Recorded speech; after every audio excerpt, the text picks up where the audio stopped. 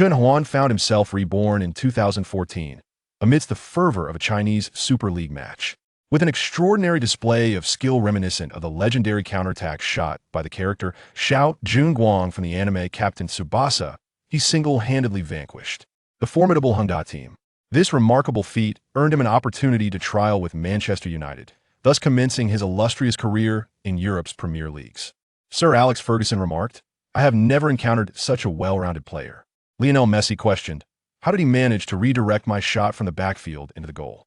Cristiano Ronaldo mused, "I once believed I was a genius. It was only upon witnessing Chen Huan that I realized my own insignificance." Chapter 1. The Counterattack Shot. "Hey, Chen Huan, what are you doing? Pass the ball quickly."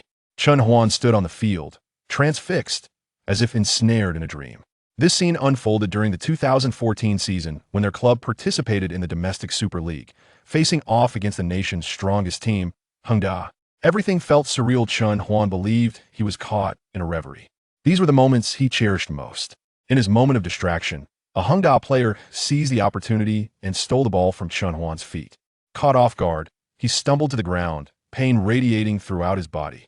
If this were merely a dream, how could it hurt so intensely? Everything felt so achingly real. Could it be that I have truly been reborn, back to the season before the team disbanded? At this time, Hongda was at the pinnacle of success, having won the AFC Champions League and secured the runner-up position in the Club World Cup in 2013. It would not be an exaggeration to deem them the strongest club in Asia. In stark contrast, Chen Huan's team, Yuan Hong, languished at the bottom of the Super League standings, with investors eager to withdraw their funding. Facing such an opponent, it was only natural for Yuan Hong to falter, albeit in a rather humiliating manner. The team played without rhythm, akin to a group of elementary school children, merely serving as an audience to Hongda's display of prowess. This match ultimately led investors to lose all confidence in Yuan Hong, prompting them to withdraw their support, resulting in the team's disbandment by the season's end. Chen Huan was thus forced to part ways with his beloved football, embarking on a struggle for survival, gradually distancing himself from the sport. Ding dong, the super football system has been activated. As Chen Huan lay on the grass, reflecting on his circumstances, a mechanical voice suddenly echoed in his mind. A system? Goodness, does this rebirth come with a golden finger? Upon hearing this, Chen Huan felt a surge of excitement. The gap between the two teams was immense. Even with a second chance, he could not alter the outcome. However, with the system, his prospects might change. Bang! Hongda launched a powerful shot that narrowly soared over the crossbar. The score read 2 o'clock. Glancing at the scoreboard, Chen Huan noted that more than 30 minutes had elapsed in the second half, with Hongda already netting 2 goals. This was despite Yuan Hong's defensive formation. Yet, with the current scoreline, it was evident that Yuan Hong would not hold out until the final whistle. Though the previous shot had missed, it was inevitable that they would continue conceding under Hongda's relentless assault. Recalling his memories, Chen Huan knew that Hongda would likely score 2 more goals in the final minutes, ultimately defeating Yuan Hong 4 o'clock. But since he had been reborn, he thought he might still have a chance to fight back while the score gap was still manageable. However, what utility did the system provide? Rushing back to his defensive position, Chen Huan felt a mixture of curiosity and anticipation. Ding dong, the host is granted an initial gift package, the counterattack shot. Wait, isn't this skill from Xiao Junguang in Captain Tsubasa? This is an extraordinary ability. In the anime, he used this skill to counter Tsubasa and Hyuga's powerful shots. Possessing this skill, combined with my own speed, will make defense considerably easier. With the system's bestowed skill, Chen Huan's excitement intensified. Beep! The referee's whistle sounded, and Yuan Hong initiated the kickoff. Yet predictably, the ball was intercepted within 3 passes. The spectators expressed their disappointment, shaking their heads at Yuan Hong's performance. Yuan Hong's ball has been intercepted again. Hongda is launching a counterattack. The commentator's voice grew animated. Soon, the ball was passed to the swift Elkison, a key player for Hongda and the league's top scorer. The ball seemed to dance at his feet, an extension of his very being. The entire Hongda team advanced, confident that no one could wrest the ball from Elkison's possession. Now's the perfect opportunity to test the power of the counterattack shot. Captain Tsubasa is a must-watch for every young football enthusiast, and Chen Huan was no exception. He was well aware of the skill's potential. Chen Huan dashed forward, positioning himself in front of Elkison, as the ball was already approaching midfield. At this moment, Elkison had evaded a defender and was preparing to shoot. A midfield strike, A super long-range shot. It seemed Elkison had relaxed considerably in facing Yuan Hong. Unexpectedly, Chen Huan appeared before Elkison. Elkison shot him a surprised glance, astonished by his speed. However, he merely regarded it with mild curiosity, not taking it too seriously. Elkison continued his motion, preparing to strike the ball, as Chen Huan found himself too far away to intercept. Elkison lifted his right leg high, but to everyone's astonishment, Chen Huan had no intention of intercepting. Instead, he mirrored Elkison's movements. Laughter erupted from the stands, mocking Chen Huan for what they perceived as a comical display intended to draw attention. Elkison unleashed a powerful kick. Yet, what transpired next left everyone in shock. At that moment, Chen Huan activated his skill, and his right foot made precise contact with the ball struck by Elkison. The ball accelerated rapidly, akin to a mighty dragon, soaring towards Hung Da's goal. No one could comprehend the unfolding events. Even Hung Da's goalkeeper remained motionless, stunned. The ball thundered into the net, reverberating through the stadium. Silence enveloped the crowd as they absorbed the extraordinary scene. Hung Da's defenders could hardly believe their eyes. They had only seen a fleeting shadow pass by, followed by a rush of wind. That shadow appeared to be a dragon. The Hung Da goalkeeper stared in disbelief at the rolling ball on the ground, unable to grasp the reality before him. Elkison turned his gaze, fixated on Chen Huan, seemingly attempting to see through him. Did the ball go in? The commentator broke the silence, his voice tinged with incredulity. That goal was truly remarkable. Indeed, I was drinking water just moments ago and didn't even notice. Can you explain what happened? How can I? I didn't see anything. The ball simply went in. The two commentators engaged in a lively exchange regarding the goal. Impressive, Chen Huan. A goal. A goal. Awesome. Yuan Hong's players rushed towards Chen Huan, embracing him in exuberance. This goal was nothing short of a morale booster. What just happened? I couldn't see it clearly. It was too fast. What transpired? How did it happen? In the stands, spectators engaged in fervent discussions regarding the recent goal. The events had unfolded with such swiftness and surprise that there was scarcely time to comprehend them. The audience began to savor the moment of the goal, yet their reflections were confined to mere memories. Among the crowd, a man clad in a suit wore a subtle smile, quietly noting down the name of Chen Huan. Chapter 2. Eagle-Eye Skill, Deceptive Tactics. What just happened? How did we allow that goal? It was from a midfield, and a blocking shot at that. How could he possess such power? I don't know. I just felt the ball was past me before I could even react. In a daze, I think I even saw the shadow of a dragon. I think I saw it too. But that is utterly absurd. I believe it was merely a momentary lapse of concentration, combined with a stroke of luck for that player, that led to the goal. We were all too far forward and failed to notice. We just need to be more attentive from now on. The players from the Hung Da team remained in a state of bewilderment. It was unexpected that the Yuan Hong team managed to score. However, the Hung Da players seemed unconcerned, as they perceived it to be merely a stroke of fortune for Yuan Hong. They believed that as long as they remained vigilant, it wouldn't happen again. In the stands, spectators were engaged in debates and skepticism regarding the recent goal, not offering much celebration for Yuan Hong despite it being their home ground. They were convinced that Hung Da would ultimately triumph, given the evident disparity between the two teams. No one entertained the notion that Yuan Hong could emerge victorious. Just wait. Today, I will ensure the team does not disband. Chen Huan resolved as he gazed at the scoreboard. The referee's long whistle sounded, signaling Hung Da to kick off. Once more, Hung Da showcased the prowess befitting Asia's foremost club. The ball was exchanged among Hung Da players with fluidity. 4 or 5 passes executed without the Yuan Hong players even having a chance to intercept. Those without the ball from Hung Da began to make bold runs, swiftly creating an opening on the right flank. As anticipated, Hung Da continued to dominate with their superior strength. Yuan Hong remained largely unaffected by Chen Huan's earlier goal, which seemed nothing more than a minor interlude that altered nothing in the grand scheme of the match. The substitutes and coaching staff kept their eyes shut, resigned to the reality that, given Yuan Hong's current performance, they could not hope to defend against Hung Da. 3 Hung Da players had already penetrated the penalty area, with 3 more positioned outside, ready to capitalize on any second opportunities, including the world-class player, Elkison. Chen Huan looked on, feeling helpless. The gap between the two teams was insurmountable. It appeared they had no chance to resist. Faced with such an opponent, Chen Huan felt a sense of despair and hurried towards the penalty area. However, there was still the issue of the multitude of passing options available to Hung Da on the right. One must first ascertain who had possession of the ball and who would shoot, or else the counterattack would falter. Ding dong. The system announced the completion of shot, rewarding the eagle eye skill. Suddenly, the system's voice resonated. Eagle eye skill? What could that possibly entail? Chen Huan felt a surge of joy at receiving this reward, though he wondered if this skill could indeed alter his current predicament. The eagle eye system could analyze the trajectory and force of the football, calculating its landing point, while also assessing the actions of the ball handler, determining their dribbling direction and subsequent moves. Upon hearing this explanation, Chen Huan became exhilarated. With this skill, could he not know the landing point of the football at any moment? Furthermore, he could anticipate the opponent's passing and shooting directions. This skill, in conjunction with the counterattack, would be a match made in heaven. Just as he reveled in this thought, a Hangda player on the right side slipped past the defender and sent a long ball into the middle. Chen Huan hurriedly activated the eagle eye system to calculate the football's landing point. According to his analysis, this pass would not directly reach the penalty area, but was aimed at Elkison, who was once again seeking the second ball. It seemed Hangda still placed their faith in this top-tier player.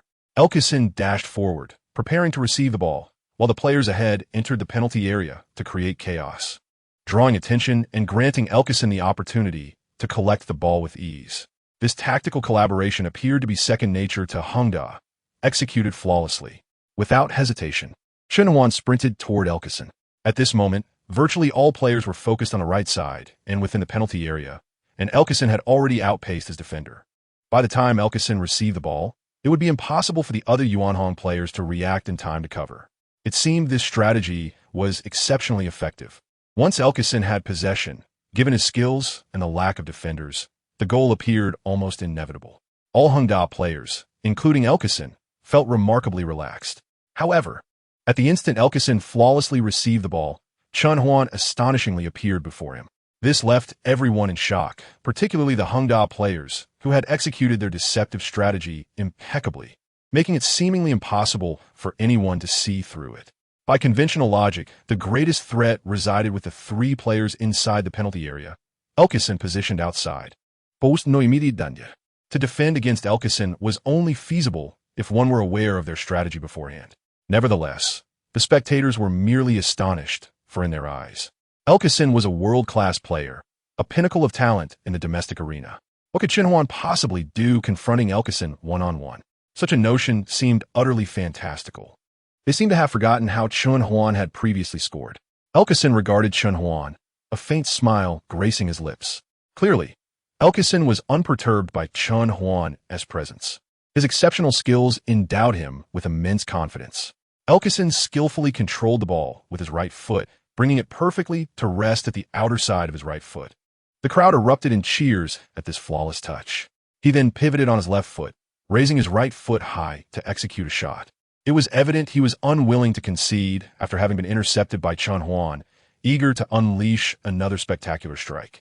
With the toe of his left foot slightly angled to the right, his body turned slightly, and his right leg lifted, he aimed to unleash a curling shot. The eagle eye system swiftly analyzed the situation. Chen Huan felt a smile tug at his lips. Is he truly attempting to deceive me? Chen Huan and Elkison stood face to face, with Elkison's inward curl positioned to Chen Huan's right side. At that moment, Chen Huan leaned slightly to the right, mirroring Elkison's movements by raising his own right foot. What is happening? Rather than intercepting the ball, Chen Huan was mimicking Elkison's actions. The host expressed confusion. Was Chen Huan about to score again, using the same method as before? Another host echoed this sentiment. The audience fell silent, having witnessed Chen Huan's previous goal, which indeed had resulted from a similar defensive maneuver against Elkison. Initially, they had thought Chen Huan was simply fortunate. Could he possibly rely on luck once more? Elkison, too, found Chen Huan's actions perplexing. However, he was now committed to shooting. Filled with confidence, he adjusted slightly, employing a deceptive shooting technique, intentionally positioning the ball at the outer edge of his foot. He did not believe Chen Huan could decipher his intent. Bang! Elkison's right foot made precise contact with the outer edge of the ball, generating a resounding crack. The football swiftly curved inward, soaring at an astonishing speed. It was indeed an inward curl. In that moment, some knowledgeable spectators began to perceive the subtlety. Chapter 3. Another goal. Elkison's shot was imbued with a deceptive arc. Even if Chen Huan could anticipate the direction of Elkison's strike, the cunning curvature was insurmountable. Everyone believed the goal was inevitable. Yet, Chen Huan remained composed, executing his actions with a slight smile, gracing his lips as he lifted his right foot and brought it down with force. Thud! His right foot made heavy contact with the ball that had just traced its arc, delivering a powerful strike. Whoosh! The football transformed once more into a fleeting shadow, propelled from beneath Chen Huan's foot. Just as everyone stood in stunned silence, the ball had already found its way into the Hongda team's net. Meanwhile, the goalkeeper of Hongda remained oblivious, casually sipping water beside the goalpost, entirely unaware that Chen Huan would intercept the ball or even attempt a shot. At the moment he drank, he merely sensed a fleeting shadow pass through the goal. Puff! The goalkeeper spat out his drink, and when he turned to look, the ball had already settled on the ground. The ball had indeed entered. The other Hongda players remained unresponsive until the ball landed, at which point they realized the goal had been scored. Elkison stared at Chen Huan in disbelief. He understood better than anyone else what had just transpired. That shot, even if Chen Huan recognized it as an inside foot strike, was difficult to counter due to its curvature. Unless Chen Huan could foresee the trajectory of the ball, it was nearly impossible to block it with a single foot. Yet, even Elkison, the shooter, could not predict the ball's path. How had Chen Huan managed it? What just happened? I feel as if I witnessed a dragon pass by. I thought I was seeing things too, but how could this be? Who plays football at such a level? Impossible. I've never heard of any world-class players from Yuanhong. That last goal was even farther than the first, and this player scored twice using the same method. The Hongda players began to converse in incredulous tones. They could hardly believe it was true. Another goal had been scored by Yuanhong within 2 minutes. They had netted 2 goals. It was astounding that Chen Huan had achieved 2 goals in the same manner. This was indeed Yuanhong's backline. Chen Huan's kicking power was truly remarkable. The current score was 2-2. Do you think Chen Huan might surprise us again? That seems quite difficult. It's already rare for one player to score 2 world-class goals in a single match. Can Chen Huan continue to win the game with such extraordinary shots? Hongda will surely take measures to prevent him from having further opportunities. That's hard to say. I'm still hopeful. This match is becoming increasingly fascinating. The 2 commentators began to extol Chen Huan's prowess. Initially, they had anticipated a rather dull game, convinced that Hongda would secure victory. Especially when the score was 2-0, their commentary had lost its fervor. Yet, unexpectedly, in just over a minute, they were inundated with surprises. Yuanhong scored 2 goals, both by the same player. Setting aside the other factors, those 2 goals were nothing short of spectacular. With these 2 goals, even if Yuanhong were to lose the match, Chen Huan would undoubtedly rise to prominence in the league. Magnificent! Chen Huan, beautiful! Oh yes, long live Chen Huan! Chen Huan, I adore you! The players of Yuanhong, recovering from their shock, rushed towards Chen Huan, embracing him with immense excitement, almost leaving him breathless. Fantastic! Amazing! Go Yuanhong! Go Chen Huan! Truly impressive! Chen Huan, let's see another world-class shot. This is exhilarating. At this moment, the spectators in the stand began to cheer and rally for Yuanhong, as it was indeed their home ground. If the first goal had merely ignited a flicker of hope among the home crowd, the second goal had completely ignited their passion for Yuanhong. It signified that the match was far from over, and Yuanhong had a genuine chance to equalize or even take the lead, especially with Chen Huan's phenomenal performance, which had delighted the audience. The match could not conclude in monotony. The ensuing gameplay promised to be even more thrilling. Elkison patted Chen Huan on the shoulder, and it gave him a thumbs up. This moment was captured by the camera crew and displayed on the big screen, elevating the atmosphere to a crescendo as thunderous applause erupted from the audience. Elkison's gesture indicated that Chen Huan had garnered the respect of his opponents. Indeed, the audience joined in applause. This was not solely an acknowledgement of Chen Huan, but also a tribute to Elkison's graciousness. Perhaps this encapsulates the true spirit of competition. The 2 commentators animatedly described this scene. Soon, all Hongda players returned to their half, as Chen Huan had scored, and it was now Hongda's turn to kick off. Guys, we can no longer be careless. It seems that Chen Huan is Yuanhong's secret weapon. We must pay special attention to him. Yes, it appears that Chen Huan possesses considerable skill. We cannot afford to be negligent any longer. Have you noticed? He has been focusing on Elkison both times he scored. The ball was played to him at Elkison's feet. Indeed, perhaps we should change our strategy and avoid that guy. The other Yuanhong players are not strong. I refuse to believe that one person can roam the field so freely.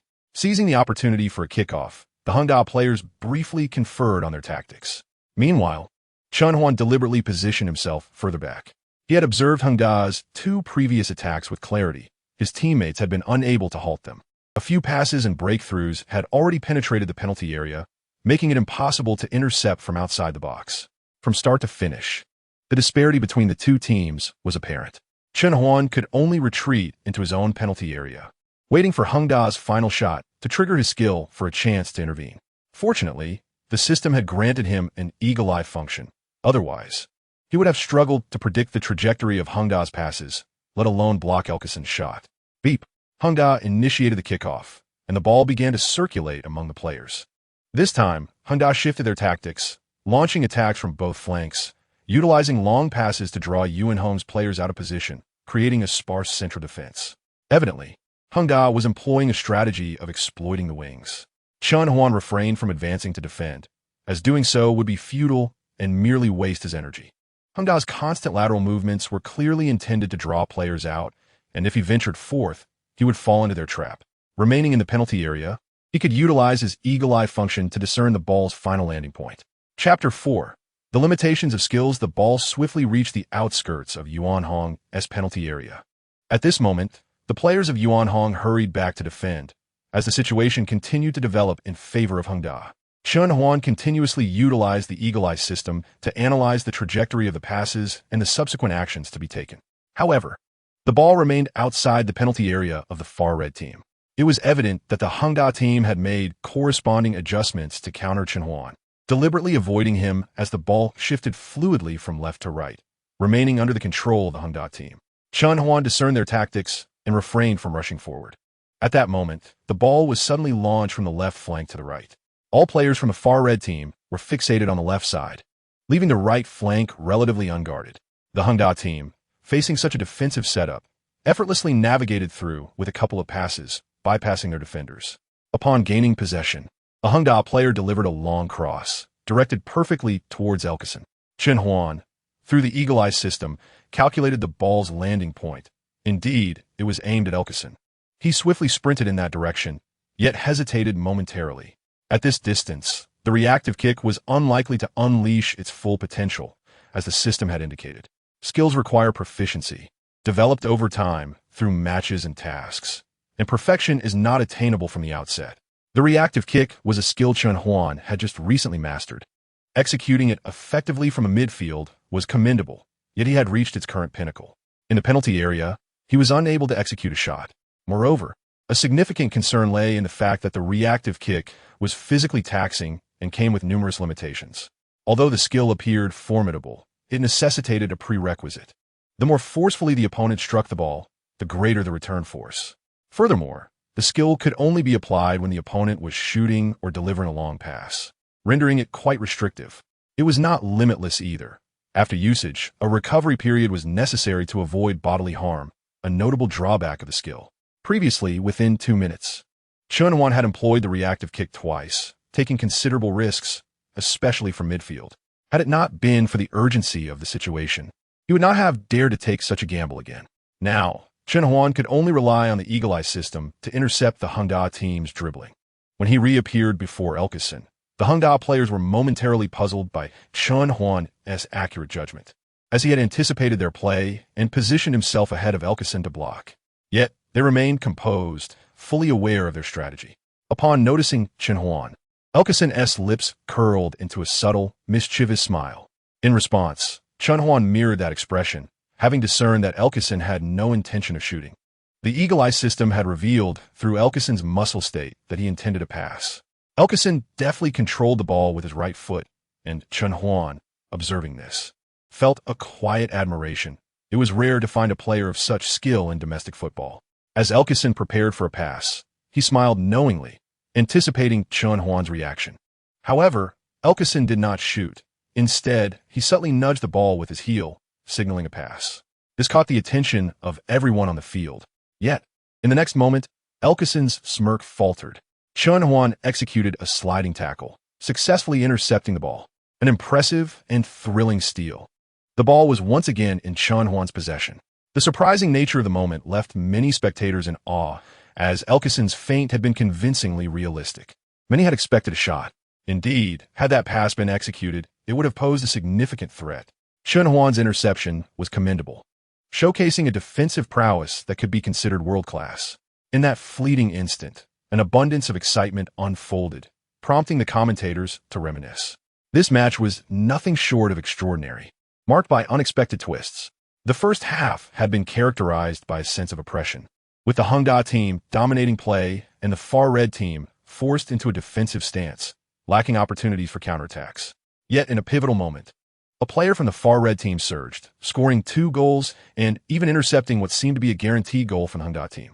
The match, once nearing its conclusion, was now rife with unpredictable outcomes due to Chen Huan's remarkable performance. While the far red team appeared to be under pressure from the Hongda team, the 2 recent goals indicated they were not without chances. Should Chen Huan seize more opportunities akin to his previous strikes, overturning the score against the Hongda team was entirely plausible. Elkeson stood in bewilderment, pondering that even he would primarily focus on preventing the receiving player from accessing shooting lanes. In such a scenario, how could one divert attention towards defending other angles? Yet, Chen Huan managed to accomplish this. Had he truly deduced Elkeson's intentions? It seemed improbable that anyone would neglect defending against an opponent's shot within their own penalty area while simultaneously guarding against a pass. Unless the defending player had anticipated that the attacking player would opt to pass rather than shoot, such decisive interception would be unattainable. Now, Elkeson began to wonder if Chen Huan possessed an uncanny foresight. Meanwhile, the crowd erupted into thunderous applause. Though it had been but a fleeting moment, it represented something entirely different. High-level confrontations of this nature were rarely witnessed domestically. The interplay of Elkeson's feints and technical skills, alongside Chen Huan's precise judgment and composure in critical moments, illuminated the long-suppressed state of domestic football. In that instant, the fans caught a glimmer of hope, igniting their excitement. Chapter 5. A series of unbelievable events after intercepting the ball, Chen Huan swiftly advanced towards the midfield. At that moment, even the players of the far red team were taken aback by the unexpected turn of events, momentarily frozen in place. Seizing the opportunity, Chen Huan dashed past the midfield. "Quickly defend," shouted the Hongda team's coach from the sidelines, prompting the players on the field to react, hastily returning to defend. 2 Hongda players in the midfield converged on Chen Huan. The remaining players, not daring to hesitate, rushed towards him, while those farther away sprinted back to their penalty area. Chen Huan's 2 previous stunning strikes had left a lasting impression on the Hongda team, and they feared he might replicate that brilliance once more. It must be said that Chen Huan possesses commendable personal qualities. Upon encountering the first defender from the Hongda team, he executed a feint and effortlessly sidestepped the opponent. However, as he observed multiple Hongda players converging upon him, Chen Huan lacked the confidence to evade them all. Consequently, he began to search for his teammates, and to his left, he spotted a player who had made a timely run. Seizing the opportunity, Chen Huan delivered the ball to the feet of that teammate. Regrettably, he overestimated their capabilities. As the teammate attempted to control the ball, it rolled a full meter away.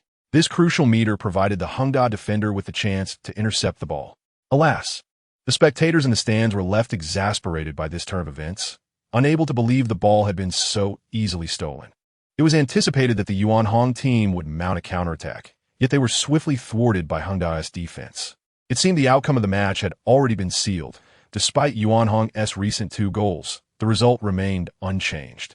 Indeed, a victory for Hongda appeared inevitable. And it was a pity for Chen Huan of the Yuanhong team. Had his teammates displayed greater determination, perhaps they might still have had a chance at victory.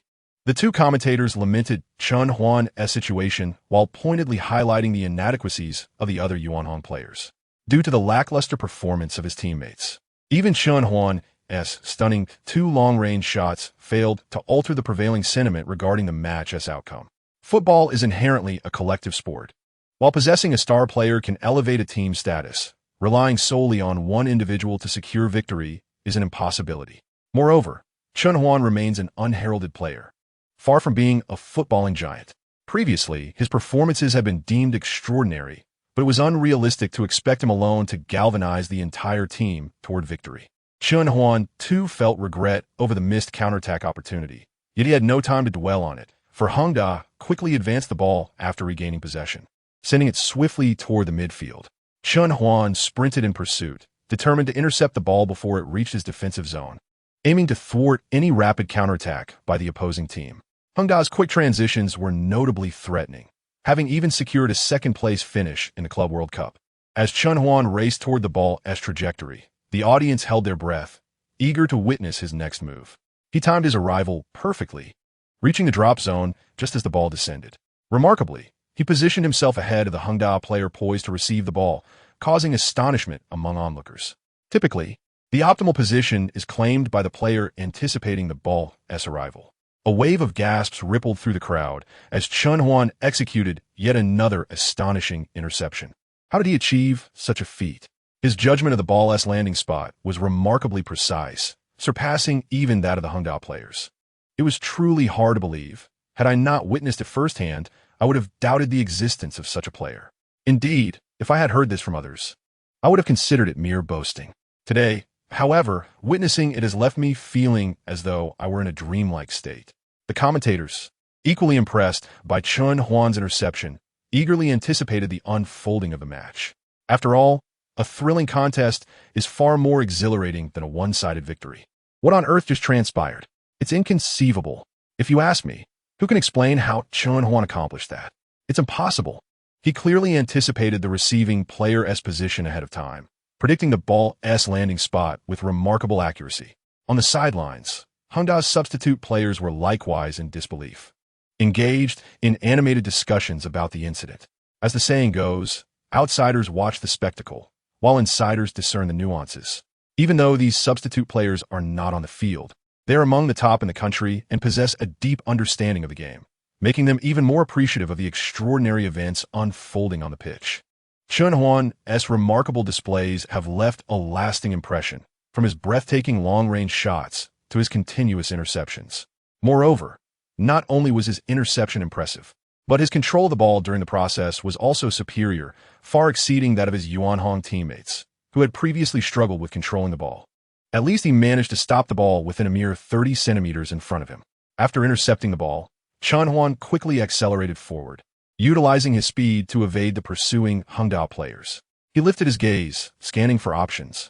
The Yuanhong players, witnessing Chen Huan's interception, felt a surge of excitement and quickly began to move forward. As professional players, while their individual skills may not be exemplary, their awareness certainly is. In the moment when Chen Huan surveyed the field, he spotted a Yuanhong teammate making a run into the opponent's penalty area, while two others positioned themselves nearby, one close to him and the other on the periphery of the box. However, the Hongda players were returning to defend with impressive speed, having 7 players already back in their defensive zone, while 3 others, including Elkison, approached Chen Huan, intent on closing in on him. The urgency on the faces of the 3 approaching Hongda players was palpable, as the psychological impact of Chen Huan's earlier strikes weighed heavily on them, fearing another sudden shot. Upon noticing the anxious expressions of the 3 Hongda players, Chen Huan couldn't help but smile wryly. He understood their apprehension, but there was little he could do. The rapid counterattack skills he had been honing were not suited for this moment. With distance still separating him from the goal and lacking a decisive skill, he acknowledged that while he possessed some technical ability, he could not guarantee a successful shot and decided instead to pass the ball to get closer to the goal.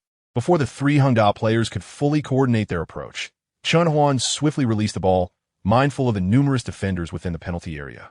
He had little faith in the player making a run into the box to convert the opportunity amidst the throng of Hongda defenders.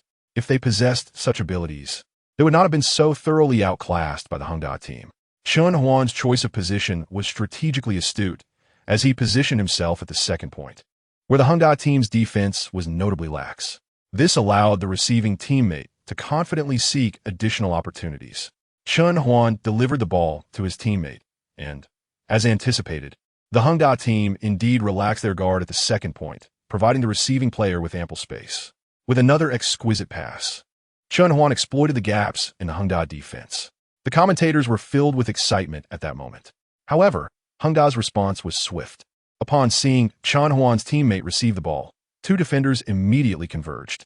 After controlling the ball, the teammate raised his right foot and took a shot. Positioned just outside the Hongda penalty area, onlookers anticipated a spectacular goal. The player from the distant red team unleashed a powerful strike.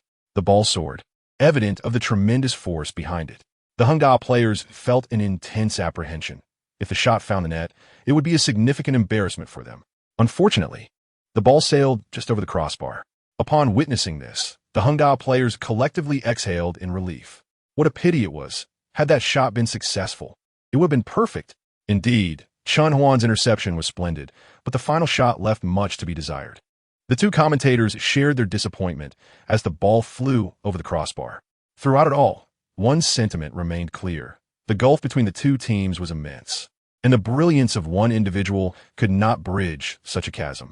While Chen Huan's two remarkable strikes had left everyone in awe, it was merely a momentary astonishment.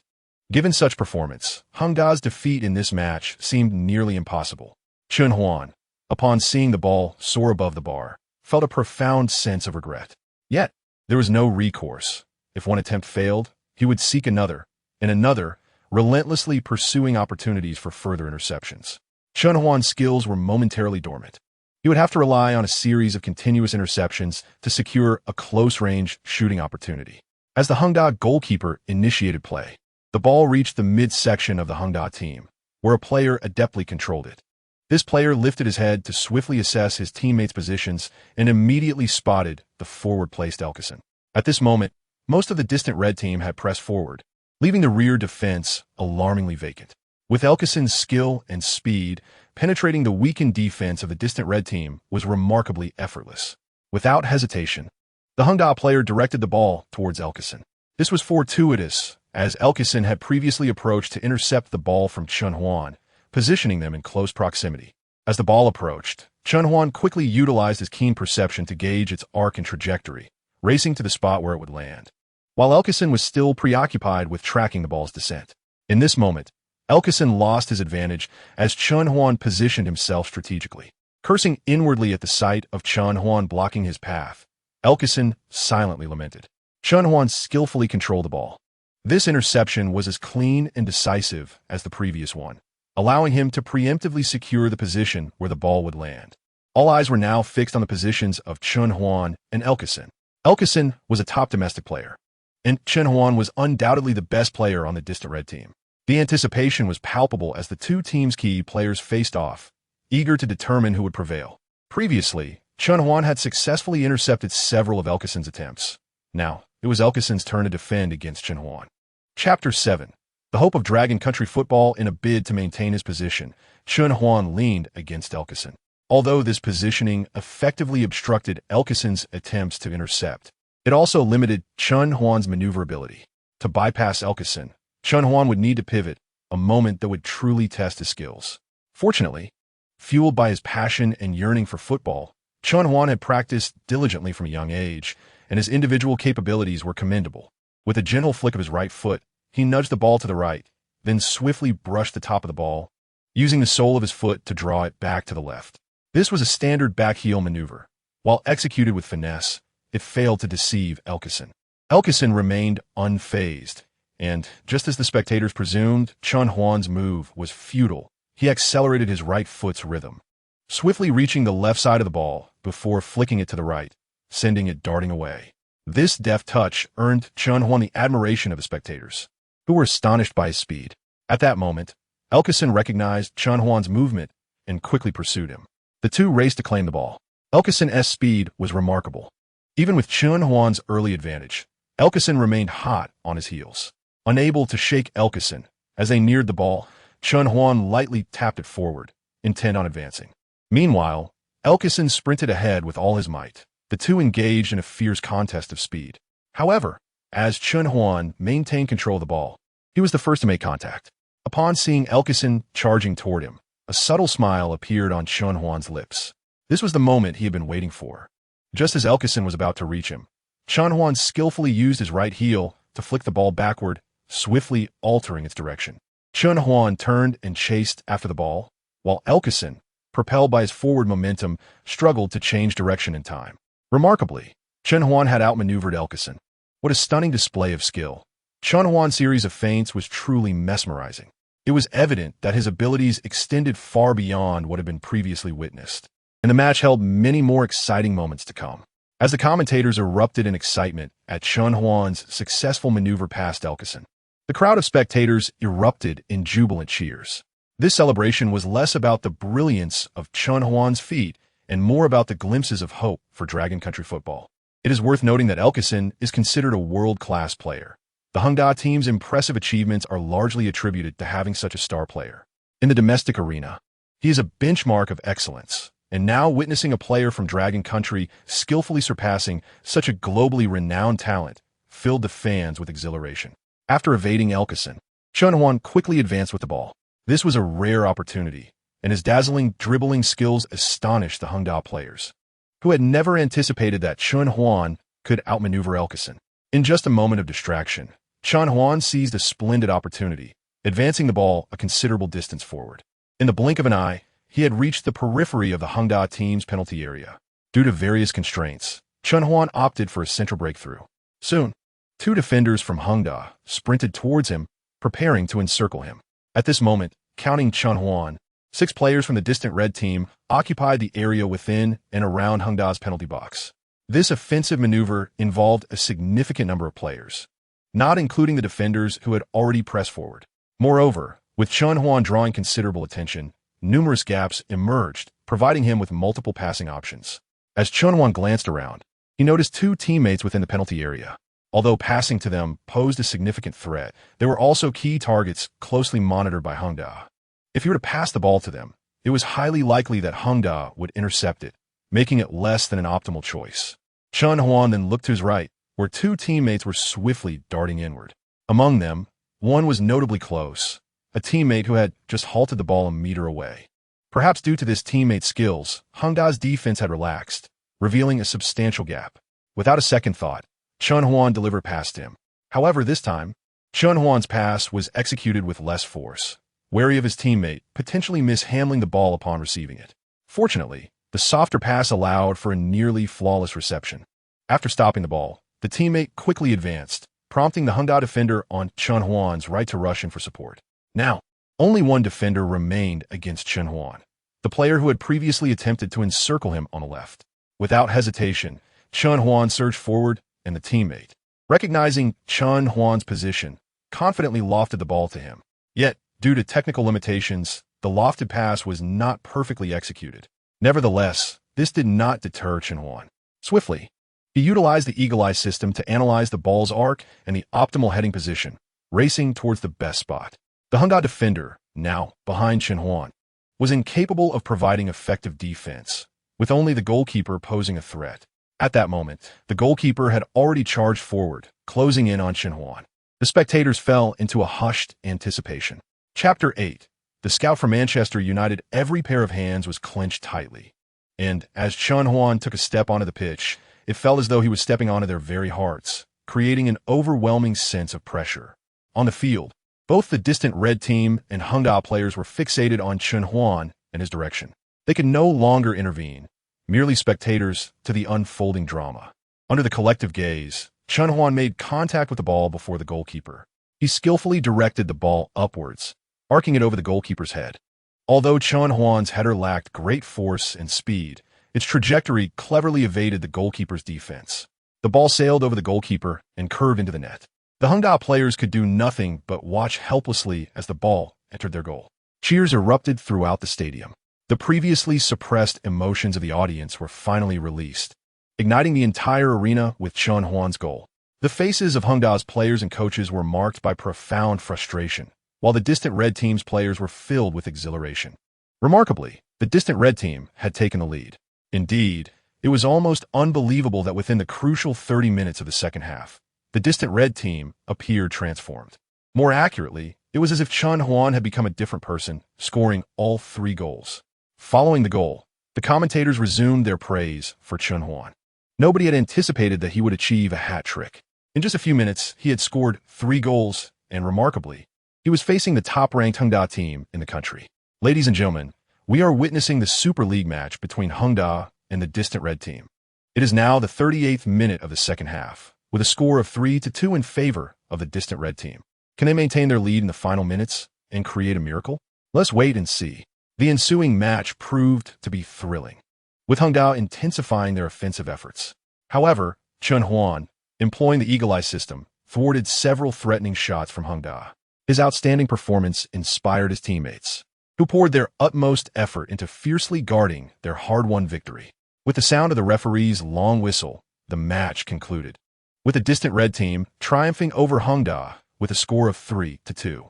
Elated fans of the distant red team joined hands, leaping, shouting, and celebrating. Chen Huan, Chen Huan, Chen Huan, they chanted, offering their deepest passion and highest respect. Other players from the distant red team excitedly surrounded Chen Huan. They had triumphed over the once mighty Hongda team, all thanks to this remarkable 18-year-old. Truthfully, Chen Huan relished this sensation, albeit feeling slightly breathless. Just then, a middle-aged man clad in a black coat approached leisurely. Upon hearing his voice, Chen Huan quickly rose from the crowd. Uncle Li, Uncle Li. The man was none other than their team coach, Li Yongqiang, who had promoted Chen Huan from the youth training team to the first team. Due to his amicable relationships with the players, many affectionately referred to him as Uncle Li. A smile adorned Li Yongqiang's typically stern face as he playfully punched Chen Huan's chest with his right hand. You did well. Those two world-class goals are not something just anyone can achieve, and those interceptions were simply phenomenal. Have you been secretly practicing? Feeling bashful at the coach's praise, Chen Huan smiled modestly without elaborating further. After all, he couldn't very well admit that it was all thanks to the system. Oh, by the way, this is Simon, and he has something he wishes to discuss with you. Li Yongqiang warmly introduced the individual beside him. Only then did Chen Huan notice the well-dressed white man accompanying Li Yongqiang. The coach led Chen Huan and Simon to a corner of the locker room. Hello, Mr. Chen. Simon began. Allow me to introduce myself. I am Simon, a scout for Manchester United, tasked with discovering potential football superstars. To Chen Huan's surprise, Simon spoke fluent Chinese, engaging him directly in conversation. Upon hearing the introduction, Chen Huan felt a mix of excitement and uncertainty. It's a pleasure to meet you. May I ask what you wish to discuss with me? I originally came here to observe some players from the Hongda team on behalf of my club. However, the greatest revelation from this match was you, Mr. Chen. Your performance was nothing short of spectacular, particularly those few extraordinary long-range shots and your impressive tackles. It is no exaggeration to say, Mr. Chen, that your display captivated me. I have just sent the footage of those remarkable goals back to Europe. The club has already reviewed your performance and believes you possess immense potential. I wonder, would you be interested in joining Manchester United? Without hesitation, Simon laid everything bare before Chen Huan. Upon hearing this, Chen Huan felt a surge of excitement. Playing in one of the 5 major European leagues has always been his dream, whether in this life or the last. The domestic football environment pales in comparison to that of Europe. To truly flourish in football, entering one of the top leagues is undoubtedly the best choice. Moreover, the club in question is none other than Manchester United, a prestigious name in European football. Although the club's fame has somewhat waned, it was once a household name that struck both admiration and fear in countless hearts. Joining Manchester United has always been my aspiration. However, amidst the exhilaration, Chen Huan had his reservations. One concern was the transfer fee. After all, the Yuanhong club had nurtured him for many years, and it would be reluctant to let him go without proper compensation. Simon, having been a scout for many years, could easily discern the implications in Chen Huan's tone. Rest assured, Mr. Chen, all you need to do is express your desire. As for the other conditions, I will discuss them thoroughly with your club's management. He handed over his business card. Feel free to contact me directly if you need anything. Upon learning of Chen Huan's interest in Manchester United, Simon exhaled with relief. He was not particularly worried about whether the club would provide suitable terms. The management on the other end of the line was even more excited than he was. After receiving the business card, Chen Huan glanced at it and then at Li Yongqiang. Given that this coach had recognized his talent, Chen Huan could not help but seek his opinion. Chapter 9. Manchester United, here I come. What are you hesitating for? Li Yongqiang said solemnly, his voice imbued with seriousness. Our country has not seen players enter the top leagues for a long time. I wholeheartedly support you playing in a more prestigious and competitive league. His expression softened as he placed a reassuring hand on Chen Huan's shoulder. You need not feel burdened regarding the club. You bear the future of our nation's football. As a seasoned football professional, Li Yongqiang preferred to view matters from the broader perspective of the nation's football landscape. For Chen Huan, moving to a top league would mean access to more scientific training and higher intensity match experience, an opportunity that is simply irresistible for a player in his developmental phase. Furthermore, for the entire nation, having a player in the Premier League would allow scouts and clubs worldwide to reassess the potential of our football, paving new avenues for our national sport. With the support of his mentor, Chen Huan felt unburdened. He extended his right hand to Simon, smiling, "I will await your news, Mr. Simon." Simon was overjoyed to receive Chen Huan's affirmation. "Fantastic. I will contact your club's owner right away." They exchanged a firm handshake, and Simon hurriedly fished out his phone, dialing as he briskly walked away. After the match, Chen Huan attended the press conference. As he entered the room, reporters immediately swarmed him, cameras flashing in a flurry of excitement. With microphones thrust towards him, the journalists offered their praises. In response, Chen Huan smiled modestly, stating that he still had much to improve upon and would strive to work even harder in the future. Following the match, Chen Huan was granted a rare few days off. With Simon's esteemed position within Manchester United, it was clear that he could soon transfer abroad. The Premier League represented a grander stage, one where he could advance further, earn more, and realize even greater dreams. In his previous life, he had been deprived of such opportunities due to the dissolution of his team, leading him to abandon his beloved football for other pursuits, an enduring regret. Now, having been granted a second chance, he was determined to seize this opportunity with Manchester United and participate in the Premier League. Nevertheless, the thought of playing so far from home weighed on him. He felt a pang of reluctance to leave his family behind, especially his mother. Thus, he resolved to spend more time with them during this period. Chen Huan hailed from a modest working-class family. His father was a steelworker earning a meager monthly salary, while his mother, unable to work due to poor health, had been homebound for years, incurring considerable medical expenses. Their financial situation was far from affluent. In his previous life, the family's hopes had rested on Chen Huan's football talent, which ultimately went unfulfilled. After his unfortunate turn of events, he struggled to earn a living and often relied on family support. When his mother fell gravely ill, the burden of exorbitant medical bills left the family in dire straits. And ultimately, she passed away. The loss devastated his father, who subsequently succumbed to despair and died in an accident at the steel mill. During that tumultuous period, Chen Huan was engulfed in sorrow and frustration, only managing to find his way back to life after much struggle. Reflecting on the circumstances that led to his family's downfall, he came to understand that he bore significant responsibility. Had he excelled in football or pursued advancement in his new career, their lives might have taken a different trajectory. Each time he pondered this, regret washed over him, prompting endless nights of sorrow and sleeplessness. Now reborn, he vowed to alter the course of his life and prevent the tragedies of his past from repeating. Fortunately, this time around, he seemed to be off to a promising start with the opportunity to join Manchester United. He not only aimed to rectify his past regrets, but also aspired to ensure a joyful life for his parents. After a brief phone call with them, Chen Huan returned home. He spent 2 days with his parents, and despite their strong objections, he used part of his savings to buy group tickets and took them on a trip to Sanya. Despite their initial resistance, it was evident that this 3-day vacation brought immense joy to his parents, alleviating some of the previously oppressive atmosphere in their home. In the hotel in Sanya, while his parents rested, Chen Huan took the opportunity to engage in targeted training in the hotel gym, focusing on physical confrontation and explosiveness. The Premier League, renowned for its intense competition, necessitated exceptional physical prowess to secure playing time. As the night deepened outside, the dimly lit gym bore witness to Chen Huan, drenched in sweat, as he lifted the barbell with determination. Reborn, I shall undoubtedly ascend to the pinnacle of the league. Chen Huan gazed at himself in the mirror. A fierce expression etched upon his face. After returning from Sanya, he insisted that his parents undergo a comprehensive medical examination. Chen's father exhibited no significant health issues, while his mother's chronic ailments persisted. However, according to the physician, as long as she maintained a positive mindset and adhered to her medication, her condition could improve. This news brought great joy to the entire family, with Chen Huan feeling particularly elated. By diligently pursuing his passion for football, not only could he realize his dreams, but he could also earn substantial wealth, enabling him to procure better medication for his mother, potentially leading to her recovery. During the time Chen Huan spent traveling with his parents, he caught the attention of Manchester United, and news of a potential transfer swiftly circulated among his circle of friends. Most of these acquaintances were recent high school graduates, along with some he had met during previous football training sessions. They called him to extend their heartfelt congratulations. Genuinely happy for him, albeit with a hint of envy.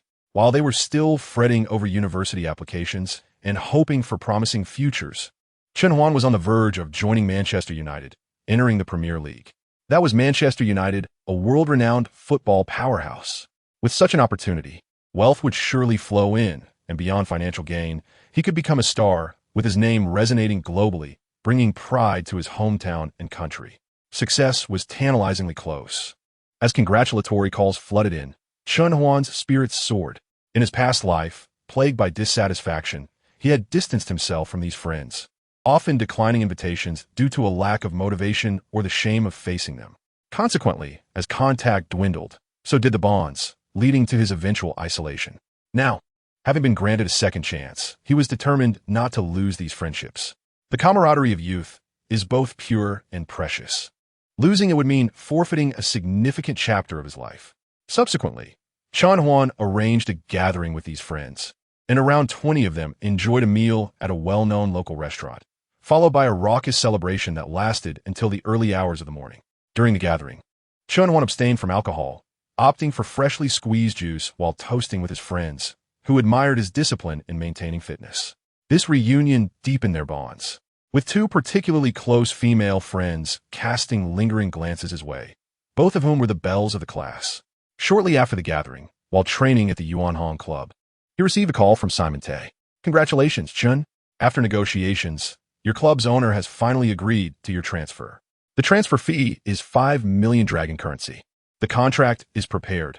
All that remains is your signature for you to officially join Manchester United." Although he had anticipated this outcome, hearing it confirmed by Simon Tay filled Chen Huan with exhilaration. The 5 million transfer fee was no small sum in Dragon Country, especially considering his performance had been merely adequate until a recent outstanding match.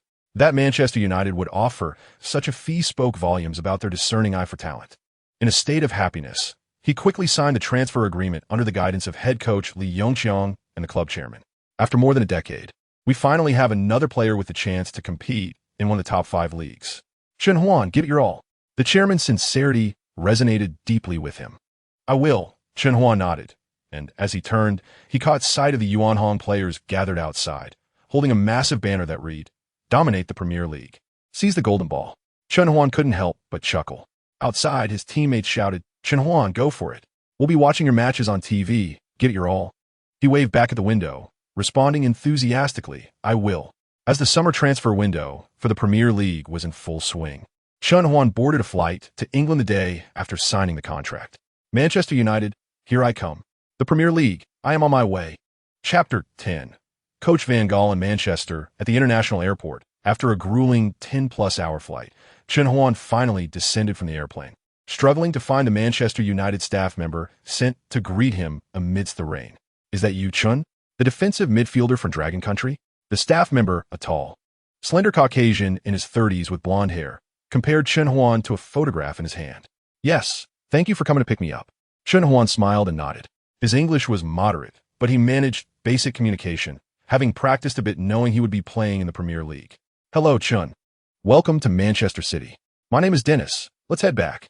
Dennis helped Chen Huan with his luggage and started the car. The sky over Manchester was overcast, and after a series of thunderclaps, rain began to pour.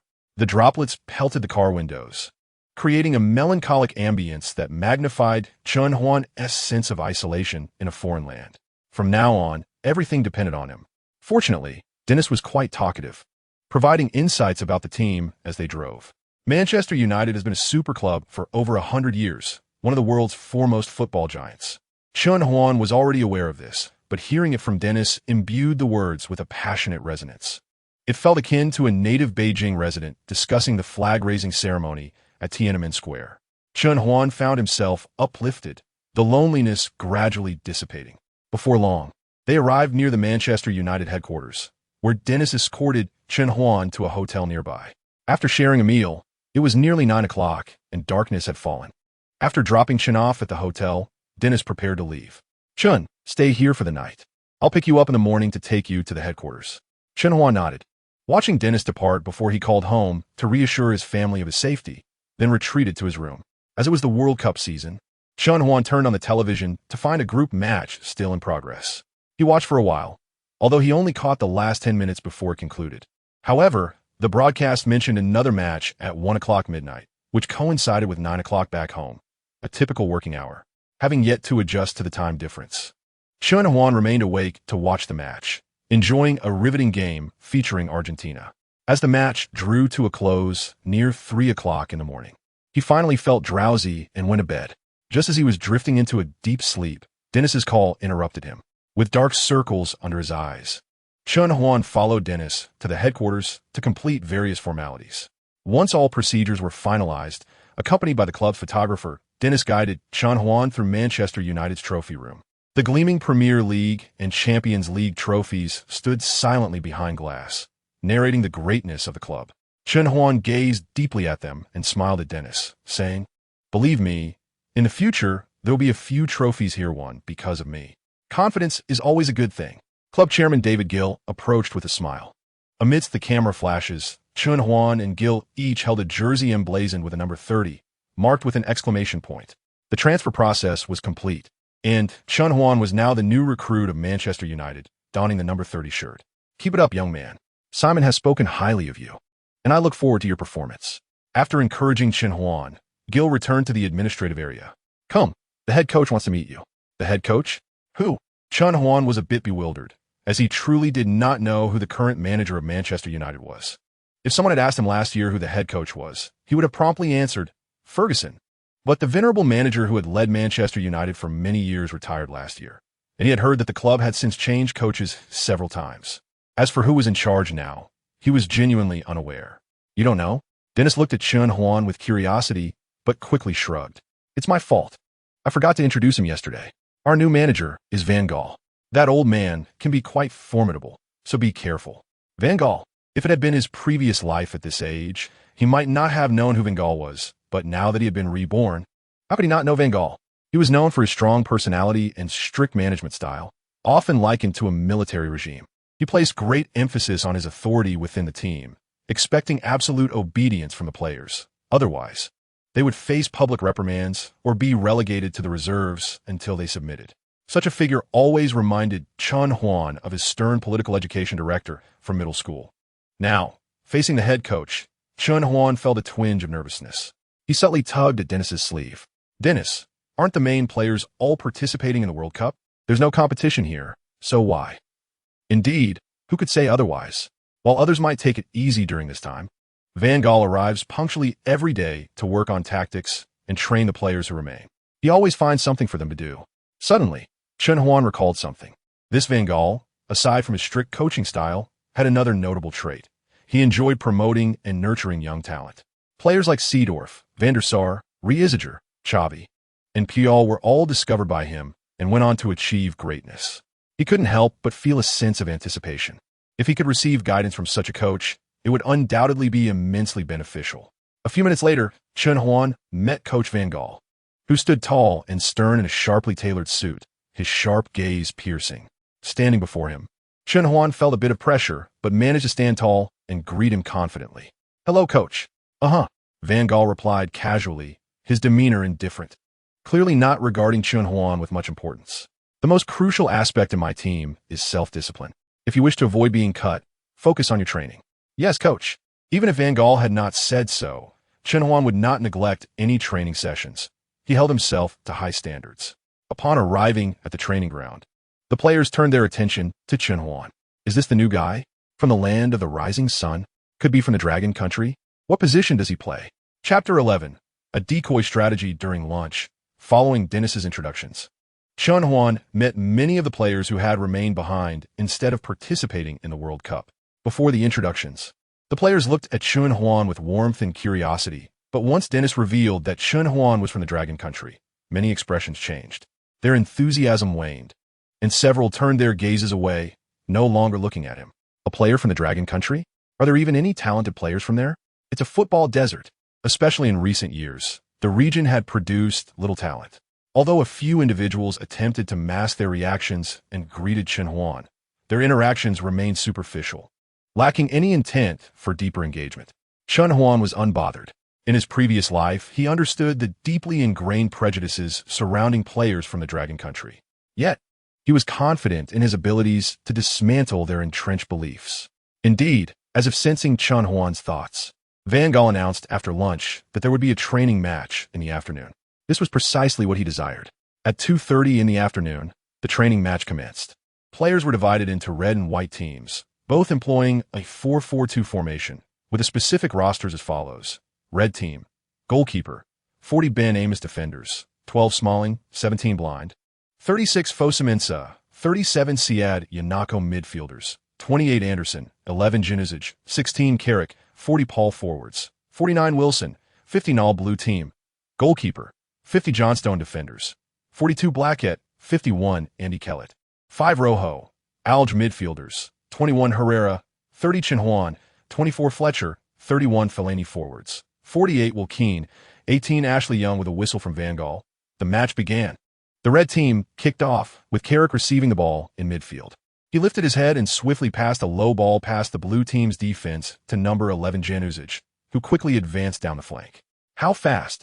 As Chen Huan sprinted toward his own penalty area, he attentively observed the unfolding situation on the field. He dared not relax.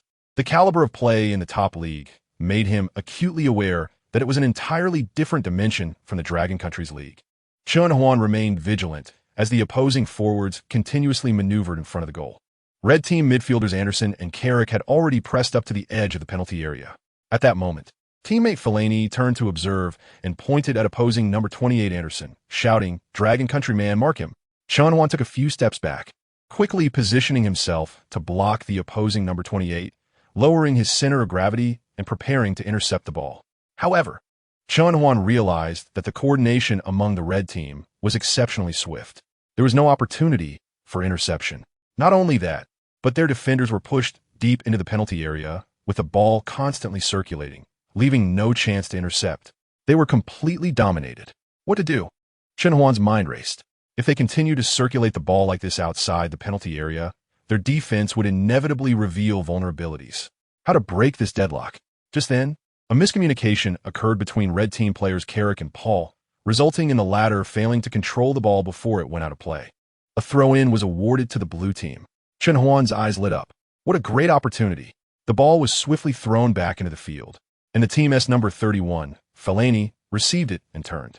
Carrick was already pressing in front of him. Fellaini spread his body, shielding the ball while glancing at the midfield situation. He delivered a precise pass to Chen Huan, who was positioned behind. "Damn it, why did you pass to him?" A teammate yelled in frustration, clearly dissatisfied with relinquishing possession to the newcomer. Anderson from the red team suddenly brightened, charging towards Chen Huan in an attempt to intercept the ball. Both players wore expressions of determination, ready to transition from defense to attack. However, Chen Huan was not about to let them have their way. Amidst the rising winds, he sprang into action, activating his keen vision. Instantly, several passing trajectories appeared before him. The formation of his teammates was not yet fully established, and all forward passing lanes were susceptible to interception. Anderson was already upon him, lowering his center of gravity as he extended his foot towards the ball. But it wouldn't be that easy. Chen Huan shifted his shoulders sharply to the right, executing a bicycle kick as he nudged the ball deftly to the left with his foot, simultaneously propelling himself forward, brushing closely against Anderson. Anderson's eyes widened in surprise. Such explosive power. He turned to chase, but the player from Dragon Country had already gained a significant lead. It should be noted that Anderson's defensive skills had been meticulously honed. How could this Dragon Country player be so formidable? Perhaps it was merely a stroke of luck. Van Gaal's squinted eyes sparkled slightly. He turned to his assistant coach, stating he possesses remarkable agility and explosive strength. Although it was merely a fleeting moment of skill, the renowned coach had gleaned much from it. As Chen Huan evaded Anderson, he had already determined his passing target. With a push of his right foot, he sent the ball to the waiting number 21 player, Herrera. After making the pass, he did not halt but continued to sprint forward. Herrera, receiving the ball with his back to the opponent, attempted a turn but was pressed by defenders on both sides. "Give it to me." Chen Huan raised his hand, demanding the ball. Without hesitation, Herrera passed it to Chen Huan, placing it perfectly before him. Chen Huan felt a surge of excitement. The pass was impeccably timed. allowing him to receive or directly pass without needing to adjust. Such precision in the Dragon Country League was a rarity, particularly among players who were not renowned foreign talents. At this moment, Chen Huan had crossed the halfway line, advancing into the attacking zone. Carrick had retraced his steps, approaching him. The tall Manchester United midfielder was directing his teammates to retreat while closing in on Chen Huan. "Don't celebrate too soon, Dragon Country boy." Carrick advanced, spreading his body to confront him. Chen Huan subtly lowered his shoulder to the left, prompting Carrick to adjust his balance. However, the Manchester United midfielder did not anticipate that this was merely a feint. By the time Carrick realized, Chen Huan had already lowered his support leg, executing a move to break in the opposite direction. Deceived, Carrick's face paled slightly as he hurriedly adjusted his weight. Yet at that moment, his height of 183 centimeters hindered him from keeping pace with Chen Huan's speed. He slipped and fell awkwardly to the ground. Carrick, the starting midfielder for the Manchester United first team, was outmaneuvered by Chen Huan. The youth team players observing from the sidelines erupted in cheers for Chen Huan's splendid display. Chen Huan took the ball forward, and the nearest red team defender was already 2 meters away, providing him ample space to adjust. Activating his keen vision again, multiple passing lanes appeared before him, one of which led directly into the penalty area. Meanwhile, the forward Ashley Young was sprinting towards that location. With a deft adjustment, Chen Huan propelled the ball half a meter forward. In the red team's penalty area, the imposing figure of Smalling edged closer to Ashley Young, positioning himself to contest the ball. Thud! The ball was sent flying, slicing through the air like a gust of wind. "No, wait!" Smalling shouted, lunging forward. Chen Huan did not use the inside of his foot to arch the ball into the penalty area. Instead, at the moment of impact, he adjusted to strike with the outside of his foot. The football traced a reverse arc, soaring towards number 48, William Keane, who lay in wait just outside the penalty area. The defenders were deceived by Chen Huan's call. Not only the red team players, but even Chen Huan's teammate, Ashley Young, acted as though he were about to shoot. Yet, the ball didn't land at his feet. It sailed smoothly into the penalty area. Gasps echoed around as everyone, including the staff on the training ground, looked on in astonishment. The assistant coach on the sidelines widened his eyes, whispering in awe, "This is the Dragon Country's feint to the east while attacking to the west." Chapter 12. This Dragon Country kid has something special. Standing at 188 centimeters, the British forward William Keane leapt high, directing his head towards the ball with all his might. Although the opposing goalkeeper reacted quickly, dashing towards the ball, his positioning was slightly off, causing him to miss it. Whoosh! The ball found the net. How could this be? The red team was incredulous. The goal was too strange. Was it not intended for Ashley Young? What had gone wrong? As Keane landed, he noticed the ball nestled in the net and quickly sprang up, rushing towards Chen Huan with a jubilant shout. What a beautiful pass. He embraced Chen Huan tightly, laughing. Fantastic pass. Did you all see that? Chen Huan went slightly from the tight grip, but did not push him away. This fellow was truly exuberant. Chen Huan understood why he was so enthusiastic. As a forward, scoring was undoubtedly exhilarating, but without a skilled midfielder to supply him, even Keane's shooting prowess would be futile. Chen Huan's pass was simply exquisite, precisely what he needed. All he had to do was leap high, glance back, and the ball would seamlessly find its way into the net. It was blissful.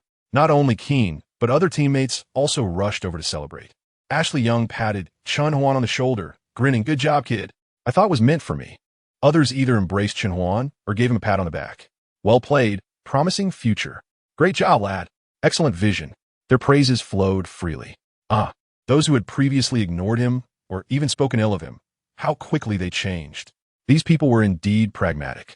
Chen Huan merely smiled, saying nothing. At any moment, talent speaks the loudest. Carrick also stood up, giving Chen Huan a thumbs up, not furious about being outmaneuvered. Recognition from an opponent. Chen Huan returned the smile. However, as Carrick turned back to his teammates, his expression darkened. He was displeased with their performance. They had initiated the play, starting with good momentum, so how had they conceded a goal? Moreover, even after losing possession, the opponent scored far too quickly with striking efficiency. Many gazes turned toward the midfield, where the figure clad in the number 30 jersey stood. Their eyes were filled with surprise. This Dragon Country kid indeed possessed something remarkable. The players experienced a mix of joy and sorrow, while Van Gaal remained composed on the sidelines, merely blowing his whistle to signal the continuation of the match. The red team resumed play, passing the ball as they advanced toward the blue team. Meanwhile, Chen Huan also found himself under scrutiny from the opposing side. Not only was Anderson persistently closing in on him, but the two midfielders also occasionally approached, keen to thwart his attempts to orchestrate a counterattack. With a slight smirk, Chen Huan took a few steps back, surveying the field, and noticed Fellaini retreating defensively, prompting him to jog into the arc's top. At that moment, the blue team's compact formation effectively stifled the red team's opportunities within the penalty area.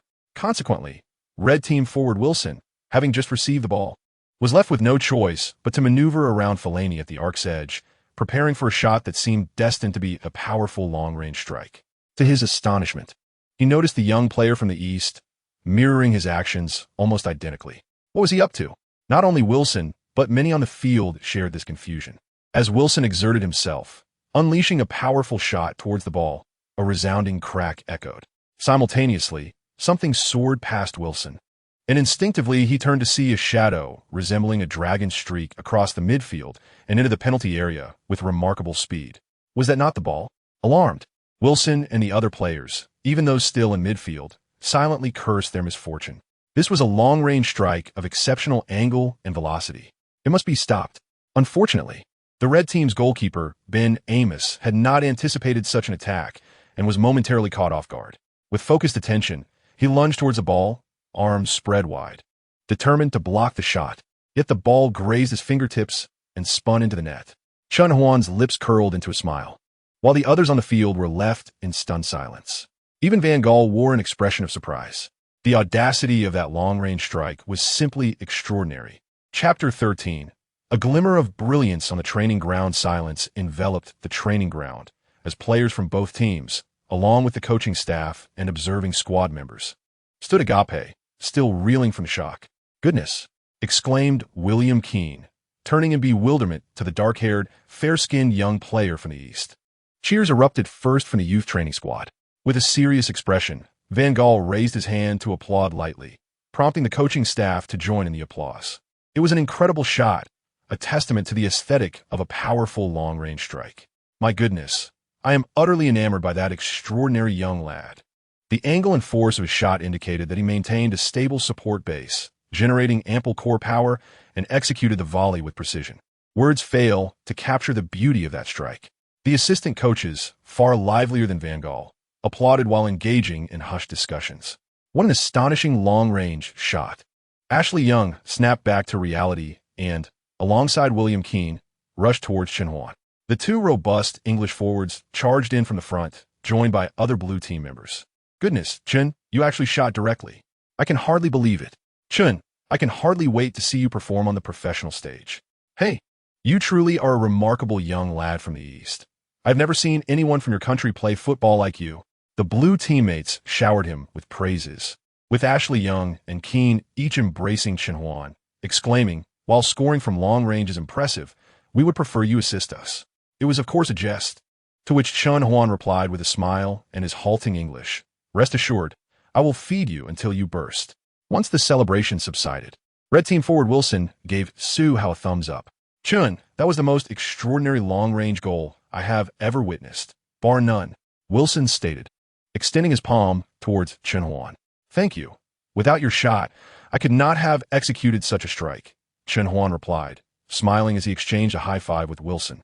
However, the latter's smile faltered momentarily, yet Chen Huan's gratitude was sincere. After all, without Wilson's shot, he could not have unleashed that powerful volley. "All right, gentlemen, time to prepare for the next phase," Van Gaal called out from the sidelines. The red team quickly retreated from the front, while the blue team players also returned to their half. This time, the blue team did not engage in disputes, as they had all witnessed the entire sequence from Chen Huan's shot to the goal. No one could stop it.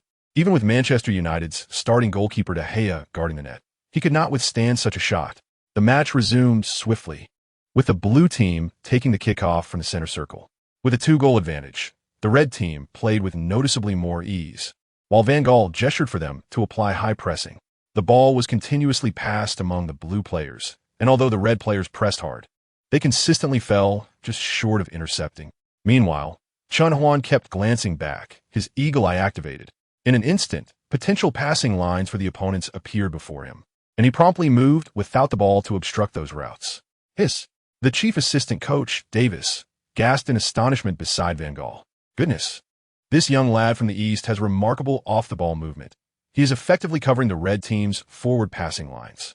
His spatial awareness on the field far exceeds that of an average defensive player, as he immediately blocks any available passing routes the moment they emerge, creating a nightmare for attacking players. Davis exclaimed in disbelief. Others, prompted by his remarks, turned their attention to Chen Huan. Upon closer observation, they indeed found that, whenever a potential passing space appeared for the red team, Chen Huan would swiftly cover it, leaving no gaps. This lad, did we really acquire him for just 500,000 euros? Davis remarked incredulously, flipping through his notes. In the eyes of the fans from the East, Manchester United's acquisition of Chen Huan for 500,000 euros seemed a stroke of fortune. Yet at this moment, the assistant coaches of Manchester United regarded that 500,000 euros as an absolute bargain. If there were other young players available at that price, Manchester United would buy them all, without hesitation. Based on Chen Huan's performance in the training match alone, even 20 million or more would be worth it. Chen Huan excelled, and Van Gaal nodded slightly in approval. However, the next moment he chuckled, but his teammates do not possess the same positional awareness. Football is not a game played by one. Just then, after a sequence of passes, the ball found its way to Carrick's feet. The British midfielder exhibited no hesitation as he powerfully struck the ball with the outside of his foot. The ball soared through the air, tracing a graceful arc as it passed toward the red team's rear. Chen Huan glanced back and immediately pursued. His defense was flawless. However, number 24, Fletcher, was cleverly evaded by Wilson's feint. As the ball hung in the air, Wilson did not attempt to control it. Instead, he lightly flicked it with his toes, directing it to the advancing number 50, Noel. As Noel received the ball, he turned to survey his surroundings, only to be startled by a swift red figure that had already closed in on him. How could he be so quick? Noel was taken aback. Moments ago, he had observed Chen Huan was still several meters away. It was that extraordinary young lad from the Dragon Nation again. This defied logic. Noel quickly spread his arms, his tall, robust frame proving advantageous. Chen Huan extended his body, aided by his keen perception, lowering his center of gravity and effectively blocking all passing lanes toward Noel.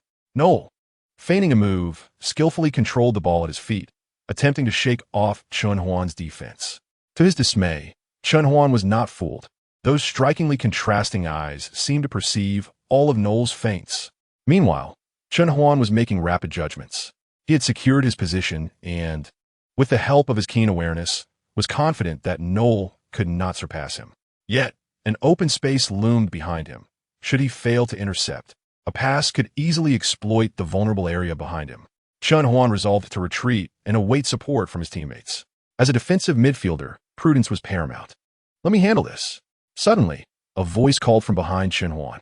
Without needing to turn, he deduced it was his central defender, Rojo, in the number 5 jersey, rushing forward.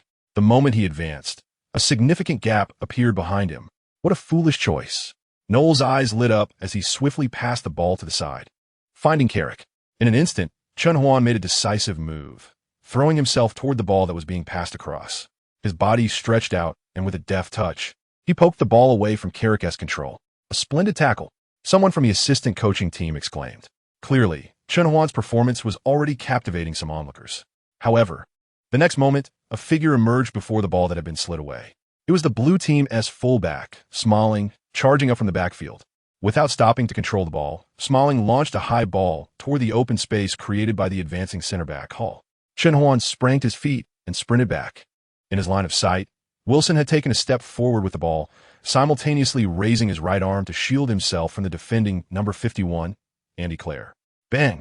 Wilson unleashed a furious shot within the penalty area. The ball rocketed toward the goal like a cannonball. At that moment, the goalkeeper, John Stone, had already rushed over. But it was too late. The ball found the back of the net. The goal counted. John Stone, fuming, pounded the ground with his fist before rising to glare Hall, the central defender directly responsible for the goal. Damn it. Why did you leave your position to challenge? Hall's expression was equally grim. He had seen limited playtime in the first team and was already in a foul mood. In this training match, Chen Huan had unexpectedly emerged as the star, overshadowing him. He was also eager to prove himself. Yet, He had not anticipated that his actions would be so inept. Not only had he compromised Chen Huan's defensive efforts, but he had also directly led to the opposing team's goal. You couldn't even save a shot from that close range. No wonder you haven't seen any playing time. Hall sneered. Furious, Johnstone strode toward Hall, seizing his collar. Neither side was willing to back down, and a heated exchange ensued. Nearby teammates and assistant coaches rushed over, aware that football often ignites adrenaline-fueled confrontations on the pitch. Chen Huan smirked, thinking how these Premier League players were quite something. As he approached the two about to clash, he intervened. Stop. Chen Huan grasped Hall's jersey, pulling him away from Johnstone's grasp. We've only conceded one goal, and we're still in a lead. Chen Huan spoke in his halting English, attempting to mediate with his two teammates. Those who had rushed to break up the fight slowed their approach upon seeing Hall and Johnstone separated. What are you doing? Chen Huan positioned himself between Johnstone and Hall. We are teammates. We should stand together and support one another. Everyone makes mistakes. Johnstone and Hall, unable to comprehend his words, found their anger subsiding as they turned to the remarkable young man from the Dragon Nation. Observing their confusion, Chen Huan ceased speaking and took hold of both Johnstone's and Hall's hands, forcing them to shake. Remember, we are teammates who support each other. Losing one goal isn't the end. We can recover. Johnstone and Hall felt a wave of embarrassment wash over them, especially Hall, who had earlier regarded Chen Huan as a mere rookie. Yet, he was astonished by Chen Huan's perspective. I'm sorry, I shouldn't have recklessly challenged. Hall apologized to Johnstone, as well as to Chen Huan. Johnstone scratched his head, also saying, I apologize for exploding in anger. When their teammates and assistant coaches arrived, they were taken aback to find that Chen Huan had already diffused the tension between the central defender and the goalkeeper. They were bewildered. This was not the typical behavior of someone from the Dragon Nation, especially a newcomer. Indeed, this is the first time I've encountered such a person from the Dragon Nation. One remarked, a remarkable lad, in every aspect. Chief Assistant Coach Davis observed everything from a distance, exhilarated by the display of leadership. For a newcomer to resolve a conflict so swiftly was commendable. He certainly deserved the captain's armband. This extraordinary young man from the Dragon Nation was truly something special. Davis felt as though he had discovered a new continent. Van Gaal nodded slightly in agreement. This newcomer had managed to surprise him numerous times today. Simon's keen eye had indeed proven sharp, Van Gaal mused. This was the highest praise the seasoned coach could bestow upon a young player. The Dutch maestro had expressed dissatisfaction with the transfer efforts for Manchester United during the summer window, particularly believing that the midfield required a superstar to invigorate the team. However, at this moment, the old coach's furrowed brow eased slightly. Chen Huan was clearly not yet a superstar, but he exhibited the potential to become one. As the match resumed with Ashley Young's kickoff, both teams, at the behest of Coach Van Gaal, adopted a more cautious strategy focused on defensive counterattacks. The ball zipped rapidly between players' feet, yet without a prime opportunity, no one dared to advance recklessly. In this scenario, Chen Huan, positioned as a defensive midfielder, subtly emerged as the metronome for the blue team. As Ashley Young faced the pressing defenders, he turned to shield the ball while scanning the field, then delivered a precise low pass to Chen Huan, who had made a forward run near the center circle. Without lowering his gaze, Chen Huan expertly controlled the ball while swiftly assessing the situation ahead. The blue team's defense resembled a formidable wall, although the eagle-eyed observers noted several potential passing lanes forward. None appeared promising. As Chen Huan received the ball, the gaze of the blue players collectively zeroed in on him. They vividly remembered that 2 goals scored by the red team were either initiated or directly executed by this newcomer, who posed the greatest threat. Anderson, shouted the English midfielder clad in the number 16 jersey, pointing at Chen Huan while retreating defensively. Brazilian playmaker Anderson accelerated towards Chen Huan, intent on intercepting the ball. With a slight chuckle, Chen Huan deftly nudged the ball to the side just as Anderson was about to make contact, evading the impending collision. Fellaini received the ball and deftly passed it to the advancing Herrera. Facing a defender, Herrera opted against attempting to dribble past him, as he caught sight of a red-clad figure surging forward nearby. With the inside of his foot, he pushed the ball ahead, sending it gliding along the grass. In the next moment, Manchester United's new recruit, Chen Huan, surged forward. What astonishing speed! His explosiveness suggested he should play as a forward. Fall back! The blue players, astonished, hurriedly retreated under the command of their midfield general, Carrick. While Chen Huan advanced with the ball, He raised his head to survey the field, finding no optimal passing lanes. He decided to continue his rapid advance. Simultaneously, Ashley Young and William Keane, two swift stallions, surged forward, both tall forwards raising their hands to signal for the ball. They held great confidence in Chen Huan's passing abilities. On the flanks, Herrera and Fellaini also dashed forward. The blue team dared not concede any space, hastily retreating. At that moment, the blue defensive line had compressed into the penalty area, with the midfielder stationed at the edge of the box. Should he attempt a long-range shot? Chen Huan contemplated the situation ahead, but quickly dismissed the idea. After all, he had not been back long since his transference. Although his awareness had reached the level of a top player with the assistance of the system, long-range shooting was not his forte, having primarily played as a defensive midfielder before his arrival. The reason he had previously scored spectacular long-range goals was due to triggering the reactive kick cannon, yet the conditions to activate this skill were not present now. Suddenly, a red figure darted forward. Paul, the midfielder donned in the number 40 jersey, charged toward Chen Huan. On the sidelines, the assistant coaches fixated intently on Chen Huan's movements, scarcely daring to breathe. The penalty area was crowded with defenders, and there was no favorable passing space. A direct and forceful shot seemed imminent, undoubtedly within his range. Paul, don't let him take the shot. Chen Huan gazed at the oncoming Paul, a sly smile gracing his lips. He lowered his center of gravity, firmly planting his left foot on the turf, and with a sudden burst of power, propelled his right foot toward the ball. Block him, the red team players shouted. Having witnessed Chen Huan's formidable long-range strikes, they dared not allow him a comfortable shot at the edge of the penalty area. Paul hurled his body towards Chen Huan in an attempt to intercept. You've fallen for it. A glint of cunning flashed in Chen Huan's eyes. Just as he was about to strike the ball, he abruptly altered his posture, executing a deft feint to the right instead. The astonished gasps from the spectators melded into a chorus. Almost everyone anticipated Chen Huan was about to unleash a powerful long-range shot from the penalty arc. He had even performed the standard preparatory motion for such a strike. But at the crucial moment of contact, he shifted to a feint, leaving Paul off balance and causing Carrick and others behind him to freeze in surprise. As Paul slid past Chen Huan's supporting foot, Chen Huan nudged the ball forward half a step. Without a moment's hesitation, he swiftly adjusted his stance and struck the ball with his right foot. Thud! The ball sailed low across the turf, heading into the penalty area. Chen Huan lifted his gaze. The ball followed the trajectory mapped out by the eagle-eyed observers, slipping beneath Carrick's legs and brushing past the outstretched toe of the red team's number 17, Blind, landing perfectly in front of Ashley Young. The English forward sprang into action, tapping the ball with his toe just before the approaching goalkeeper could intervene. The ball rolled past the goalkeeper's outstretched hands and into the net. It's in, Ashley Young exclaimed. I knew you could do it. He raced toward Chen Huan in sheer jubilation.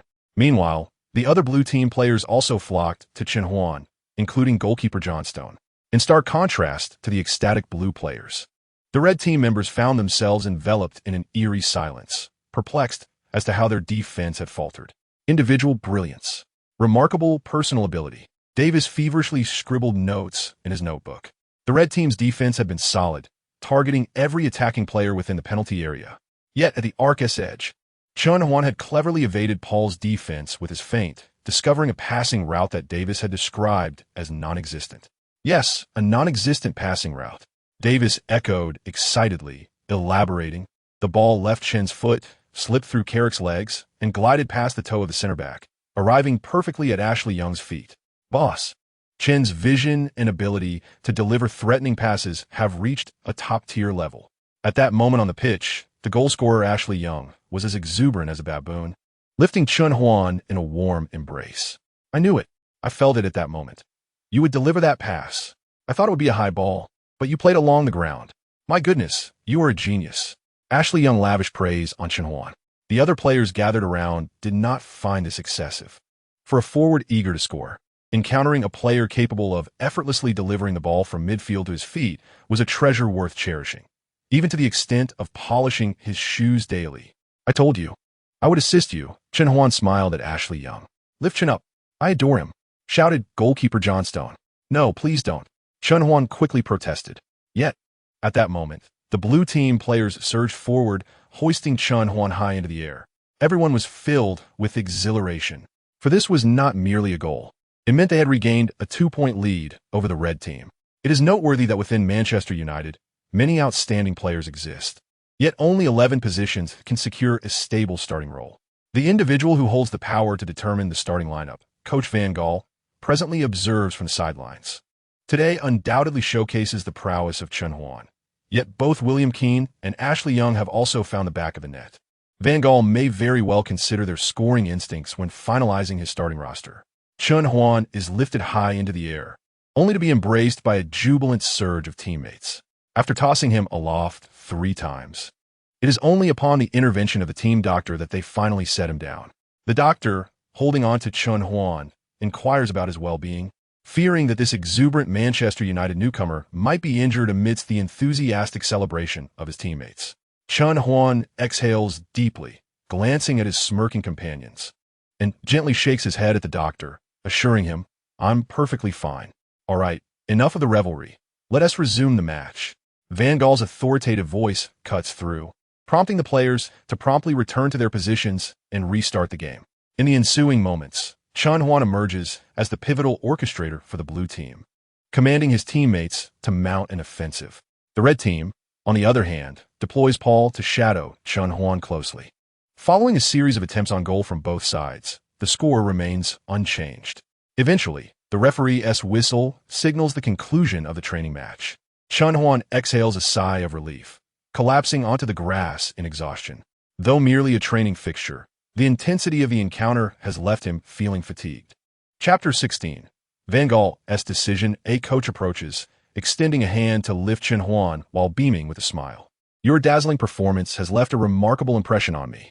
I suspect you won't remain in the youth ranks for long, and I eagerly await your debut at Old Trafford."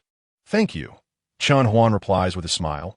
Though he does not fully comprehend the entirety of the statement, he senses the goodwill behind it. "By the way, I haven't introduced myself. I am the chief assistant coach, Davis."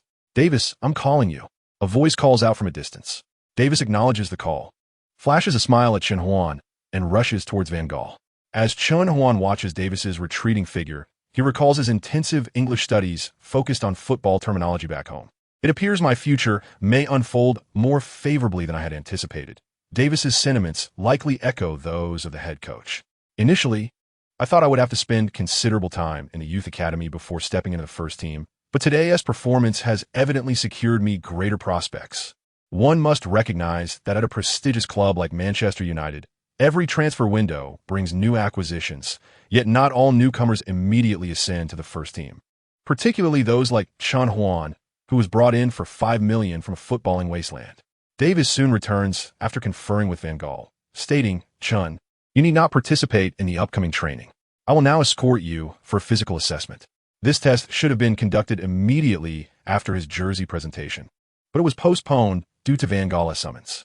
Chen Huan nods and follows Davis to the northwest corner of the training ground. Within a pristine white building, various athletic equipment is arranged, surrounded by a multitude of technicians clad in white coats. Under the guidance of the testing staff, Chen Huan undergoes assessments of his explosive power, balance, and speed. Davis remains present throughout, yet as he reviews the reports, an expression of incredulity crosses his face. "Mr. Davis, is there an issue?" Chen Huan inquires as he changes clothes following the final test. "No, well, Chen, your results in all aspects except for explosive power indicate that you are below average. I find it hard to reconcile that with your performance on the training pitch." This was a rather diplomatic way of putting it. In truth, based on the current data, Chen Huan's physical assessments would be deemed inadequate even for lower-tier teams in the Premier League, let alone for a powerhouse like Manchester United. Chen Huan is not taken aback. After all, he has only recently transitioned here, and his physique aligns with that of a player from the Super League in his homeland. "Davis, trust me, this is merely a reflection of fatigue following an intense match. My body is absolutely fine." As they exit the white building, Chen Huan adds with a smile, "Before the league commences, I will be a competent Premier League player." Simultaneously, Chen Huan resolves to engage in additional training alongside the team to swiftly elevate himself to the standards expected of Premier League athletes. Ding! After a prolonged silence, the system prompt resonates in Chen Huan's mind. The system has detected that the host has completed all transfer processes to Manchester United, and rewards are being dispensed. Ding! Reward extraction complete. The host receives 1 bottle of training elixir, 10 bottles of recovery potion, and 1 pair of alloy shin guards. Chen Huan immediately halts to examine the functions of the rewards. Upon reviewing them, a wave of euphoria washes over him. Unable to contain his excitement, he punches the air.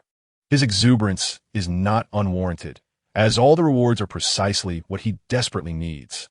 Training elixir effect enhances the user's training results tenfold within 30 days. This implies that a single day of training for Chen Huan equates to the results of 10 days' worth of effort. Recovery potion effect instantly alleviates all fatigue from the body upon consumption and restores energy immediately. Alloy shin guards protects the wearer from all injuries throughout a natural season. The inaugural season following a transfer is crucial for new arrivals, as it determines their ability to establish themselves. Many prominent players have faced prolonged absences due to the challenges of adapting to a new league environment at the season's onset. Chen, why do you seem so elated? Davis observes Chen Huan's expression. Oh, it's nothing. I'm just thrilled to have finally arrived at my dream club. Chen Huan casually deflects. With the assistance of these extraordinary items, Chen Huan feels confident about securing a spot in the first team before the commencement of the Premier League season. By the way, Chen, the club's logistics staff inquired whether you prefer to reside at the training base or rent a place off-site. If I rent, will the club reimburse me? Will living at the training base incur costs? Chen Huan raises pertinent questions. No, perhaps they will subsidize 30% if you choose to stay at the base. Logistics will provide you with a 1-bedroom apartment, and all your meals will be served in the dining hall at no expense. Living at the base, Chen Huan declares decisively. This isn't due to a reluctance to rent a villa. Rather, his salary is simply too modest.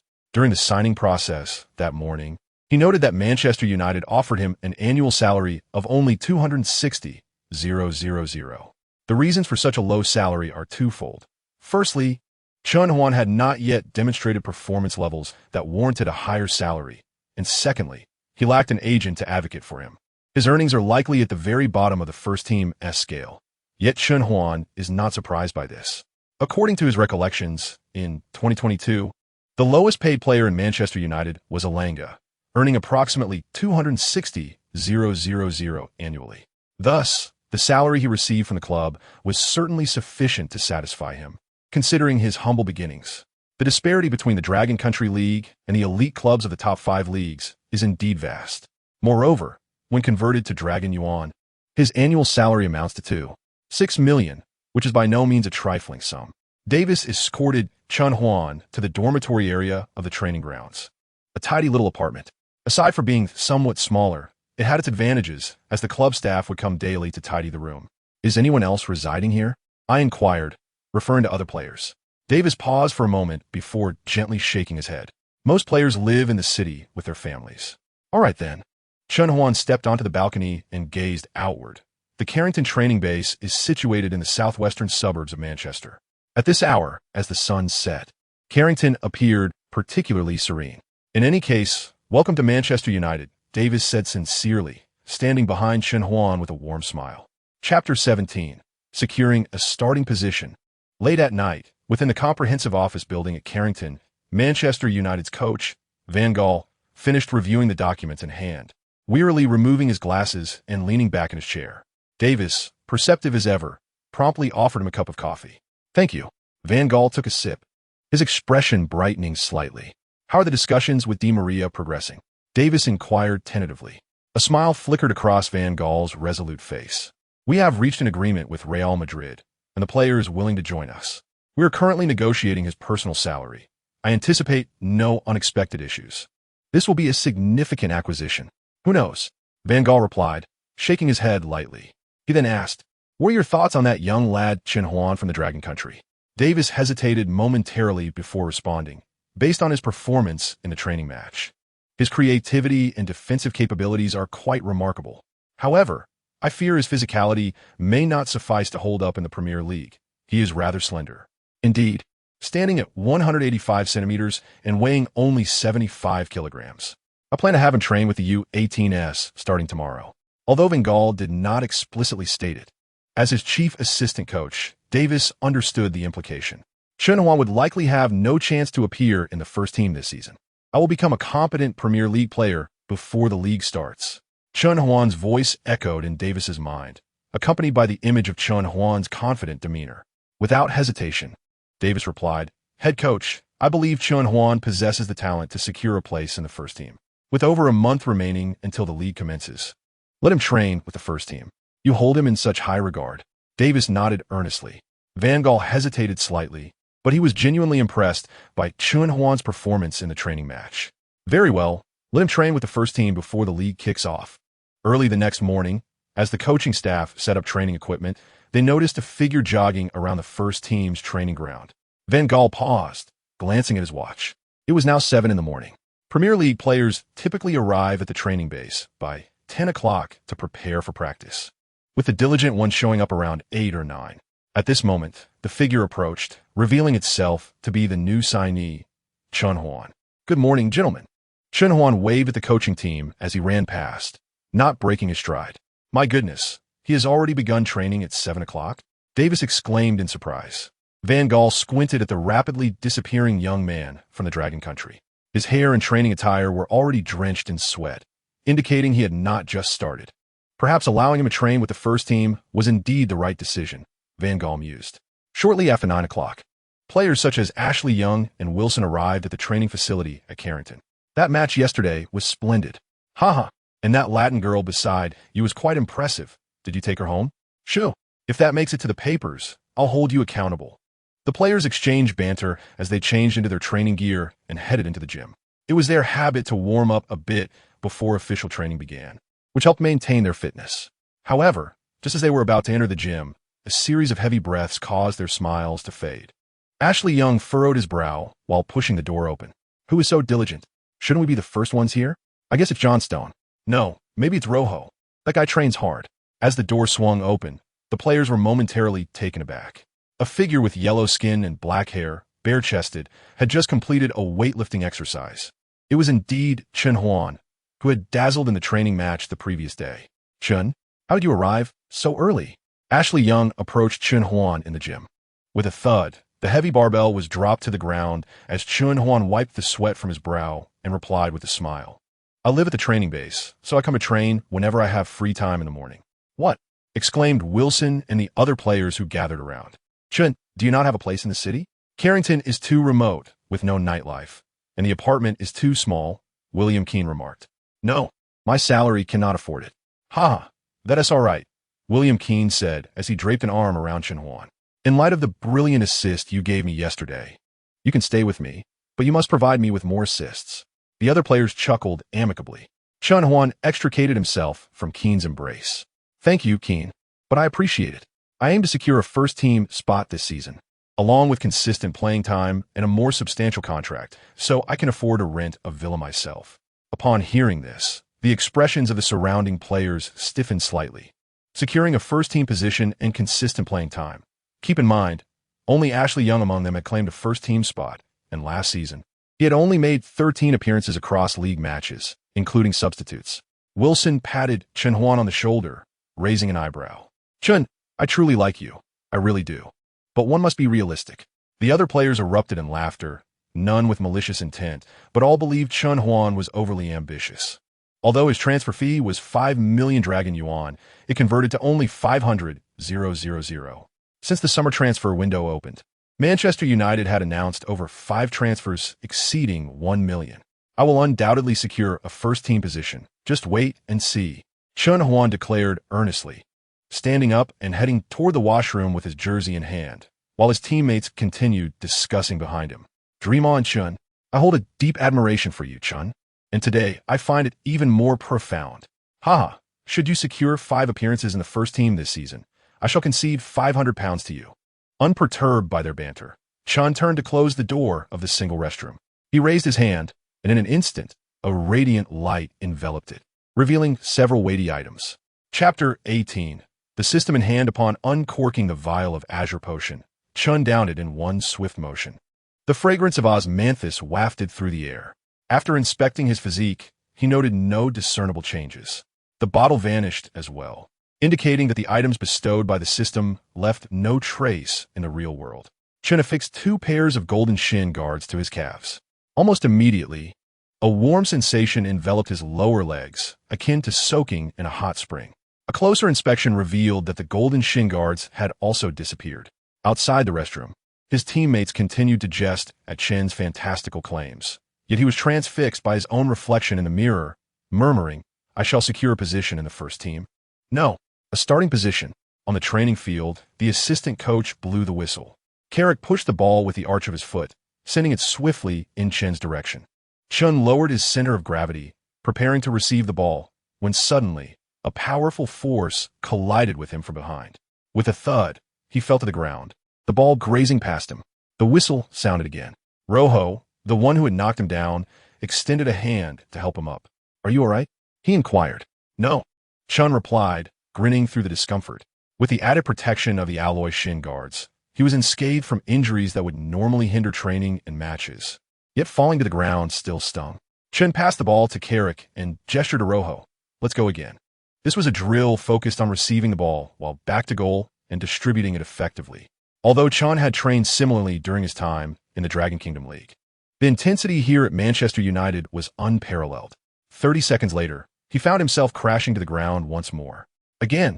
he exclaimed. "Thud! Again!" Davis, stationed at a distance to oversee the training, felt a twinge of sympathy as he witnessed Chen tumble down over 40 times in the span of 30 minutes. His training attire, now caked in mud. "Davis, perhaps we should let him rest," the team doctor suggested softly. After a moment's hesitation, Davis nodded slightly. "Hey, Chen, take a break," the doctor shouted as he rushed toward him. Having just risen from the ground, Chen glanced at the doctor and asked, "What's the matter?" "You need to rest before continuing, otherwise, you risk injury." Carrick and Rojo nodded in agreement, particularly Rojo, who felt a pang of guilt for being the direct cause of Chen's numerous falls. "No, let's keep going," Chen insisted, kicking the ball back to Carrick with determination. He sensed his balance improving, undoubtedly a result of the potion that enhanced his training efficacy tenfold. He needed to accelerate his growth. Thus, the training resumed. Before long, nearly half of the players at Carrington had learned of the new Dragon Kingdom lad who had fallen almost 100 times that day, gathering to watch after completing their own sessions. Van Gaal and the coaching staff also arrived. Carrick sent the ball forward and sprinted ahead. The football glided toward Chen as Rojo's body barreled in from behind. Chen suddenly lowered his center of gravity, anchoring himself against the Argentine defender. He lifted his foot, simultaneously holding off Rojo's advance while pushing the ball with the inside of his foot. The football soared forward, landing precisely at Carrick's feet. The British midfielder did not pause, but unleashed a powerful shot, sending the ball into the net. This time, Chen did not succumb to Rojo's challenge. Instead, amidst fierce competition, he delivered a pinpoint pass to Carrick. Cheers and applause erupted around them. "Hey, you did it!" Carrick exclaimed, beaming as he approached Chen. "Yes, I did," Chen replied, embracing Carrick. The gaze of the others turned toward Rojo, who, standing at an imposing 187 centimeters, earnestly raised his hands and declared, "I did not go easy on him." Everyone believed him, for Rojo was also vying for first-team opportunities and would never slack off in training. "Once more," Chen said with a smile. Carrick passed the ball, and Chen braced himself against Rojo again, delivering another precise pass under intense physical pressure. Davis couldn't help but rub his eyes, somewhat incredulous. If the previous successful pass had been a stroke of luck, this one felt distinctly different. This young man was indeed progressing rapidly. Perhaps, just perhaps, he could secure a spot in the first team before the season commenced. That night, after a long day of training, Chen reclined on the sofa of his small apartment, video calling his parents.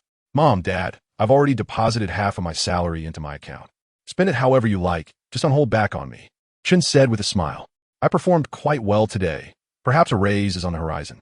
He had requested an advance of £50,000 from Manchester United, which, at the current exchange rate, equated to 500,000 Dragon dollars, significantly more than his salary while playing for the Red Army. "We don't have many expenses, Xiao Junguang. Focus on your game in the UK. Many relatives have been asking when they can see you on television," his mother replied. "Don't worry, I will." After some light conversation, Chen ended the call.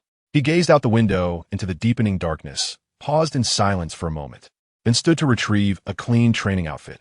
One advantage of residing at the training facility was the abundance of clean training gear provided by the staff, which could be handed over for laundry after use. The Carrington training base lay shrouded in profound darkness, utterly silent. Aside from a few lights in the administrative building, There was no illumination within or outside the premises. Chen activated his phone's flashlight and stealthily navigated around the patrolling security guards, slipping into the gym through a window after finding the main entrance locked. With tenfold training results, if not now, would he augment his practice? Chen approached the barbell, gently flexing his wrists. He had already engaged in supplemental training after the regular session, but the staff, unaware that he would not suffer injuries throughout the season, had sent Davis to intervene, fearing he might overexert himself. 103, 131, 132, Chen lifted the barbell, sweat cascading down his cheeks and silently splattering onto the floor. Moonlight streamed through the window, casting the silhouette of the determined youth onto the floor, reminiscent of a rural boy from the Madeira Islands years ago. Chapter 19. Inverted Head Washing. Training Day. Pass me the ball, Chen shouted, raising his right hand. Carrick observed briefly before sending a low pass toward Chen. The left back, Blackett, surged forward with determination. Just as Chen Huan was about to receive the ball, the tall English defender collided with him forcefully.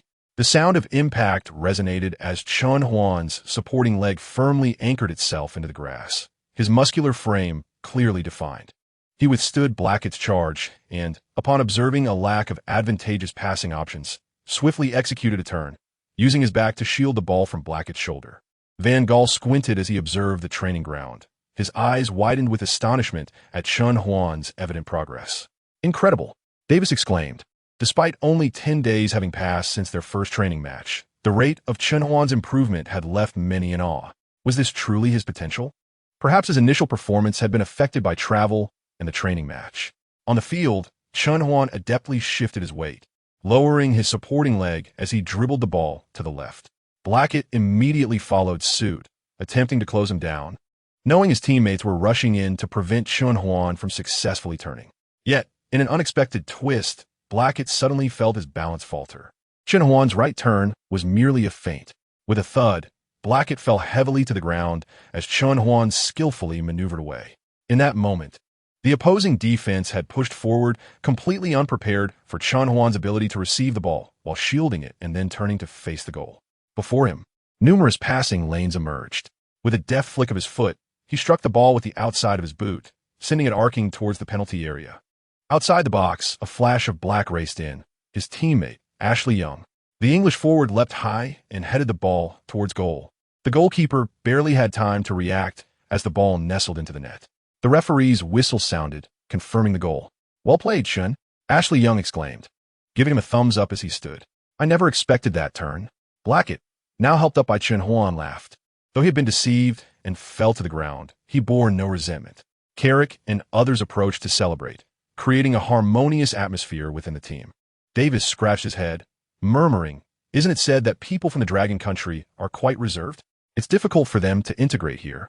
Yet Chen seems to get along splendidly with his teammates, even without fluent communication. "That is a talent in itself," Van Gaal remarked, breaking his silence. Davis turned in surprise to see a glimmer of light in the eyes of the usually taciturn coach. Meanwhile, on the Forever Manchester United channel, the YouTube streamer with a following of 350,000 was live broadcasting. At that moment, 5,000 viewers had flooded into his stream, with numbers continuing to climb. "Damn Glazers," shouted Mosey Corrigan, a die-hard Manchester United fan for 20 years, addressing the camera. "They're like a vampire draining our club. Just look at what they've done this summer." While they've bolstered the backline with players like Luke Shaw, they've quietly announced a new signing this week. You wouldn't believe it. Our team, Manchester United, has signed a young defensive midfielder from the Dragon Country for 500,000. Can you imagine? A player from the Dragon Country. Mosey's tone dripped with sarcasm. "We should protest outside Old Trafford. Damn it. Manchester City, Liverpool, and Arsenal will mock our recruitment policy." The chat filled with images of Chen Huan holding the number 30 jersey alongside Chairman David Gill in front of the trophy cabinet. "This is purely commercial. We need forwards like Ronaldo and a manager as exceptional as Sir Alex. Van Gaal is not worthy." The audience in the comments erupted with fervor. Then, a new message caught Corrigan's attention. "Perhaps this could be a remarkable signing." "Huh," Corrigan spat in disdain. "There are no good players from the Dragon Country. This is merely to cater to their vast market. Listen, if this Dragon Country lad manages to play a match for Manchester United, I'll do a handstand while washing my hair." That afternoon, after the regular training session concluded. Chen Huan remained alone in the Carrington training base after his teammates departed following a massage. While contemplating what time to hit the gym for extra practice, Davis approached him with someone by his side. "Chen, this is the English teacher the club has chosen for you." A woman in her early 20s stepped forward, her light blonde hair cascading down her back, her blue eyes sparkling like the deep sea, a beauty that resonated with Eastern aesthetics. "Hello, Mr. Chen. I'm Timothy Evans. You can call me Timothy," she greeted in fluent dragon language. "Hello. From today onward, after each regular training session, Miss Timothy will teach you English for an hour. It's crucial for you to master this quickly," Davis smiled. Manchester University. Zhang Liang, we should attend Manchester United's open training this weekend. Open training allows fans and media to observe the team's practice closely at Carrington, serving as a means to strengthen the connection between the team and its supporters, particularly during the off-season. Zhang Liang shook his head. "I can't go. I have exams next week, plus the main squad hasn't returned yet." Wang Hao, however, chuckled. "Don't you know? Manchester United has signed a player from our Dragon Country." "What?" The surrounding Dragon Country students turned their attention to him. Wang Hao, not bothering to lower his voice any longer, declared, "Yes, I browsed Manchester United's official website yesterday and saw they recently announced the signing of Chen Huan, who will wear the number 30 jersey. Moreover, the latest information indicates that our fellow countryman has been training with the first team and may be on the roster after the season begins." The moment he spoke, the surrounding students were left in astonishment. The vast majority of international students at Manchester University wore Manchester United jerseys, and now they had a fellow countryman joining the team. Zhang Liang adjusted his glasses and stated earnestly, "Revising can wait, but I must see this open training." Others nodded in agreement. Although most believed that their compatriot would likely not appear in the Premier League, simply playing in the academy was already significant. Chapter 20. The Star of Manchester United? Before the open training, a shop near Manchester United at the Carrington base, a long queue formed at the printing counter. "Please print me a number 30. "Okay, please wait." As the staff took the jersey and headed to the back to prepare the printing, he turned to his colleague and said, "Damn, what is happening today? Why are there suddenly so many people wanting to print number 30? Duh, these people are clearly from the Dragon Country. Our new signing, wearing number 30, is also from there." Upon hearing that the transfer fee was merely £500,000, I mused that within a few days, we would recoup this amount through jersey sales. However, 30 minutes later, the store manager, with a hint of resignation, addressed the eager fans. "Ladies and gentlemen, I sincerely apologize, but we have run out of stamps for today and cannot print any more jerseys on site. If you wish, you may leave your address, and we will send the jerseys to you via courier to the Carrington training base." Ashley Young, accompanied by his teammates, entered the exclusive training ground for public practice. But he couldn't help but glance at the sidelines and exclaimed, "Why are there so many people?" The other Manchester United players turned to look as well, equally astonished. The stand were already packed, with many fans even standing at the sidelines. It is noteworthy that this is the off-season, with star players participating in the World Cup. In fact, from Young's perspective, it seemed that even when the star players were present, the crowd was never this large. As Chen Huan organized his gear and stepped onto the training field, a resounding wave of cheers enveloped him like a tidal surge. He turned his head to see countless compatriots rising from their seats, waving enthusiastically at him. "Wow, are they all fans of Chen Huan?" Young remarked, a tinge of envy in his voice. The other players, too, exhibited a glimmer of lemon-like envy in their eyes. Many had been with Manchester United for quite some time, but had never experienced such adulation. "Chen Huan, go for it. You are the future of the Dragon Kingdom. You must play in the matches. We'll look forward to seeing you at Old Trafford." Fans clad in Chen Huan's number 30 jersey waved their arms and shouted in unison. Chen Huan smiled and waved back, responding loudly, "Don't worry, I will." As the training commenced, the unique nature of the public session meant the coaching staff did not schedule overly strenuous drills. The focus for the day was on quick passing, shooting, and ball retrieval exercises. Each time Chen Huan touched the ball, deafening cheers erupted from the sidelines, even catching the attention of the club's higher-ups. The secretary from the commercial department approached, urging Van Gaal to arrange for Chen Huan to touch the ball as often as possible and to allow him more space to showcase his skills. Van Gaal did not object. Although he was rather stern, he understood the foundation of the team lay in its supporters. Wilson received a high ball, lightly nudging it back to the sprinting Chen Huan. Without stopping the ball, Chen Huan lifted his foot for a volley. The shot, powered with full force, sent the ball hurtling toward the goal like a cannonball. The goalkeeper stretched out his arms, fingertips grazing the ball, but the sheer force of the shot rendered him powerless. The ball found the net. The roar of the crowd surged once more, and Chen Huan smiled, waving to them. After the training session concluded, the coach and players expressed their gratitude to the fans. As they prepared to leave the field, club officials sent a dedicated team to facilitate close interactions between Chen Huan and the fans. "What should I do?" Chen Huan asked, somewhat bewildered. In his previous life, he was merely an ordinary player in the Dragon Kingdom's Super League, with hardly any fans. Sign autographs, hug them, fist bump. Do whatever you want. A club official winked at Chen Huan while signaling to the camera crew behind him. Chen Huan approached the crowd, and before he could speak, numerous fans thrust jerseys bearing his number toward him. A multitude of black-haired, yellow-skinned men and women were eager and sincere. "Chen Huan, could you please sign my jersey? Can we take a picture together?" Chen Huan stood before the crowd, momentarily dazed by the sight of jerseys adorned with his number and the earnest faces surrounding him. Suddenly, he comprehended that establishing a foothold in the English Premier League was not solely for his benefit, but also for the multitude of fans from the Dragon Kingdom, and indeed for the players from there as well. Taking the pen, he signed his name on the jerseys presented to him. He also graciously accepted requests for photos with the fans. "Hey, Chen Huan, can we take a picture together?" A young, attractive female fan called out. "Of course," Chen Huan replied, stepping beside her, taking the phone she offered, and posing for a selfie. Just as he was about to press the shutter, the young woman suddenly turned and kissed his cheek. Wow! The cheers erupted like a tidal wave. Several bodyguards rushed forward to separate the young woman from Chen Huan. In truth, it was unnecessary. Chen Huan touched his cheek, watching as the burly men escorted her away. Approximately 30 minutes later, club officials announced the conclusion of the event, and the enthusiastic fans reluctantly departed. "How do you feel?" Chen Huan smiled. "More exhausting than training. You'll get used to it. I can tell you possess the aura of a superstar," a club official said earnestly. "Thanks, brother. I appreciate your kind words." Following high fives with the staff who assisted him, Chen Huan returned to the locker room.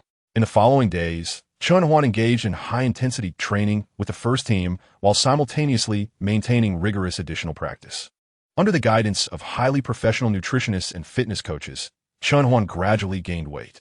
With the effects of recovery potions and training potions, his physical condition improved remarkably each day. This rapid progress not only astonished his teammates, but also left the coaching staff perplexed. Goodness Chen. One afternoon, after Chen Huan collided with the Argentine defender Rojo during an aerial challenge, the young center back, valued at £12 million, capable of purchasing 20 Chen Huans, remarked, "If I hadn't been training with you lately, I would have thought someone else had taken your place. I told you, I will establish my presence once the season commences." Chen Huan replied with a smile. "Now I am beginning to believe your words," Rojo responded. This remarkable progress was primarily attributed to Chen Huan's relentless training and the systematic support he received. He was now less prone to injury, and with the recovery potions and tenfold training results, his daily training intensity was equivalent to that of others over the course of many days. How could such results not be significant? Chapter 21. LA Galaxy. On July 13th, in a standalone villa in the Eastern District of Manchester, teammates from Manchester United's first team, along with several familiar club staff members, gathered.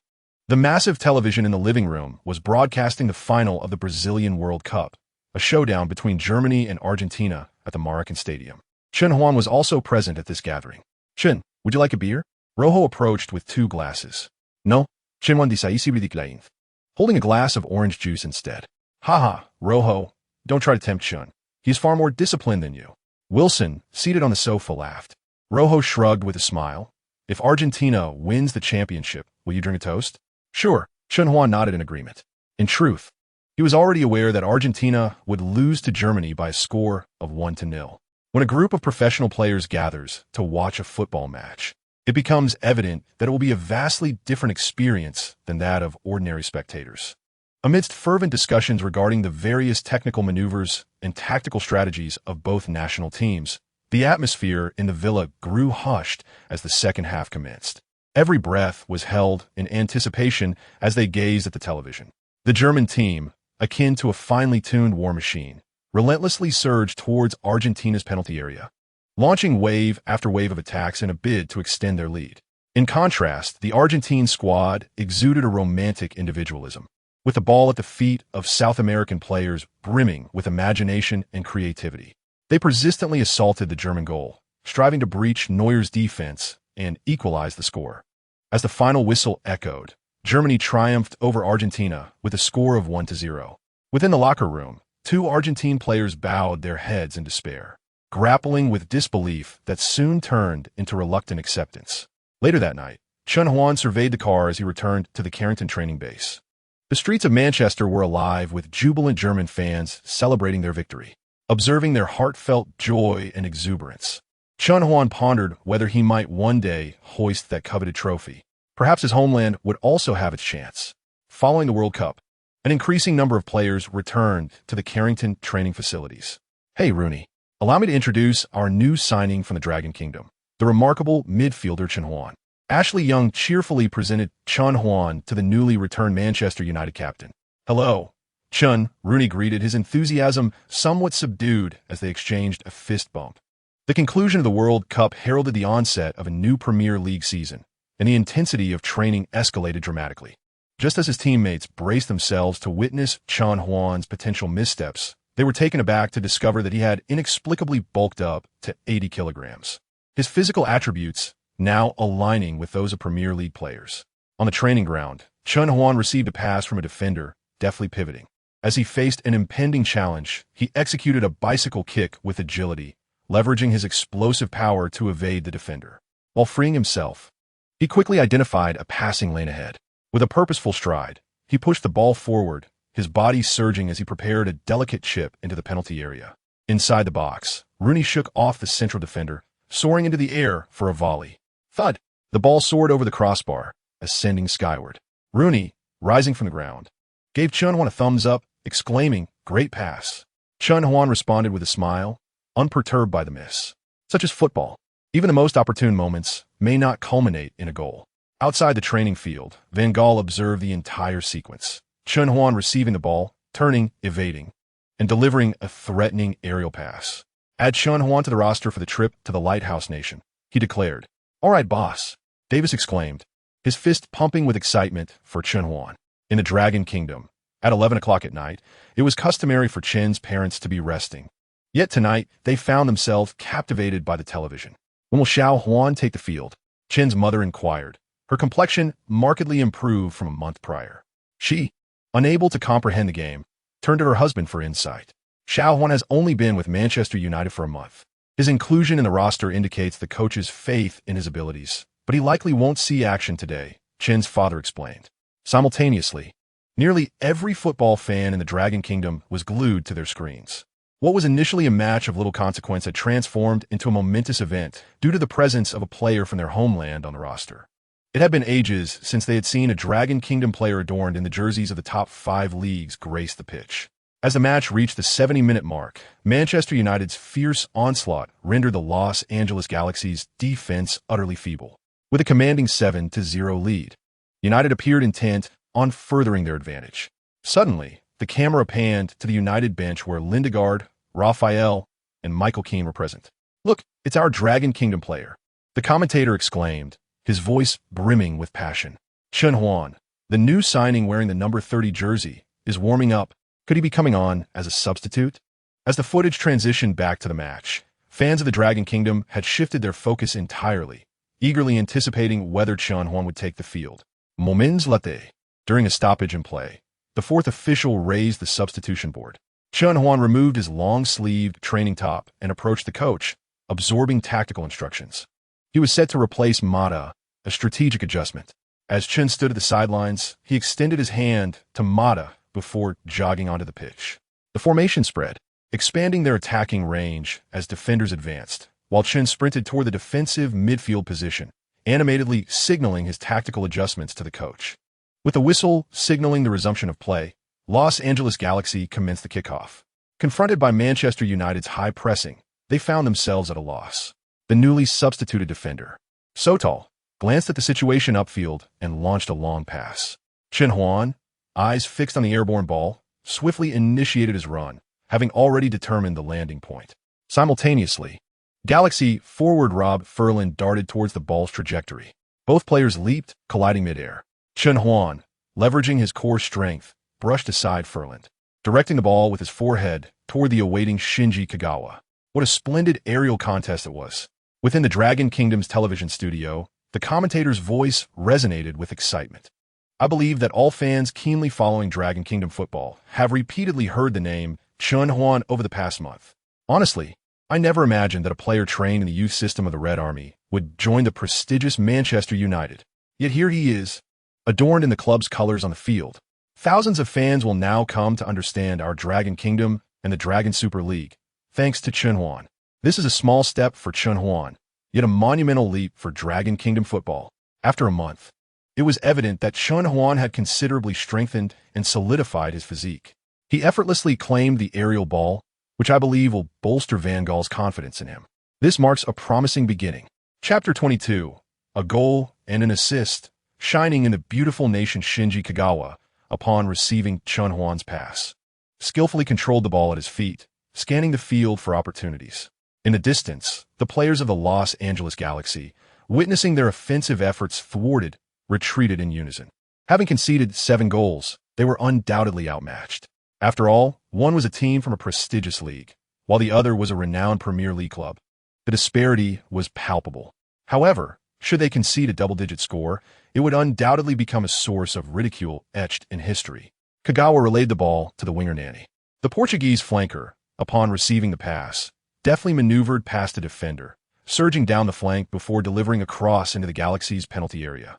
Positioned within the box, Ashley Young soared, attempting a header. Regrettably, his header lacked precision, sailing over the goal. At that moment, Chen Huan had already advanced into the opponent's half and, recognizing the situation, swiftly retreated. At Chen's family home, the match replay showcased the moment Chen Huan leapt to contest the ball against an opposing player. I hope he doesn't get injured. As Chen's mother witnessed her son, Chen Huan, colliding midair with a formidable opponent, she couldn't help but express her concern. "What are you worried about?" Chen's father replied with a smile. "That foreigner nearly sent our son tumbling to the ground. But he's from the old Chen family. He's got it in him." Chen's mother shot her husband an amused glance, though a smile crept onto her face. She could see that her husband had been smiling more often lately. "Chen catch!" shouted the defender, Reece James, as he delivered a high ball towards Chen Huan, just before the opposing forward could intercept. Chen Huan quickly turned to assess the situation, noticing an opponent rushing towards him, and immediately lowered his center of gravity. As the ball approached, he raised his arms to shield himself from the incoming tackle, then deftly flicked the ball with his toes. The just fallen ball soared over both Chen Huan and the approaching defender.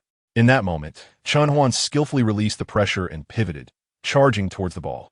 "A brilliant nutmeg," the commentator exclaimed, rising from his seat, his eyes glued to the action. Meanwhile, the players of Los Angeles Galaxy immediately retreated towards their penalty area, executing a positional defense. After deftly maneuvering past 2 defenders, Chen Huan found himself unencumbered.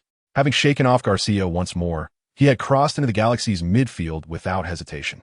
With his left foot approaching the ball, he sank low, channeling his energy to strike the ball with the inside of his right foot. The resounding thump echoed as the ball glided along the grass, veering towards the right side. Not a direct assault on the goal. Many of the Los Angeles Galaxy players felt a slight relaxation. They quickly pursued the ball as it glided toward the edge of the penalty area.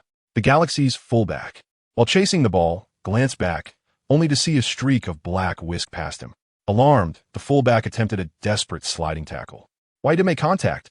The ball merely shifted inward, failing to defuse the threat. Nani, the Portuguese winger, did not stop to control the ball. Instead, he struck it with the inside of his left foot, sending it soaring in a beautiful arc toward the upper left corner of the Galaxy's goal.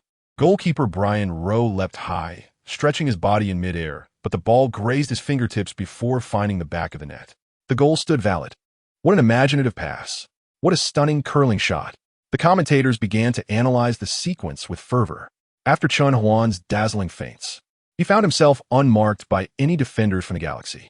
The opposing team's defense was focused on anticipating Chen Huan's high ball to a target in the box, a tactic that had previously yielded 3 goals for Manchester United.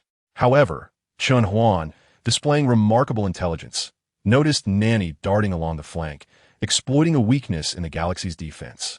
With a precise pass that sailed over the fullback, he delivered the ball comfortably to Nani's feet, allowing him to shoot without needing to adjust. Zhang's analysis is quite detailed. Another commentator chuckled. I believe this goal is 30 Nani's effort, while Chen Huan's penetrating pass accounts for 70. Indeed, such a route often eludes the attention of most players. Manchester United 80, Los Angeles Galaxy. The Galaxy initiated play from the center circle. After a few passes within their half, the ball carrier exchanged glances with forward Jameson, who immediately made a run forward. The ball carrier lofted another high ball toward the front line. Jameson shook off his marker, Kagawa, and, sensing a gust of wind from the side, turned abruptly to find Chen Huan barreling towards him. Without hesitation, Jameson, seeing no teammates in support, opted for a long-range shot. With a powerful strike, he sent the ball soaring. However, in the next moment, he noticed Chen Huan had also launched himself towards the ball, not to clear it, but to shoot. Reacting quickly, Chen Huan struck the ball, which transformed into a blur hurtling towards the Galaxy's goal. What is happening? The Galaxy players barely had time to react as the ball zipped past them. I will not let you score again. The substitute goalkeeper, Brian Rowe, readied himself. Watch out. A teammate's voice suddenly alerted him. Rowe, momentarily distracted, felt a rush as something flew past him. He turned to see the ball bounce off the net, hitting the ground. The referee's whistle sounded, signaling the goal was valid. Chapter 23. The Hope of the Dragon Nation. My goodness. A goal from an extraordinary distance. The commentator exclaimed. That must have been at least 75 meters. Another commentator paused for a moment, then hurriedly added, that sounds about right. The goal replay showcased the ball's blistering speed. The goalkeeper could not react in time, only to turn and see the ball had already found the net. As a veteran goalkeeper, I can objectively say there was no way to save that shot. Indeed, but this is also Chen Huan's specialty.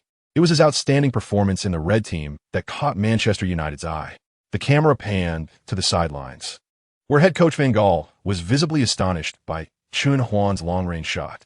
Yes, the last time I saw such a sharp shot from Chen Huan was when he represented the red team. I didn't expect him to be a part of Manchester United now. Let's look forward to seeing him in the Premier League. On the pitch, Chen Huan sprinted towards the camera, his ecstatic teammates trailing behind him. Hey, Chen turned, pointing at his jersey number and name. I am Manchester United's number 30. I am Chen Huan from the Dragon Nation. This goal was scored by a player from the Dragon Nation, Chen Huan. Chen, that was incredible. I can't believe it.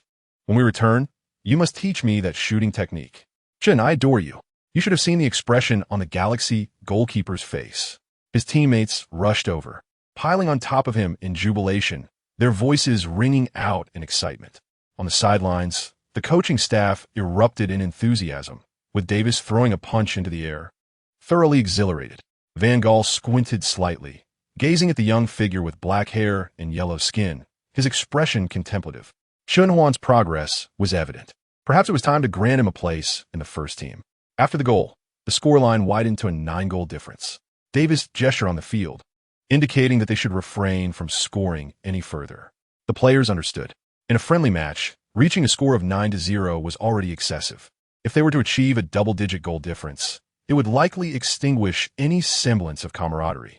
With over 10 minutes still remaining, the Manchester United players played relaxedly, occasionally executing extravagant maneuvers, even their shots often soaring high.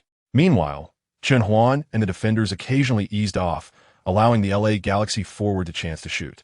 Unfortunately, it seemed they had forgotten their shooting boots today, failing to register even a single shot on target.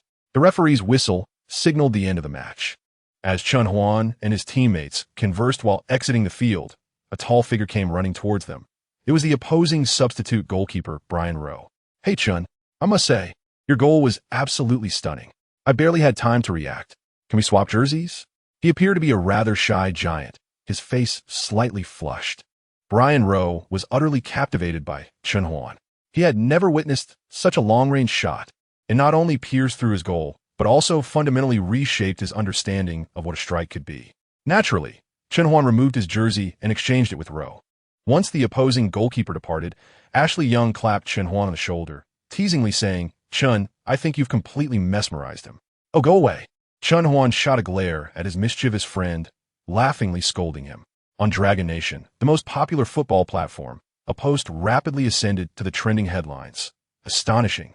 Manchester United's new recruit shines with 1 assist and 1 goal against the LA Galaxy.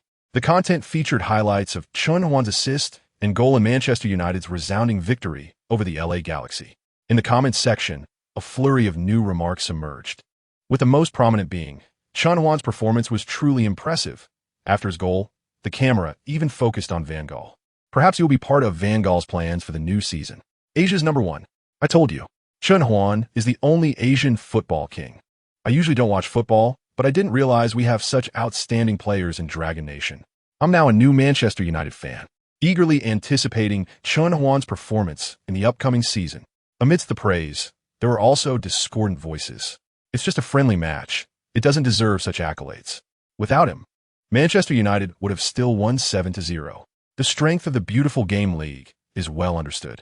It's debatable whether it matches the intensity of our Dragon Super League. Chen Huan will definitely not make it onto the pitch for Manchester United. His abilities simply aren't sufficient. Is he aware of that? At that moment, Chen Huan was in the Manchester United bus, deeply asleep. The external discussions had no bearing on him. Following the friendly match against the LA Galaxy, Manchester United participated in 4 more matches in the International Champions Cup. The International Champions Cup was more of a showcase than a competitive event, with a level of intensity akin to that of friendly matches. Chen Huan was not included in the squad for the matches against AS Roma and Inter Milan. However, in the subsequent matches, where they triumphed 3-1 over Real Madrid and fell 1-3 to Liverpool, he was named in the squad and received 15 and 20 minutes of playing time respectively. Chen Huan played as a defensive midfielder, delivering a performance that was unremarkable. After concluding the International Champions Cup, Chen Huan and his teammates hurriedly returned to England, where the last batch of players participating in the World Cup had finally arrived. Following a period of joint training, Van Gaal led the team to Spain for a friendly match against Valencia. Chen Huan appeared on a roster once more, but did not receive any playing time. In this match, Manchester United secured a 2-1 victory over the Bat Squad, with team captain Rooney and Fletcher each scoring a goal. After the match, Davis approached Chen Huan, who was changing in the locker room. "Are you all right, Chen?" Not being substituted was due to the changes in the game. In the last 20 minutes of the match, Van Gaal had instructed Chen Huan to warm up, yet ultimately did not field him. "Of course, I'm fine," Chen Huan replied calmly as he finished changing, smiling. "Do I seem like such a fragile person? Please convey to the coach that I believe in myself as well as in him." On August 16th, the new Premier League season officially commenced. Manchester United's first opponent was Swansea, and Chen Huan did not make it onto Van Gaal's roster. In this match, Manchester United suffered a 1-2 defeat at Old Trafford, marking a dismal start to the season. Rooney scored the only goal for Manchester United. After the match, Van Gaal and his team were engulfed in a wave of public criticism. The online backlash against Manchester United, from Van Gaal to De Gea, was overwhelming. With the assistance of Miss Timothy Evans, Chen Huan's English skills had significantly improved. "My goodness, their insults are quite harsh," he remarked one evening in his small apartment in Carrington, handing his phone to Timothy. "In Dragon Nation, we always say the English are gentlemen, but it seems they're nothing but a bunch of thugs. You'll get used to it. If you had been on a roster for this match, I believe you would have faced severe criticism as well," Timothy replied. Chapter 24. When will I play? Chen Huan raised his phone, showing Timothy the screen with a smile. "Look, I wasn't even on the roster and still got criticized." The comment read, "We need to sign a superstar like Cristiano Ronaldo, not that yellow-skinned monkey." "Chen, I must apologize on their behalf. Please don't take their words to heart," Timothy said earnestly. Chen Huan shrugged nonchalantly. "Perhaps I could treat you to a drink today," Timothy suggested, batting her beautiful eyes to apologize on behalf of my compatriots. "Never mind, I plan to sneak into the gym for extra practice," Chen Huan replied. "All right then. Chen, I wish you all the best," Timothy said, rising with a hint of regret. As Chen Huan escorted her to the door, he suddenly smiled and said, "Maybe once I officially serve Manchester United, I can take you out for dinner."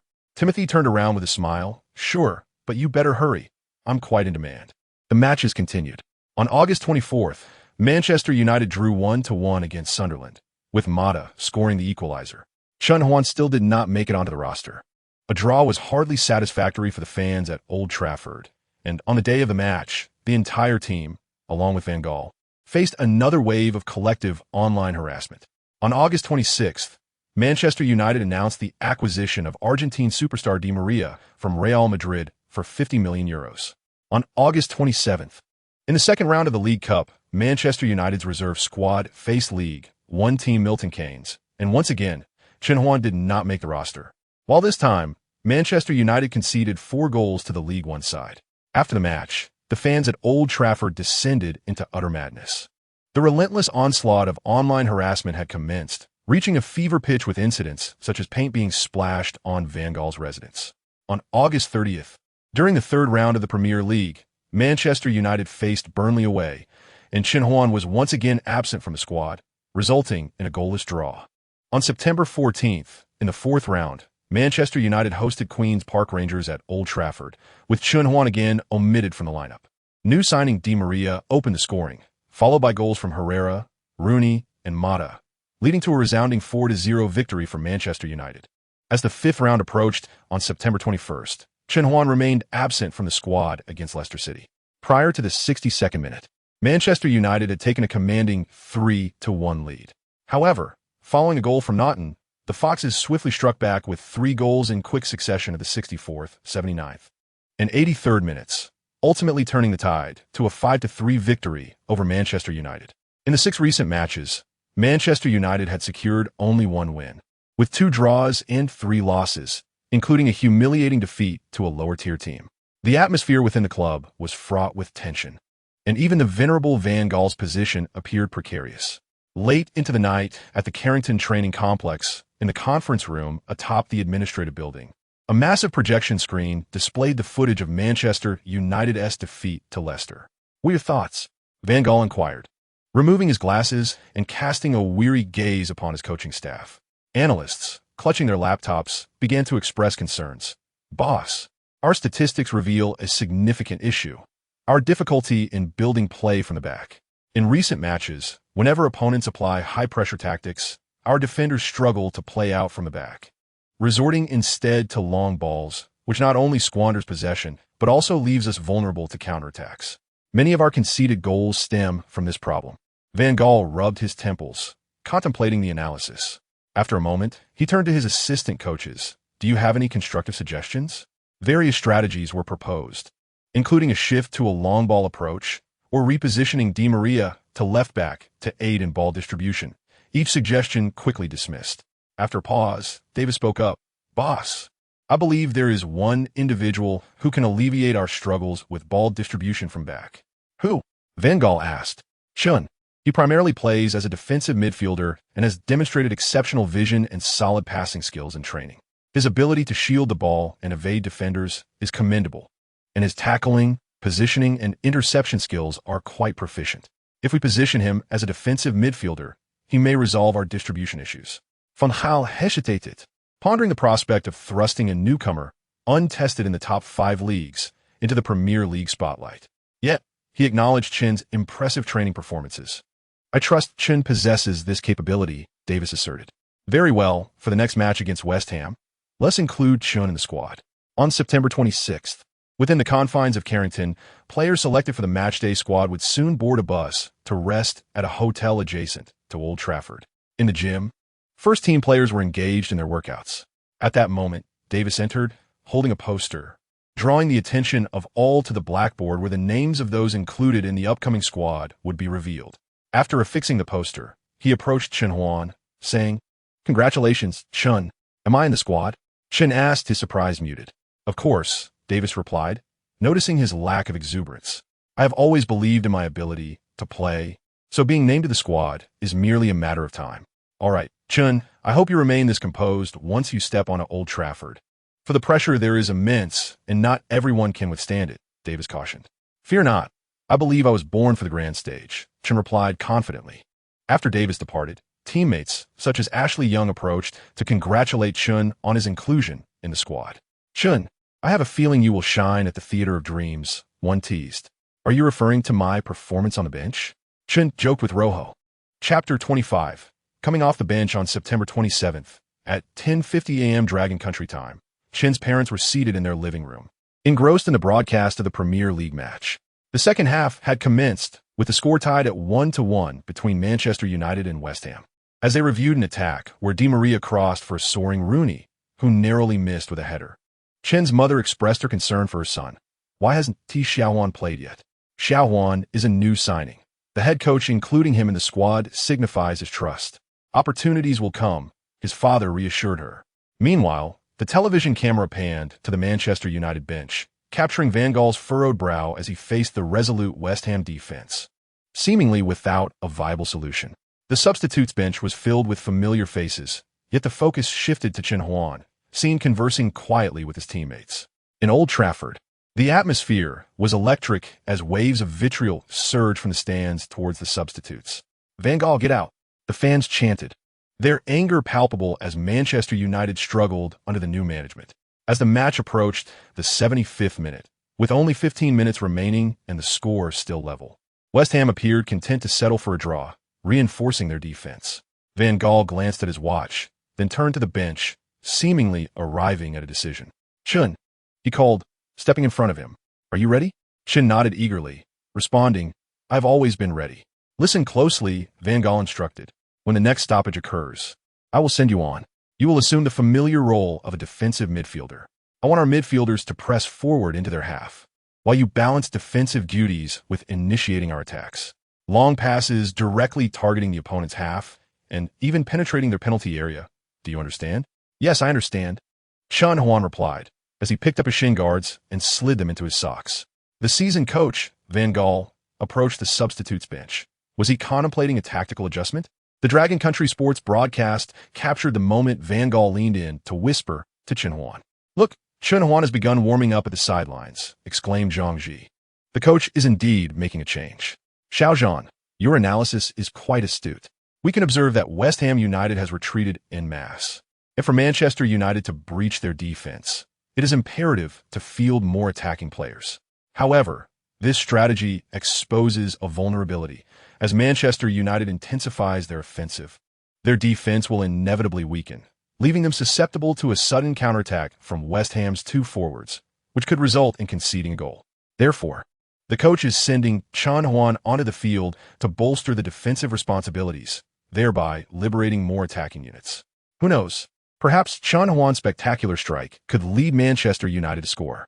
At Old Trafford, as Chen Huan completed his warm-up and awaited his entrance, Manchester United's captain, Rooney, while advancing with the ball, was intercepted by West Ham's number 23, Diego Poyet. In a moment of impulsiveness, Rooney leaped off the ground to tackle Poyet, sending him crashing to the ground. Poyet writhed in pain, clutching his leg. Meanwhile, West Ham's players surged forward, encircling Rooney. "What are you doing? Do you want to injure him? You scoundrel!" Rooney, undeterred, shouted back. He was simulating. "It's not that serious. Hey, no fighting, no fighting." Manchester United players such as Rojo, Blind, and Herrera rushed to shield their captain. The referee sprinted over, separating the players without hesitation, and subsequently issued a red card to Rooney. That was hardly a direct red. Rooney attempted to argue. However, the experienced forward Van Persie intervened, urging Rooney away from the field. "Foolish. Utterly foolish," Van Gaal roared from the sidelines. "How could Rooney act so recklessly? Damn it. We still need to score to secure a victory." After Rooney's dismissal, Poyet, aided by his teammates, rose to his feet, giving a thumbs up to the West Ham bench to signal that he could continue playing. "Chen, the situation has changed. Initially, you were meant to replace Rooney, but now you must come on for Blind instead. Everything else remains the same. We need victory," Van Gaal stated after venting his frustration. "I understand, coach." Seizing the moment during the stoppage, the fourth official raised a board indicating the substitution of number 30 for number 17, Blind. After exchanging a quick high-five with Blind, Chen Huan sprinted onto the pitch. At that moment, the system's prompt echoed in his mind once more. Ding! The system has detected that the host has made his debut representing Manchester United in the Premier League. Reward extraction in progress. The reward has been extracted. The signature technique of Manchester United's legendary number 7, David Beckham. The bend it like Beckham. Bending the ball? Chen Huan's pace momentarily faltered. He had witnessed the peak of Beckham's artistry on the field. Long passes arcing gracefully through the air, landing precisely at the feet of forwards. Or curling free kicks that nestled into the net's corners. This reward was no less formidable than the rocket shot, as it could be executed at will, without requiring specific conditions. As he lifted his head and resumed his run, Chen Huan shouted to his teammates, "Push up, let's play long balls." Chapter 26. The bend it like Beckham inside the hallowed grounds of Old Trafford. The fans erupted in discontent. "We need forwards, not a defensive midfielder." Fun Hao, Rejoin. Glazer family, go meet your maker. The most devoted fans of Old Trafford directed their heartfelt sentiments toward both the players on the pitch and the coach on the sidelines. Manchester United prepared to take a throw-in. Herrera, with great effort, tossed the ball to Van Persie. The Dutch forward shielded the ball from the defender, flicking it back to the advancing Di Maria. The Argentine superstar deftly maneuvered past the on-rushing defender with a bicycle kick, keeping his head up to assess the situation. However, the penalty area was congested with West Ham defenders, and his fellow forwards were poorly positioned. Without hesitation, Di Maria gently nudged the ball to his dominant side and unleashed a powerful strike with the inside of his foot. The ball soared with a resounding thud, arcing towards West Ham's goal. The defender, Tompkins, leaped high to head the shot away. The ball fell to Poyet, who, without a moment's pause, launched a fierce shot towards the lurking forward. Chen Huan had anticipated this moment, having already begun his run before Poyet even touched the ball. Aided by the eagle-eyed assistance of his instincts, West Ham striker, Iner Valencia, was equally determined. This Ecuadorian forward, a recent acquisition for $15 million, was eager to prove himself. As Chen Huan approached the ball's landing spot, he suddenly felt his jersey being tugged. Without a second thought, he knew it was the West Ham forward resorting to underhanded tactics, realizing he couldn't keep pace. Chen Huan accelerated, shaking off the defender's grip, and skillfully controlled the ball with his knee, bringing it to a halt. In the next instant, he recognized a path to advance the ball. Positioning his supporting foot close to the ball, he engaged his core to propel his right leg. As he spread his arms for balance, he twisted his body with all his might, striking the ball with the inside of his foot at an almost 0-degree angle. Bent like Beckham, with a resounding thud, the ball shot skyward, tracing a magnificent arc as it sped towards the opposite half. The crowd gasped in astonishment. The West Ham players rushing to intercept Chen Huan's pass paused in awe of the beautiful trajectory. Di Maria, positioned on the right, immediately sprang into action. His explosive speed allowed him to outpace the defender. The ball landed perfectly at his feet as he glided past the defender. Di Maria sliced inward along the edge of West Ham's penalty area. At this moment, the West Ham players were caught off guard. The recently substituted unknown defensive midfielder had demonstrated an ability to pierce through their midfield line, and they failed to immediately return to defensive positions. The defense within West Ham's penalty area was anything but solid. An opportunity emerged. Behind the goal of West Ham United, the loyal Manchester United supporters held their breath, their eyes wide with anticipation as they watched Di Maria. On the Manchester United bench, Van Gaal stood once more, while Rooney, recently dismissed with a red card, clenched his fists tightly. Van Gaal had substituted Chen Huan into the match, hoping to capitalize on the opponent's penetrating passes to secure a goal. Now, with Chen Huan's delivery, the ball was akin to a platter presented to Di Maria. It was now a matter of whether the Argentine forward would seize the opportunity. On the field, the Argentine star glanced at the state of West Ham's goal and, without hesitation, unleashed a powerful curved shot towards the net. The ball arced gracefully through the air, targeting the upper left corner of West Ham's goal. Goalkeeper Adrian, fully alert, leaped into action before the ball was struck. With arms and legs extended, he soared towards the anticipated landing point of the ball. Alas, the football narrowly grazed the upper corner and sailed out. The angelic inward curl of the shot. What a pity.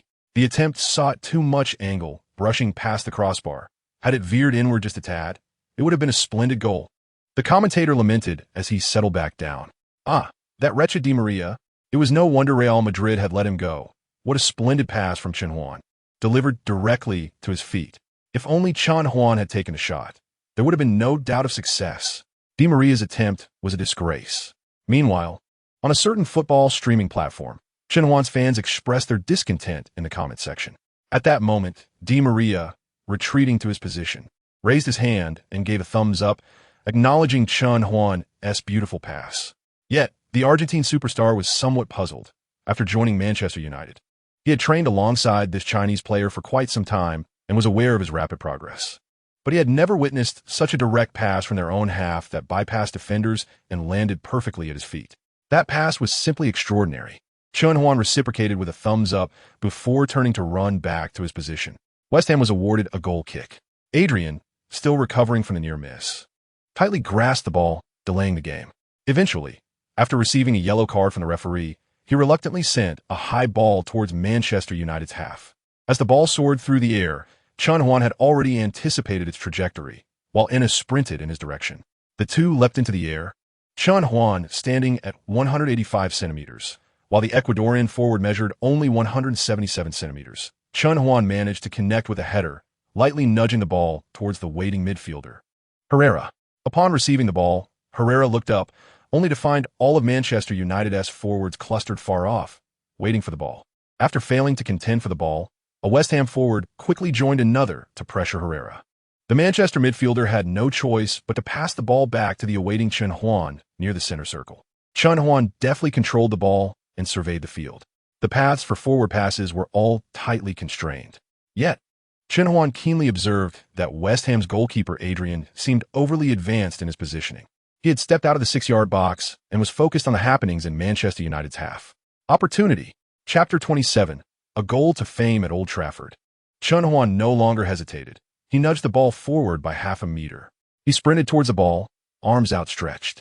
Just before making contact, his body twisted, forming a 45-degree angle with the ground. The afternoon sun bathed Chen Huan in a soft golden glow. In the next moment, the outside of his foot struck the ball. Bang! The football soared into the air, heading for West Ham's penalty area once more. Adrian scoffed at first, unperturbed, as all of Manchester United's forwards were entangled with defenders, making a repeat of the previous goal seemingly impossible. No, wait. This shot appeared to be heading straight for the goal. Adrian suddenly sensed something was amiss. The ball traced a circular arc, spinning rapidly as it descended toward him. Adrian quickly retreated, but the ball was dropping faster than he anticipated. A West Ham defender leapt high, reaching out for the ball. Meanwhile, the Manchester United fans were on their feet, stunned. Was this a shot on goal? On the bench, Van Gaal, Rooney, and Ashley Young also stood, holding their breath. The ball sailed past Adrian's outstretched hands and into the net. The crowd erupted in jubilation. The fans at Old Trafford leaped up, waving flags and roaring in unison. Red Devils Manchester United, never give up. Van Gaal, his face stern, punched the air in triumph and turned to embrace his coaching staff in celebration. Rooney leapt high, sending a water bottle flying, before rushing to the stands to rally the fans for even more enthusiasm. Did the goal go in? Chen Huan, standing near the center circle, felt the wave of cheers wash over him, as if he were a solitary boat amidst a tempest, on the verge of capsizing. This was a fervor and excitement he had never encountered before. "Oh my God, Chen, I can't believe you just took that shot," Rojo exclaimed as he rushed over to embrace Chen Huan, shouting in delight. "Well done, Chen." De Gea joined in, patting Chen Huan on the shoulder. Chen Huan extricated himself from the embraces, as more Manchester United players converged upon him. Bathed in sunlight, he raised his arms to the sky. Journalists flooded the pitch. Cameras trained on him. In the stands, Sir Alex Ferguson removed his sunglasses, rubbing his eyes in disbelief at the scene unfolding before him. Afternoon, sunshine, a handsome youth, a dreamlike lob from the center circle, a goal that heralded his fame. The striking similarity of the shot and the trajectory of the ball evoked memories. "Good heavens!" exclaimed the old maestro, glancing at the equally astonished legend David Beckham beside him. "David, does this remind you of anything?" Ferguson inquired with a smile. I feel as if Beckham's ruggedly handsome features softened in that moment, as the recently retired star seemed to drift back to that unforgettable afternoon of August 17th, 1996. "I feel like I've returned to that incredible day. I want to meet him." Chen Huan had dashed to the sidelines, arms waving as he spun around in jubilation. He pointed to his jersey number, proclaiming his identity as the scorer to the world. "Chen," a voice called out, reading his name from the back of the shirt. In unison, the crowd erupted. The fans at Old Trafford extended their hands toward the red number 30 jersey. The cheers for Chen Huan reverberated throughout the Theater of Dreams. An astonishing goal. Chen Huan unexpectedly unleashed a stunning lob shot from near the center circle. The football traced a beautiful arc in the air before slipping past Adrian's desperate dive into the net. This was unlike any of his previous long-range efforts. If his earlier world-class strikes were unparalleled manifestations of violent beauty, this shot was undoubtedly a masterpiece of utmost elegance. Chen Huan truly deserves all our admiration. At a time when Manchester United was drawing, he stepped up to secure a goal for the team. Look, Old Trafford has erupted into a frenzy. The commentator's passionate roar resonated from the television. Did Xiao Junguang just score? Chen's mother asked, astonished after a moment of silence. Yes, he scored. And what a beautiful goal it was. Chen's father replied with a smile. Just then, their phones buzzed simultaneously, revealing a barrage of congratulatory messages from friends and family on WeChat. Clearly, everyone was following Chen Huan's match. The elder couple couldn't contain their joy. Teammates rushed towards Chen Huan, with Rojo shouting, "Lift him up!" In recent times, Manchester United players had endured extensive online abuse, their spirits deeply suppressed. The prospect of a certain draw exacerbated their frustrations. However, now, Chen Huan had emerged, demonstrating his undeniable personal prowess by scoring the leading goal. How could they not be elated? No, no, Chen Huan cried, attempting to escape. Yet, his teammates would not let him flee. They swarmed him, lifting him high, only to embrace him once more. It was not until the referee approached and sternly warned them that the Manchester United players reluctantly set Chen Huan down and jogged back towards their half.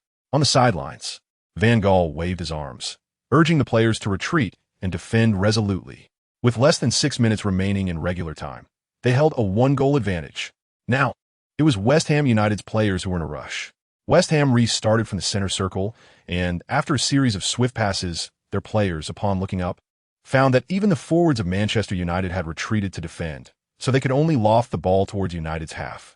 Thanks to their exceptional physical attributes, Manchester United players consistently secured the first touch, and upon controlling the second, they delivered long passes back into the opponent's half. The ball soared through the air, with West Ham players finding no space to shoot. Once again, the football screamed from West Ham's half towards United's defense. Chen Huan, having gauged the drop zone, sprinted forward, leaped high, and with a header, directed the ball out of play. Beep! The added time had concluded. The referee's whistle signaled the end of the match. Following Chen Huan's breathtaking lob after coming off the bench, Manchester United narrowly triumphed over West Ham United with a score of 2-1, securing all 3 points. Chapter 28, Chen Blooms. Van Gaal embraced Chen Huan, vigorously patting his back. An exceptional performance. Your splendid display astonished me. Chen Huan humbly replied with a smile, "Coach, I merely did what you asked of me." "Ha ha ha, splendid. Prepare yourself for the dressing room. Someone wishes to meet you," Van Gaal chuckled, gazing at the young player from the Dragon Kingdom with admiration. His remarkable skills and humble character made it impossible for a coach not to appreciate such a player. The match had concluded. On Dragon Kingdom Sports Channel, viewership surged dramatically after Chen Huan's appearance, nearing the numbers of this year's World Cup final. After his astonishing long-range strike, the audience figures soared once more, setting a new record for the sports channel. Manchester United's young talent, Chen Huan, did not disappoint his coach's trust, showcasing his abilities through a threatening pass and a near-match winning shot during his brief time on the pitch.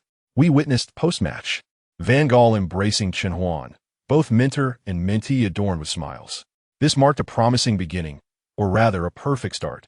In front of their television, Chen's parents held their phones to their ears, listening to the calls from friends and family showering praises upon Chen Huan. Their faces beamed with pride. "We have such an outstanding son." As Chen Huan entered the dressing room, he could already hear the cheers from his teammates inside. Upon entering, he was greeted by the sight of Manchester United's legendary manager Ferguson and legendary number 7 David Beckham, shaking hands with other players. All eyes turned towards him. Chen Huan understood who wished to meet him. "Sir," Chen Huan approached Ferguson, exchanging a brief embrace.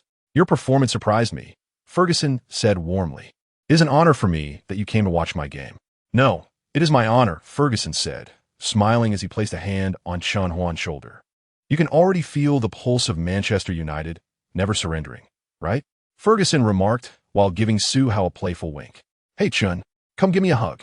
Beckham chimed in, leaning in for a friendly embrace. "Hey, mate, your passing made me feel like I was watching my younger self on the field." "David, you are my idol. I learned my passing from you," Chen Huan replied. "Is that so? What an honor. By the way, could I have your match jersey?" Beckham pointed at Chen Huan's shirt. "Of course." Beckham then suggested taking a photo together. Chen Huan fetched his phone from the dressing room and handed it to Ashley Young, who assisted him in capturing a snapshot with the two Manchester legends. "Today, your performance astonished me. I haven't attended a match at Old Trafford in a while. But for you, I will come more often. Don't let me down," the legendary manager chuckled. "Yes, mate, bring home some victories for Manchester United. I don't want to see the team without Champions League matches to play." After Ferguson and Beckham sincerely wished Chen Huan well, they departed the dressing room. As soon as the two legends left, a staff member from the club's publicity department approached. "Chen, congratulations on your goal. Do you have a personal social media account? No. Why? Chen Huan replied, having been preoccupied with training since arriving in Manchester and having yet to register an account, aside from some light-hearted exchanges with his English teacher. Timothy Evans. Social media accounts are essential for managing your personal image and brand. Perhaps you could register one after returning, or we could assist you in setting one up and managing it. Chen Huan paused, then suddenly realized the implications. He vaguely recalled that in his previous life, top-tier football stars such as Ronaldo, Messi, and Neymar could effortlessly earn millions or hundreds of thousands from a mere promotional tweet on social media. I will register one myself. Once you've set it up, remember to share it with us. All right, I won't disturb you any longer. After the staff took their leave, he reflected on how a complete match does not simply conclude with players washing up and returning home. At that moment, Van Gaal strode into the locker room, his palm striking the door with a sharp rap, instantly silencing the room. Chen Huan obediently returned to his designated locker, awaiting Van Gaal's post-match summary meeting. You play like a pile of rubbish. Van Gaal's face darkened, showing no joy despite the victory. How did you coordinate between the midfield and defense? Why were you repeatedly dispossessed and caught off guard during counterattacks? And as for you forwards, have you left your brains behind? The tactics I shared with you have vanished. Quick passes, seek collaboration with your teammates, and refrain from reckless forward passes unless an opportunity is indisputable. Van Gaal unleashed authority, berating everyone except for the two goal scorers and the captain, Rooney. Yet, Van Gaal deliberately overlooked Rooney's reckless red card. Rooney is the captain of Manchester United, an undeniable core of the team.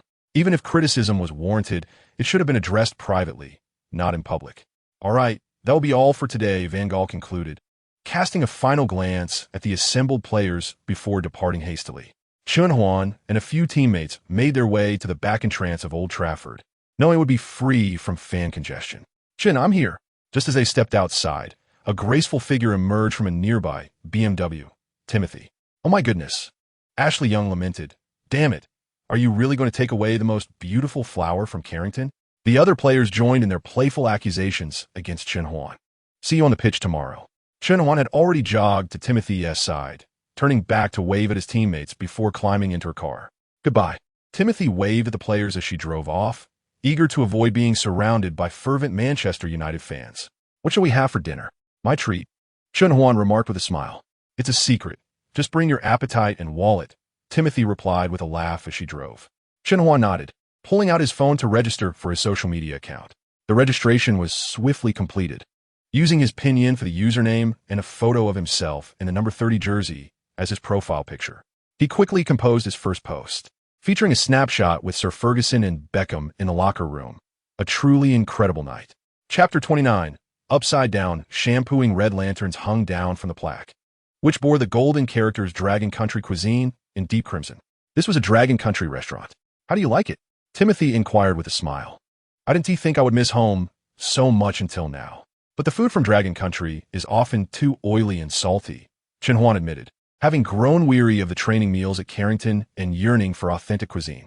However, he hesitated, knowing that professional athletes must maintain their physical condition through rigorous training and careful attention to their diet. Don't worry. This restaurant regularly caters to athletes and will prepare specialized meals for them, Timothy reassured him, easing his concerns as they entered the establishment together. After placing their orders, they engaged in light conversation until Timothy suggested, Chun, I think it's time for you to consider hiring a professional agent.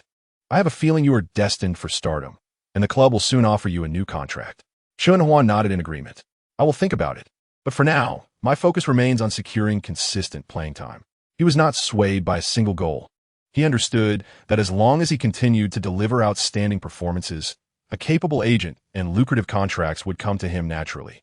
Upon opening the social media platform, he was astonished to find that his newly registered account already boasted 50,000 followers, with the number continuing to rise.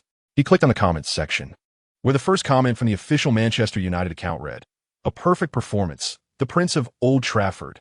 The second was from Beckham. "I can't imagine you becoming the next superstar."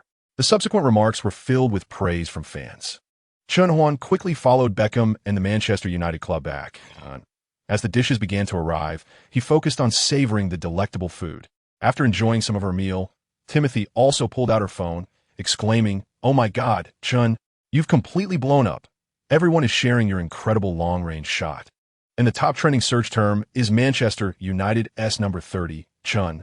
Wow, is this dumpling filled with chicken breast? Chen Huan remarked, relishing the delightful dish before him, mentally prepared for his newfound fame. This is astonishingly delicious. No wonder they are professionals, Timothy chuckled. As they finished their meal and prepared to leave, Timothy suddenly pointed out, Chen, a few young guys over there have been secretly watching you. Chen Huan turned to glance at the group, making eye contact with one of the youths who, feeling a bit anxious under his gaze, approached him. Hello, Chen. I'm a fan of yours. May I take a photo with you? The young man requested earnestly. Of course, no problem. Chen Huan responded with a smile. This was his first encounter with a fan in person, and it filled him with a sense of pride. After taking a photo with the young man and his friends, Chen Huan noticed more eager faces in the restaurant and decided it was time to leave. After settling the bill, he quickly pulled Timothy out of the restaurant. That night, Chen Huan did not return to the Carrington training base.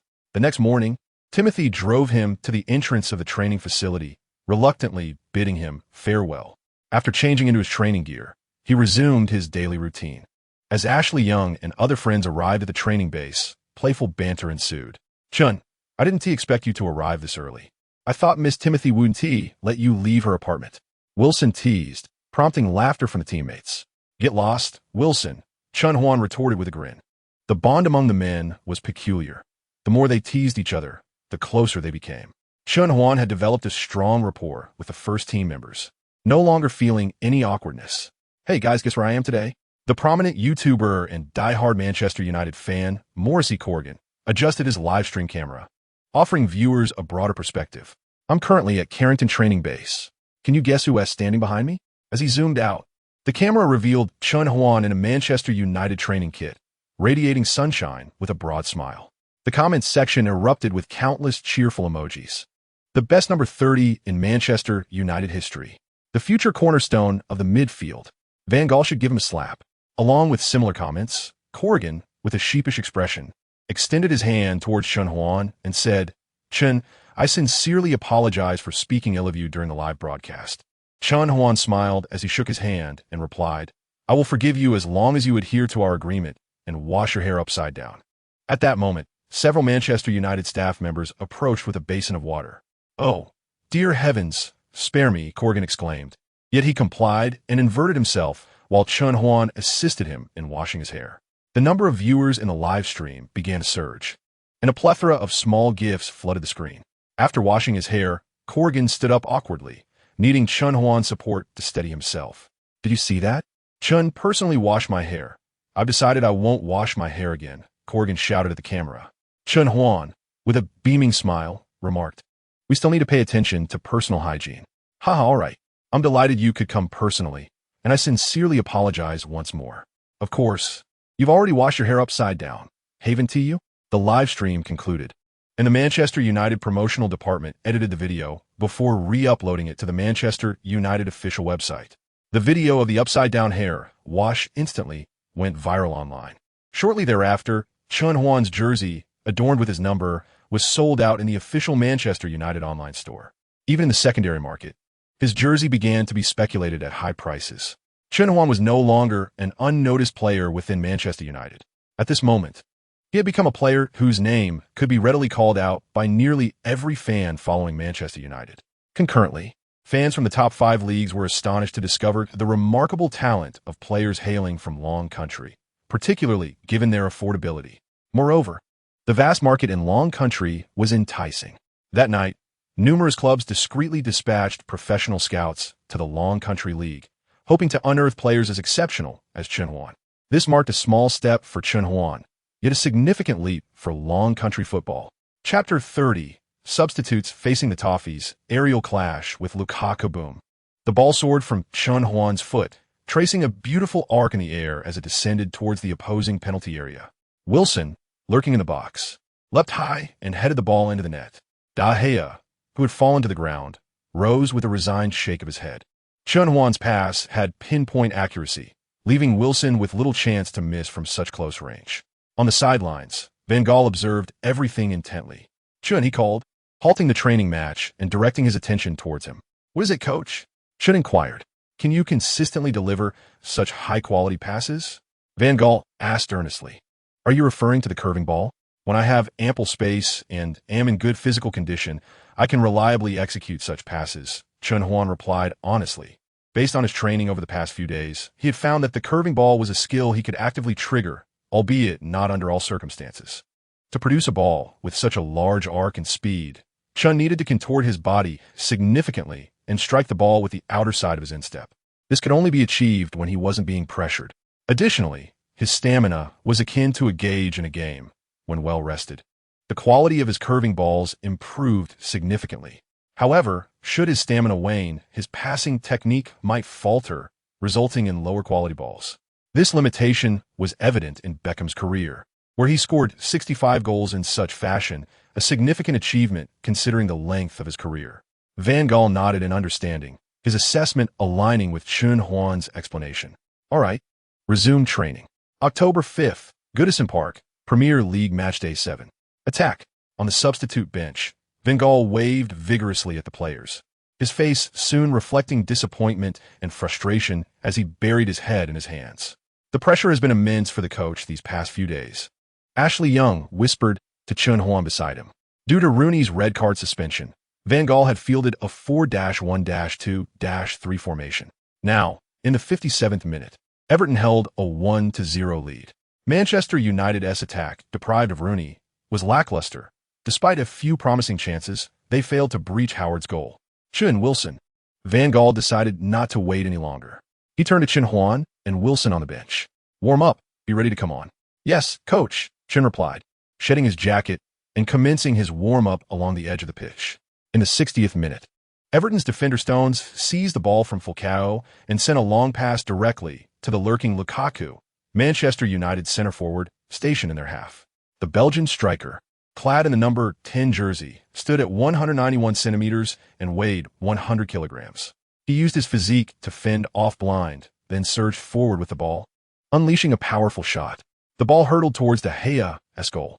The second captain of Manchester United leaped into action, managing to deflect the ball just before it crossed the goal line. The referee blew the whistle, awarding a corner kick to Everton. Seizing the opportunity, the fourth official raised the substitution board to signal Manchester United's personnel change. Number 30, Chen Huan, replaces number 17, Blind. Number 49, Wilson, replaces number 9, Falcao. Zhang, what are your thoughts on Van Gaal's substitutions? The Long Country television commentator inquired. This is a very tactical substitution by Van Gaal.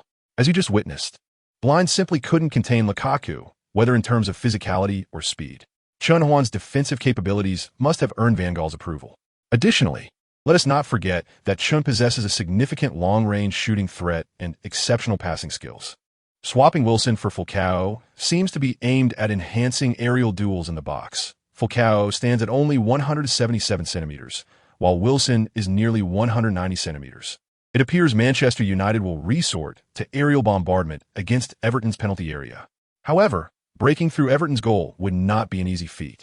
They were a seasoned Premier League force, having secured the English top-flight title 9 times, 5 FA Cup victories, and 1 European Cup Winners' Cup title. Chen Huan and Wilson jogged into the penalty area.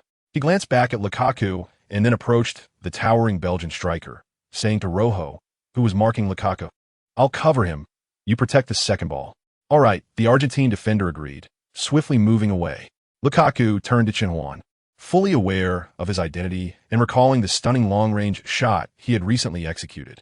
Yet, the notion of one-on-one defending against him was laughable with his height and weight. Overcoming Chen Huan would be effortless. Lukaku even raised his hand to signal to his teammate preparing to take the corner, indicating, "Look for me," with the referee's whistle echoing. Everton's midfielder Naismith abruptly propelled the ball towards Manchester United's penalty area, aiming for Lukaku. "Watch me dunk on you," shouted the 191 centimeters tall Lukaku as he launched into the air, colliding with the ball's trajectory. Chen Huan, showing no hesitation, summoned his strength and leapt into the air, matching Lukaku's fierce intent. Despite facing an opponent as formidable as Lukaku, who resembled a compact tank, he was undaunted by the impending physical confrontation. Thud!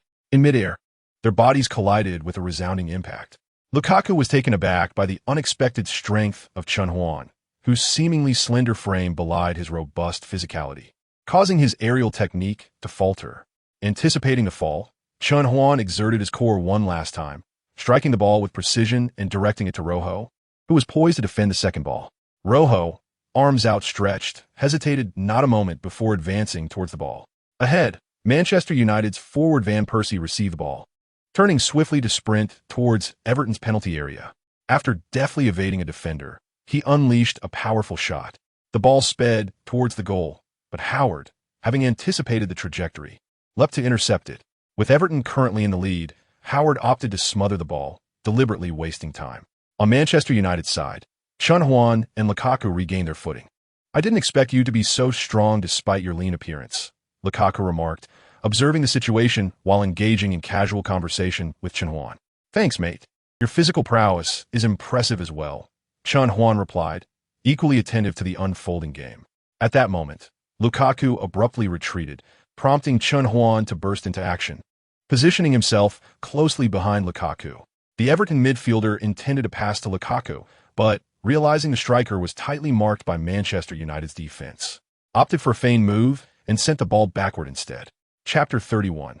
The young Lukaku. "Hey, I didn't realize you were so quick," Lukaku said as he turned, searching for a passing opportunity while conversing with Chen Huan. Chen Huan glanced at the robust striker, inwardly marveling at his explosive speed and power.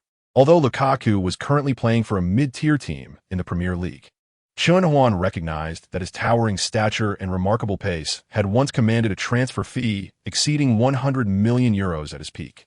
During their earlier one-on-one duel, Chen Huan had anticipated Lukaku's retreat but nearly failed to keep pace. This underscored the intense competition inherent in the Premier League. In Everton's half, a midfield error led to Van Persie reclaiming possession. The Dutch star, shielding the ball as he surveyed the field, noted that only Wilson was positioned at the forefront, while Di Maria roamed along the opposite flank. Unable to advance, Van Persie noticed Chen Huan sprinting forward, beckoning for the ball. He delivered a low, back-passing ball to Chen Huan, who prepared to receive it. Lukaku, observing Chen Huan's imminent reception, wasted no time in closing the gap. "Watch your back," shouted Rojo, the center-back, alerting Chen Huan. With arms extended and his weight shifted back, Chen Huan skillfully flicked the ball just as Lukaku barreled into him. Thud! Even with preparation, Chen Huan stumbled forward from the collision. In the next instant, a figure approached, ready to seize the ball. Without a second thought, Chen Huan chose not to pass the ball, but instead collided with the advancing Lukaku.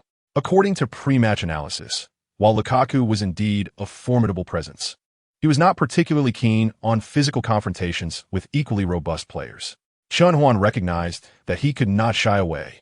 He had to match Lukaku's intensity to assert his presence on the field, especially with limited passing options available.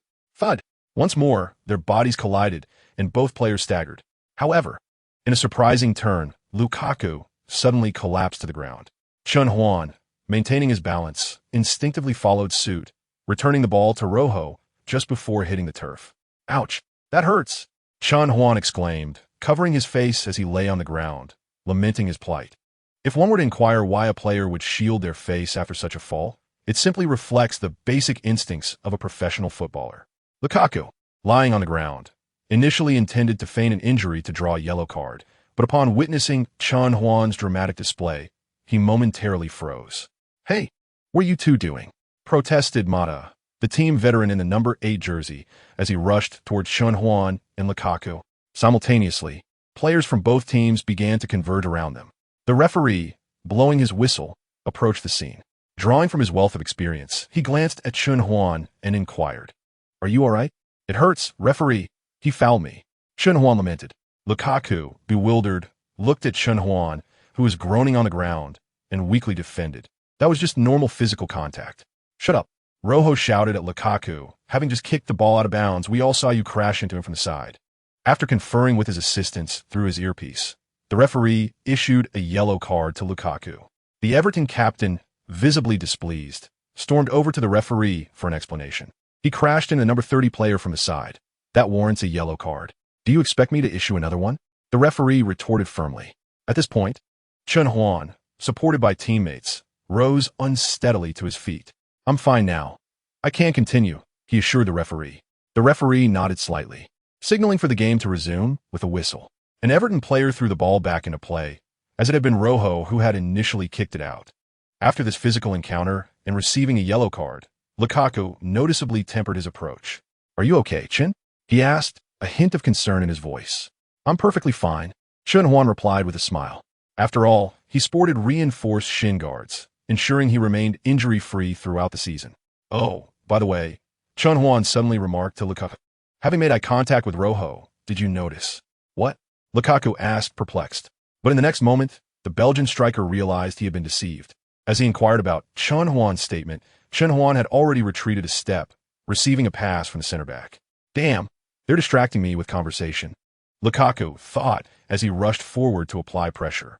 After Chen Huan turned with the ball, he did not immediately pass it.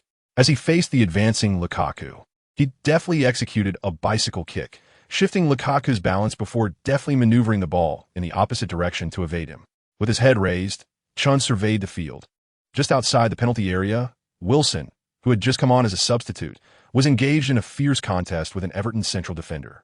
Meanwhile, Mata, positioned as an attacking midfielder, was retreating toward Chen, while Di Maria and Van Persie on either flank were closely marked.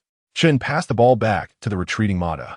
Upon receiving the ball, however, an Everton midfielder immediately closed in, preventing Mata from turning and forcing him to return the ball to Chen. Before receiving the pass, Chen raised his head once more to assess the situation ahead. The Everton half was crowded with players, with every potential support point for Manchester United tightly marked. Thus, he resolved to forge ahead on his own. Chen propelled the ball forward, advancing past the halfway line. At that moment, the defender who had been marking Mata abandoned him and charged toward Chen. With a feint, Chen sent a precise pass through the defender's legs to Mata. Without hesitation, Chen continued his forward motion. Mata received the ball unmarked and turned. "Watch him," shouted Everton's defensive midfielder, Barry, pointing at Chen. Another midfielder, Bezic, immediately broke from his defensive zone to intercept Chen, seeking to cut off any potential pass from Mata. Mata, observing the play, quickly noticed that Chen's movement had drawn Bezic away, revealing a small opening at the rib area just outside the Everton penalty box. Simultaneously, the Dutch forward Van Persie, sharp as ever, recognized the opportunity and dashed toward the space. In Chapter 32, the Crescent Moonblade, the ball was sent soaring from Mata's feet into the vacant area. Van Persie sprinted in, skillfully flicking the ball with the outside of his foot. Chen's commanding voice rang out from the right flank. "Here, how could a defensive midfielder be in that position?" Van Persie was taken aback, as were the Everton defenders. Without a moment's hesitation, he seized the opening, recognizing it as a clear passing lane. With a deft touch, the ball soared toward the right side. Chen sprinted forward, maintaining his speed as he raced along the flank without pausing. The Everton fullback, drawn into the center by Van Persie, left a significant gap in the wide area. "You cover. I'll take your position. We cannot let him into the box." Everton's number 26, Stones, moved to direct another center back to fill the space left by the fullback. Number 6, Jagielka, rushed toward Chen with his arms behind his back.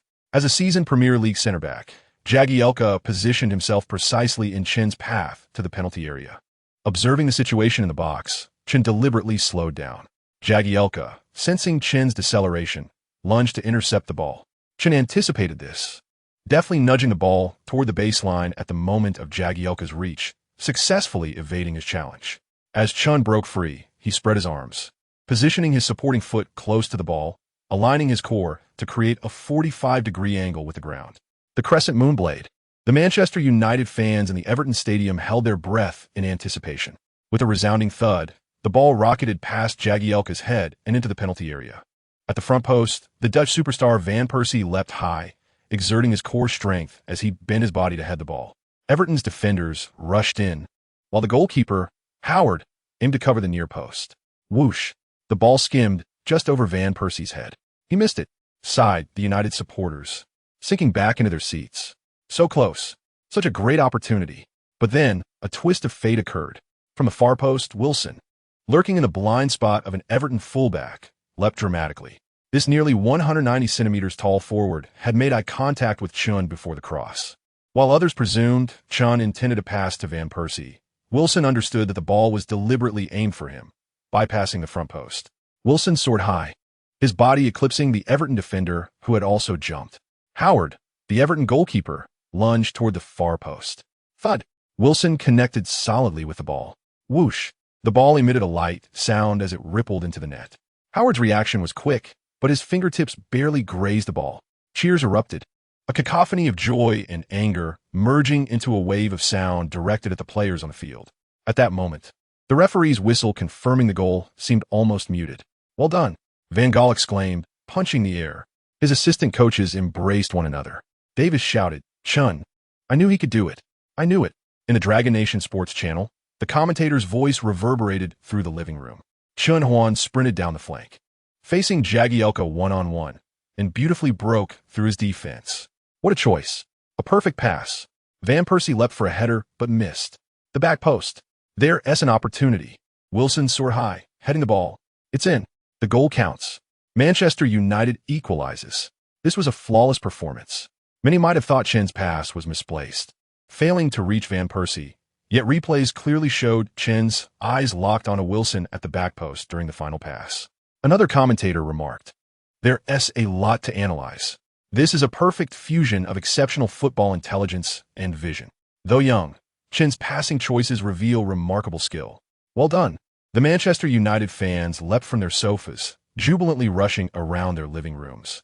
After the goal, Wilson dashed out of the penalty area, running toward Chun. "Chun, I knew you saw me. I knew you would pass." The nearly 190 centimeters tall striker was as excited as a child. "I knew you would score, brother. I aimed for you."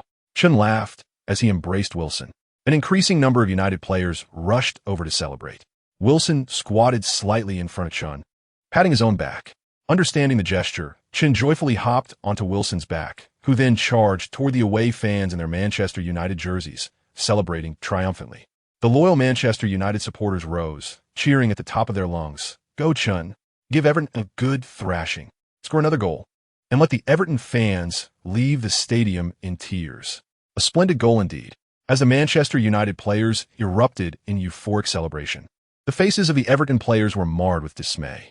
Barry, the defensive linchpin clad in the number 18 jersey, was vociferously berating Bezic. "You idiot. Wasn't it your job to mark Chen?" Bezic, looking aggrieved, raised his hands in a gesture of explanation. "I was keeping an eye on him, but I didn't expect him to suddenly dart around me to the flank just before Mata passed the ball. He's a defensive midfielder. Who would have thought he'd appear in a winger's position? Damn it, I should have turned back to check. I thought he had retreated to our half." Barry, upon hearing Bezic's words, was momentarily taken aback, his anger dissipating significantly. Indeed, who could have anticipated that Chen Huan, a defensive midfielder, would make such a rapid advance to exploit the space left by the Everton fullback? The Dragon Kingdom television broadcast replayed the entire sequence of Manchester United's goal. Zhang, have you discerned any insights? Please share with our ardent fans. Certainly. Look here, after Chen Huan passed the ball to Mata, he surged forward at great speed. The Everton defensive midfielder, Bezic, who was supposed to challenge Mata, had to chase after Chen Huan to intercept the pass, inadvertently leaving Mata with an open 3-meter gap. At that moment, both Van Persie and Mata recognized the void in Everton's defensive flanks. Chapter 33. The Crescent Moon reappears. A free kick goal. Chen Huan possesses a keen awareness of the spatial dynamics on the pitch. Observe as Van Persie accelerates into the flank. Chen Huan immediately identifies the vast space created when the Everton fullback shifts to mark him. Seizing the opportunity, he swiftly veers towards the vacant area. However, Bezic, tasked with marking Chen Huan, remains oblivious to the opening, failing to notice Chen's sudden change in direction. Upon receiving the ball, Van Persie found himself unable to pose a direct threat to the Everton goal due to tight marking from the fullback and with Everton's defense already positioned. The safest option would have been to pass back to Mata to reorganize the attack. Yet, Chen Huan had already positioned himself as a winger, clearly signaling for the ball with an outstretched arm. Van Persie obliged, and the situation transformed dramatically. A minor defensive oversight from Everton turned into a significant vulnerability. Subsequently, as the Everton center back rushed to cover the fullback's gap, Chen Huan, leveraging his ball-handling skills, evaded the marking and delivered a precise pass to the Manchester United striker, who deftly headed the ball into the net. Zhang's analysis is spot on. It appears Chen Huan deserves 90% of the credit for this goal, exclaimed another commentator. Indeed, without Chen Huan's proactive advance, this attack would not have materialized. At Everton's home ground, with the referee's whistle signaling the start, the Everton team commenced play.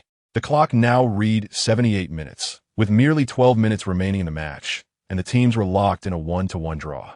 This season, Everton had invested $25 million in Lukaku from Chelsea to bolster their attacking line, while strengthening their midfield and defense, clearly with ambitions in mind, especially after having previously led Manchester United. Now, with the score equalized, they harbored hopes of regaining the upper hand and securing all 3 points. Following swift passing in midfield, Everton delivered the ball to their creative core, Naismith. After deftly evading Manchester United's pressing, he lifted his head to assess the situation. With the Belgian striker sprinting towards the United penalty area, arms raised, Naismith wasted no time, unleashing a powerful pass that soared towards Lukaku.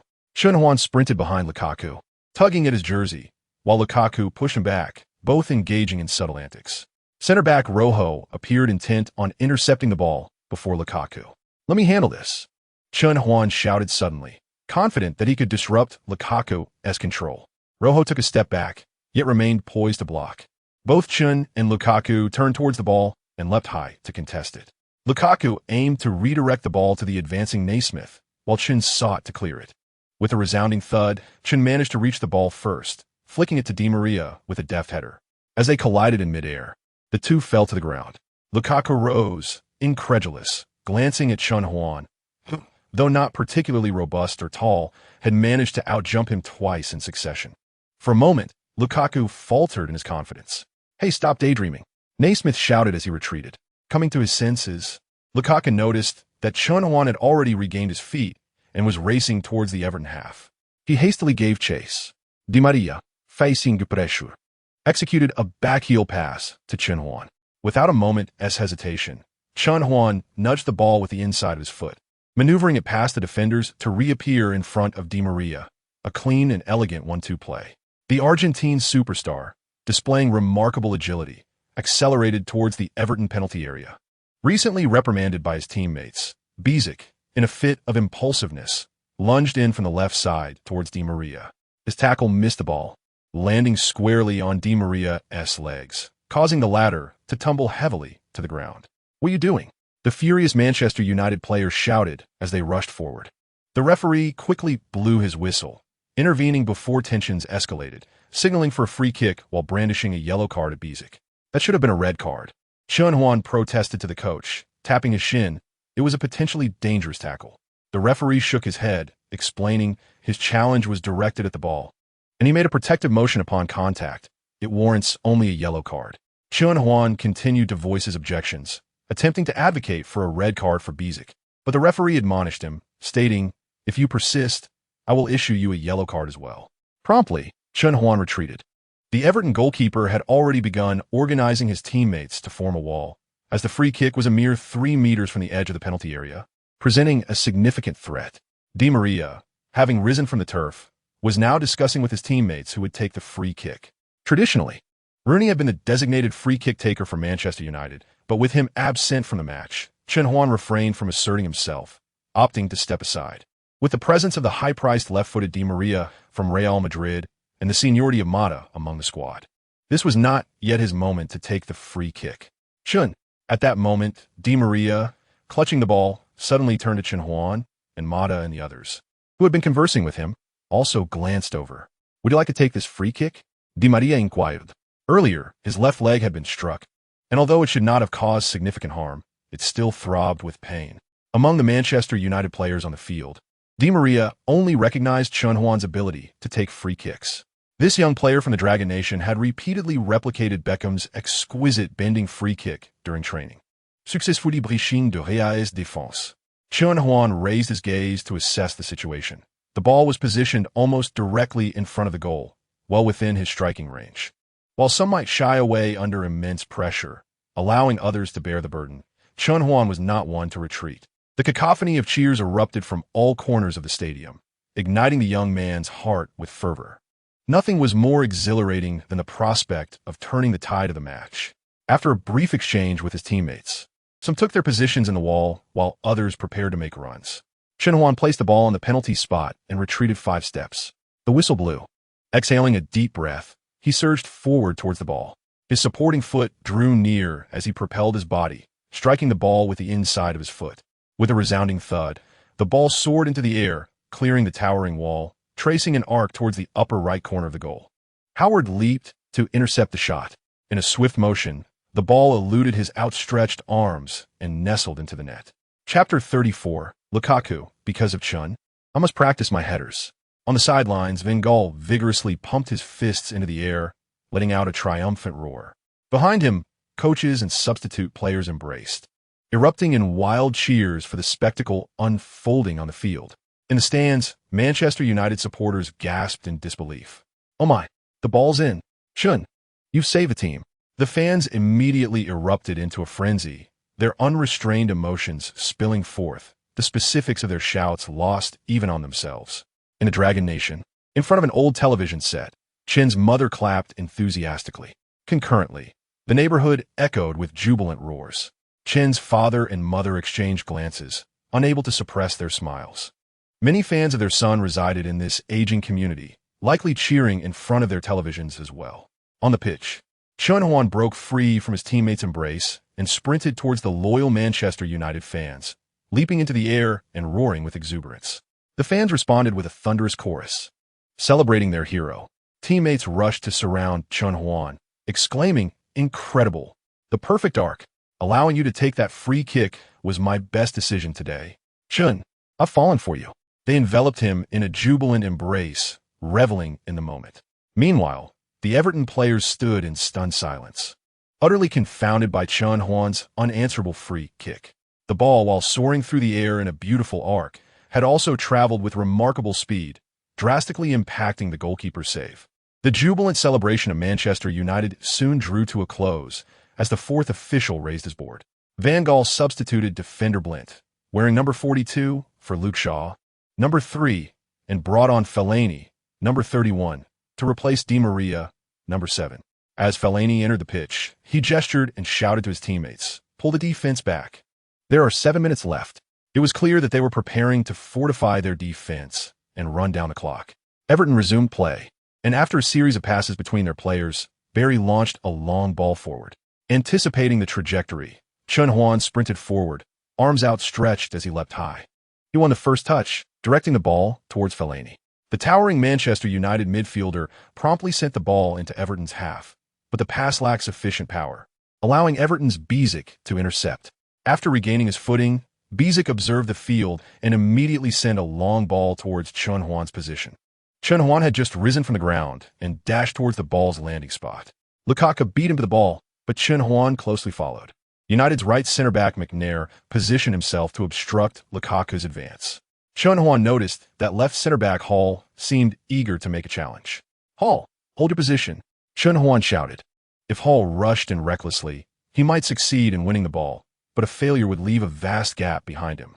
Hall, alerted by Chen Huan's call, regained his composure and maintained his position. With no path to break through against McNair, Lukaku decided to shift the ball to the flank. Just then, he sensed Chen Huan accelerating from his side. Realizing he couldn't overpower Chen Huan with sheer physicality, Lukaku attempted to shield the ball with a feint. However, Chen Huan denied him that opportunity. With a decisive clash, Chen Huan executed a tackle that sent Lukaku tumbling to the ground. McNair seized the moment, delivering a powerful pass into Everton's half. Up front, Van Persie received the ball with his back to goal, deftly flicking it with his heel. The approaching Everton defender missed the interception, and as Van Persie turned, he surged forward with pace. While Lukaku groaned on the ground, Chen Huan stood up, high-fived McNair, and returned to his original position. The referee, having observed the incident closely, recognized that Chen Huan had legitimately played the ball first before inadvertently bringing down Lukaku. In Everton's half, Van Persie evaded the wingback and unleashed a powerful shot from outside the penalty area. The ball whistled over the crossbar, soaring towards the stands. Referee, number 30 for Manchester United, committed a foul. The Everton captain rushed towards the referee, vociferously protesting. "No, that was not a foul," the referee firmly replied, pointing to his eyes. At that moment, Lukaku managed to rise from the turf, refraining from further complaints, while his teammates hesitated to return to their positions. The captain's earlier attempt to pressure the referee had aimed to secure a free kick opportunity. Now that it had failed, they could not afford to waste another moment. Trailing Manchester United by a single point, Everton resumed play, and after a couple of exchanges between Barry and Bezic, Barry opted to send the ball forward again for Lukaku to contest. As Lukaku leapt, he spotted the familiar figure of Chen Huan before him. In yet another aerial duel, Chen Huan emerged victorious, powerfully directing a header towards Fellaini. Without the slightest hesitation, he faced the pressure and, after a brief glance at Everton's defensive positioning, sent the ball soaring with a powerful kick. Wilson, holding off an Everton defender, leapt high and directed the ball towards Di Maria at his side. The Argentine superstar charged towards the corner area of the Everton team, shielding the ball with his back to buy some time. Just then, the referee blew the final whistle, sealing Manchester United's narrow victory over Everton. Lukaku, taking the initiative, struck up a conversation with Chen, expressing disbelief at how he had never been outmatched in aerial duels like that before. "Ha, that's because you haven't faced me sooner," Chen replied with a smile. "All right, can we swap jerseys? You've taught me a lesson today that I wish to remember forever," Lukaku said as he removed his number 10 jersey. The Belgian striker intended to hang Chen's shirt in his locker as a reminder to continue honing his aerial skills, rather than neglecting them due to his significant height advantage. "Sure," Chen agreed with a smile, exchanging jerseys with Lukaku. "Next time we meet, your headers won't come so easily." As Chen was the last to enter the locker room after exchanging jerseys, he was greeted by loud cheers from his teammates, nearly startling him into retreat. "Hey, we should capture your childish expressions on camera." Chen laughed as he made his way to his locker. "Chen, perhaps you aren't aware, but you were the standout of the match," Davis remarked as he approached with a grin. "Fantastic. That means the club will be sending me a bonus," Chen replied, changing into slippers after removing his football boots. Players often switch to slippers upon entering the locker room, as their tightly fitted football shoes are designed for stability during play. By the way, will you be joining the post-match interview with the coach? Do you have any preparations for the reporters' questions? I'll just say what comes to mind. What if they ask something tricky? You know how the media loves to throw challenging questions. "Sorry, my English isn't great. I might not understand your question," Chen replied, eliciting a chuckle from Davis, who patted him on the shoulder. "You're far more mature than I expected. Those reporters won't stand a chance against you." At that moment, a staff member opened the locker room door and called out to Chen, "Chen, the post-match press conference is starting." After donning his spare jersey and bidding farewell to his teammates, Chen made his way to the press conference. Upon entering, a barrage of cameras immediately focused on him. "Chen, how do you feel right now?" "Chen, the Times reported that your salary ranks among the lowest at Manchester United. What do you have to say about that? Are you truly a product of the Dragon Country Football League?" The reporters clamored, creating a raucous atmosphere. Manchester United staff quickly intervened, urging the reporters to sit down and await their turn to ask questions. Chen, unfazed by the journalists, approached Van Gaal and exchanged a fist bump. Sometimes, dealing with reporters can be more taxing than facing an opposing team. The old coach, rarely showing a smile, seemed relieved after the victory had eased his tension. As Chen settled next to Van Gaal, a reporter raised their hand and stood to ask, "Dear Chen, on behalf of the fan newspaper, welcome to Manchester United.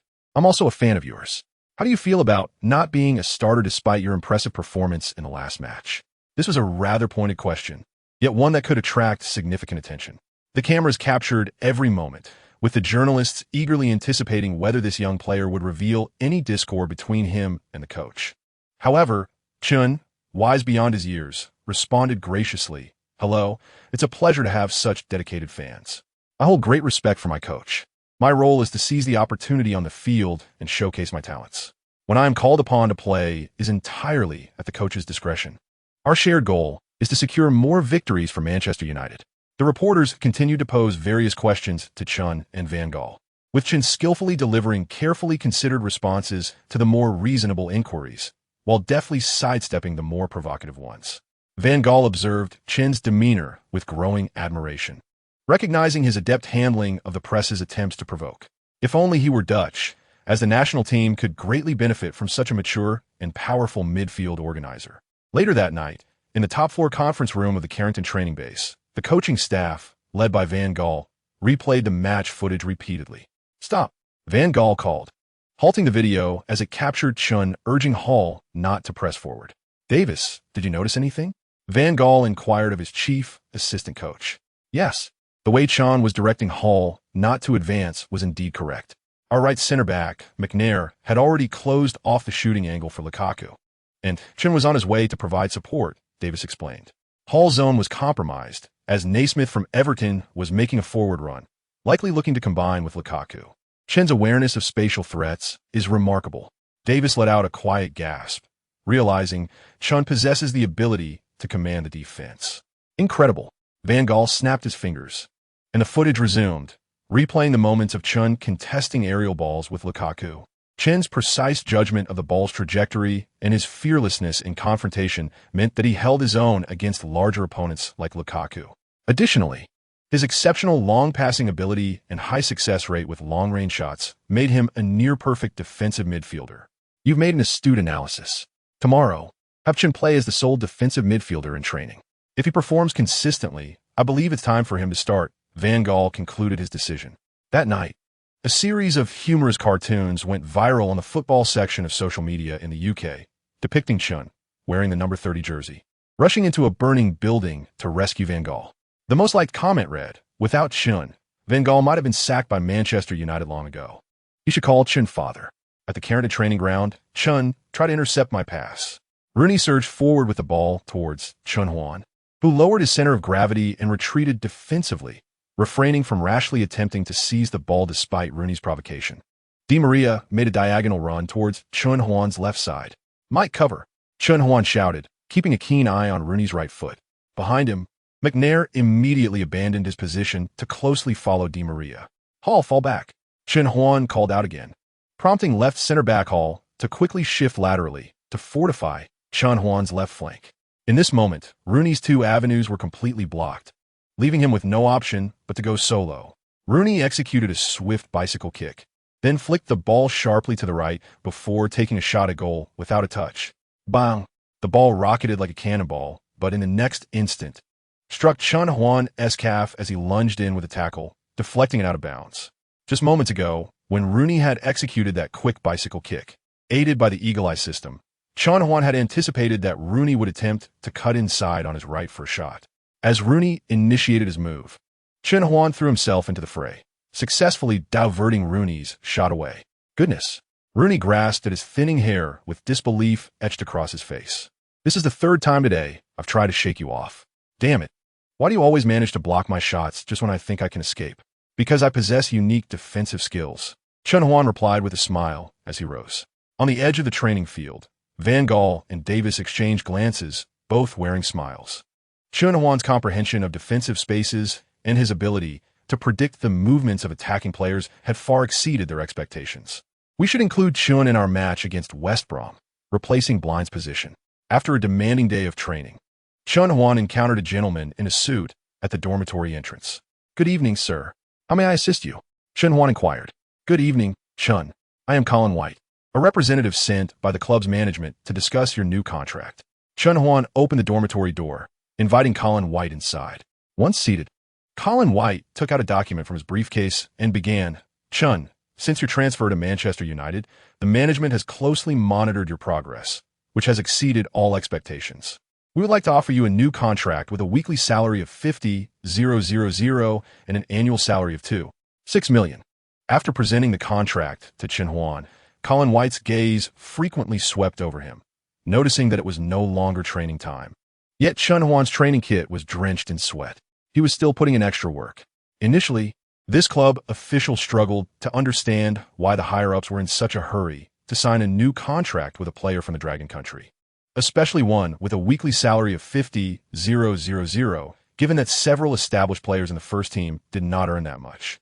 Meanwhile, he, Colin White, a mid-level employee at Manchester United, earned only 250,000 a year.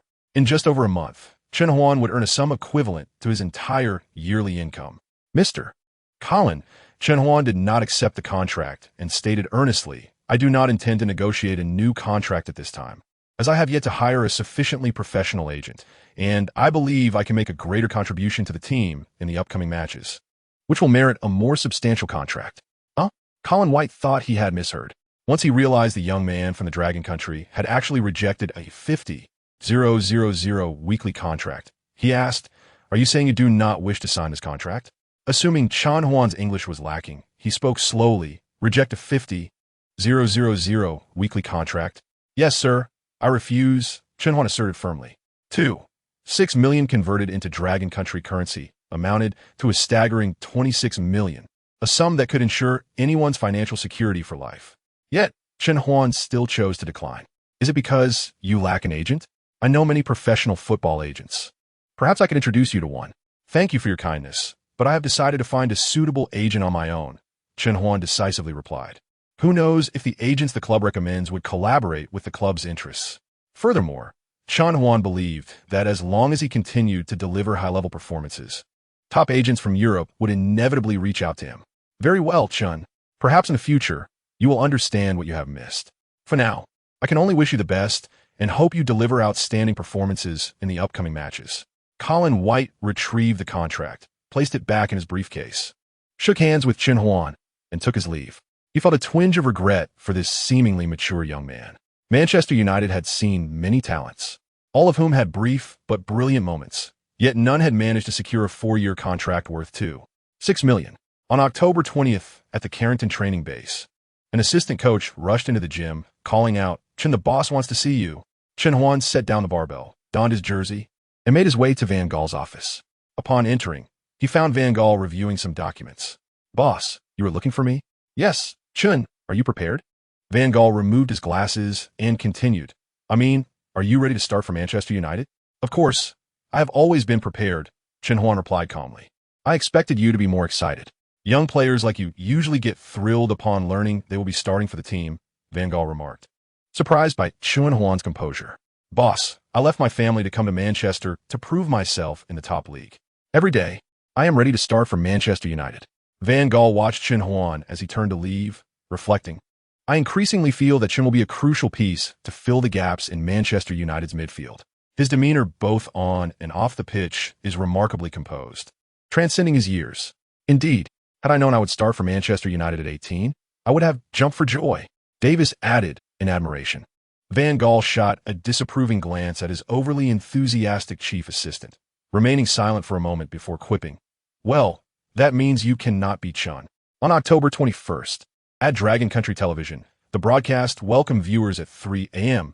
to watch the Premier League match, revealing Manchester United's squad list on screen.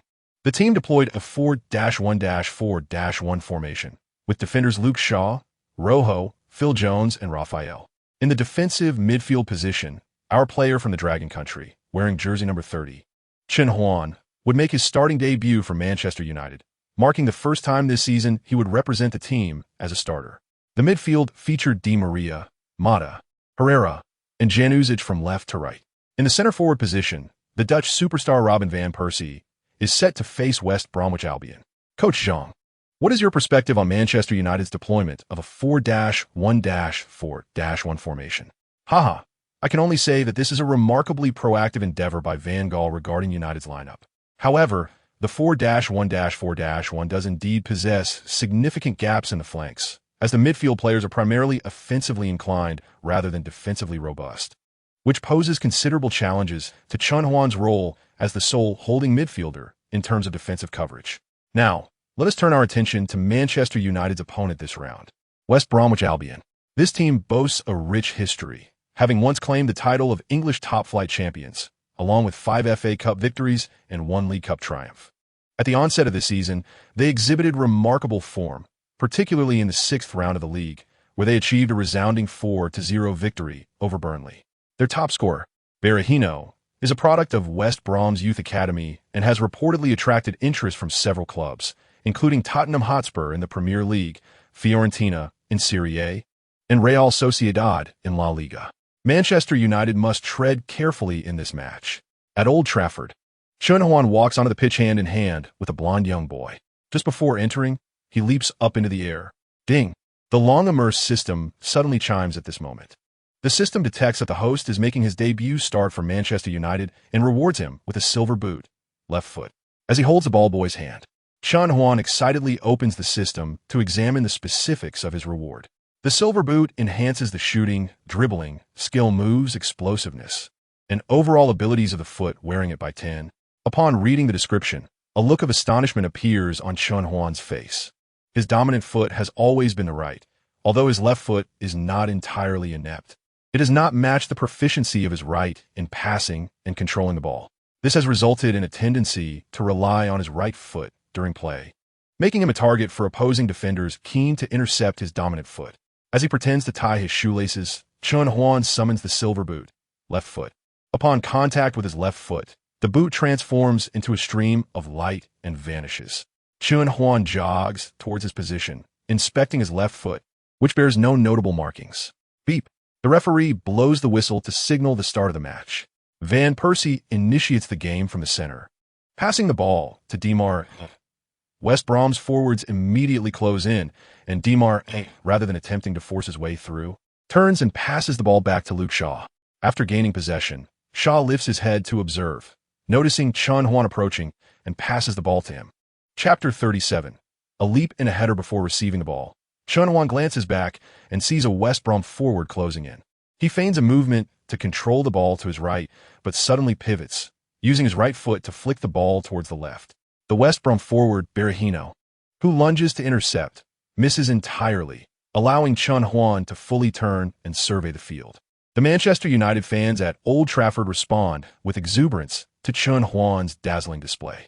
As their cheers fill his ears, Chen Huan feels his heart race and blood surge with fervor. Demar calls for the ball from the left flank. Chen Huan promptly pushes the ball past before the opposing midfielder can close down the passing lane. The new number 7 of Manchester United halts the ball in front of him, just as West Brom's number 17, Dolan, rushes in.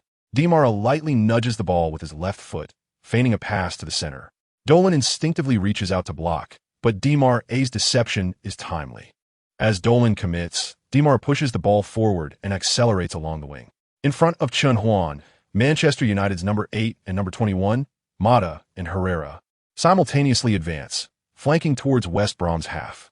Demar finds his path blocked by West Brom's full-back, Wisdom, and surveys the situation in the West Brom penalty area before delivering a cross. The ball arcs gracefully through the air, descending into West Brom's penalty area, where Van Persie leaps high to attempt a header.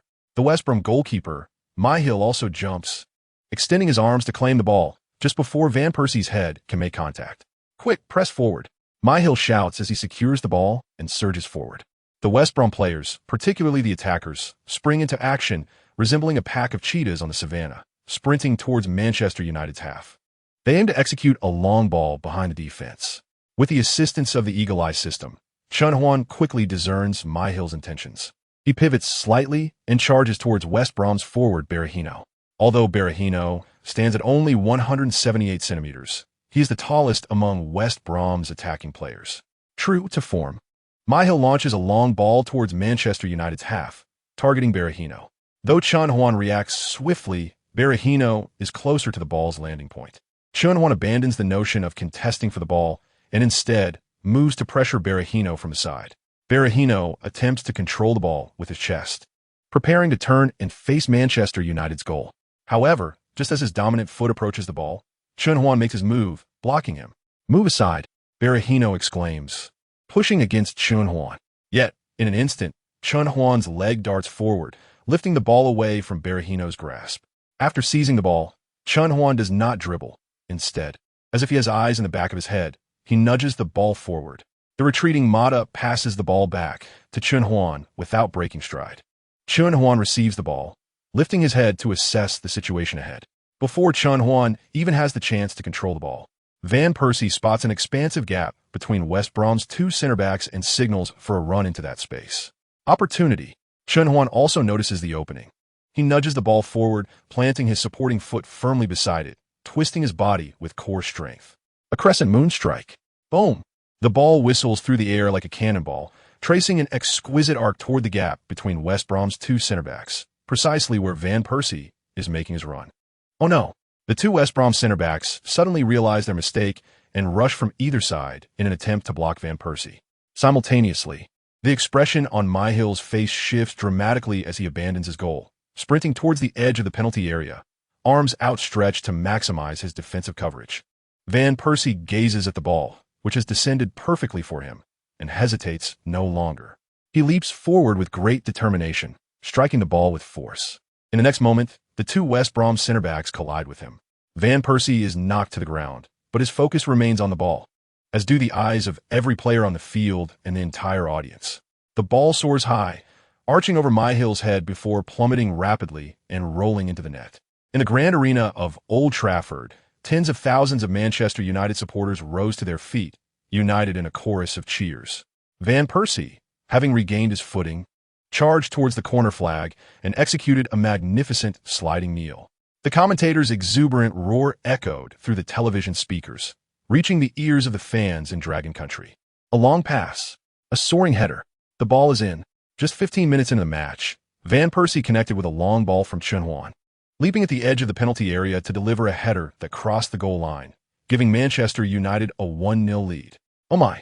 Before the television, the head coach of the Dragon Country national team, the legendary Italian maestro Rossano Lee, stood in disbelief, eyes glued to the replay. What happened? His assistant inquired, puzzled. Lee turned to his aide, joyously exclaiming, I once thought it would be a formidable challenge for our team to qualify for the next World Cup, but now I find myself filled with hope. Oh, may Chen remain healthy and in peak form. On the Manchester United bench, at the moment the ball crossed the goal line, Van Gaal could no longer contain his excitement, rising from his seat to pump his fist in celebration. He pointed emphatically at Chen and shouted, Chen, splendid work. That's how you play. However, Chen Huan did not rush over to celebrate with Van Persie. It was not due to a lack of happiness, but rather because he glanced back at the two central defenders, Rojo and Phil Jones, embracing one another. He felt a twinge of concern regarding the defensive structure, as Van Gaal's 4-1-4-1 formation left too much space on the flanks. As the first half approached the 30th minute, West Brom's Craig Gardner, donning the number 8 jersey, intercepted Herrera's pass, initiating a swift counterattack. Gardner's long ball found the wide-running Dolan, who settled the ball comfortably and surveyed the field. Rojo, Chen shouted, pointing at Berahino, then sprinted to intercept the advancing West Brom forward, Sessegnon. Chapter 38. Playing both father and mother, Rojo promptly surged forward, marking Berahino.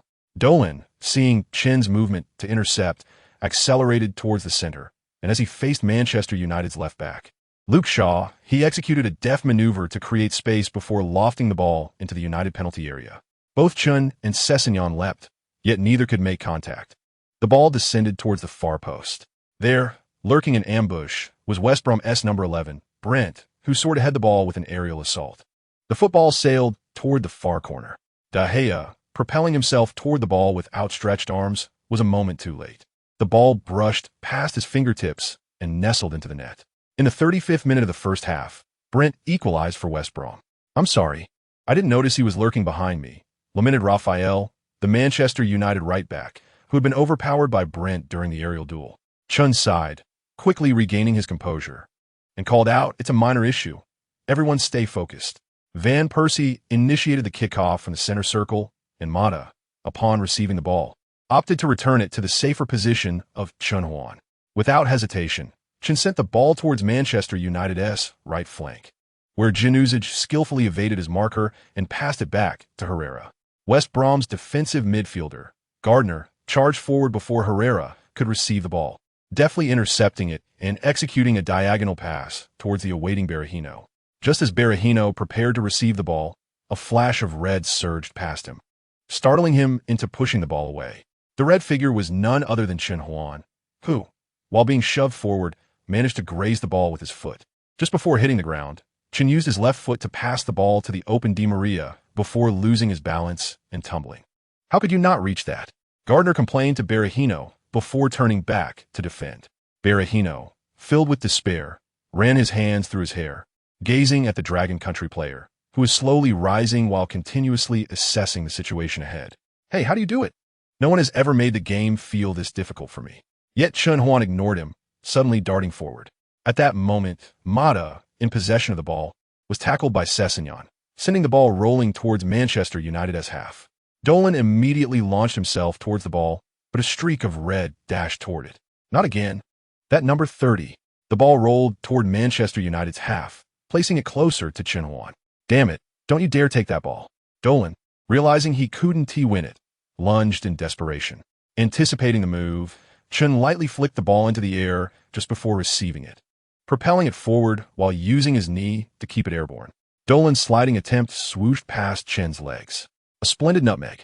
Di Maria, initially prepared to drop back for support, instantly recognized the opportunity and accelerated into the blind spot of the opposing fullback.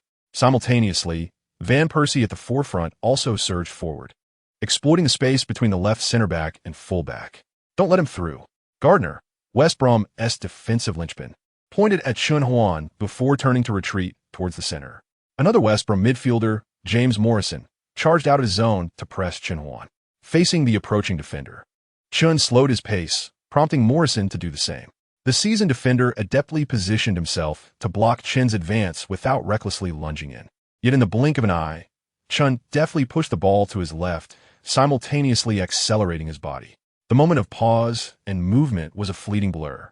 Morrison, caught off guard, failed to intercept, and Chen, leveraging his explosive speed, bypassed his defense. As Chen maneuvered past Morrison, he raised his head to survey the situation ahead. Van Persie had his back to the defender. Mata shifted to the right midfield position. Herrera retreated, and Januzaj awaited the ball on the flank.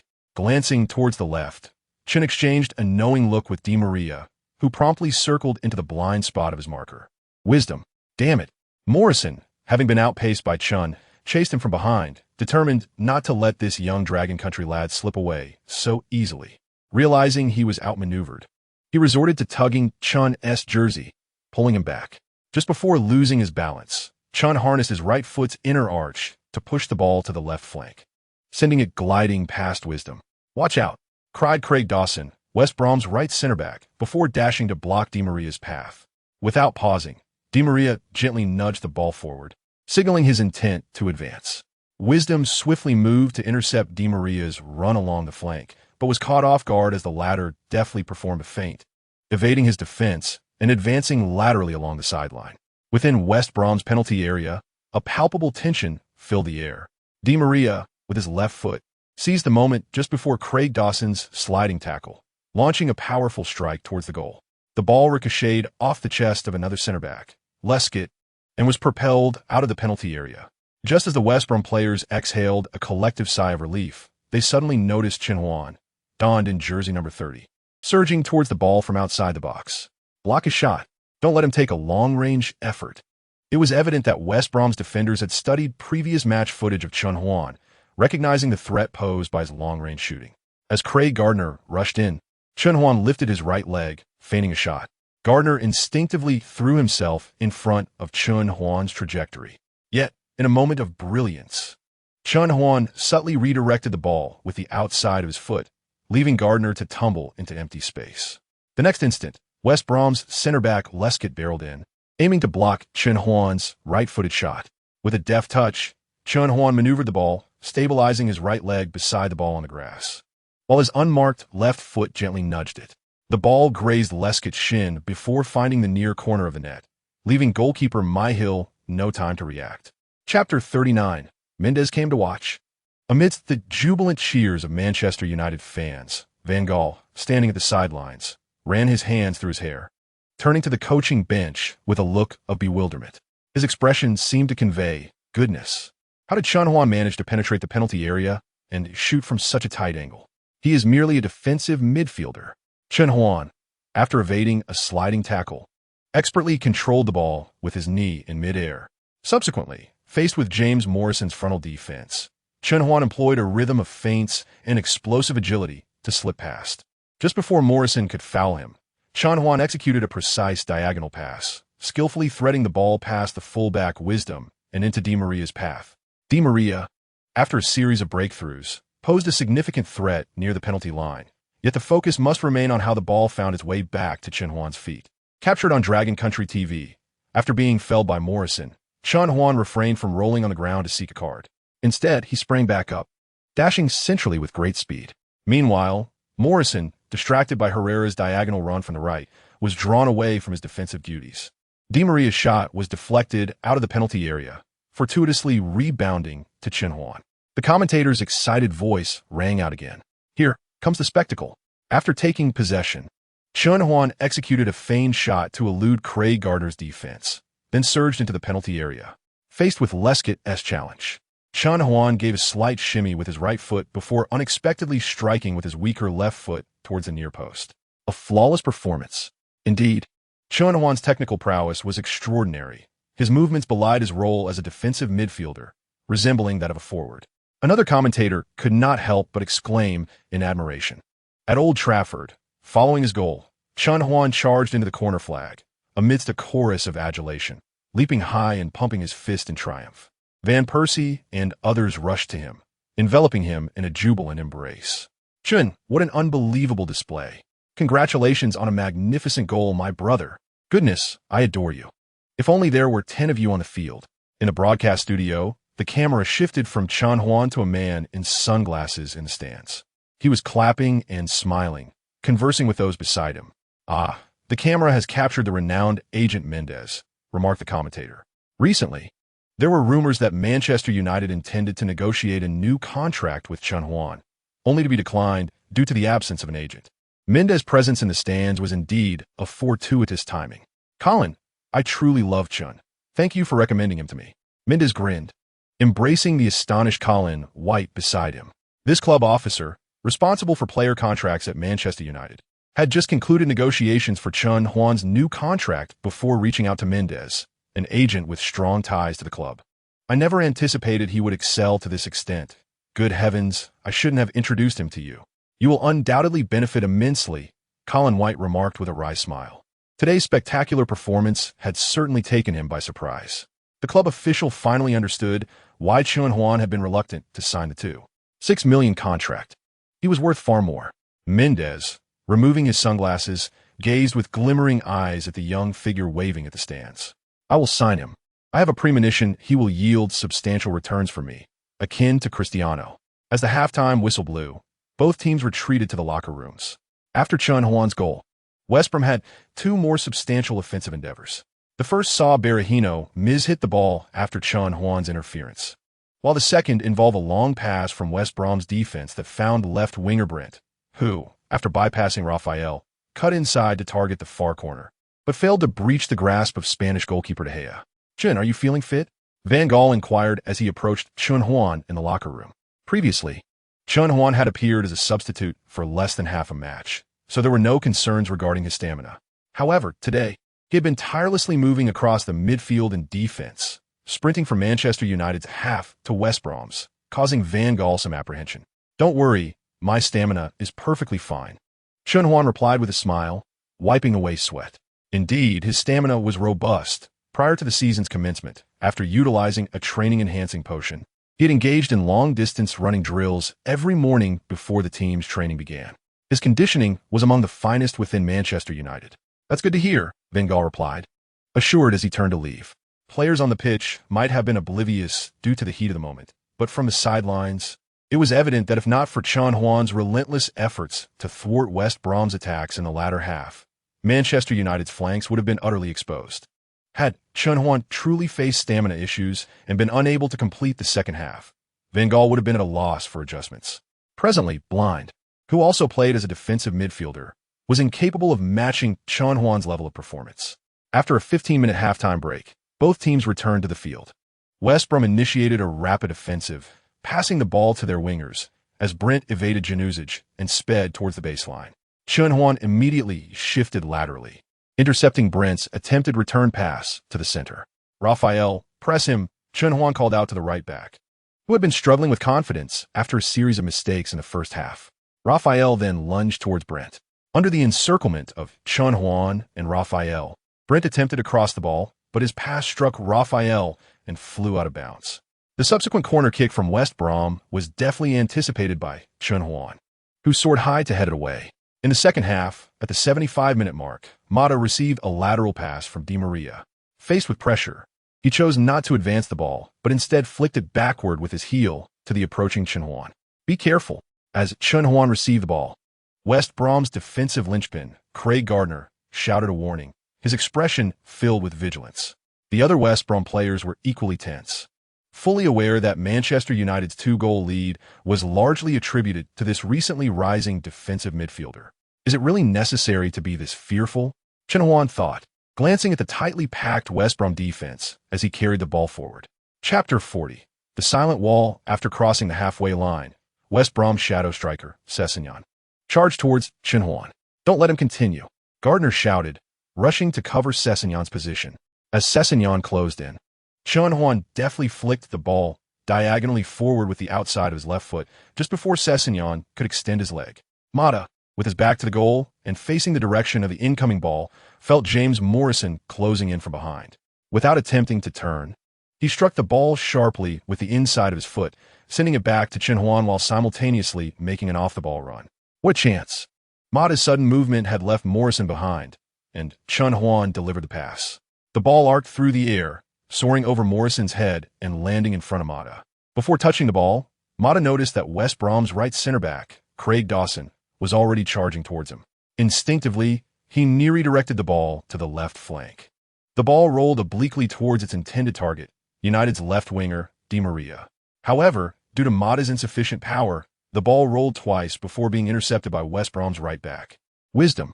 Observing the situation, Chen Huan immediately adjusted his body posture, keenly assessing the ball and the positions of both teams. Wisdom, upon gaining control, promptly passed to Gardner, who comfortably turned without any pressure and sent the ball to Sessegnon. But just before Sessegnon could receive the ball, a red figure, like a specter, sprinted in from the side. It was Chen Huan, who had anticipated Gardner's passing line and lunged forward, intercepting the ball before Sessegnon could touch it. Oh no!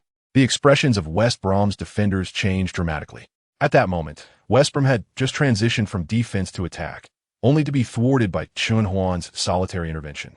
Gardner rushed towards Chen Huan, but within Chen's view, a prime passing lane appeared. With a swift motion, Chen Huan struck the ball with the outside of his left foot. Bang! The ball shot towards West Brom's flank. Meanwhile, Wisdom was desperately racing back to his position, having lost it while pushing forward during the transition. Objectively speaking, Chen Huan's non-dominant foot pass lacked precision, yet at that moment, he found himself unopposed, with Di Maria sprinting ahead of Wisdom. The new number 7 of Manchester United deftly controlled the ball with the outside of his right foot. In the next instant, without any hesitation, he unleashed a powerful shot with his left foot. The ball hurtled towards West Brom's near post, and while Myhill attempted to intervene, it sailed directly into the upper corner of the net.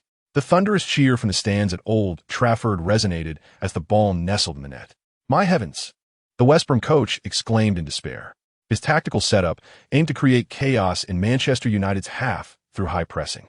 Yet today, United's midfield and defense, through Chen Huan's passing and dribbling, had effectively neutralized West Brom's high press. Today, I feel we did not lose to Manchester United, but to that young defensive midfielder. Damn it, what is our scouting department doing? Why didn't they provide me with a detailed report on him? The coach kicked over a nearby water bottle, cursing loudly. In the stands at Old Trafford, Mendes observed the jubilant players celebrating together, gently stroking his chin. After a moment, he turned to Colin White and remarked, Mr. White, this is an exceptional player capable of excelling in the single pivot role. I believe clubs like Real Madrid, Barcelona, and Juventus would not hesitate to pay his buyout clause to acquire him, and perhaps his release fee is not exorbitant. Colin White felt a pang of regret for having brought the most esteemed football agent in Europe to Old Trafford. He sensed that this legendary agent was not merely speaking in jest. Mr. Mendes, I didn't expect you to begin negotiating on Chen Huan's behalf already. Colin White said with a wry smile. My goodness, Chen, how did you predict Gardner's passing line? Di Maria embraced Chen Huan's head, his face alight with joy. It's quite simple, as I caught a glimpse of Sessegnon, albeit subtly, Chen Huan replied, opting for a casual excuse rather than revealing his systematic insight. Chen, your defensive play is simply impeccable. I no longer have to worry about being caught out from behind, Mata chimed in, wrapping his arm around Chen Huan's neck and laughing heartily. Do keep an eye out too. My calves are nearly cramping from all this running, Chen Huan joked. After a brief celebration, the match resumed, with the clock approaching 80 minutes. West Brom found themselves trailing by 3 goals, causing their players to grow increasingly anxious, resulting in hasty actions. The ball soared from West Brom's half, and Berahino, noticing Chen Huan once again using his body to shield the ball, grew even more agitated. In a moment of desperation, Berahino tugged at Chen Huan's jersey, yanking him back while also committing a foul. Before losing his balance, Chen Huan managed to pass the ball to Mata, only to stumble and fall to the ground. Hey, that SA foul. Rojo shouted angrily at the referee, pointing at Berahino. However, the referee gestured towards West Brom's half, indicating an advantage for the attacking team. Mata, without turning, sent a direct pass to the left, finding the unmarked Herrera, who delivered a diagonal pass with the outside of his foot to Januzic. The number 11 from Manchester United initiated a run, utilizing his explosive speed to bypass West Brom's midfield line before rapidly advancing towards the baseline. Januzic delivered a curving cross near the baseline, and Van Persie leapt high to head the ball towards the goal from within the penalty area. Chapter 41. A peak score and a dismal low. Meyer soared through the air, using both hands to deflect the ball away. The football ricocheted outside the penalty area, as players from both West Brom and Manchester United looked on in anticipation of its landing. In the next moment, Chen Huan emerged above the rebounding ball. Aiming for the upper left corner of the net, he executed a volley without pausing to control the ball. A resounding thud echoed as the football soared over the crossbar of West Brom's goal, hurtling towards the stands behind the net. This volley was a miss.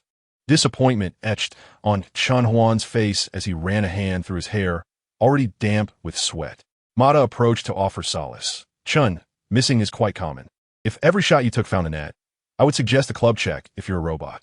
Thanks, mate. Your comforting skills are quite remarkable. Chen Huan replied with a smile. At that moment, the referee hurried over to Berahino, explaining the situation before issuing a yellow card amidst the protest from the opposing side.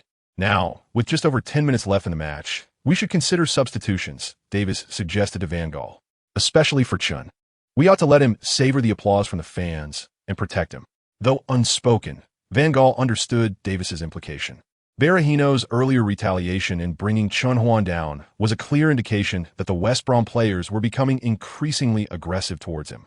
All right, let us bring on blind for Chen, Van Gaal decided. West Brom's defender Lescott received a pass from the holding midfielder and, without hesitation, booted the ball long towards Manchester United's backline. Brent leapt high to secure the first touch, subsequently directing the ball to his side, where Sessegnon awaited. However, before Sessegnon could receive it, Chen Huan's figure reappeared in the path of the rolling ball. With a powerful kick, Chen sent the ball soaring towards the advancing Van Persie. While Van Persie skillfully controlled the ball, he glanced towards the sideline, only to see the linesman's flag raised. He was offside. The game was halted, and the fourth official raised the substitution board. Number 17, Blind, replaced number 30, Chen Huan. Chen Huan strolled towards the sideline, exchanging high-fives with his teammates as he passed. "Hey, hurry up," shouted the West Brom players, clearly frustrated by his deliberate pace. The stands at Old Trafford erupted in a chorus of cheers, the applause and roars merging into a continuous tide of sound. At this moment, tens of thousands of voices converged into a single name, Chen. Chen raised his hands in applause, and the cheers from the stands grew more fervent. "Chen, we love you. Chen, can you give your jersey? Chen, would you sign my shirt?" Fans closest to Chen waved their arms and shouted at him. Upon reaching the sideline, Chen exchanged a high-five with Blind before stepping off the pitch. He approached Van Gaal, and they embraced briefly. Van Gaal patted Chen Huan on the back, saying, "Well done." "Thank you." After exchanging high-fives with his teammates on the bench, Chen Huan sat down and unscrewed his water bottle, taking large gulps. Davis hurried over, saying, "Chen, we took you off to protect you. West Brom's actions are becoming increasingly reckless. Do I look like someone who is thin-skinned?" Chen Huan replied, visibly displeased. Davis scratched his head, chuckling awkwardly. "I was just worried you might overthink it. I'll leave you alone." The final minutes of the match between Manchester United and West Brom were chaotic. West Brom's attacks devolved into simplistic long balls aimed at their forwards. Meanwhile, Manchester United's performance infuriated both fans and Van Gaal. After Chen Huan's departure, the team's success rate in duels for the ball noticeably declined. The backline struggled to distribute the ball under pressure, as Blind lacked Chen Huan's exceptional vision and ball control, often resorting to passing back to the goalkeeper. However, De Gea was not renowned for his precision in passing. He relied more on his goalkeeping skills.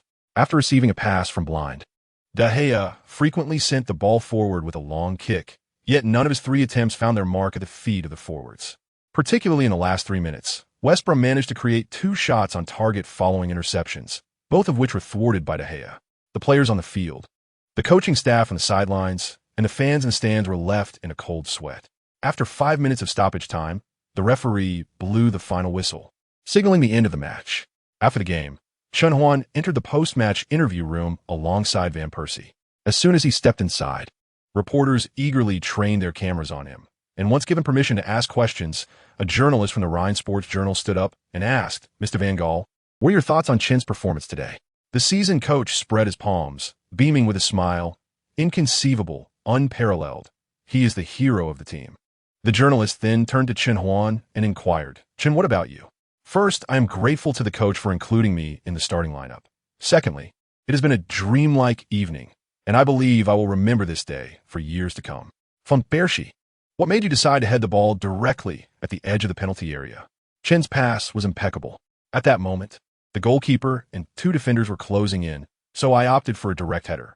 Thank heavens it went in, but at least half the credit belongs to Chen. Another reporter stood up to ask, "Chen, the rating agency just awarded you the highest score of 95 for your performance today, while West Brom striker Berahino received only 32. What do you make of this result?"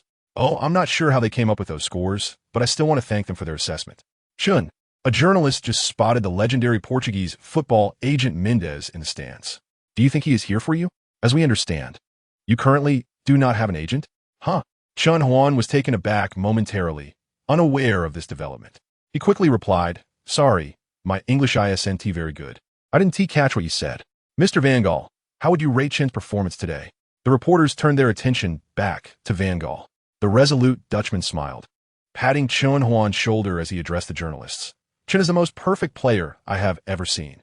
He will be an indispensable asset to the team." After the interviews concluded, Van Gaal held a brief meeting in the locker room before the night's match was officially over.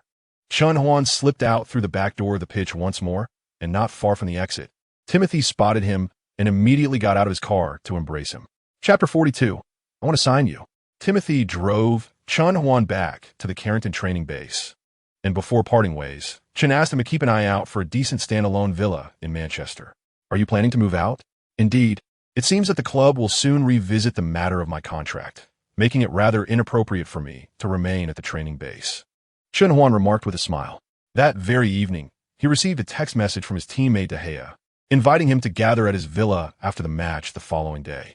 Upon searching online, Chen discovered that De Gea was indeed represented by Mendes, who appeared to be a commendable choice.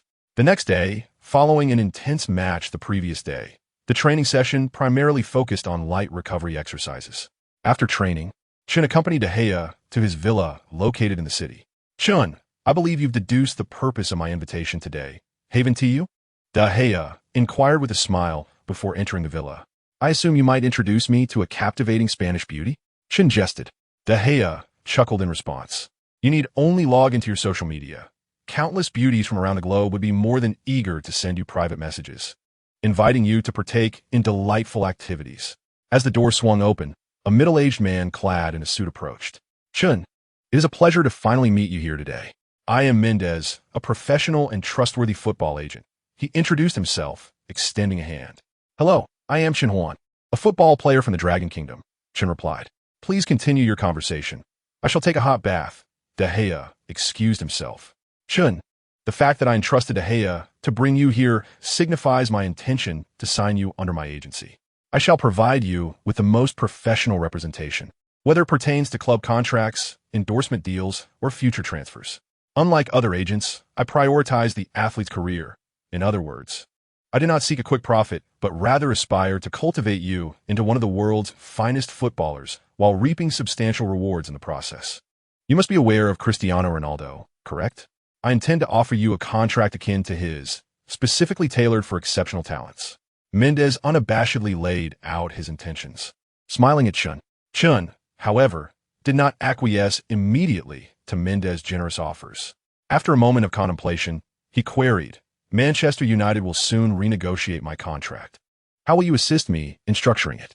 "Firstly, I will negotiate a signing bonus of 1 million for you, along with a minimum weekly wage of 100,000. Moreover, I will secure you guaranteed playing time, and should the team qualify for the Champions League, you will receive corresponding bonuses." Once Mendes completed his statement, Chen interjected, "I desire a signing fee of 3 million, and I expect at least 150,000 in weekly wages. Additionally, I require the guaranteed playing time to be explicitly stated in the contract, and I wish with a buyout clause not to exceed 50 million. Can you accommodate this? If you continue to perform as impressively as you did today in the forthcoming matches, I will strive for an even more substantial contract for you. Mendes responded with a smile, clearly signaling his agreement to Chen's terms. Furthermore, I maintain excellent relationships with clubs such as Real Madrid, Barcelona, Bayern Munich, and Juventus. Should you ever wish to pursue opportunities in other leagues, I can assist you. Chen did not immediately consent. After a brief silence, he nodded, no problem. He extended his hand, and Mendes firmly shook it. That evening, Chen instructed his girlfriend, Timothy, to engage a local lawyer specializing in player representation matters. With the lawyer's assistance, Chen finalized the agency contract with Mendes. Once Chen signed, the contract officially took effect, marking the moment he became a player under Mendes' representation, set to benefit from his expertise and network. Mendes glanced at his watch and remarked, "It's quite late. Tomorrow, I will head to Manchester United to negotiate your new contract. The negotiation process may take weeks or even months, and your performance on the pitch will be crucial in securing a lucrative deal for you." "Indeed," Chen replied, gazing out the window, seemingly speaking to Mendes but perhaps also to himself. "I shall prove that players from the Dragon Kingdom can indeed become core members of Manchester United." At Liverpool's training base, in the top-floor office of Melwood, the current Liverpool manager, Rodgers, was intently scrutinizing footage of Manchester United's recent match. He pressed a button on the remote, freezing the frame where Chen Huan was seen skillfully intercepting a pass intended for West Brom striker Berahino, winning the aerial duel and passing to a teammate. Why was the scout report on this new Manchester United signing not placed on my desk during the preparation period? Rodgers inquired sharply, directing his gaze at his subordinates in the meeting room. The scout responsible responded, "Sir, based on our prior understanding, this Chen had only played in the Dragon Kingdom's Super League and was acquired by Manchester United for a mere 500,000. With only a month remaining until the league commenced, we believed it to be merely a commercial transaction. Hence, we did not dispatch a professional scout to evaluate his situation." "My word, the Dragon Kingdom Super League?" Rodgers exclaimed incredulously. He could hardly believe that the remarkable player, who exhibited tireless running and exceptional tackling and passing abilities, hailed from a league widely regarded as inferior. This Chen's passing ability could significantly aid Manchester United in organizing their possession play and executing the final pass in transitions from defense to attack. "Immediately dispatch our finest scouts to observe every one of Chen's matches.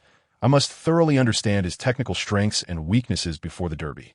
Rodgers squinted, observing the tall figure on the screen, and after a moment of silence, stated, "I have a premonition. He may cause us considerable trouble." Chapter 43. Mourinho at Carrington Training Ground. Rojo intercepted a pass in the penalty area, swiftly delivering the ball to the awaiting Chen Huan. As Chen lifted his gaze to assess the situation ahead, he noticed Rooney signaling for the ball. The eagle-eye system indicated that it wasn't an optimal passing lane. With precision, Chen struck the ball with the instep of his foot, sending it soaring before the opposing forward could close in. Up front, Rooney quickly took off, executing a clever run to evade the marking center back, allowing the Manchester United forward to advance without being offside. As the ball descended towards Rooney, the goalkeeper had already abandoned his goal to block the shot, while a defender trailing behind attempted to impede Rooney with subtle interference. Without pausing to control the ball, Rooney executed a volley. With a sharp crack, the ball shot forth, piercing through the goalkeeper's grasp and finding the back of the net. On the sidelines, Van Gaal instinctively clenched his fist. Chen's pass was exquisite, and Rooney's run was nothing short of brilliant. Simultaneously, Van Gaal recognized that confining Chen to a purely defensive role would indeed squander his offensive talents. Perhaps it is necessary to consider the opponent's position. "Chen, with a splendid pass, I can hardly wait to score with your assistance once my suspension is over." Immediately after scoring, the undisputed leader of the Manchester United locker room approached Chen Huan and smiled. Rooney, having received a straight red card, faced a 3-match suspension in the Premier League. The training match proceeded. After several months of rigorous training at Manchester United and a series of high-intensity Premier League matches, Chen Huan had developed a new understanding of how to utilize the system. The ball once again came to Chen Huan's feet. As he faced the pressure from the opposing players, a deft change of direction allowed him to evade their defense, followed by a long diagonal pass that pierced through the entire defense of the opposing team, landing at the feet of winger Di Maria. Unfortunately, after receiving the ball, Di Maria launched a high shot.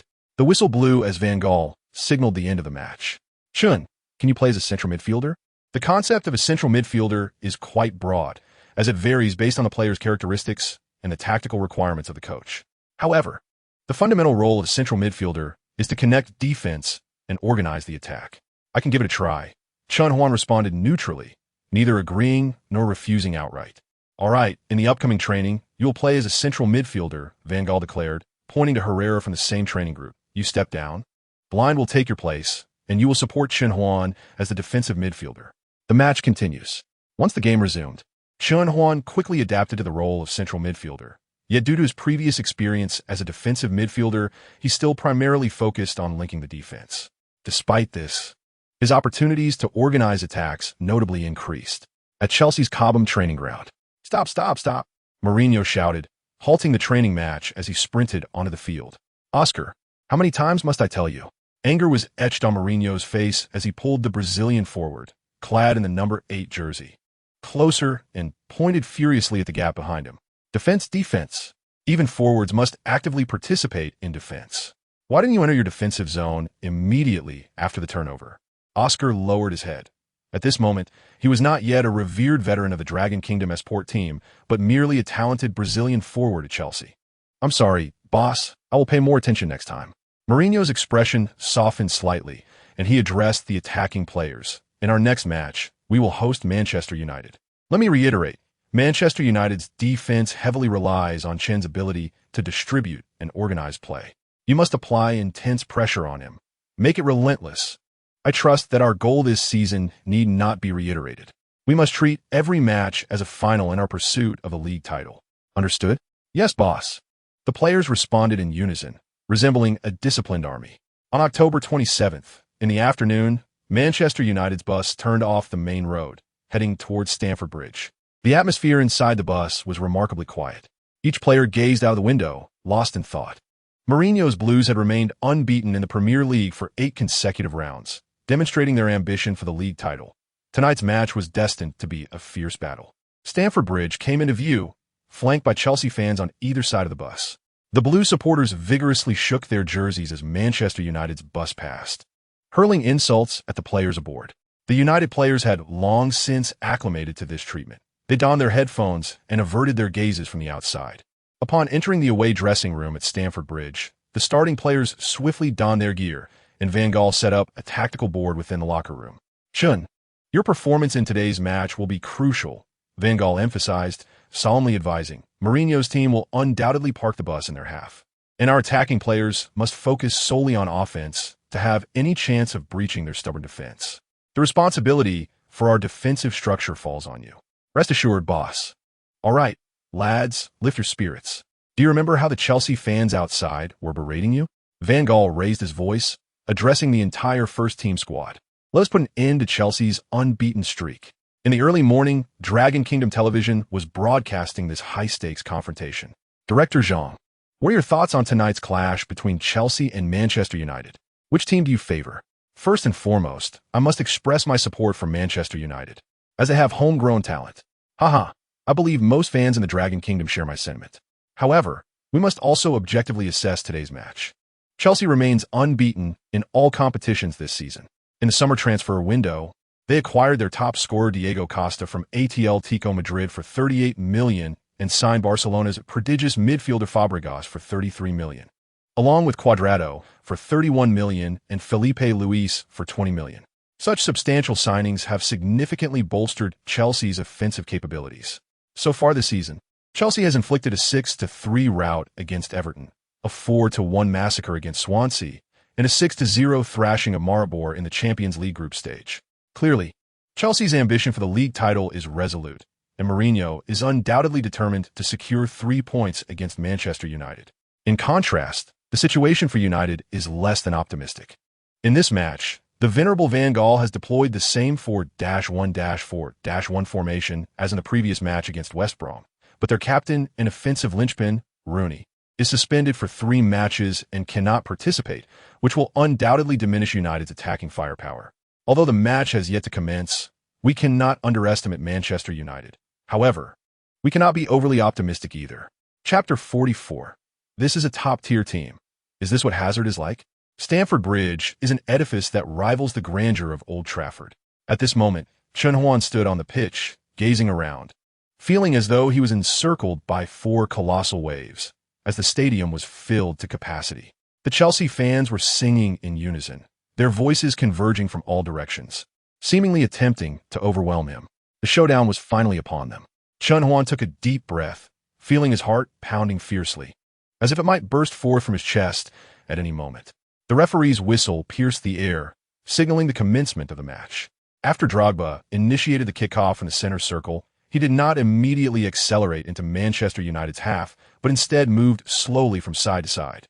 Chen Huan instinctively jogged back to his defensive midfield position, but after observing Chelsea's positioning for a moment, he reluctantly began to advance forward. Chelsea's positioning was far too deep. The ball was circulating within Chelsea's half, and their players appeared unhurried to mount an attack. The damned bus! Chen Huan cursed inwardly as he continued to jog forward.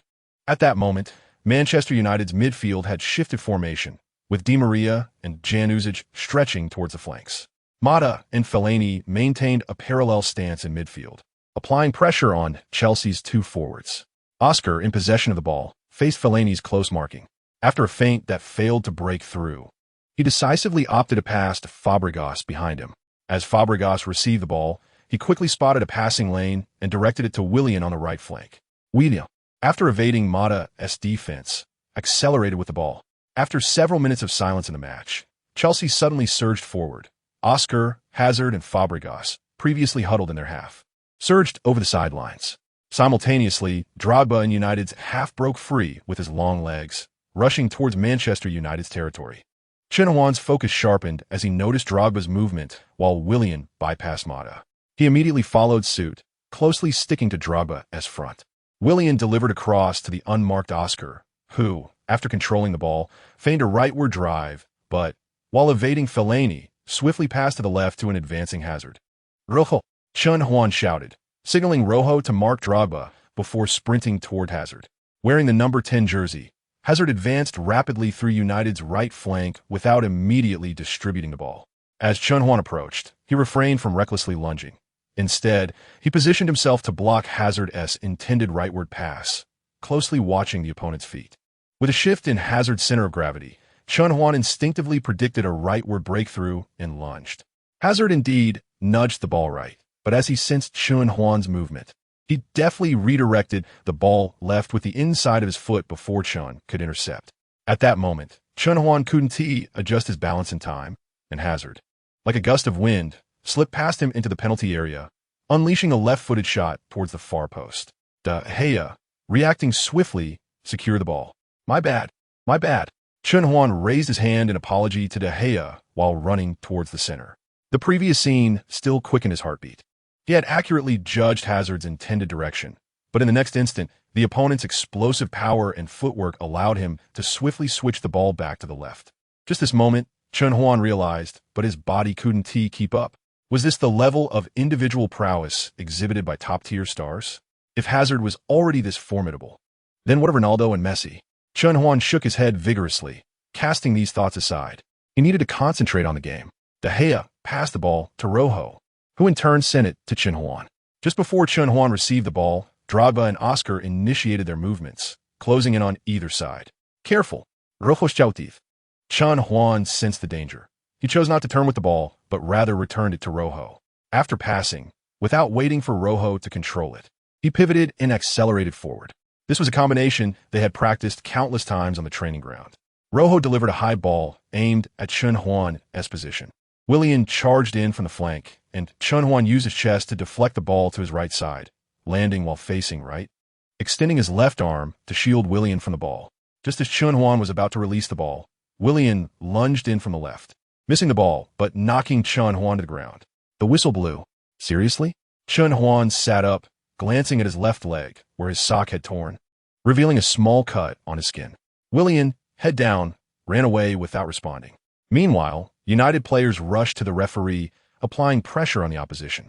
The referee approached Willian and promptly issued a yellow card. The ball hadn't even crossed into United's half when Rojo passed it to Chen Huan, who, upon receiving it, scanned Chelsea's half, seeing no opportunities. He launched a high ball to Di Maria on the right flank. After receiving the ball, Di Maria attempted to break through the defense, but his pass was intercepted by Fabregas, who delivered a long ball to Drogba's feet. Chen Huan leapt high alongside the beast, vying for the first touch. Ultimately, Chen Huan secured the initial contact, directing the ball to Fellaini, but the United midfielder was swiftly tackled by the on-rushing Oscar. The Brazilian forward immediately sent the ball to Hazard, who advanced towards the right, only to be blocked by Chen Huan. Hazard sought to bypass Chen Huan's defense, but this time, Chen Huan refrained from reckless lunging, instead firmly positioning himself against Hazard's right foot. The latter nudged the ball left, intending to exploit his explosive speed to shake off Chen Huan, but Chen anticipated this, shifting one step sideways, blocking Hazard's path rather than the ball. Rojo, trailing behind Chen Huan, regained possession and passed to the flank. Chen Huan's astute positioning granted Manchester United an opportunity for a counterattack. The ball exchanged between Luke Shaw and Jin Uzaj until they found a gap to return it, leading Mata to unleash a long-range shot from outside the penalty area.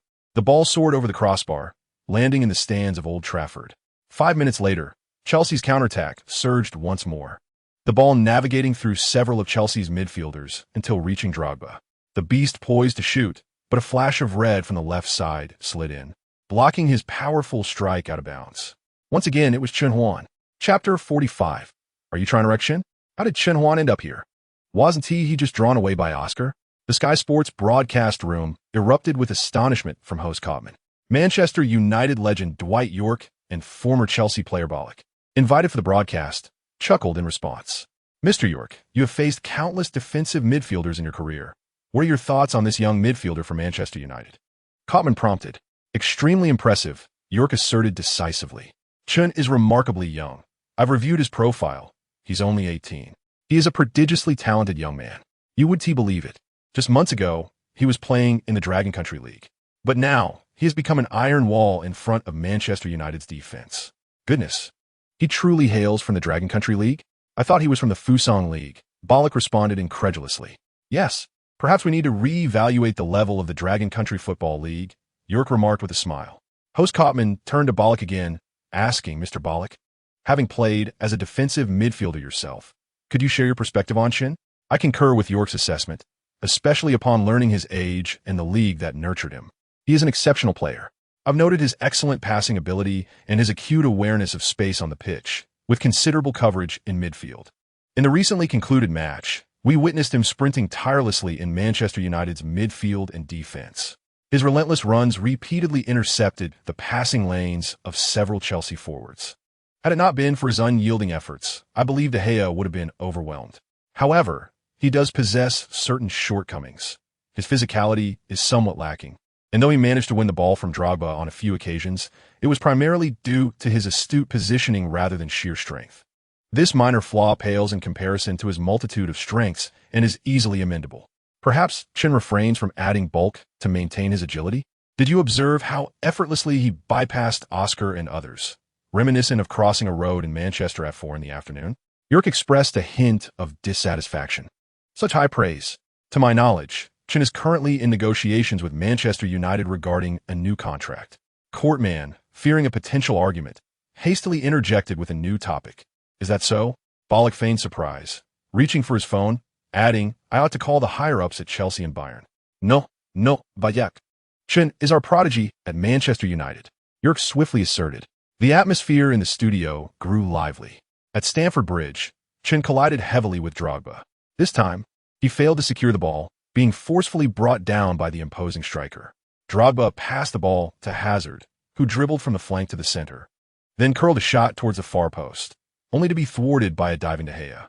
Chen rose from the ground, his red jersey stained with mud. Chen, are you all right?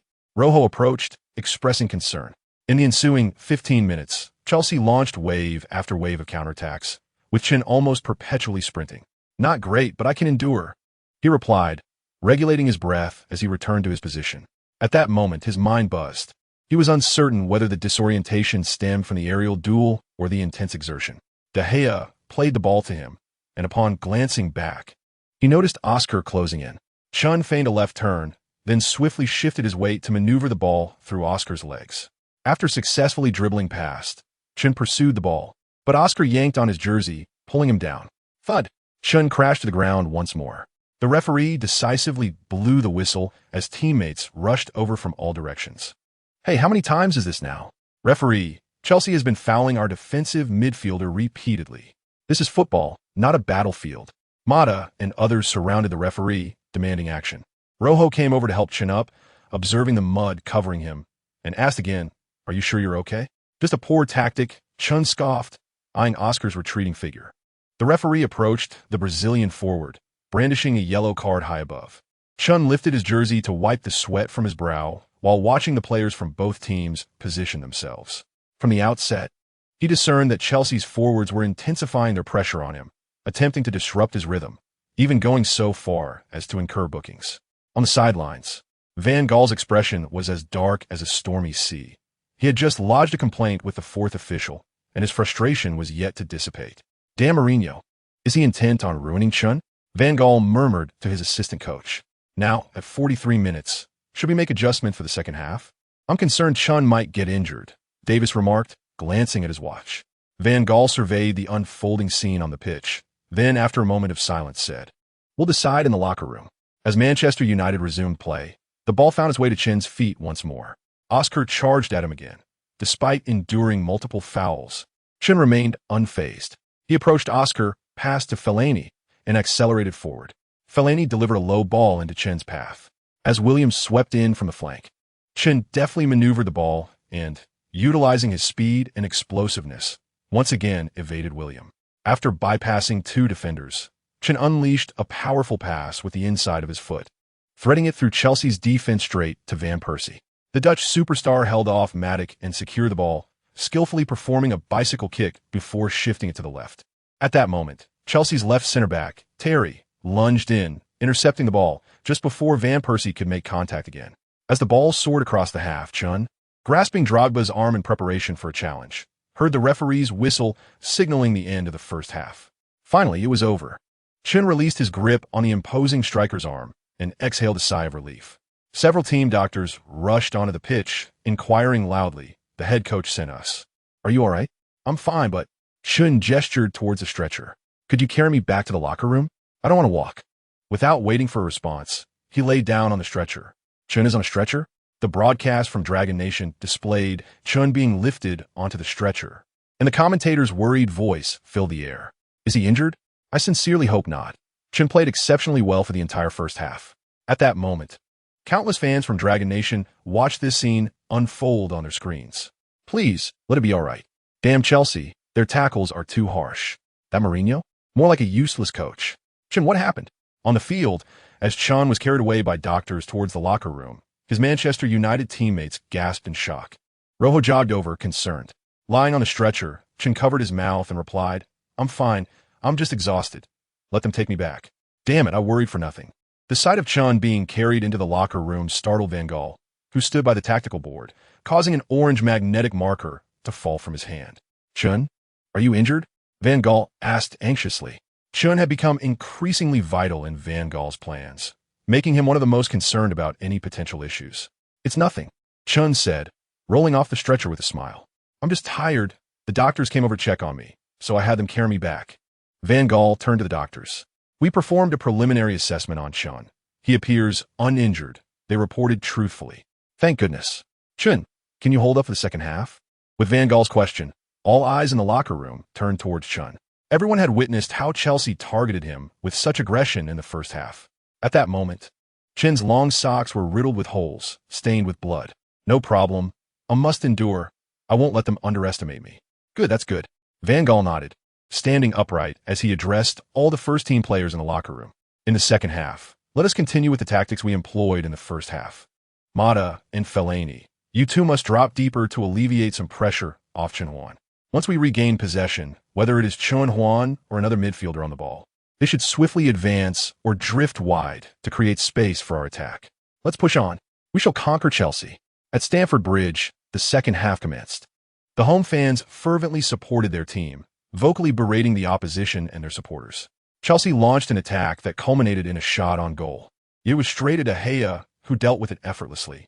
De Gea threw the ball to Rojo, the Argentine center-back, who then passed it to Chen Huan, who was positioned with his back to the play. At that moment, Drogba suddenly charged in. Chen Huan, anticipating the collision, deftly returned the ball to Drogba before being heavily struck by him, crashing to the ground. Hey, that's a foul. The Manchester United players immediately raised their hands, vociferously appealing to the referee. However, the referee shook his head, indicating to Chen Huan to rise, suggesting it was a fair physical challenge. Get up. You want to hear a yellow card like this, Drogba taunted as he watched Chen Huan struggle to his feet. Chen Huan glared at the imposing figure of the striker and retorted, "Instead of fouling me, you should focus on receiving the ball under my defense more often, or else your family might be greeted by Chelsea fans after the match."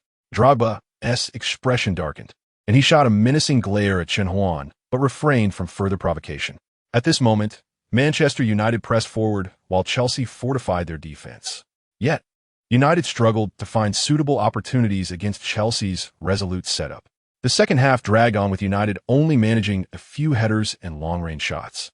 Meanwhile, Chelsea capitalized on the gaps during United's transitions, finding several promising shooting opportunities, yet failing to convert. In the 73rd minute, after Van Persie's long-range shot was collected by the Chelsea goalkeeper, a powerful throw-in found Fabregas's feet. After evading Mata's challenge, Fabregas delivered a long pass into United's half, targeting Hazard. Although not particularly tall or robust, Hazard managed to withstand a challenge from the opposing right-back, Raphael. He controlled the ball deftly, slipping it through Raphael's legs before pivoting to pursue it. "Hey!" Chen Huan shouted, quickly clasping his hands behind him as he dashed towards Hazard, leaving Drogba for Rojo to mark. Hazard surged into the penalty area with speed. Chen Huan, positioning himself to block Hazard's angle for a far post shot, retreated in sync with Hazard's advance, awaiting his teammate's support. Hazard altered his center of gravity, and seeing Chen Huan remain unfazed, he struck the ball backward before Raphael could intervene. The ball slipped out of the penalty area, and Chen Huan turned to see Oscar, adorned in the number 8 jersey, strike a curling shot toward the top right corner of the United goal, just before Fellaini could disrupt it. The ball soared through the air in a graceful arc. At that moment, players from both teams turned to follow its trajectory. De Gea stretched out towards the right corner, but ultimately fell short by mere inches as the ball nestled into the net. Cheers erupted from all corners of Stamford Bridge, a cacophony that threatened to overwhelm. Oscar raced towards the corner area, leaping high in celebration, followed closely by his Chelsea teammates. Chen Huan felt his legs gradually lose strength, collapsing to the ground. Bewildered, he gazed around, noticing numerous Chelsea players reveling in their celebration. He glanced at his teammates, the Manchester United players in red, heads bowed in defeat. It was clear they had lost faith, as if they believed the match was already over. A profound sense of frustration washed over Chen Huan. Once Chelsea, a team renowned for their defensive prowess, took the lead, reclaiming victory seemed a daunting task. No, it shouldn't be like this. Clenching his fists, he rose to his feet, fixing his gaze on the jubilant Chelsea players. "Hey, brothers, we've fought here for dozens of minutes, and we shall not return to Manchester bearing a loss." Chapter 47. The Crescent Moonblade. The Comeback.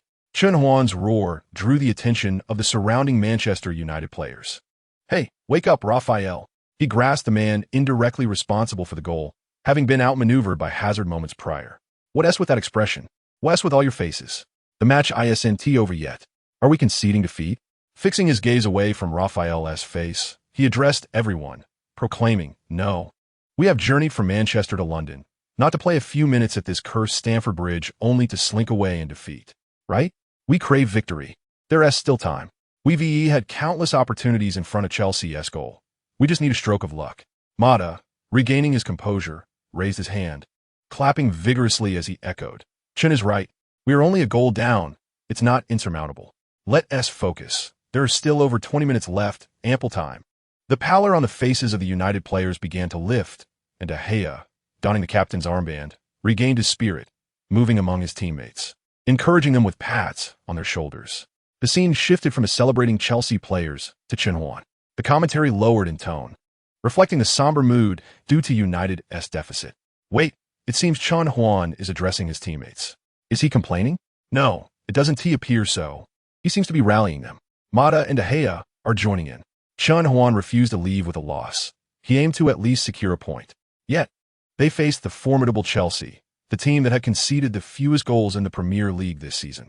After taking the lead, Chelsea fortified their defenses even further, with only Hazard and Drogba occasionally probing for openings in United's half, while the rest of the players huddled back. United managed a few attacking plays after the restart, yet each time they were thwarted just before a shot could be taken. At this juncture, Di Maria received Chen Huan's long pass, turned with the ball, evaded a defender, and then delivered a deft backheel pass to Van Persie, who had ventured into Chelsea's left flank. The Dutch superstar sought to connect with his teammates, but was felled by the advancing Matic. The referee immediately whistled, awarding a free kick. Chen Huan rushed forward to seize the ball. "May I take the free kick?" he asked Di Maria, who was initially poised to take it. However, upon seeing the determination in Chen Huan's eyes, Di Maria paused momentarily before nodding in agreement. Before Chelsea's goal, Courtois was directing his teammates to form a wall. Chen Huan, cradling the ball, gazed intently at the Chelsea goal, then gently kissed the ball before placing it at the penalty spot. On the sidelines, Van Gaal observed Chen Huan stepping up to take the free kick, silently clenching his fist. It was evident that this well-positioned free kick was entrusted to Chen Huan, who sought to invoke good fortune by kissing the ball. Stepping back, he took a deep breath, exuding confidence. Before the television screen, countless fans from Longwa held their breath, fixated on the solitary figure on the pitch. Chen Huan began his run-up, adjusting his steps and center of gravity, his gaze fixed not on the wall but on the top right corner of the goal. His supporting foot firmly planted into the turf, he coiled his body, generating power as he struck the ball sharply with the inside of his right foot. The ball soared with a resounding thud. Chelsea's wall leapt high, yet the ball grazed the head of Fabregas on the far right, curving around him. The trajectory traced an inward arc, heading towards the upper right corner of the Chelsea goal.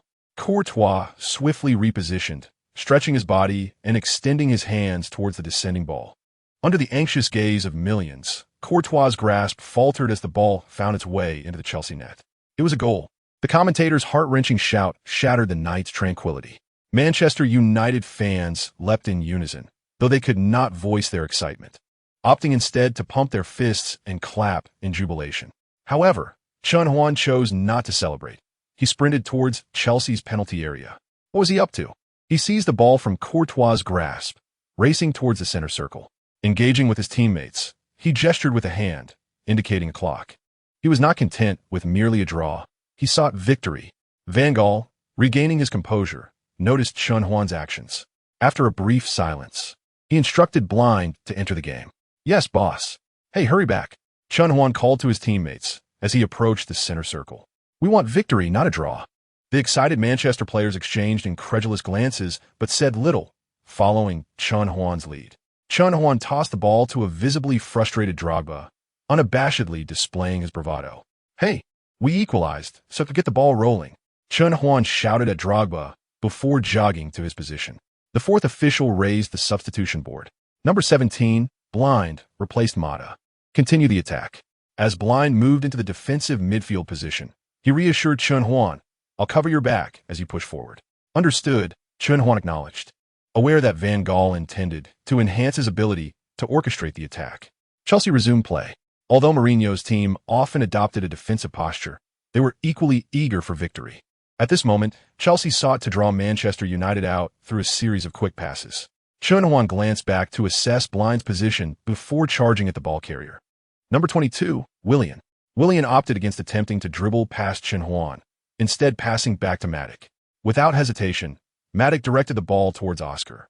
But in the next instant, Chen Huan appeared in the path of the pass. Chapter 48. The turnaround, exclaimed Ballack on Sky Sports. Goodness, how did Chen get into that position? In the blink of an eye, Chen Huan passed the ball to the wide-open Di Maria, who advanced but was thwarted by the opposing fullback, Felipe. The replay showcased Chen Huan's interception. After pressuring Willian into a back pass, he faked right, drawing Matic's attention before swiftly retracing his steps. Matic, unaware of Chen Huan's return, lost possession.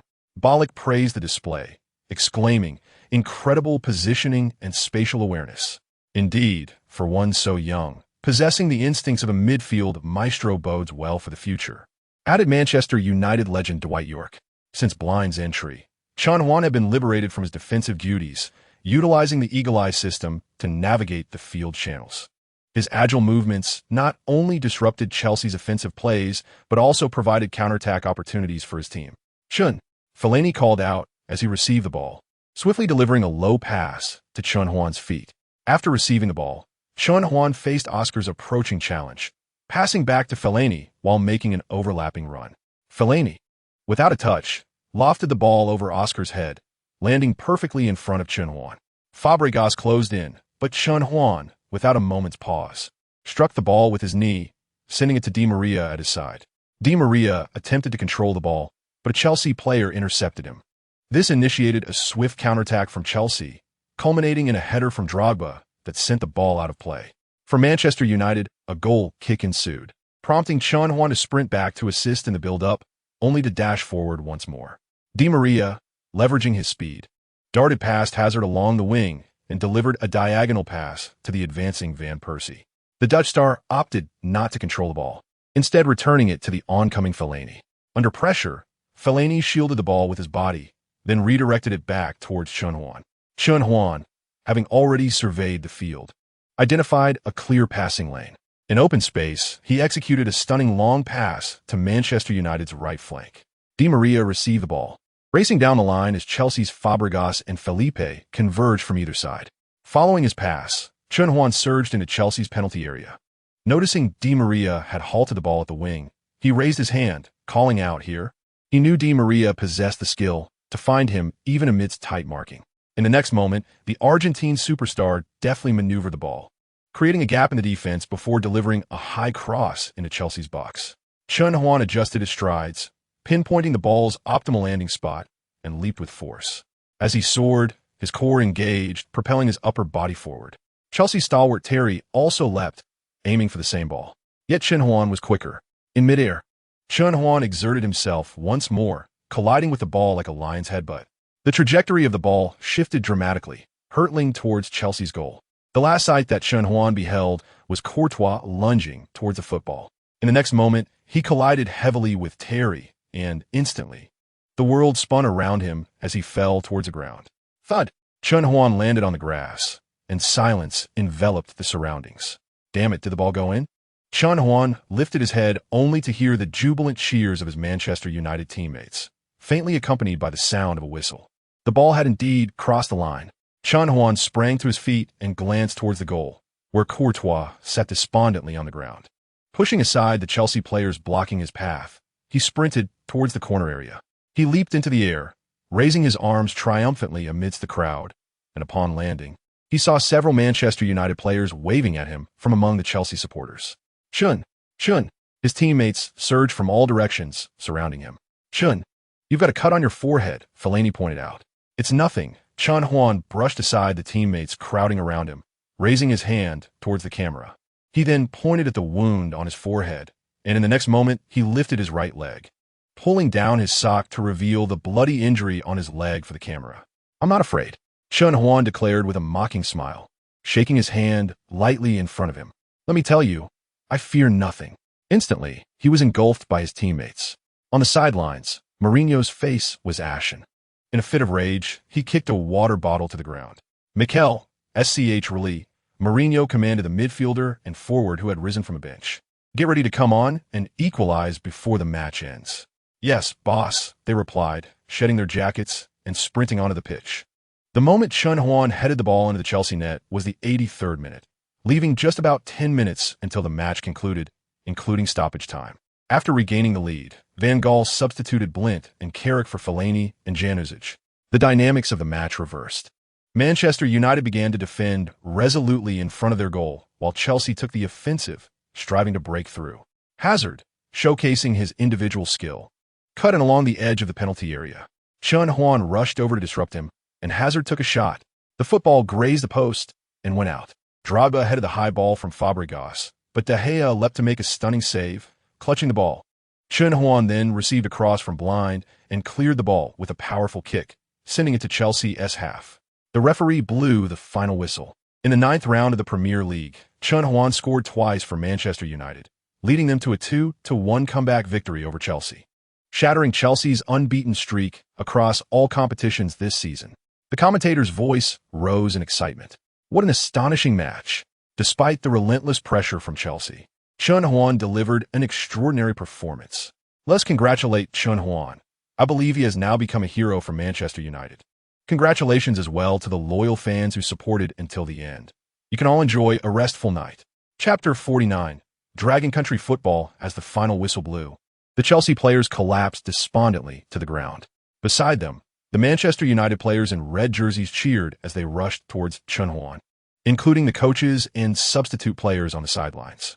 In the Grand Stamford Bridge Stadium, the Chelsea players in their home kits vanished like receding tide within mere minutes after the match concluded.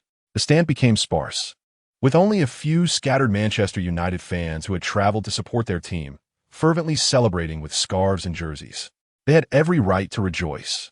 On this day, at this very moment, due to this unbelievable comeback, the Manchester United team, which had struggled at the start of the season, had triumphed over the previously unbeaten ironclad Chelsea.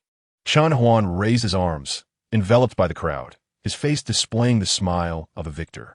However, this was Stamford Bridge, and once the Manchester United players regained their composure, they departed along the tunnel with smiles. The stands beside the exit were devoid of any Chelsea supporters, leaving only the passionate Manchester United fans singing loudly to their players. Chen Huan reached out, high-fiving them one by one before stepping into the players' tunnel. Van Gaal awaited him there, exchanging high-fives with his warriors, and as Chen Huan passed by, the old coach embraced him tightly, patting him on the back. "Well done, Chen. Your talent has surpassed my expectations."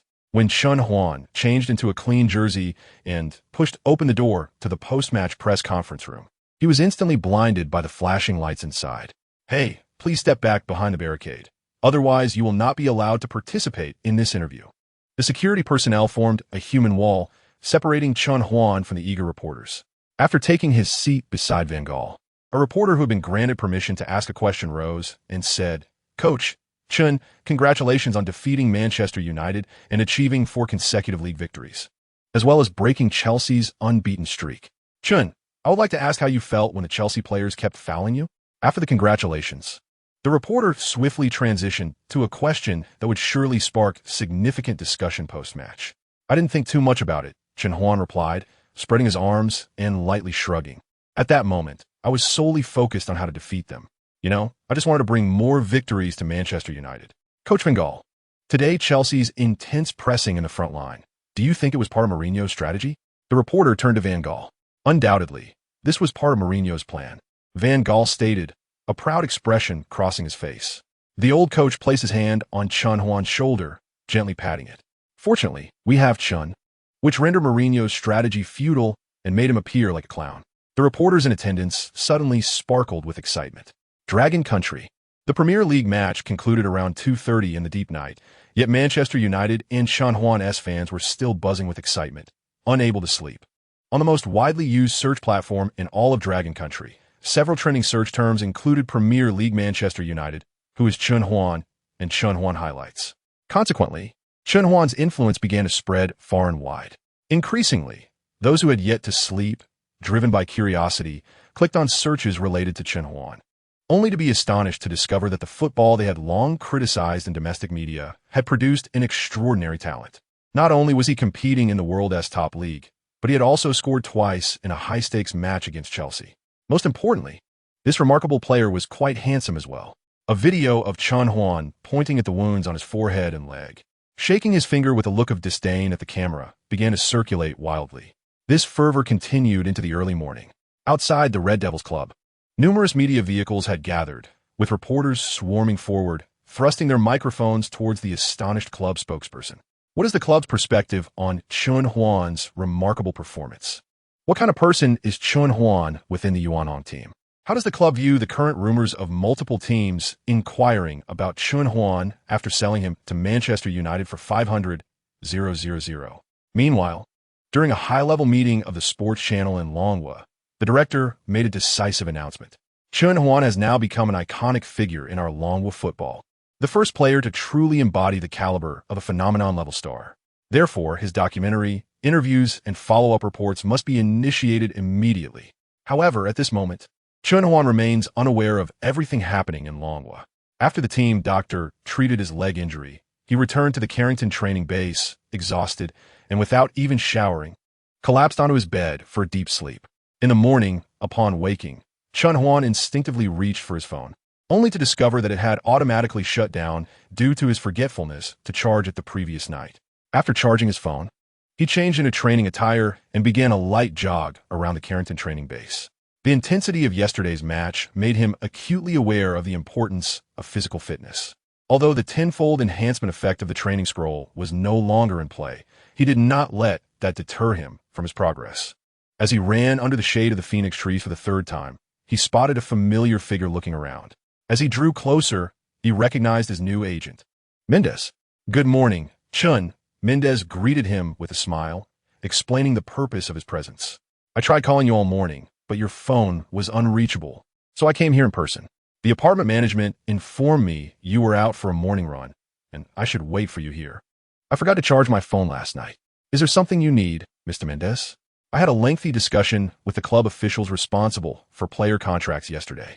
We had initially agreed on a signing fee of $13 million, a 4-year weekly salary of $150,000, and a release clause of $56 million. However, before finalizing the contract, I watched your dazzling performance on the broadcast. Mendez paused for a moment before adding with a smile, guess what? I've decided to negotiate for a much larger contract for you. Chapter 50.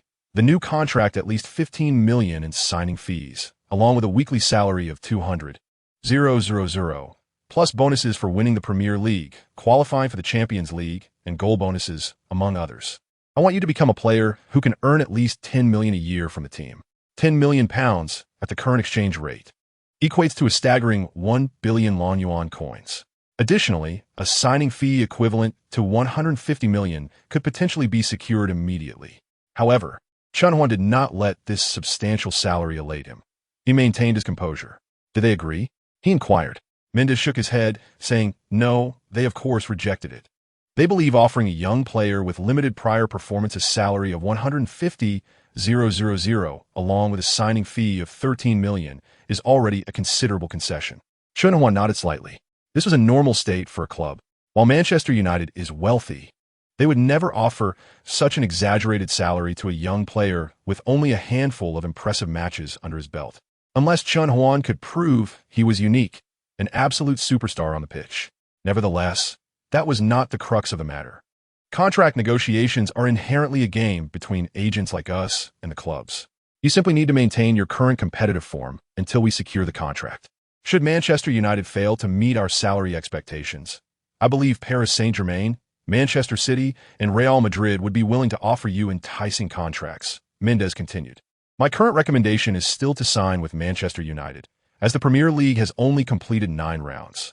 If you abandon the contract negotiations now, they may very well choose to sideline you. Chen Huan silently nodded. Mendez was indeed very professional, having considered nearly every aspect, which allowed Chen Huan to focus entirely on training and matches. He understood that many talented players fall swiftly from grace due to distractions outside the field. Yet, Chen Huan also yearned for his new contract, one that could significantly alter his and his parents' lives. When he first stepped onto the British continent from Longhua, he had fantasized about standing in the spotlight and receiving a staggering salary, at least 1 billion Long Yuan coins, of course, before taxes. Just leave everything to you. But my career must come first, Chen Huan advised. Mendez nodded. Rest assured, I understand what is most important. He echoed Chen Huan's sentiment, believing that a player's future career earnings far outweigh any current lucrative contract. By the way, I have another piece of news. You will be awarded the Premier League Player of the Month trophy this afternoon. The club will hold a press conference. Additionally, I've heard that a company from Longhua wishes to have you endorse some of their products. However, you can be assured that I am always meticulous when it comes to my players endorsing products and would never choose low-end companies. All right, I leave everything in your hands, Chen Huan said, confirming with Mendez if there were any other matters before setting off at a quicker pace. His figure dashed under the phoenix trees, slim yet swift. Today's training was a recovery session following the match day, which Chen Huan completed with ease. He was then escorted by club officials to Old Trafford, where he received the Premier League's Player of the Month trophy from officials of the English Football Association. The moment Chen Huan touched the trophy, the long-dormant system in his mind resonated. Ding! Host has obtained the first personal trophy of their career, triggering the reward system. Ding! The system rewards have been extracted. Please choose one from the 2 available rewards. Yeah, This is the first time the system requires a manual selection. Chen Huan couldn't help but speculate whether the system had been upgraded. Before his eyes appeared two packages.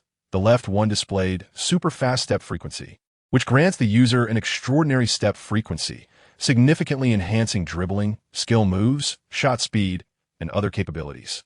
The right package exhibited super strong physical confrontation, which provides the user with exceptional physical confrontation abilities, greatly improving ball contention, core stability under interference, and stability during collisions. After reviewing the options, Chen Huan couldn't help but draw in a sharp breath.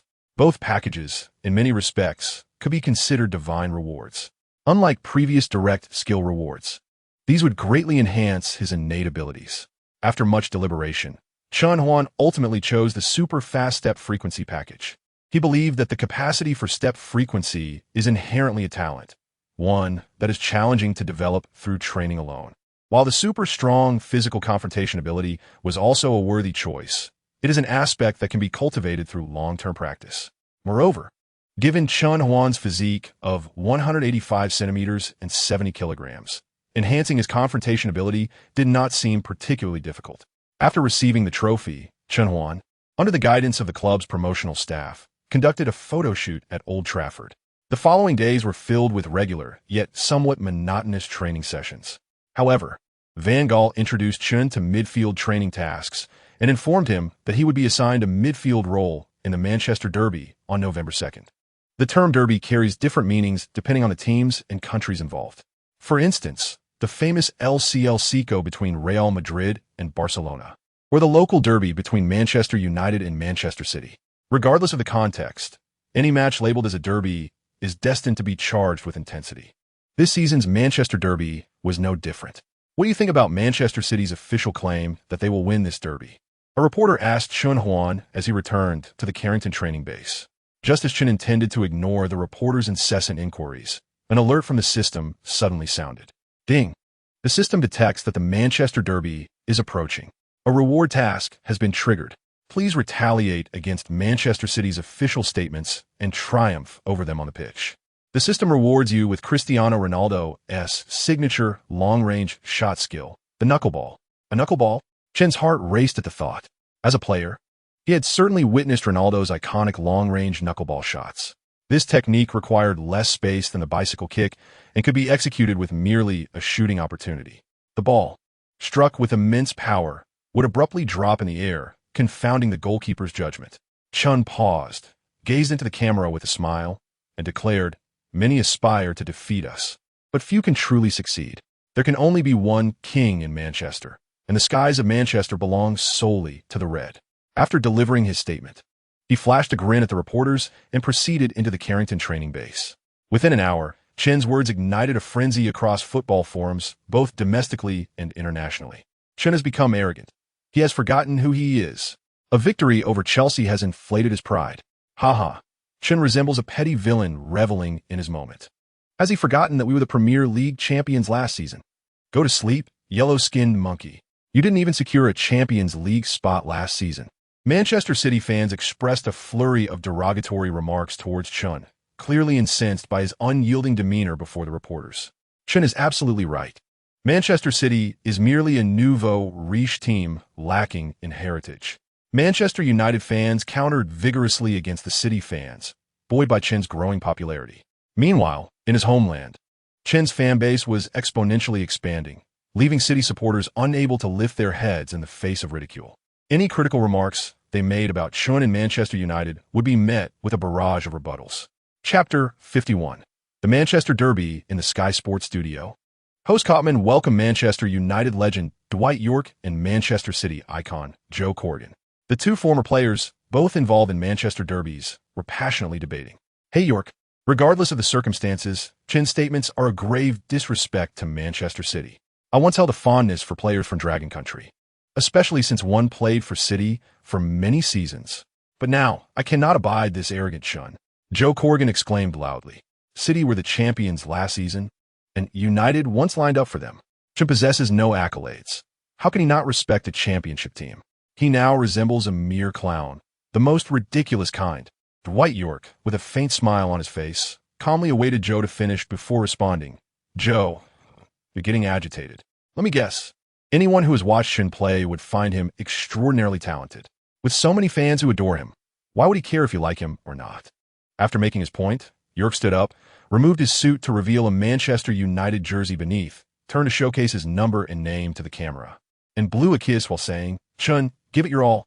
Show Manchester City what you're made of." You're absolutely right. There can only be one king in Manchester, and the skies belong to the red. That's so cool. I'll be there in person to cheer for you. At that moment, countless fans watching Sky Sports shared the same fervent desire as the two legends, eager to see their teams triumph.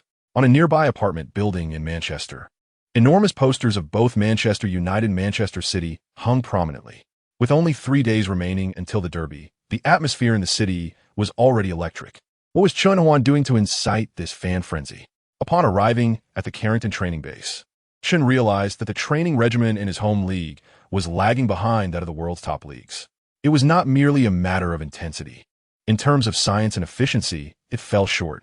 After just one preseason training session, he could distinctly sense his progress far exceeding what he had achieved in his home league. Leaning against the massive Manchester United crest, Chen shared his observations with the camera. "Are you referring to my debut match for United? My goodness, I will never forget that moment. When I stepped onto the pitch, the roar of the fans surged around me like a colossal wave, nearly sweeping me off my feet. Yesterday, a documentary crew from Dragon Country arrived in Manchester. After discussions with Manchester United's promotional department, the club readily agreed to the documentary and provided substantial support. Since Chen's rise to fame, the sales of Manchester United merchandise in Dragon Country had skyrocketed. While it had yet to reach the levels of Beckham or Ronaldo, it was on a trajectory to surpass them. Furthermore, insiders revealed that representatives from the sales department had repeatedly requested high-level meetings to discuss assigning the special number 7 jersey to Chen Huan. Chen, eager to expand his fan base and influence in Dragon Country, recognized that, according to his agent Mendez, the airing of this documentary would aid Mendez in securing lucrative endorsement deals for him. Chen certainly had no intention of passing up the opportunity for financial gain. However, he also wanted to ensure that the documentary filming did not interfere with the impending Manchester Derby, thus scheduling one-on-one interviews during lunch breaks. During regular training hours, the crew could only quietly observe from a corner of the pitch, capturing footage of Chen and his teammates in practice. Has Chen changed a bit? Davis furrowed his brow and remarked to Van Gaal as they observed from the sidelines. "You're quite perceptive," Van Gaal nodded in agreement, clarifying for Davis. "Have you noticed that Chen's ball control has become more agile, and his ability to maneuver past opponents in one-on-one situations has improved?" "Yes, I do feel that way," Davis quickly responded. "Chen's pace with the ball has quickened, not just in dribbling. Although I am uncertain as to why he suddenly manifested such latent potential, it undoubtedly serves as an advantage for the team. In the upcoming Manchester Derby, I intend to deploy a 4-1-2-3 formation, with Chen and Carrick positioned as the two central midfielders." Van Gaal gazed upon Chen's ball-handling prowess with evident admiration, which would greatly unleash his offensive talents. On the afternoon of November 2nd, the Manchester City team bus arrived at Old Trafford, greeted fervently by the enthusiastic Manchester United supporters outside. The stadium was entirely filled to capacity, with the stands reserved for the visiting team already brimming with fans clad in light blue jerseys. Do you truly believe that a player from the Dragon Kingdom could be the savior of Manchester United? How laughable. He simply has yet to be fully understood. Today, witness us decisively vanquishing you. The Manchester City fans, poised and ready, hurled invectives towards their Manchester United counterparts. "We adore Chen and the words he speaks. There is but one king in Manchester, and the skies of Manchester shall forever be red. You City fans are merely playthings of Middle Eastern investors. Your veins do not pulse with the essence of football, but rather with oil." The United fans swiftly retaliated, though the match had yet to commence. The atmosphere within Old Trafford was already charged with tension. As the City bus came to a halt, the players descended with solemn expressions, making their way into the players' tunnel. "Aguero," a reporter rushed to him, asking, "What are your thoughts on Chen's controversial remarks from a few days ago?" The Argentine superstar paused, addressing the microphone. "I shall prove to him that the skies of Manchester will also be blue." After his statement, Aguero hastened into the tunnel. When the Manchester United players appeared, reporters quickly surrounded Chen, loudly inquiring, "Chen, what do you think of the former City star Joe Corrigan calling you a ridiculous clown?" Chen stopped, pretended to clear his ears, and then feigned confusion asking, "Sorry, who is Corrigan? I have never heard of him." "Chen, will you be starting today?" "You'll find out then." He winked at the camera, smiling as he caught up with his teammates. Chapter 52. The league champion Manchester City. We can see the Manchester City players lined up, entering Old Trafford. Last season, they clinched the Premier League title with an impressive 86 points. On Dragon Kingdom television, the commentator is analyzing the current state of Manchester City. In the recently closed summer transfer window, City acquired key players. Mangala from Porto for 45 million, Boni from Swansea for 3 million, and Fernando from Porto for 15 million. These substantial signings have elevated City's already luxurious roster, and in the matches played this season, they have dominated, showcasing their unique football philosophy on the pitch. Indeed, today's match features a minor subplot, the media frenzy sparked by Chun's remarks. What is your take on this? Coach Zhang, such occurrences are entirely normal.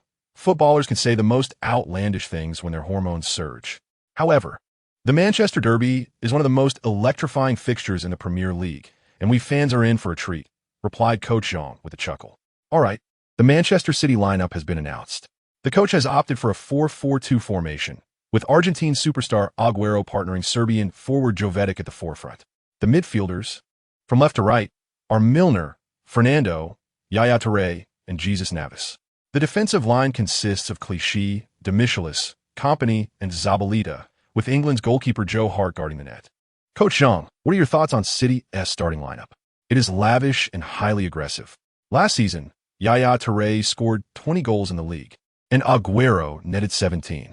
Moreover, City's bench includes the recently signed scoring machine Boni, who also scored 17 goals in the league.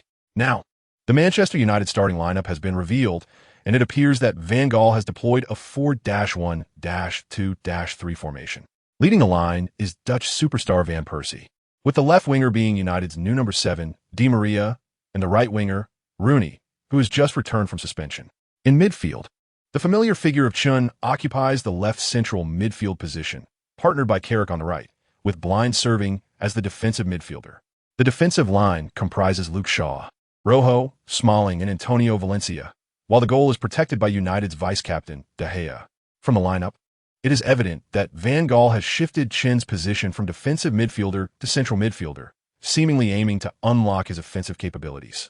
Coach Zhang responded with a smile. Indeed, we witnessed Chen's attacking prowess in the match against Chelsea. It appears Van Gaal aligns with our perspective. This Manchester United team, while perhaps lacking in star power, certainly requires a player capable of balancing defensive and offensive responsibilities in the midfield. At Old Trafford, Chen entered the field holding the hand of a young ball boy, when suddenly he was met with a chorus of insults from the Manchester City fans. Chen chose to remain silent, for at Old Trafford, there would be others to respond on his behalf. The United supporters swiftly countered, and the two sets of fans erupted into chaos. Once on the pitch, Chen surveyed the opposing players in their light blue kits. Numerous renowned players stood before him. It is no wonder that defeating Manchester City could unlock a new skill. Overcoming this formidable team would be no easy feat. The referee's whistle signaled the start of the match. Van Persie passed the ball to Chun near the center circle, just as two City forwards rushed towards him. Chun turned with the ball, passing it back to Rojo, and immediately moved to a safer position on the left. Rojo, noticing Chen's positioning, returned the ball to him. This was undoubtedly the intention of Coach Van Gaal. If there was no optimal forward passing route, the ball should be entrusted to Chun. Chen received the ball again, advancing forward under pressure, and passed it to the side to Di Maria. Chen had now firmly established himself as the central organizing force of Manchester United's midfield, with each exchange of possession flowing through him. This was certainly not a spontaneous act by his teammates, but rather a specific directive from Coach Van Gaal, indicating that Chen has fully earned the trust of his manager. Your observations, Xiao Junguang, are particularly astute.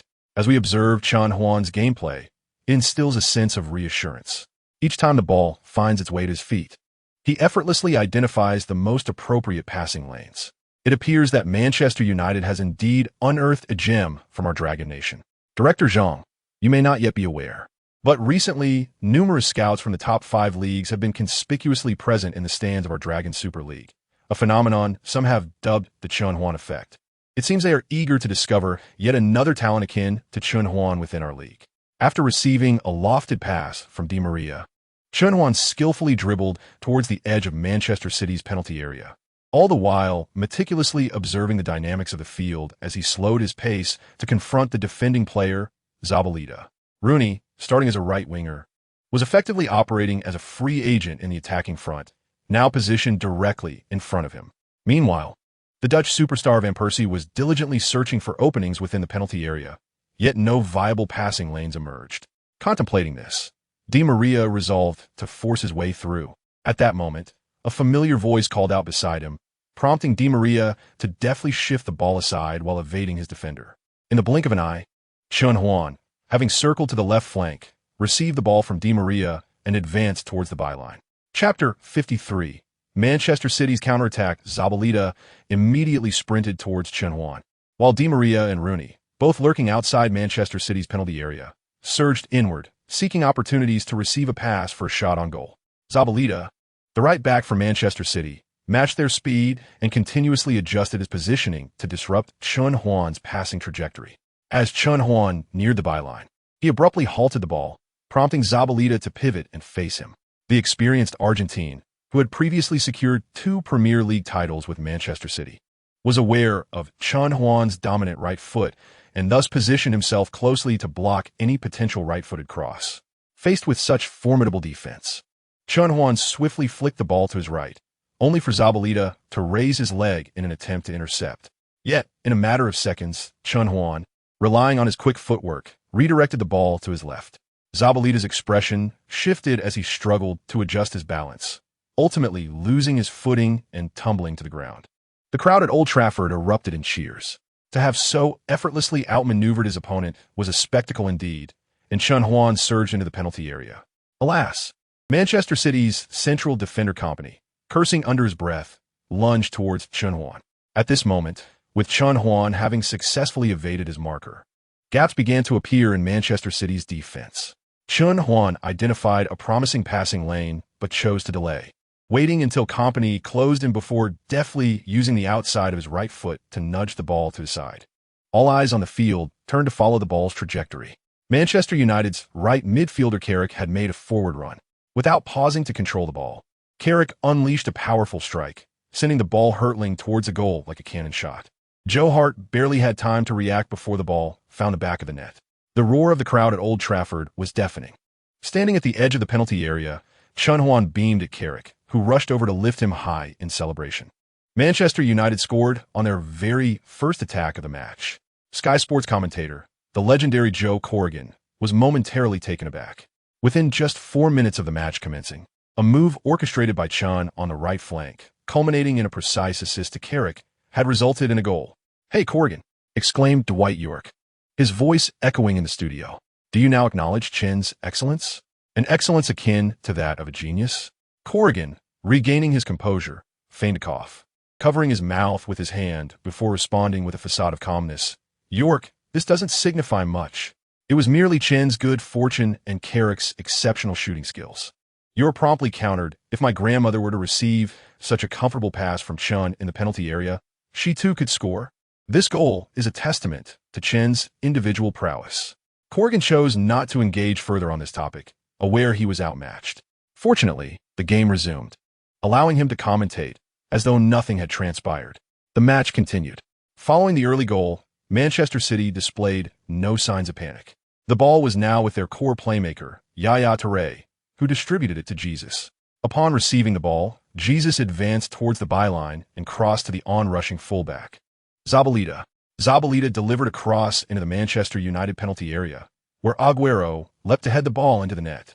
In under 5 minutes since Manchester United's goal, Manchester City had equalized through a well-executed cross from Aguero. Corrigan leapt from his chair, flashing a victory sign to the camera, his face alight with joy. At Old Trafford, Van Gaal expressed his frustration with a forceful kick to the substitute bench. "Damn it, blind. Why didn't you intercept Yaya Touré's passing lane? If Chen had been playing defensive midfield, he would have spotted that space. Oh dear, I feel as though I need 10 Chen Huans and a De Gea." Van Gaal vented to his assistant coach, his dissatisfaction palpable. Meanwhile, the match pressed on. Manchester City, true to their status as Premier League champions, exhibited remarkable composure after conceding a goal. They swiftly recalibrated their mindset, launching wave after wave of rapid passing sequences to challenge Manchester United's defense. Following their equalizer, Manchester City's attacks intensified. "Cover my position," Chen Huan shouted to Carrick as he sprinted towards Yaya Touré. The core of Manchester City's midfield, faced with Chen Huan's pressure, attempted to maintain possession and evade the impending challenge. "Hey kid, come take the ball from me," Yaya Touré taunted, intent on showcasing his skills at Old Trafford. Well aware of Chen Huan's pre-match remarks. Yet, the next moment, he was startled as a figure darted toward him with remarkable speed. Yaya Touré lifted his leg to shield the ball, but found himself outmaneuvered. In a swift and clean tackle, Chen Huan seized the ball, propelling it towards Manchester City's half, leaving Yaya Touré momentarily stunned. "Do not give him space. Cover my position." Company, Manchester City's defensive linchpin, shouted at his partner Demichelis as he charged towards Chen Huan. Van Persie keenly discerned the gap in the defense, immediately accelerating to make a diagonal run forward. Just as he raised his hand to signal for the ball, he realized that Chen Huan had executed a splendid lofted pass to him. How could he have anticipated my forward movement to this position? Truly, he is a genius. A sense of having finally encountered a kindred spirit blossomed within Van Persie. He raised his arm, held off Demichelis, and when the ball descended before him, he sidestepped and struck without hesitation. Goal! Goal! At that moment, both within and beyond the stadium, countless Manchester United fans sprang to their feet, fervently wishing for success. "Van Persie, don't squander Chen's exquisite pass," exclaimed former Manchester United star York, rising in the Sky Sports studio, his voice trembling with emotion. As a former striker, York understood better than anyone the brilliance of Chen Huan's delivery. The forward had identified a weakness in the opposing defense and instantly sought to exploit it. Simultaneously, his midfield partner recognized the same vulnerability, opting to deliver the ball directly to the position Van Persie was targeting. The timing was impeccable, and the ball arrived just as he reached the spot. Any delay could have thwarted the opportunity. However, Chen's pass was perfectly weighted. Without needing to adjust, Van Persie unleashed a powerful shot. Thud! The connection between his foot and the ball echoed as the sphere hurtled toward Manchester City's goal. A swift yellow figure leaped into action.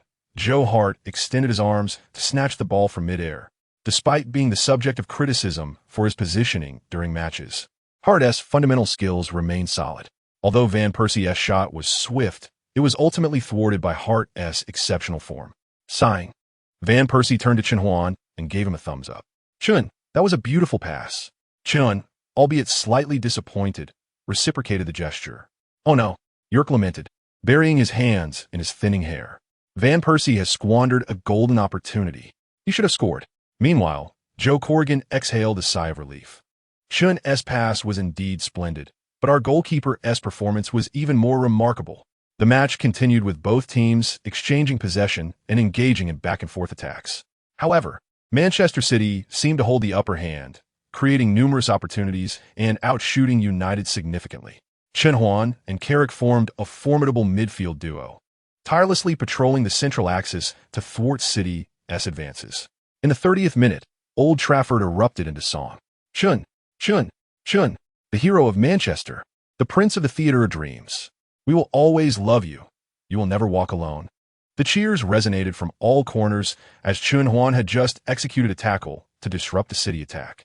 The United fans often crafted short, catchy songs for their favorite players to sing in unison during matches, and this particular tune, seemingly quaint, was an ode to Chen Huan, coinciding with his jersey number 30.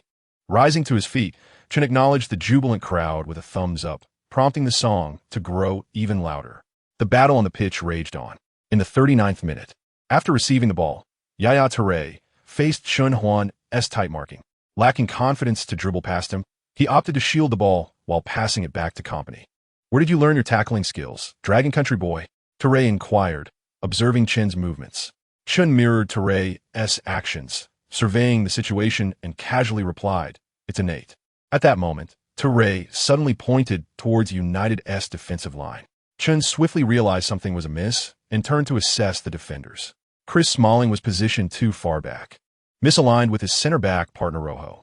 Suddenly, a blue figure surged towards Smalling's side. "Smalling, offside," Chen shouted as he raced back. Startled by Chen's warning, Smalling belatedly reacted, realizing his oversight, and moved forward to attempt to create an offside trap. However, it was too late. City's backline executed a high ball that landed at Aguero's feet, nestled between Smalling and Rojo. Smalling instinctively lunged forward, his mind focused solely on preventing Aguero from shooting. Both he and Aguero looked up to meet the ball, but Aguero was quicker, controlling it just as their shins collided. The next moment, the Argentine superstar tumbled into the penalty area. Buzz. United players collectively felt the weight of the moment. Beep. The referee's whistle pierced the air, pointing to the penalty spot within United's area, having ruled that Smalling committed a foul. Chen Huan reacted swiftly, rushing towards the referee, shouting, "Referee, that was a dive." Aguero controlled the ball and then made contact with Smalling's leg. "It's a dive. It shouldn't be a penalty." United's Captain Rooney hastened to join the protest, urging the referee to reconsider. "I saw it clearly. That is not a penalty. If you obstruct my officiating again, I won't hesitate to show you both a yellow card." The referee's resolve regarding the penalty was unwavering as he coldly addressed Chen and Rooney's objections. "Damn it, that was undoubtedly a dive." Rooney shouted at Aguero while pushing Chen aside. The referee issued a yellow card to Smalling and signaled that Manchester City could proceed with the penalty kick. Aguero approached the spot, first ensuring the grass was firm before placing the ball and stepping back. Once the referee blew the whistle, the Argentine sprinted towards the ball, his body shifting to keep De Gea guessing about his intended direction. Aguero struck the ball towards the left corner of United's goal as De Gea dove in the opposite direction. The ball found the back of the net. Aguero had scored. De Gea retrieved the ball from the net and kicked it away forcefully. Chen Huan jogged over to De Gea. "Brother, don't blame yourself. Penalties are unpredictable." He embraced the distraught goalkeeper, offering quiet comfort. "Thank you." Chen then approached the downcast Smalling. "Now you must refocus. You cannot afford to make the same mistake again." "Thank you, Chen." After comforting both players, Chen turned to wave at the fans in the stands. The home fans, initially disheartened by the conceding of a goal, found their spirits rekindled, cheering vociferously for the Manchester United players on the field. "Focus. We can defeat them, just as we can overcome Chelsea." Chen Huan shouted to his teammates, invigorating their morale. He was determined not to succumb to defeat. It was not merely a matter of 3 points, but also a question of whether he could earn the rewards of the system. Chapter 55. Tactical Core. The halftime whistle blew, marking the end of the first half with Manchester United trailing Manchester City by a score of 1-2. As both teams headed to the dressing room, the contrasting demeanor was palpable. Manchester City players strutted with pride, heads held high, while the Manchester United squad, burdened with shame, hung their heads low. The atmosphere between the two teams was distinctly different. In the final minutes of the first half, Manchester United made 2 attempts to counterattack, but both efforts bore little fruit, failing to even produce a shot on goal. In the Sky Sports studio, Manchester City legend Joe Corrigan chuckled as he addressed Dwight Yorke. "What do you think? While Chen has shown some talent, he is still too young. Today, let Manchester City teach him a lesson." "Joe, why are you so smug? You're not even a player from Manchester City. You act as if you were part of the team," Yorke retorted, unable to directly counter the unfavorable scoreline for the home side. "If only the Manchester United players had half the tenacity of your tongue, perhaps we wouldn't be trailing by a goal," Corrigan replied with a self-satisfied grin. "Joe, the match is not over yet. We have Chen, Rooney, Van Persie, and Di Maria in our ranks. How can you be so certain we won't stage a comeback in the second half?" Corrigan's confidence wavered slightly at Yorke's words, prompting him to slam his hands on the table and exclaim, "Yorke, don't be foolish. I advise you to face reality sooner rather than later." The two then turned their heads away from each other, resembling 2 petulant children. Inside the Manchester United dressing room, the mood was notably somber. Van Gaal was the last to enter, his stern expression scanning the room filled with players. "There is nothing to say. The first half is over. I do not wish to critique your performances at this moment. We must approach the second half with seriousness. Why the long faces? We have not lost yet. Look at Chen. He is new to our team this season and has not given up. What about all of you, looking so dejected?" The players turned their gaze toward Chen Huan, who was focused on adjusting his cleats after providing a brilliant assist in the first half. "Now, to level the score or even turn the match around, we need to adjust our tactics." The tactical board was brought to the front of the dressing room by the assistant coach. Van Gaal took a marker and redrew the formation. In the second half, Our tactics will be slightly modified. Rooney, you will take the right wing position, responsible for creating space for the team and, when appropriate, dropping back to assist in ball control. Carrick, remain vigilant of your positioning on the field. When we are in possession, make quick runs into the spaces between Manchester City's defense. When they have the ball, retreat swiftly to partner with Blind in a double pivot to protect Chen's back. Chen, Van Gaal's voice suddenly rose. In the second half, you will be the orchestrator in the attack, responsible for controlling our game's tempo, threatening Manchester City's goal with your long-range shots and passes. Everyone else needs to rally around our core in attack. Do you understand? A hush fell over the dressing room. Rooney's expression darkened. Since Ronaldo's departure, he had always been the focal point in the attack, with the team's strategy revolving around him.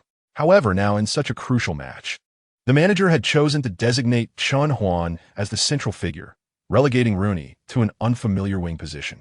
I can do it. Chen Huan sensed the weight of the atmosphere, but did not shy away. I can do it. Carrick raised his hand, followed by more players, until even Rooney reluctantly raised his hand. Van Gaal applauded, and at that moment, staff informed them that 15 minutes had elapsed. It was time for the players to prepare for the field. Boys, let us show Manchester City what we are made of. With the referee's whistle, the second half commenced, and Manchester City initiated the kickoff. Ah, Coach Zhang, did you see Rooney has been moved to the right flank? Is this Van Gaal's adjustment at halftime? Xiao Junguang from Dragon Country Television remarked after a few minutes of play. That seems correct. Look how much further forward Chen Huan's position has advanced, while Carrick's position, which was parallel to Chen's in the first half, has slightly retreated. This indicates that Van Gaal wishes for Chen to be closer to Manchester City's penalty area. I suspect the coach intends to utilize Chen's long-range shooting ability and passing skills to directly threaten Manchester City's defense. At that moment, the camera panned to Manuel Pellegrini, Manchester City's coach, who was known as the engineer. He was loudly whistling with 2 fingers in his mouth, then raised his arm forcefully, directing attention toward Chen Huan. It seems Pellegrini is instructing his midfielders to focus more on Chen, Xiao Junguang noted. It appears Pellegrini has recognized Manchester United's tactical shift. Let us see what unfolds next. On the field, Manchester United intercepted the ball from Aguero's feet, launching a high ball towards Chen Huan. Yaya Touré and Chen both sprang into action, racing towards the ball's landing spot. Chen, slightly quicker, positioned himself effectively, controlling the ball with the chest before returning it to the holding midfielder, Blind, and then immediately continued his run. Blind passed the ball back to the now open Chen Huan. Chen, upon receiving the ball, turned and lifted his head to assess the situation ahead. The Eagle Eye system activated, revealing several passing lanes within his field of vision. In the next instant, Chen took a touch forward and unleashed his signature move, the Crescent Moon Blade. With his body at a 45-degree angle to the ground, he struck the ball with the inside of his right foot. The ball soared high into the air with a resounding thud, tracing a swift arc towards Manchester City's right flank. Rooney, positioned on the right side, quickly launched forward, evading his marker, Kolarov, and delicately nudging the ball to settle at his feet.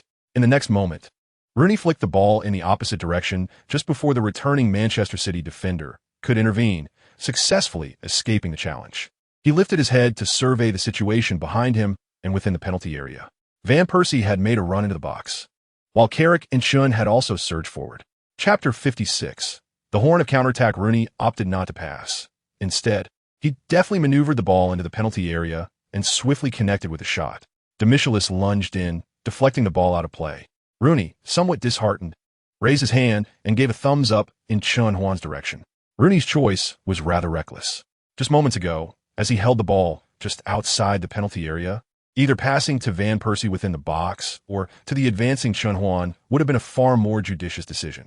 Little James observed the disheartening conclusion of Manchester United's attack and couldn't help but sigh.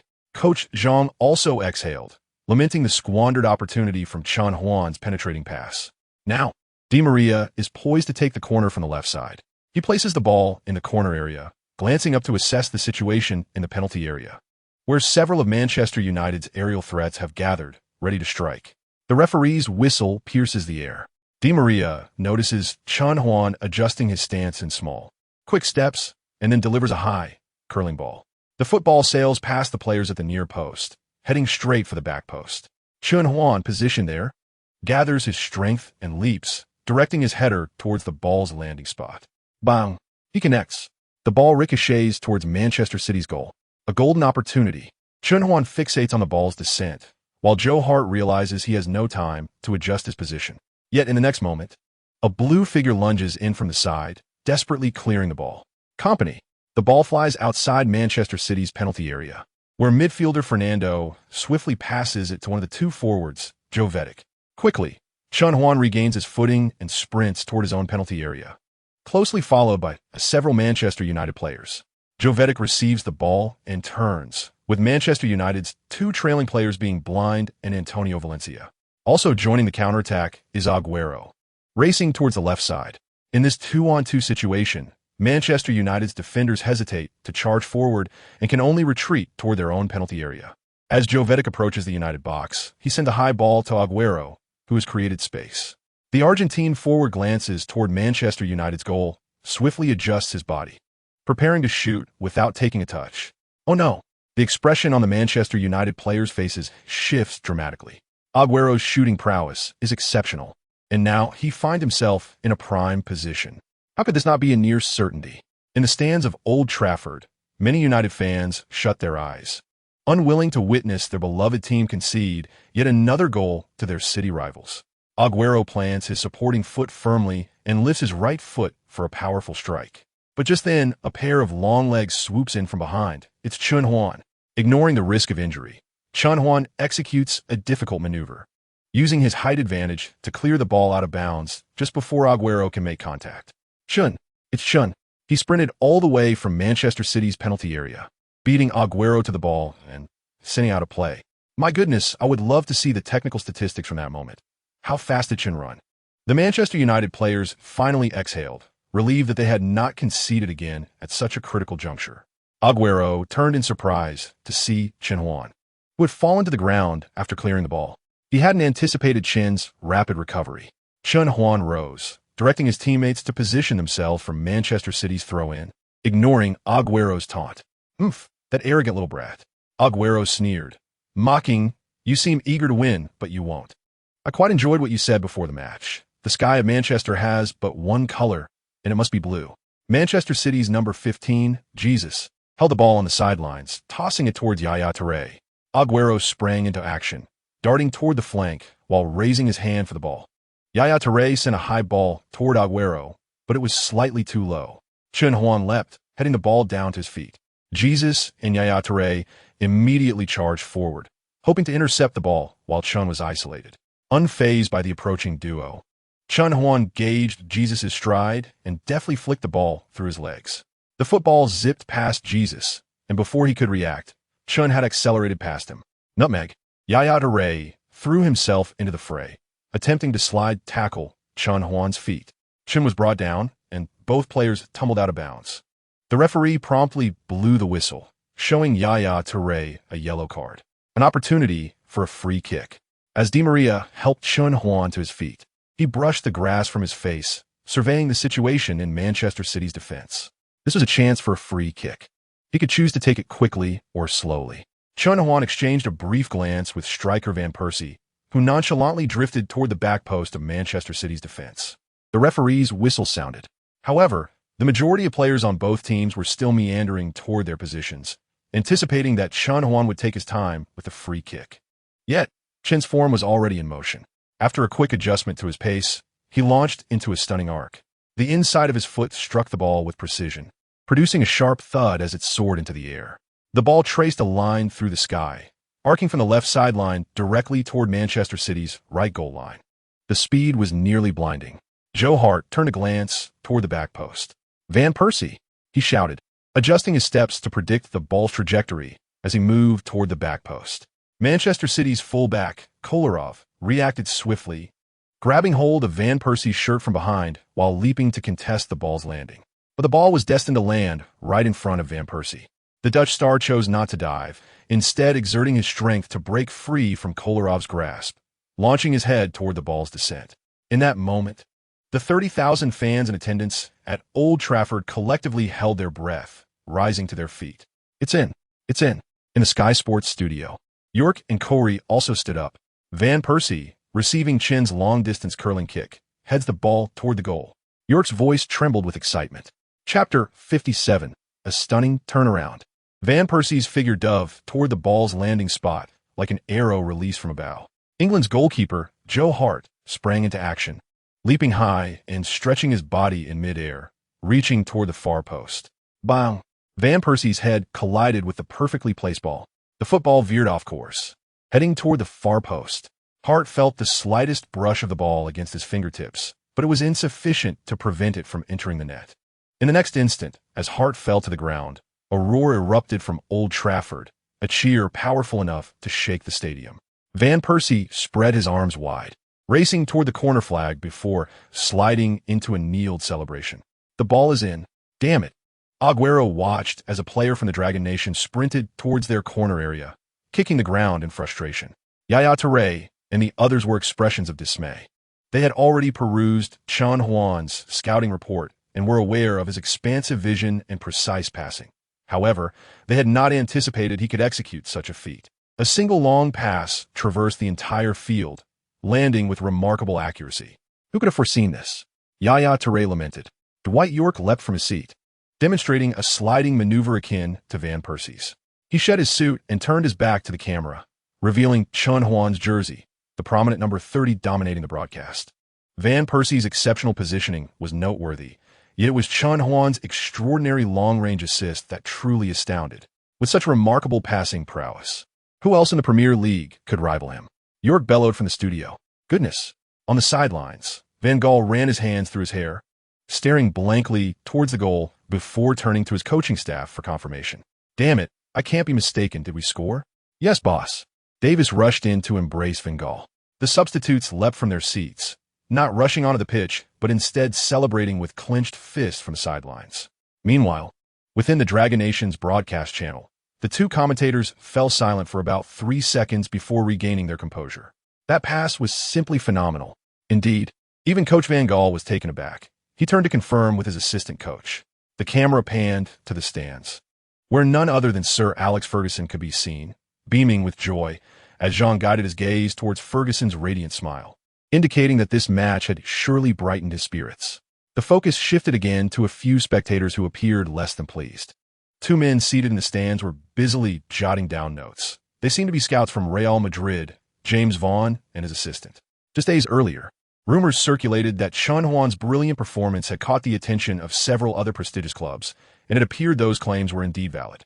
After reveling in their triumph, Manchester City opted for substitutions.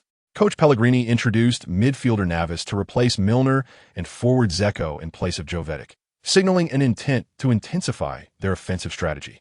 Van Gaal quickly followed suit, substituting Fellaini for Carrick to bolster Manchester United's midfield strength.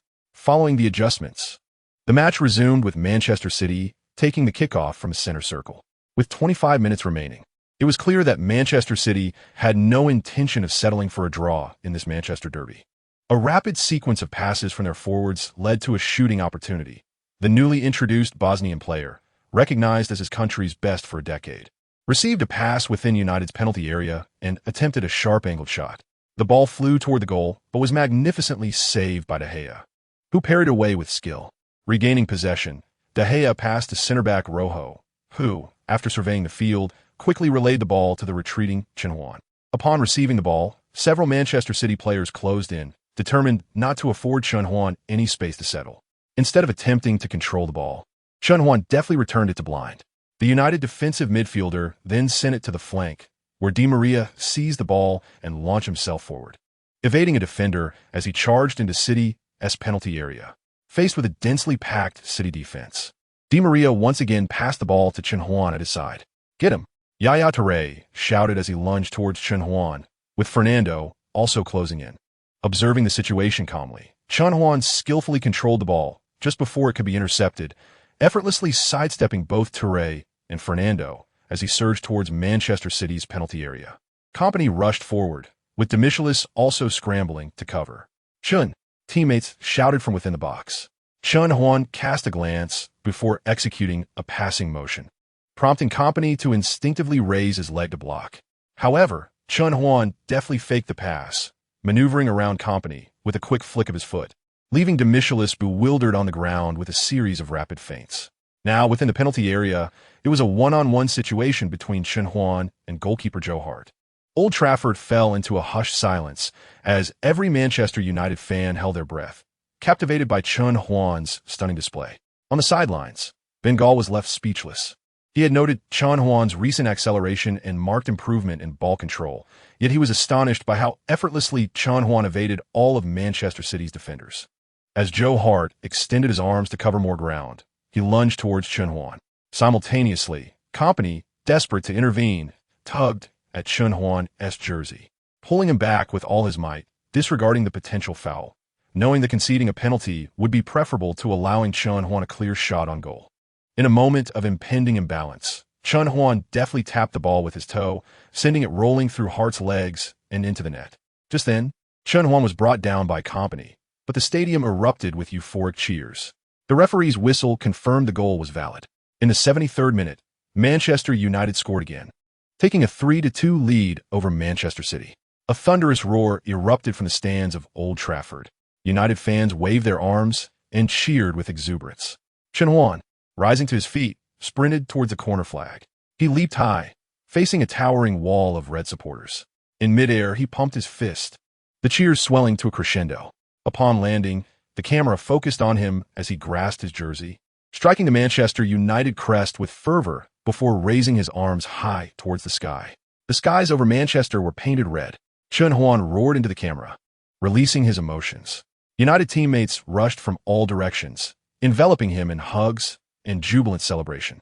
Chen Huan had dribbled past all of Manchester City's defenders. Now one-on-one with the goalkeeper. Just as he was being pulled down, he took the shot. It was a goal.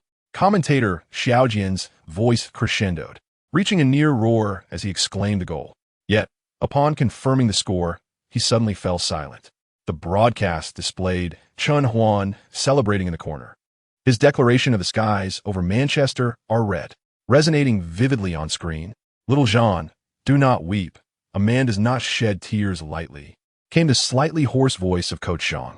"Cough. I'm not crying. I'm merely overwhelmed with emotion. For years, our Dragon Country football has been languishing in the depths, while countries around us, be it the land of the rising sun or the land of the morning calm, once our subordinates, now easily triumph over us. Coach Zhang, I am not deceiving you. I genuinely felt despair. However, today, Chen Huan's phenomenal performance has reignited my hope for Dragon Country football. If we can nurture a prodigious talent like Chen Huan, why not cultivate a second, a third, or even a fourth? I do not expect these successors to establish themselves as key players in Europe's top clubs like Chen Huan, but if they can gain ample experience in the 5 major leagues, or even in secondary leagues, how can Dragon Country football fail to flourish?" The channel fell silent once more.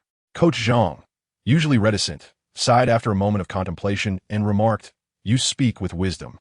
Chen Huan is akin to the dawn of our Dragon Country football."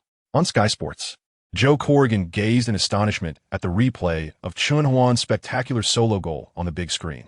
He could hardly believe his eyes. Damn it. How can this lad from Dragon Country be so formidable? Dwight York, a legendary figure from Manchester United, stared vacantly at the screen. Having played as a forward before retirement, he understood the difficulty of bypassing an entire defense to score.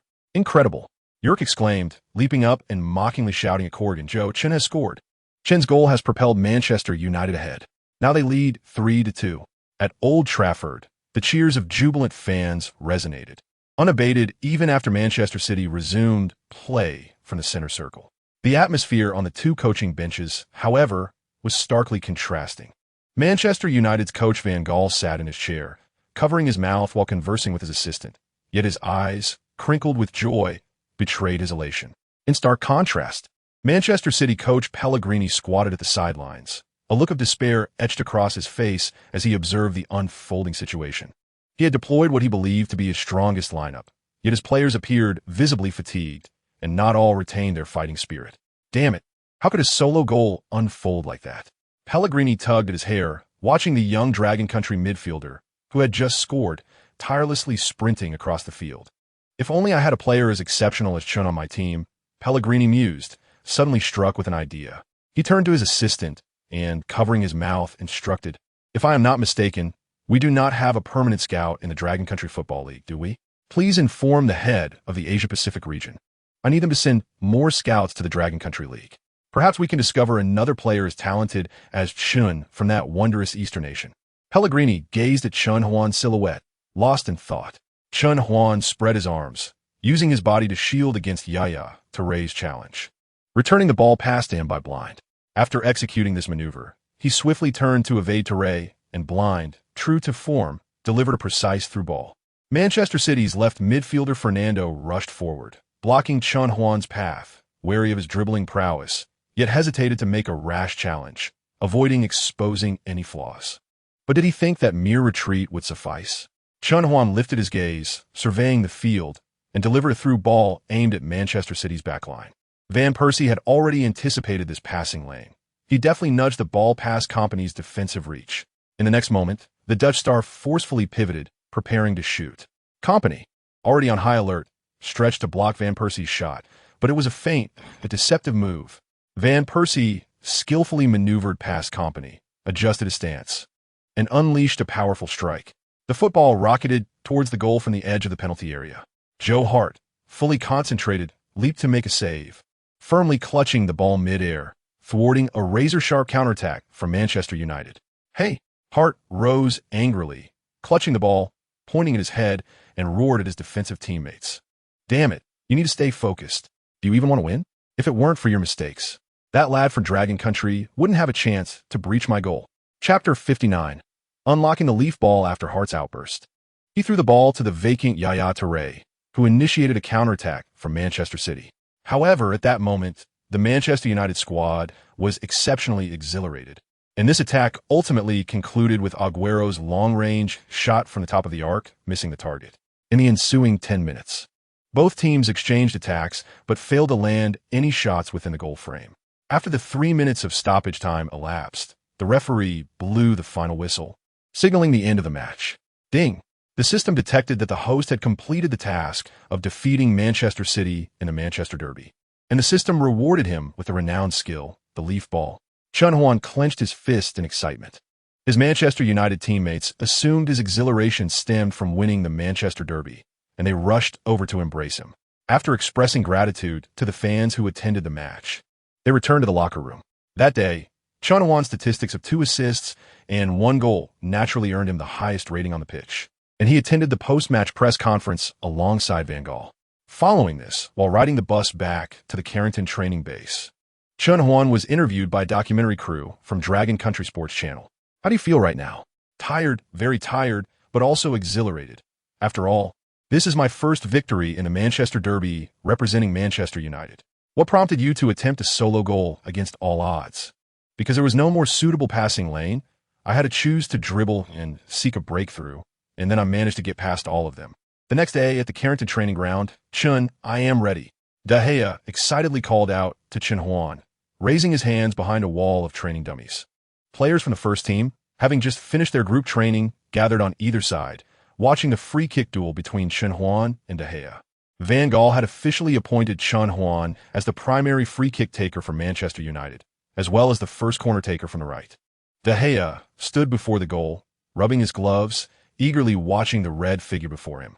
"Come on, Chen. No one in the Premier League understands your free kick habits better than I do. You tend to aim for the 2 dead corners with a curling shot. Today, I shall introduce you to what it means to be the foremost guardian of the Premier League." De Gea, with a series of small adjustments to his body dynamics, contemplated this in his mind. At the penalty spot, Chen Huan glanced at the height of the goal and the wall, then began his run, adjusting his posture. His left foot dug into the turf behind the ball. The core of his body propelled his right leg with sudden force, opting to strike the ball with the tautness of his instep. A knuckleball.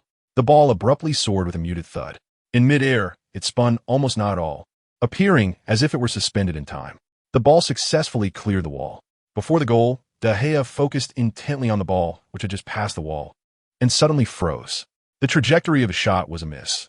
Chen had overexerted himself and sent the ball soaring. The ball wavered erratically in the air, confirming De Gea's suspicions. But at that moment, it suddenly exhibited a pronounced descent. "Oh no!" De Gea's heart raced as he recognized the impending danger, swiftly adjusting his center of gravity in preparation for a save. Whoosh! The sound of wind rushed past his ears. followed closely by the impact of the ball hitting the net. The ball had found its mark. Goodness! De Gea's legs buckled, and he knelt on the grass before the goal. He looked towards Chen Huan, who gazed back at him with an air of nonchalance, loudly protesting foul. You've never taken a free kick like that before. On the sidelines, Van Gaal narrowed his eyes slightly. A knuckleball. Van Gaal stroked his chin, observing the Dragon Country player, who was laughing as he helped De Gea back up, marveling at the rapid progress of the opposing player. When Chen Huan first joined Manchester United, he was merely a player of considerable talent who had yet to earn a spot in Premier League matches. Yet, just a few months later, he had already become a starter for the team, showcasing attributes of an exceptional core player.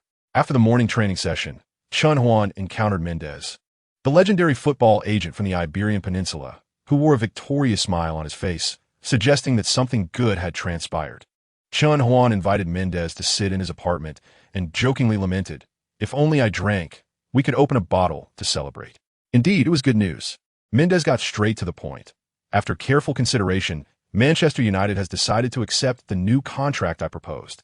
A 4-year deal, with a signing bonus of £15 million, a weekly salary of £200,000, and an annual salary of £10 million, along with guaranteed playing time as a starter. Additionally, I negotiated bonuses for goals, assists, and performance in the Champions League. However, the buyout clause is set at a staggering £100 million. This means that even if you spend an entire season on the bench without making the roster, you would still earn at least £10 million annually. Of course, based on your current performance, this scenario seems improbable. £10 million? Chen Huan confirmed. Mendes nodded. That's 104 million Dragon coins. Over 4 years, plus a signing fee of 150 million Dragon coins. This is a salary you once could not have imagined. Yet, when it comes to fruition, all you need to do is sign the contract, and it will transform into actual cash in your account. However, Chen Huan was not as exhilarated as he had envisioned. How could they agree to this? He inquired. Mendes appeared momentarily taken aback. I thought you would be thrilled, brother. A salary of £10 million. You're among the highest earners at Manchester United. They agreed because your jersey and merchandise have been selling out worldwide, especially in the Dragon Country market. They stand to profit tens of millions of pounds from this. But more importantly, your performance has garnered the club's upper management's recognition. I've heard that Sir Ferguson and Coach Van Gaal have communicated with the club as hierarchy, and clubs like Real Madrid, Bayern Munich, Juventus, and Barcelona have all inquired about your valuation. Chen, you are now a sought-after asset. Apologies for the metaphor. Chapter 60, The Absolute Superstar. Real Madrid, Bayern, Barcelona. Chen Huan was genuinely astonished. Although Manchester United is a traditional powerhouse in the Premier League, since the departure of the legendary Sir Alex Ferguson, their competitiveness has waned compared to other top teams. Last season, they disgracefully fell out of the top 4, losing their Champions League qualification. Bayern, Barcelona, and Juventus are champions of their respective leagues, while Real Madrid reigns supreme in the Champions League. The 2014 to 2015 season was the only one during Real Madrid's 5-year reign, with 4 Champions League titles in which they did not win. Now, these giants of both domestic and European football expressed interest in acquiring him. Chen Huan felt a rush of exhilaration, though it faded just as swiftly. What if I wished to join Real Madrid? Chen Huan asked Mendes. Ah, so you harbor the dream of the royal club? However, given the current circumstances, while Real Madrid is interested in you, they cannot compete with Manchester United in terms of salary and playing time. If you wish to join Real Madrid, it would be wiser to spend a few more seasons at Manchester United, proving your competitive prowess and value before considering the club as a stepping stone to the Bernabeu.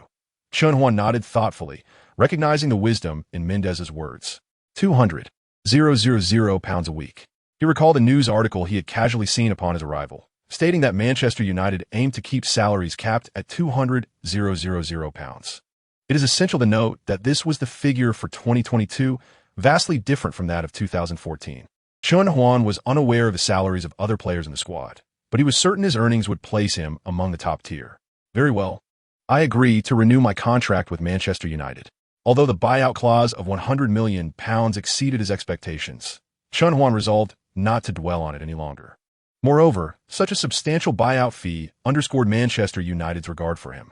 An absolutely correct decision. I will arrange for a professional legal team to accompany you for the contract renewal with Manchester United tomorrow afternoon at Old Trafford. They plan to hold a grand renewal ceremony for you. By the way, The club will send a private jet to bring your parents to England. If you agree, they could be on the flight tonight. You might want to request a leave of absence from the coach for tomorrow. All right. Could you help me contact a hospital in the UK?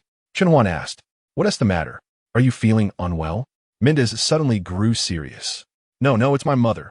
Her health is not good, and I want her to receive the best treatment in the UK. That is certainly no problem. Leave everything to me, Mendez replied, visibly relieved. By the way, in the coming month, you may have advertising endorsements. The Dragon Country's Longway Mobile has reached out to me.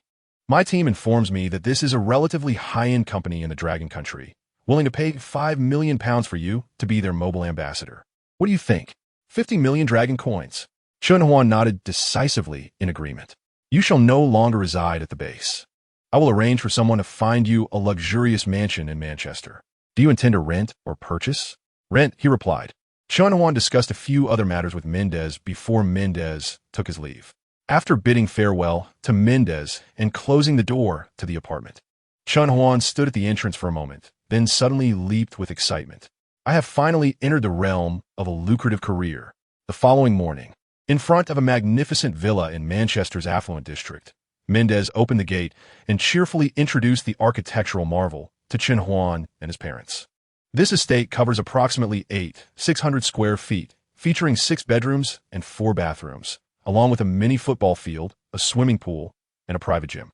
The rent is $20,000 per month.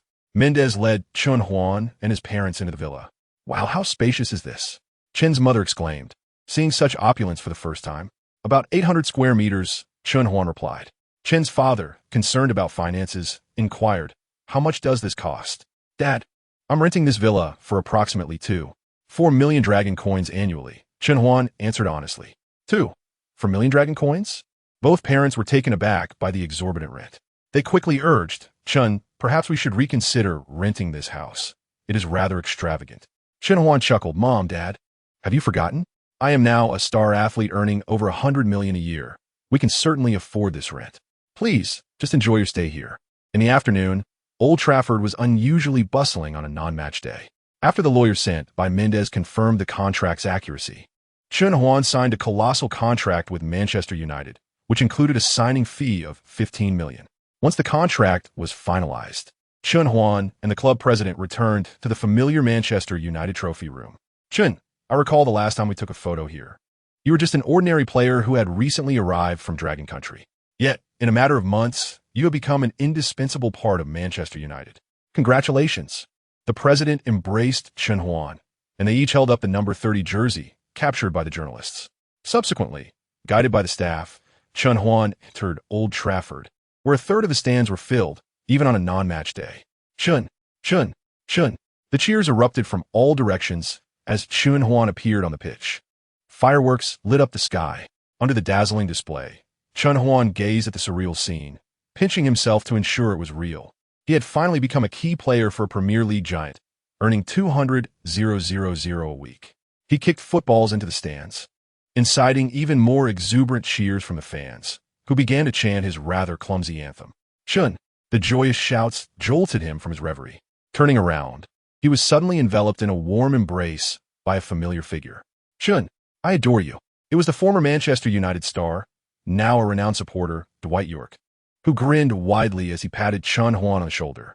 Hey, York, I grew up watching you play, Chen Huan laughed, addressing the man affectionately known as his biggest fan in the UK. Chapter 61. Goals for family, really? Dwight York's smile broadened. Chen, could you gift me your jersey today? Chen Huan readily agreed. As he departed Old Trafford, he paused to sign autographs and take photos with several fans who clearly hailed from Dragon Country. Once the door of the Alpha Business vehicle slammed shut, the interior fell into silence. Back to the base or home? Home, he replied. Mendez's hired personal assistant acknowledged and drove away from Old Trafford. After a checkup at a Manchester hospital, the doctors determined that Chen Huan's mother had no serious health issues and would improve with long-term care. Everything was progressing positively.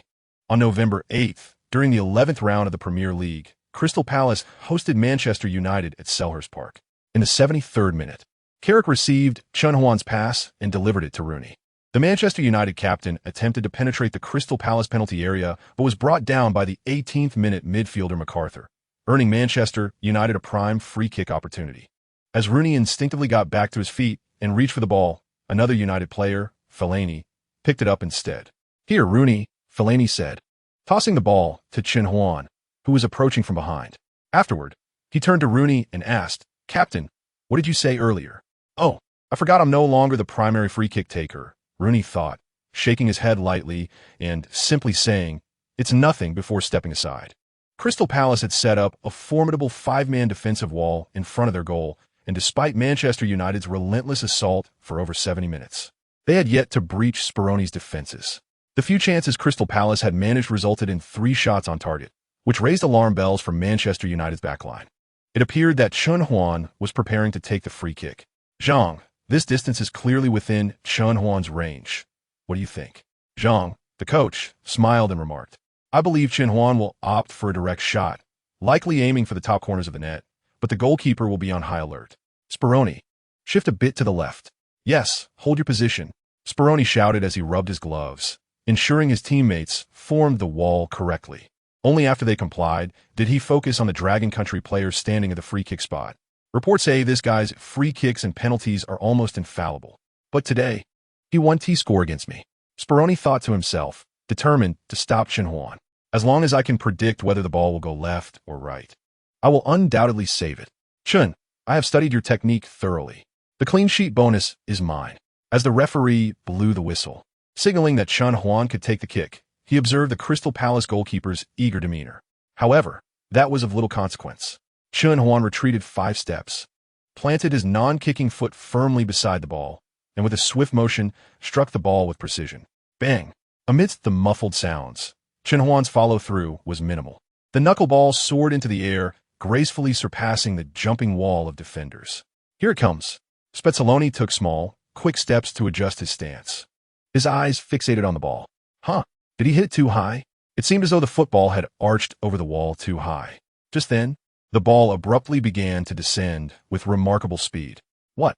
Spezzaloni's eyes widened in shock. A whoosh of wind rushed past his ear, and, in the next moment, the ball struck the net. He turned to see the football bouncing behind the goal line. It was a goal. "Hey, what are you dazed for? Why didn't you save it?" Dan, the central defender clad in the number 6 jersey, expressed his dissatisfaction. Other players cast their disappointed glances at Spezzaloni. Crystal Palace had spent over 70 minutes defending, and it seemed they would secure at least a point with just 20 more minutes of endurance. Yet, they had been pierced through their defenses by a simple free kick. Even more frustrating was that their goalkeeper hadn't even attempted to save it. "I didn't react in time. I thought the ball would sail over the crossbar," Spezzaloni quietly explained. Meanwhile, Chen Huan was already sprinting joyfully to celebrate with his teammates. The Dragon Country Sports Channel was replaying the moment of Chen Huan's exquisite free kick that found the back of the net. "Oh, look, Jean." Chen Huan's follow-through was remarkably subtle. The ball appeared almost motionless and unspinning in midair. The commentator, Zhang, a former goalkeeper, excitedly analyzed Chen Huan's free kick. From a goalkeeper's perspective, it clearly seemed too high, leading Spezzaloni to underestimate it, believing it would go out of play. But in the next moment, the ball unexpectedly plummeted sharply, leaving Spezzaloni no time to react. It was a splendid knuckleball. For a goalkeeper, it is a nightmare, as one cannot predict when the ball will suddenly drop, nor discern whether it drifts left or right. On the field, Chen Huan dashed towards the corner area, where his parents, accompanied by Manchester United officials, sat in the stands. He removed his jersey, revealing a shirt adorned with a photo of the 3 of them.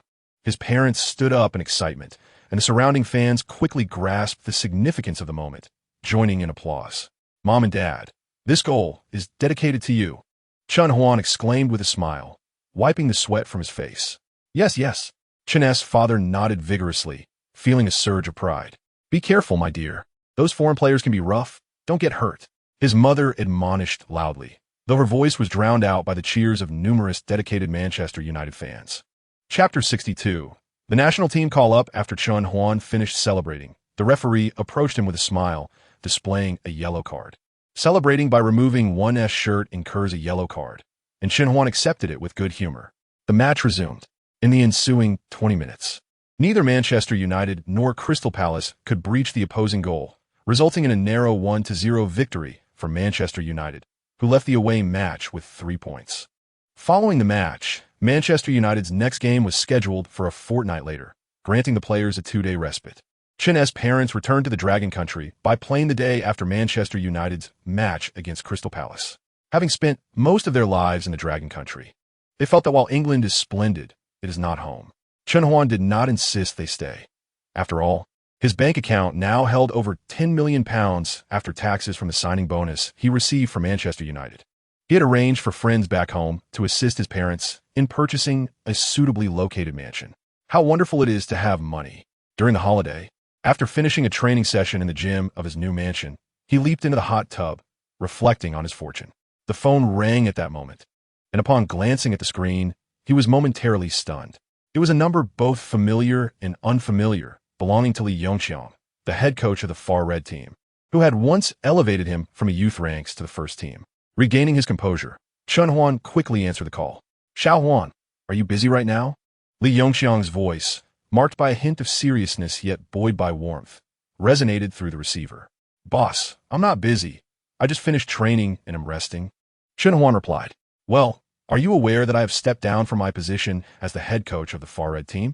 Chen Huan was taken aback. Since arriving in England, he had been so focused on training and matches that he had scarcely followed news from the Dragon Country. "How was he aware? Did you have a disagreement with the club?" Chen Huan cautiously inquired. To him, both the Far Red Football Club and Li Yongxiang were exceptionally significant.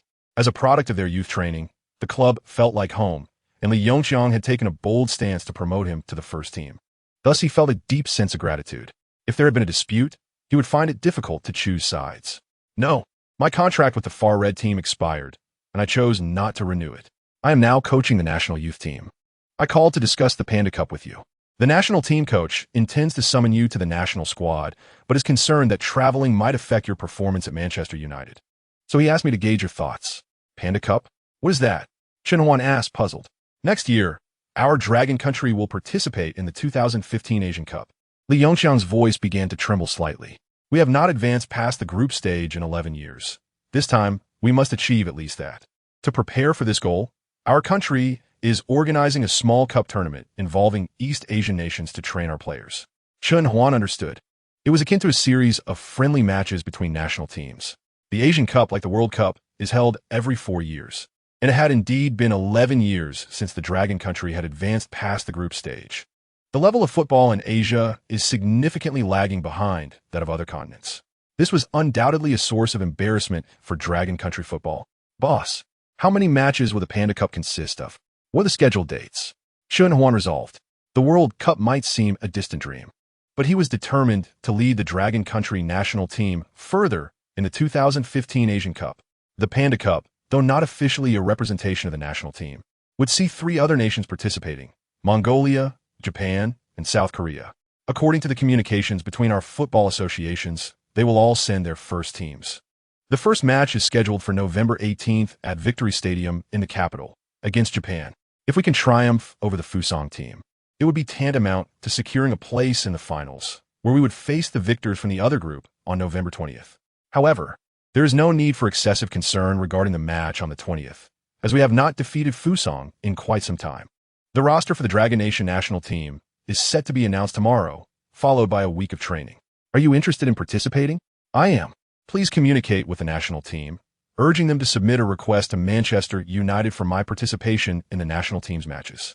They should allow me to return to the Dragon Nation for the Panda Cup." Chen Huan made his decision. He had never before represented the Dragon Nation at the national team level, nor had he participated in any youth teams. Given his resolve to lead the national team to success in the Asian Cup in Australia, it was imperative to engage in some preparatory matches with the national team. Moreover, as Manchester United does not have any Champions League fixtures this season, the players are free from the pressures of European competitions. The club's next opponent is Arsenal, whom they will face at home on November 23rd, allowing ample time for Chen Huan to return to Manchester after the Panda Cup and prepare for the match against Arsenal. "Great, great." Li Yongxiang's slightly excited voice echoed from the other end of the line, and before Chen Huan could utter another word, the call was abruptly terminated. Subsequently, everything proceeded smoothly. The Dragon Nation national team extended an invitation to Manchester United for Chen Huan to represent the national team in the Panda Cup. And after discussions with Chen Huan, the club officials and fitness coach acquiesced to the national team's request.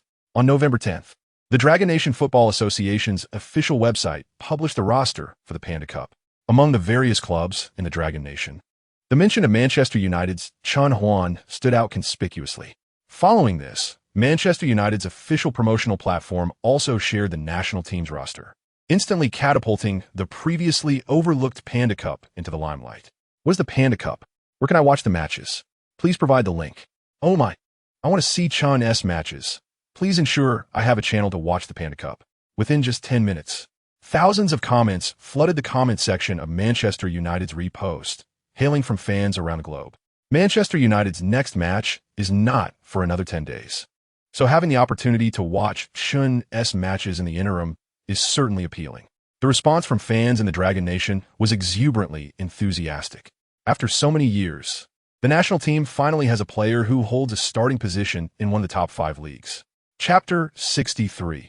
Returning in glory on the morning of November 11th. At the capital airport of the Dragon Nation, Chen Huan appeared in a sharply tailored suit, though he sported a baseball cap and aviator sunglasses as he entered the terminal. Not far behind him, a cameraman from his personal documentary trailed him with a miniature camera, capturing footage of his return. Chen Huan briskly headed towards the exit when suddenly, someone shouted, "Chen Huan? It's Chen Huan." Chen Huan paused momentarily, and his assistant reacted swiftly, urging him, "Hurry, hurry." Chen Huan quickly lowered his head and picked up his pace, rushing towards the exit, but he was still a step behind. Fans, having gleaned his flight information from somewhere, had already gathered in the terminal, now closing in on him. "Welcome back, Huan Ge. Huan Ge, could I get your autograph? Huan Ge, may we take a photo together?" The fans surged forward, blocking Chen Huan's path to the exit. "I'm sorry, but I must hurry to training," Chen Huan explained softly as he attempted to push through the crowd. Ultimately, with the assistance of airport security, Chen Huan managed to escape the terminal. Once aboard the business vehicle prepared by the Dragon Nation national team, Chen Huan let out a sigh of relief. It was utterly madness, he remarked. The national team's training camp was situated at the training base of the Victory Club in the Dragon Super League. The vehicle drove through to the training facility, and as Chen Huan disembarked, he was greeted by a familiar face. "Boss, what are you doing here?" Li Yongqiang chuckled. "We don't have a match on the 18th, so I'm serving as the team leader for the Panda Cup. Enough small talk. Are you feeling any jet lag?" "No, I slept well on the plane," Chen Huan replied, stretching his limbs.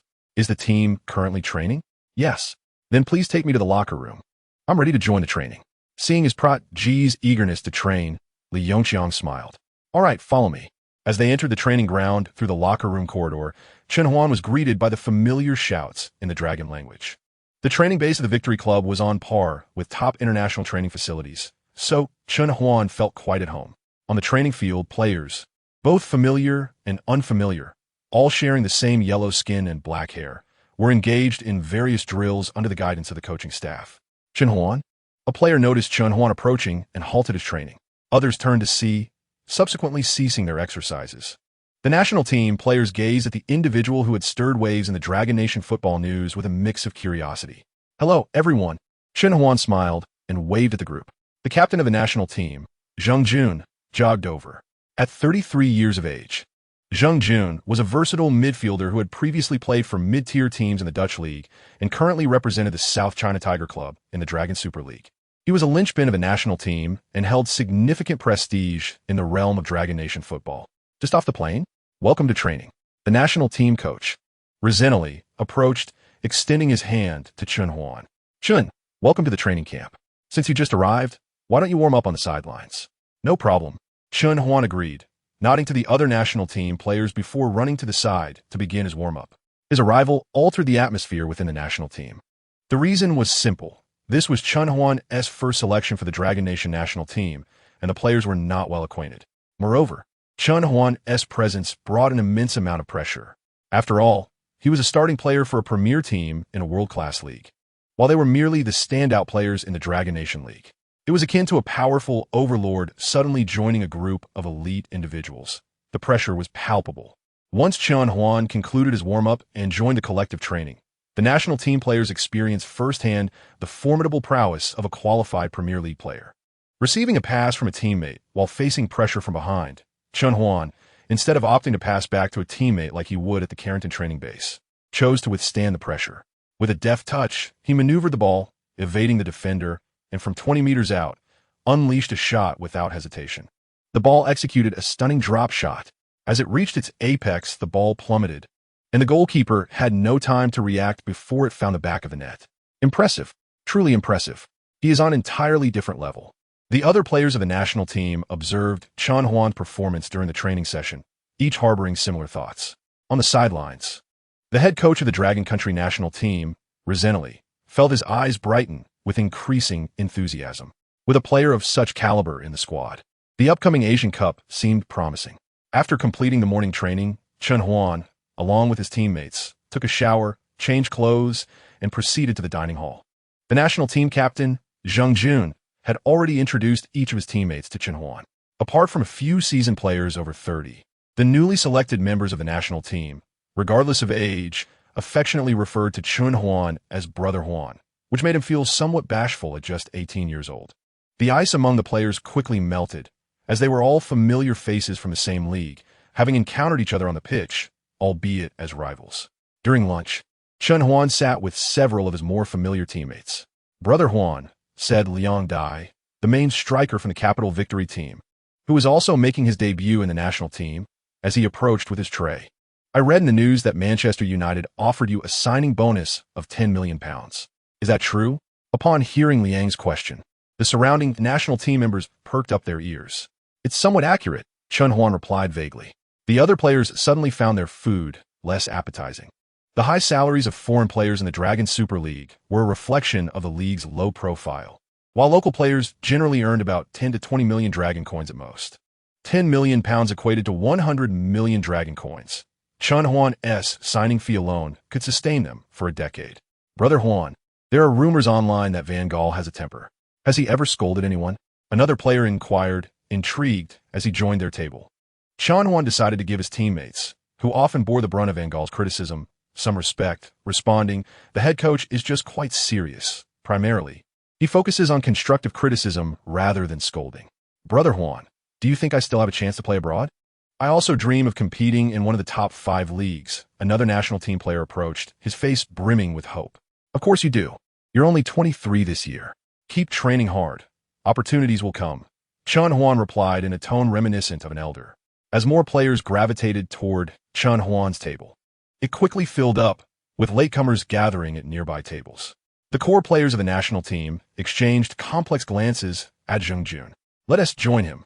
Chen Huan will soon be the backbone of the national team," Xiao Junguang said, rising with his tray, prompting the other core players to follow suit and take their seats around Chen Huan. At the entrance of the dining hall, Li Yongxiang, along with several national team officials, entered and noticed Xiao Junguang and others sitting near Chen Huan. They exchanged knowing smiles. Previously, they had worried that Chen Huan, having secured a starting position at Manchester United, might adopt an aloof demeanor around his national teammates. However, it was evident that he had seamlessly integrated into the team. As the national players chose to sit close to him, Chen Huan was subtly becoming the team's focal point. Before the afternoon training commenced, team leader Li Yongxiang approached Chen Huan to discuss his jersey number for the national team. After some contemplation, Chen chose not to wear the same number 30 he had at his club, as it belonged to a peripheral player. Ultimately, he opted for the number 7 jersey, favoring it over the number 10. In the conference room of the hotel where the Fusang national team was staying, all players and coaching staff were present, watching highlights of Chen Huan's matches with Manchester United on a large projector. Head coach Okada Takashi paused the video and addressed Kagawa, saying, "Chen Huan is your former teammate. Please share your thoughts on his technical attributes." "Hello." Kagawa Shinji stood up in front of the screen, having transferred back to Borussia Dortmund from Manchester United earlier in September. He had not worked closely with Chen Huan, but he kept a keen eye on this fellow East Asian player. "As a former member of Manchester United, I greatly admire Chen Huan's professionalism and athletic talent. He secured a starting position at Manchester United within a few matches after joining from the Dragon Super League's Red Team. Therefore, I urge everyone to remain vigilant of him." Chen Huan primarily played as a defensive midfielder and central midfielder, showcasing exceptional skills in long passing, free kicks, vision, physicality, explosiveness, and balance. Frankly, as a midfielder, he is nearly devoid of flaws. "What? No flaws? How is that possible?" Other Fusang players voiced their skepticism and surprise in response to Kagawa's remarks. Typically, Everyone held Kagawa Shinji in high regard due to his successful European career, but today, they collectively felt that his praise for this young player from the Dragon Country was excessive. "I speak only the truth," Kagawa insisted, furrowing his brow and raising his voice. "Having trained alongside Chen Huan at Carrington, I am well aware of his competitive capabilities. His level far surpasses mine. Do not treat him as just another regular starter in the Premier League, but as the core of a top-tier team. Underestimating him could lead to our Fusang Nation's goal being easily breached. Do you understand?" A hush fell over the room, and the players' expressions grew serious. Coach Okada Takashi nodded slightly and stood up, asking Kagawa, "Please elaborate on Chen Huan's flaws or how we should counter him." Indeed, Chen Huan had few weaknesses. If one were to pinpoint a flaw, it would be his relatively mediocre use of his non-dominant left foot and his shorter passing ability, which did not match his long passing prowess. He rarely opted for direct, long-range shots when facing the goal, preferring to initiate attacks through long passes. The issue of how to limit Chen Huan was both simple and challenging, as the personal abilities of Dragon Country's players fell short of his, often not even on the same level. Football is ultimately a team sport. Therefore, if we can apply high-pressure tactics against Chen Huan throughout the match, disrupting his interplay with teammates, it would effectively render him neutralized. Once Chen Huan is neutralized, our Dragon Country national team will have little to fear, Kagawa concluded. Later that night, in the conference room of the Capital Victory team, head coach Rizinelli and his coaching staff deliberated on the formation to adopt for the upcoming match against the Fusang national team. Although Chen plays primarily as a midfielder at Manchester United, I believe he should be positioned as a forward in the national team. One coach suggested while standing by the tactical board to share his strategic vision. Although Chen possesses exceptional skills in ball control, passing, and creating scoring opportunities for midfield, these attributes are not what the national team currently requires most urgently. What we desperately need now is the ability to score goals. Therefore, it would be prudent to position Chen as a forward, while allowing other players to adopt a defensive stance and deliver high balls to him, entrusting him with the responsibility of finishing. Rizinelli nodded slightly, as his tactical thinking aligned closely with that of the assistant coach. The national team of Longwood boasts a plethora of European-based players, several of whom are currently playing for prestigious clubs in the top 5 leagues. In terms of individual capabilities, apart from Chen Huan, the national team of Longwood is significantly outmatched. Chen has never played as a lone striker for his club. Thus, Leon will take on the role of the primary center forward, providing cover for Chen, who will play as a second striker. Rizinelli made his decision. On the evening of November 18th, at the Victory Stadium in the capital of Longwa, the stands were filled to capacity, with numerous national flags waving proudly in the breeze. Although the match had yet to commence, the atmosphere within the stadium was already electric, akin to boiling water. Inside the home team's locker room, Rizinelli pointed to the tactical board one final time, reiterating his strategic plan to the players of Longwa's national team. "Leon, you must engage physically with Chen's markers from Fusan's defense, striving to create as much space for him as possible. Do you understand?"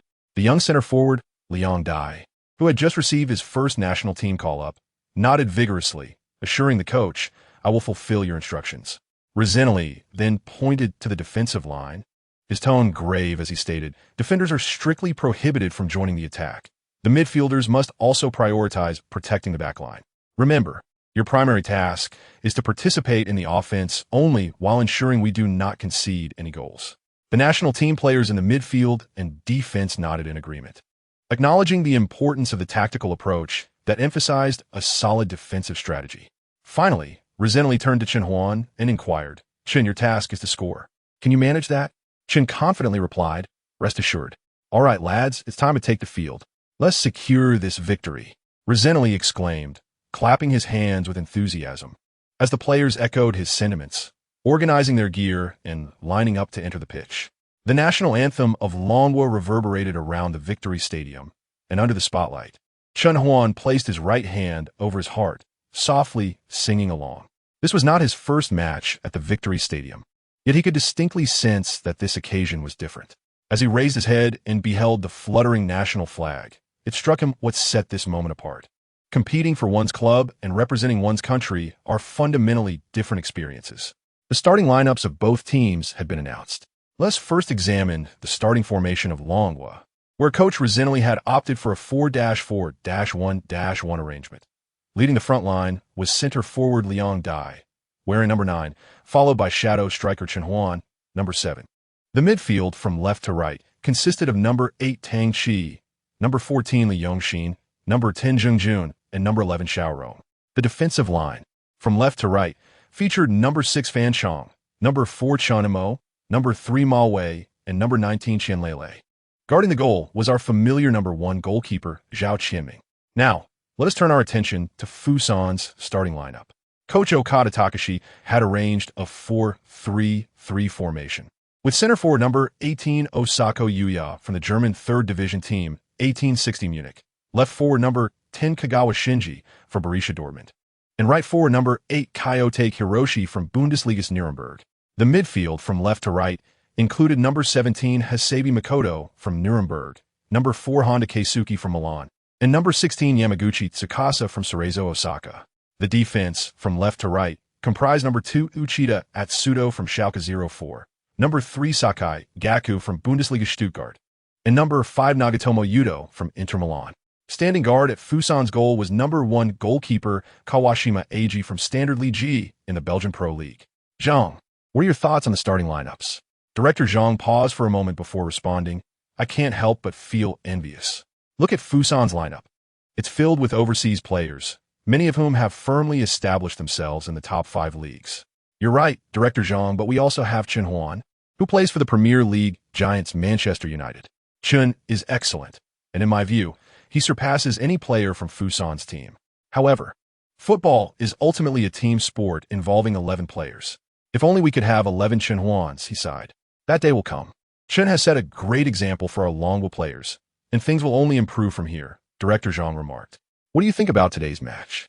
Director Zhang, regaining his composure, analyzed, Fusan has fielded a squad similar to the one that recently participated in the World Cup in Brazil, indicating their determination to win this match. I believe Fusan will play offensively, while we will focus on defense. However, our defensive strategy must also adapt. Coach Resently has not positioned Chen in his usual midfield role, but has instead advanced him significantly, possibly aiming for a rapid counterattack strategy. Nevertheless, executing this will not be straightforward, as Fusan has players like Kagawa Shinji, who has previously teamed up with Chen. They will likely devise a strategy targeting him. Little Jean added, "You're absolutely right, Director Zhang. As the most threatening player on the Longwo national team, Chen Huan will undoubtedly attract significant attention from Fusan." As the referee blew the whistle, the first round of the Panda Cup officially commenced. On the verdant pitch, Longwo's national team initiated play. As the ball reached the midfield, Chen Huan immediately sensed something amiss around him. He turned his head, repeatedly scanning the situation both in front of and behind him, only to confirm that he was surrounded by Fusan's players. No matter how he moved, 2 midfielders and a center back from Fusan always shadowed him, blocking his passing lanes without getting too close. Even if a teammate managed to pass the ball to him, he would likely face immediate pressure from multiple defenders upon receiving it. However, at this moment, it seemed unnecessary for him to worry about these issues, as the ball could hardly be delivered from the back line to his feet. The match had already progressed for over 10 minutes, during which the only notable moment came from Captain Zheng Jun's high ball to Liang Dai, who redirected it back to Chen Huan. However, under the pressure of several Fusan players, he lost possession almost instantly, in contrast to the struggles faced by Longwo's defense and passing. Fusan's attacks appeared significantly more fluid and cohesive, even if they did not lead to direct shots on goal. The disparity in quality between the two teams was unmistakable. In England, Sky Sports was broadcasting the match live. England's top commentator, Chen Shui, remarked, "My goodness, the level of Longwo's national team is abysmal. Chen is still caught in their trap. It's akin to a tractor equipped with a Ferrari engine, but with the engine installed incorrectly. If it weren't for my interest in Chen's performance, I wouldn't even bother watching Longwo's matches. Their competitive level is truly lacking." Meanwhile, in Fusan's live broadcast room, commentators expressed, "Chen Huan's performance isn't impressive either. He has completely failed to make an impact. The Blue Samurai will surely triumph. Chen Huan's strength is but an illusion." A flurry of comments fills the live broadcast room. Chapter 66, The Fusan Team Scores. Wenokuan, what is your perspective on this match, particularly regarding Chen Huan's performance from the Dragon Country team? The host inquired of the esteemed guest, Ueno Yusaku, a legendary player from the Fusang national team. There is a palpable disparity between our Dragon Country national team and the Fusang Legion, evident in both tactics and individual player capabilities.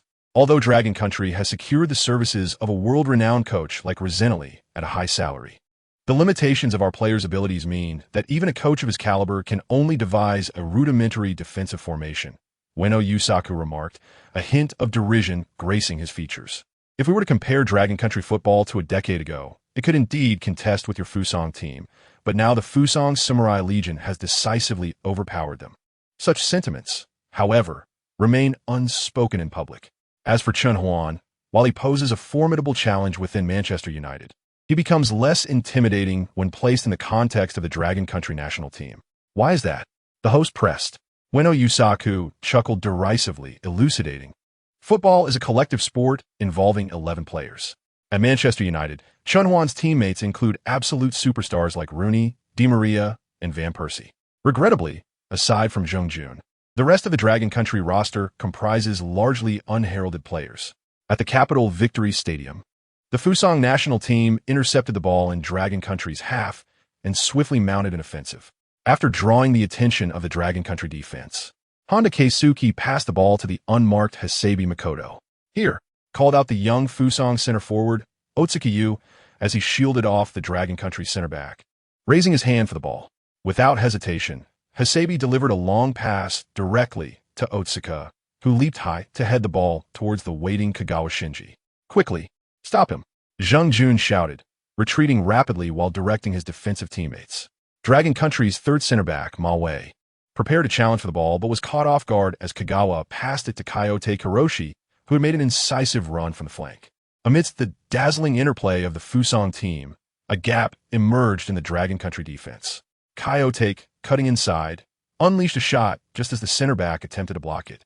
The ball curved towards the upper right corner of the goal. Oh no! Fans at the Capital Victory Stadium leapt to their feet, eyes glued to Kyoto's strike. Not a chance. Xiao Junguang, fully focused, propelled himself into the air, extending his arms to intercept. The ball struck his forearm and rebounded away. It did not go in. A collective sigh of relief washed over the spectators. Yet their relief was short-lived as they soon felt a sense of dread. Kagawa had already moved in for the follow-up. Without pausing to control the ball, Kagawa shouted and took a powerful shot. The football rocketed towards the goal from within the small box. This time, there was no one to save the Dragon Country's net. The ball found the back of the net, bouncing up. In the 23rd minute of the match, Kagawa Shinji's follow-up secured a goal for the Fusang national team, putting the Dragon Country team at a temporary disadvantage of 0-1. Damn, if only I could have held on to that ball. Xiao Junguang slammed his gloved hand on the ground in frustration. On the Dragon Country Sports Channel, a silence enveloped the broadcast for 3 seconds following the Fusang team's goal. Alas, after defending for 23 minutes, we still couldn't hold on. The Fusang team's offense is truly formidable, lamented Xiao Zhan. Indeed, the Fusang national team's seamless combinations completely dismantled our defense. Although that goal was a follow-up, it underscores the vast gulf between us and the Fusang national team, Director Zhang added. It seems Chen Huan's performance in this match has been rather lackluster. Do you think this is due to the coach placing him in an unfamiliar position? The positional change is certainly a factor, but I believe the primary reason lies in the Fusang team's tactical targeting of Chen Huan. We can see that whenever our players gain possession, Fusang Sakai, Honda, and Yamaguchi swiftly converge on Chen Huan, pressuring him, while Yamaguchi has been specifically assigned to shadow Chen Huan during our attacking plays. The Fusang team came prepared. Another high ball. Chen Huan gazed up at the aerial pass sent by his goalkeeper, Xiao Junguang, while adjusting his position on the field. Beside him, Fusang's Yamaguchi was closely monitoring his movements, sticking to Chen Huan's side. Liang Dai and Uchida Atsudo leaped high to contest the incoming long pass, with Liang using his height to direct the ball towards Chen Huan. Do not let Chen Huan control the ball, Honda shouted as he rushed forward from behind. As Chen Huan prepared to head the ball back, he remained vigilant to his surroundings, not fixating solely on the ball. Yamaguchi was closing in, and more Fusang players were closing in as well. Liang Dai pushed forward. Chen Huan beckoned, opening his arms to shield off Yamaguchi while simultaneously urging Liang Dai to make a diagonal run after he laid the ball back. The young center forward hesitated momentarily before quickly adjusting his position. Although he did not understand Chen Huan's call for him to advance, he chose to trust the core of the Dragon Country team in that moment. "No way you're getting possession," Yamaguchi shouted in Japanese, exerting force against Chen Huan. Chen Huan braced himself against the challenge, maintaining his balance before deftly stopping the ball with the tip of his foot as Sakai charged in. "Focus! Don't give him space," Sakai yelled. After stopping the ball, Chen Huan did not pass or initiate movement immediately. He paused, and just as Sakai lifted his foot to intercept, Chen Huan suddenly flicked the ball, changing direction. In an instant, Yamaguchi and Sakai found themselves momentarily bewildered, and the next moment, Chen Huan burst past Sakai with astonishing explosiveness, slipping the ball past Sakai's foot. Such extraordinary individual prowess. The Dragon Country fans in the stands of the Capital Victory Stadium erupted in spirited excitement. After evading the two Fusang players, Chen Huan did not continue his advance. Liang Dai made a sudden run, catching up to Chen Huan while narrowly missing Uchida's mark, and dashed toward the Fusang team's penalty area. "Pass it," resentfully exclaimed from the coaching bench, clenching his fists. Chapter 67. A complete overwhelm. Bang! Chen Huan struck the ball powerfully with the inside of his foot, sending it soaring in a parabolic arc towards Liang Dai, who was making a rapid run into the Fusang team's penalty area while onside. Swish! The fans in the stands of the Capital Victory Stadium nearly rose as one. Their eyes widened, forgetting to cheer, forgetting to breathe. Liang Dai was in a prime position, ahead of Uchida, with a clear opportunity on goal. Liang Dai seized the moment. The commentator roared, "Baka!" Ueno Yusaku clenched his fists, roaring in the broadcast room. How can Chen Huan directly extricate himself from Kawashima? He must persevere. The goalkeeper of Standard Liège, a mid-tier team in the Belgian Pro League, AG Kawashima, sensed danger the moment Liang Dai initiated his movement. This seasoned custodian, renowned for his exceptional goalkeeping skills, decisively abandoned his line and advanced towards Liang Dai with long strides, arms flailing. The closer he approached, the narrower the angle for the opposing shot became, thereby increasing the likelihood of successfully parrying the ball away. After delivering a high-quality shot, Chen Huan did not pause, but instead surged forward with great speed. Meanwhile, the other players from the Dragon Nation remained stationary, fixated on the imminent recipient, Liang Dai. "Do not adjust, just chip it," Chen Huan thought to himself, though he refrained from vocalizing his thoughts, fearing he might impose psychological pressure on Liang Dai. In front of the goal, the ball descended at Liang Dai's feet, and he sensed Ueda Atsudo attempting to disrupt him with subtle maneuvers. Kawashima was already closing in. Liang Dai had no intention of pausing to control the ball. He unleashed a powerful shot. With a resounding thud, he struck the ball just before Kawashima could intercept it. Whoosh! The ball soared into the air, clearing the crossbar and ascending high into the stands. A wave of anguished cries erupted from the audience at the Victory Stadium. "Damn it! How could that fool shoot so powerfully from such close range?" Lisenoli's expression shifted from anticipation to despair as he slammed his fist into the grass. Liang Dai, having squandered the opportunity, collided with Kawashima and stumbled to the ground. A sigh of resignation echoed through the Dragon Nation sports channel, marking yet another moment of disappointment. This was our best chance thus far, and Liang Dai failed to capitalize on it. However, this play showcased Chen Huan's remarkable individual talent. He nearly dismantled the Japanese defense on his own, evading the grips of Sakai and Yamaguchi before delivering what should have been a certain assist, as Coach Zhang analyzed. "How I wish it were Chen Huan taking shot," Lisenoli lamented. "We truly need 11 Chen Huans. What is wrong with you all? Why did you not mark Chen Huan tightly?" Kawashima bellowed angrily at his defensive teammates, although that shot did not find the net. It sent chills down the spines of the Japanese players. "Everyone, increase your focus. Chen Huan is the only threat from the Dragon Nation. We must not afford him such opportunities again," shouted Shinji Kagawa. As the match resumed, Chen Huan could distinctly perceive the heightened attention the Japanese players were giving him. Initially, Yamaguchi had been marking Chen Huan one-on-one during Dragon Nation's offensive plays, but he had now fully committed to shadowing Chen Huan, forsaking any offensive involvement. Even when he needed to glance away to assess the situation on the Dragon Nation side, he would reach out, ensuring he could maintain awareness of Chen Huan's position. Yet, while the Dragon Nation struggled to make progress offensively, their defense faltered once more. In the 36th minute of the first half, a long pass from the Dragon Nation was intercepted by Makoto Hasebi. Before Chen Huan could apply pressure, the ball soared into the Dragon Nation's half, where Yao Osako secured it and passed to Shinji Kagawa, who deftly evaded his marker and surged into the penalty area. Under pressure from the defenders, he sent the ball towards the back post. Hiroshi Kayotake, lurking at the back, struck without taking a touch, and the ball sailed effortlessly into the net. The Japanese team led 2-0. At that moment, the Victory Stadium fell into a silence akin to that of a library. Although Licenelli had mentally prepared for defeat before the match, he now felt an overwhelming sense of despondency. However, the Japanese offensive was far from over. In the 43rd minute, another error in the Dragon Nation's defense allowed Keisuke Honda to seize the ball. After evading the midfield challenge, he passed to Yuto Nagatomo, who sprinted down the sideline, escaping his marker before delivering a low cross into the Dragon Nation's penalty area. Chaos ensued within the box. Zhao Qianming abandoned his goal, leaping to claim the high ball, but misjudged its trajectory and failed to catch it.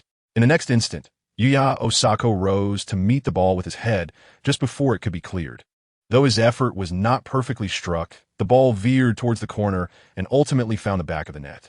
Before the first half concluded, the Dragon Nation found themselves trailing 3-0 to the Japanese team. Amidst the jubilant celebrations of the Japanese players, the entire Victory Stadium remained eerily quiet. Many supporters of the Dragon Nation could no longer bear to watch and chose to leave their seats. Refund. It was unclear who initiated the uproar, but soon, the irate Dragon Nation fans joined in a chorus of discontent.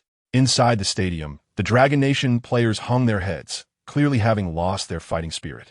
As the referee blew the whistle to signal the end of the first half, they were spared from further derision, marking the conclusion of a brutally one-sided match. Suffocation and silence were the first words that flooded Chen Huan's mind upon returning to the locker room. There were no angry arguments. Everyone kept their heads bowed. Those who would engage in anger and disputes still held hope for a different outcome, but now all confidence in victory had evaporated. Head coach Licenelli entered with his coaching staff, and, after a moment of silence, he was about to speak when someone stood up. The others soon noticed the figure rising. It was Chen Huan, the only player from the Premier League team who had not been scorned by the fans. He seemed poised to say something. Chapter 68. Do you not desire to win? Coach, Captain, may I speak? Licenelli and Zheng Ju nodded in agreement, and the other players finally mustered the courage to lift their heads, gazing at Chen Huan, though their expressions were vacant. Chen Huan approached Liang Dai, who appeared momentarily taken aback before attempting to avoid Chen Huan's gaze and lower his head again, but he failed. Chen Huan grasped his collar, compelling him to meet his eyes. What is the matter with you? Chen Huan shouted vehemently. Liang Dai's face turned pale, and he stammered, Huan Gu, I'm sorry. I made a mistake in front of the goal. Zheng Jun's expression shifted, as he and the others in the locker room anticipated Chen Huan's reprimand of Liang Dai for not converting that near-certain goal. As captain, he could not allow chaos in the locker room. However, before Zheng Jun could speak, Chen Huan interjected, I am not referring to the fact that you missed that shot. I'm asking why, after you squandered that opportunity, you seemed entirely out of sorts? Tell me why. I don't know. Liang Dai attempted to lower his head again, but Chen Huan's arm exerted force, lifting the towering forward from his chair. And you all, each and every one of you, from the moment the second goal was conceded, I could see that each of you seemed to have lost your spirit. I could already guess what was on your minds. The only desire to hasten the conclusion of this match, to end this disgraceful defeat. I know you no longer believe in the possibility of winning this game, but let me tell you, I want to win. I traveled for a full 8 hours from Manchester to participate in this match, not to lose in front of all the fans of our Dragon Nation in the capital. I refuse to return to England in disgrace after this wretched loss, as it could even affect my upcoming match against Arsenal. Chen Huan paused, and the locker room fell silent once more. If another national player were to roar at this moment, the locker room would undoubtedly be in an uproar. But now, there was none of that. Chen Huan had the authority to speak. In the capital of the Dragon Nation, on the very pitch that symbolizes victory. I do not wish to lose to the Fusang team. Do you? Naturally, we do not wish for defeat, but we feel we cannot win. We didn't even manage a single shot on target in the first half. Tung Chi, wearing jersey number 8, spoke up, articulating the thoughts of most in the locker room. They did not lack the desire to win, but in the face of overwhelming adversity, they simply could not envision a path to victory. At this moment, the documentary filmmaker, crouched in the corner of a locker room, was trembling. He captured the scene of Chen Huan chastising the entire team, which, if included in the documentary, would undoubtedly become a trending topic. "Coach, should we adjust our tactics for the second half?" Chen Huan loosened his grip on Liang Dai and looked toward Licenally. "Huh? Oh, no need for adjustments," the head coach quickly replied, having regained his composure. Chen Huan nodded, once again pulling Liang Dai closer and patting his face, saying, "In the second half, I want you to stay alert and continue doing what you excel at. Use your physical advantages to establish a stronghold. And all of you, concentrate and fortify your defenses. I will expand my movement in the second half. After you gain possession, find opportunities to pass the ball to me, and the rest will be taken care of. Can you do that?" "Yes," Liang Dai responded, yet the rest of the locker room remained silent. Zheng Jun gazed at Chen Huan, suddenly feeling compelled to say something. He stood up, scanning the other players in the locker room, and raised his voice. "Has everyone left their vocal cords at home? Can we do this?" This time, no one hesitated. They shouted in unison, "We can!" Dragon Nation Sports Channel. The second half is about to begin. Coach Zhang, what are your thoughts on the situation for the second half? The overall competitive strength of the Fusang team far surpasses that of our Dragon Nation team, a fact we should all have recognized by now. Based on this, I believe it would be a good thing if we could score 1 or 2 goals in the second half. However, if we fail to do so, we must not excessively criticize our teammates on the field, as there are indeed disparities in individual player abilities. Therefore, to put it succinctly, let us aim to win with what we have, haha. Although Coach Zhang laughed, his tone was filled with melancholy. The first half starkly highlighted the chasm between Dragon Nation football and Fusang football, a gap so vast that it instilled a sense of profound despair. In the Fusang match broadcast channel, many were concerned about how Chen Huan would perform before the match, but it seems our team has effectively limited his influence. Of course, we must acknowledge Chen Huan's exceptional individual capabilities. The only opportunity for Dragon Nation in the first half was created through his sheer skill. Unfortunately, we have even more outstanding players on our side. Dragon Nation football is no longer a formidable threat. We should begin strategizing for the upcoming match against the 20th team, as their players are not particularly clean in their play. I hope our players can prepare adequately and stay healthy. As halftime concluded, neither team made any personnel adjustments. The stands at the Victory Stadium in the capital had begun to show numerous empty seats, as many fans chose to leave, unable to tolerate the glaring disparity between the two teams. The match commenced with the sound of the referee's whistle. Captain Zhao Qianming intercepted a shot from Daichi Kamada, and upon noticing that Zheng Jun was unmarked, he shouted and passed the ball forward. Before the ball reached Zheng Jun's feet, Chen Huan had already sensed the passing lane and immediately began to retreat. Yamaguchi was momentarily taken aback, hastily pursuing, but he was already a step behind Chen Huan. Zheng Jun received the ball and saw Chen Huan retreating. Despite the pressure from behind, Zheng Jun chose to trust in Chen Huan's abilities, passing the ball to him without taking a touch. Don't even think about it. Yamaguchi pressed his body against Chen Huan. Chen Huan feigned a stop, and as Yamaguchi shifted his weight in response, Chen Huan deftly flicked the ball behind him and swiftly turned to chase after it. "Quick, surround him," Keisuke Honda shouted, pursuing Chen Huan while directing his teammates to close in. Yamaguchi was coming from behind, while Makoto Hasebi rushed in from the side. Liang Dai, positioned at the back line, immediately retreated towards Chen Huan, calling out Brother Huan. Chapter 69, Captain Chen Huan. Chen Huan chose not to adjust. Instead, he flicked the ball with his toe to Liang Dai, who had been criticized by Chen Huan in the locker room. The center forward, now determined to prove himself, turned his back to the Fusang goal and braced against the pressure from Takashi Inui. He controlled Chen Huan's delicate pass. After passing, Chen Huan did not pause, but continued his rapid run. Honda and Hasebi turned to chase, but found themselves outpaced by Chen Huan. Brother Huan, Liang Dai returned the pass to Chen Huan before turning to make a run to the right. Inui, facing Liang Dai, chose not to follow, clearly viewing Chen Huan as the more significant threat. Another center back, Atsuto Uchida, moved to track Liang Dai's run. Chen Huan did not stop. He swiftly dribbled the ball with the back of his foot. "Retreat. Don't let him get past." Honda, chasing from behind, shouted loudly. The experienced Inui kept his hand behind his back, taking small steps to match Chen Huan's pace. Chen Huan reached a position just 5 meters from the edge of the penalty area. Brother Huan, Liang Dai burst into the box. Instead of passing, Chen Huan executed a feint, causing Inui to freeze momentarily. In that instant, Chen Huan swiftly dragged the ball to the right. Oh no! Inui's mind buzzed as he lunged towards the right side. Chen Huan, utilizing his remarkable explosiveness, created a gap in a single step. With the ball now in motion, Chen Huan surged toward it, planting his supporting foot beside the ball, his core tensing as he drew back his right leg. With a thunderous strike, the ball soared like a cannonball towards the goal. A long-range shot.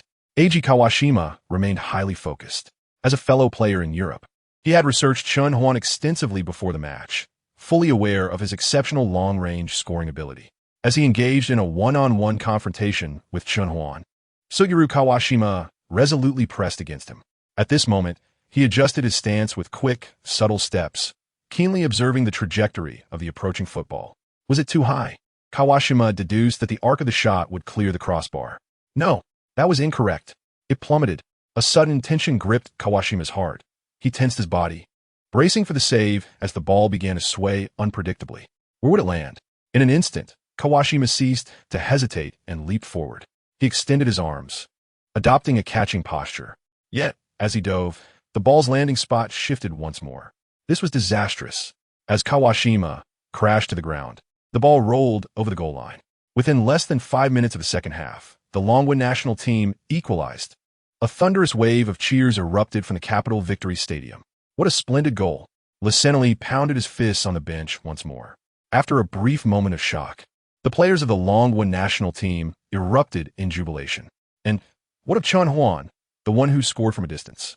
At that moment, this player donning the national team's number 7 jersey did not pause his run. He pushed past Liang Daichong, rushing into the Fusan team's goal to retrieve the ball. What are you doing? Kawashima attempted to seize the ball, only for Chen Huan to snatch it away. Ignoring Kawashima, Chen Huan clutched the ball and sprinted towards the center circle. Everyone, return to your positions. Chen Huan shouted as he ran. What a magnificent super goal. The commentator from Longwood Sports Channel, Xiao Junguang, roared. Indeed, in adversity, one must rely on Chen Huan's individual brilliance. He is truly the sole superstar of our national football team. You are right. That goal was hardly a prime opportunity. It shouldn't have even been a scoring chance. Yet, the essence of a superstar lies in his ability to convert seemingly impossible situations into goals. Well done, Chen Huan. Alas. Look, Chen Huan did not celebrate. He charged into the Fusan goal to retrieve the ball. He desired to restart play quickly, eager for another goal. Indeed, it has been ages since we witnessed such an assertive player. Chen Huan seemed to have done the same against Chelsea in the Fusan broadcast booth. This was entirely Chen Huan's individual prowess, but it also raised the alertness of the Fusan players, who appeared somewhat complacent. It was time to tighten up. Ueno Yusaku swallowed hard and forced a smile, saying, "But this is the only goal for the Longwood team." The Fusan players, now serious, were not to be underestimated by the small Longwood team. The Fusan team kicked off from a center circle. Chen Huan's astounding super goal struck the Fusan players like a wake-up call, instantly dispelling their overconfidence. However, the Longwood players, having just been chastised by Chen Huan in the locker room, were determined not to let this young prodigy see their weakness. Nor did they wish to be humiliated on home soil by Fusan. As the second half commenced, they displayed a renewed fighting spirit. Coupled with Chen Huan's invigorating super goal, the Longwood players began to run with unrelenting vigor. Shortly thereafter, a chance emerged for the Longwood midfielders. Zheng Jun delivered a low ball to Chen Huan, who had once again evaded the marking of Shang Kuing. The Longwood superstar, upon receiving the ball, utilized his explosive speed to penetrate the Fusan half once more. Under pressure from multiple defenders, he passed the ball to Zheng Jun, who had surged forward from the center circle. Just as the Longwood captain prepared to pass, Nagatomo Yudo executed a flying tackle, bringing both player and ball crashing to the ground. Zheng Jun fell, crying out in pain as he clutched his injured left leg. This was a foul. The referee brandished a yellow card at Nagatomo Yudo. Oh no, the team doctor is on the field. It seems Zheng Jun cannot continue. The head coach signaled for a substitution, intending to bring on the number 17 attacking player, Xiao Junguang. The captain's armband would likely be passed to Ma Wei. Chen Huan, come here. With the doctor's assistance, Zheng Jun stood at the sidelines, waving to Chen Huan. Chen Huan jogged over just as Ma Wei, ready to receive the captain's armband, arrived at Zheng Jun's side. Wei Zi, I plan to give the captain's armband to Chen Huan. Do you have any objections? Zheng Jun held the armband, looking at the vice-captain, Ma Wei. Ma Wei understood Zheng Jun's intention. They were both in their 30s. Further progress was unlikely. If the Longwood national team wished to achieve success, it could not rely on them. Captain, I understand completely, Ma Wei replied. Zheng Jun grasped Chen Huan's right arm, placing the captain's armband upon him, then gave Chen Huan a pat on the face. Huanzi, go crush the little Fu-san. Pain and regret intertwined on Zheng Jun's face. Chen Huan looked at the armband representing his captaincy, nodding in acknowledgement. Crush the little Fu-san. Chapter 70. What constitutes a superstar? Huh? Zheng Jun placed the captain's armband on Chen Huan's arm before leaving the field, rather than passing it to Vice-Captain Ma Wei. In a Longwood Sports Channel studio, Xiao Junguang and Coach Zhang were both left dumbfounded. Ahem, the head coach, the team leader on the sidelines, and even Ma Wei himself seemed to have no objections. Now, Chen Huan has truly become the on-field captain of the Longwood national team. If I'm not mistaken, he is the youngest captain in the history of our national team. Xiao Junguang snapped back to reality from his astonishment. Although hard to believe, this was indeed unfolding before our eyes. Captain Zheng Jun's actions may carry deeper significance. We should trust their judgment. This could signify a new future for Longwood football. I am quite excited. You all huddle closer together when Chen Huan takes the free kick. Do your utmost to leap high. Standing before the goal, Kawashima Yuji rubbed the palms of his gloves while bellowing at the Fusan players forming a wall ahead of him. Shinji Kagawa turned back to remind him. Kawashima-kun, Chen Huan is accustomed to striking the dead corner of the goal with a curveball. You must be extremely cautious. I understand, Kagawa-kun. Kawashima Yuji confidently adjusted his body with quick steps. This match is finally becoming interesting. I have long known of Chen Huan's formidable free kick threat. To prepare, I even reviewed his free kick highlights repeatedly with the goalkeeping coach. Chen Huan, you shall not breach my goal with this free kick. Kawashima Yuji gazed at Chen Huan, who stood at the penalty spot, exchanging high fives with his teammates, contemplating this in his heart. Boom, boom, boom. The drums echoed from the stands of the Capital Victory Stadium. The referee had marked the spot for the free kick. Chen Huan stood there, lifting his head to gaze at the stands. Chen Huan, give it your all. Red flags fluttered in the stands. The fans, whose hearts had seemingly ceased, now pulsed with renewed vigor, beating fiercely. Chen Huan averted his gaze, looking at the wall before him and retreating 5 steps. The referee blew the whistle, signaling that the free kick could be taken. Chen Huan gazed at the human wall formed by the players of the Fusang team and the Dragon Kingdom national team. Then his eyes drifted past the wall to rest upon the slightly right-positioned Kawashima Eiji, who was bouncing lightly on his toes. With a deep breath, Chen Huan exhaled the last remnants of air from his chest and began his run-up. 5 steps, a mere instant. The crescent moon scimitar. Chen Huan's left foot anchored firmly on the turf, the studs piercing the ground as he generated core strength, propelling his right leg into a sudden explosion of power. His body formed a 45-degree angle with the ground just before striking the ball. Bang! With a dull thud, the football soared into the sky. It must not pass. In the wall, Shinji Kagawa shielded his groin with both hands, leaping high with all his might. Beside him, the Fusan players also sprang into the air. Whoosh! The sound of air slicing past their ears echoed, but the wall failed to intercept the ball. The football curved past the wall, hurtling toward the upper right corner of the goal. It was coming. Kawashima Eiji lunged towards the ball's destined landing spot. Although the Belgian Pro League lags behind the top 5 leagues, it remains a fiercely competitive and high-caliber league. As an Asian player starting for Standard League G, a mid-tier team in the league, Kawashima Eiji was far from an ordinary player. In mid-air, Kawashima Eiji's 185 centimeters frame extended, his hands poised in a diving position, sealing off the upper right corner. No, this is bad. At that moment, Kawashima Eiji's expression turned pale. The ball's speed exceeded his expectations. Whoosh! A fierce gust brushed his fingertips as it flew into the net, and only then did his hand cover the spot where the football had entered. Kawashima Eiji landed, and the referee blew the whistle, signaling a valid goal. Huzzah! In the stands of the Capital Victory Stadium, fans leaped from their seats in unison at the moment of the goal. The sound of drums, cheers, roars of excitement.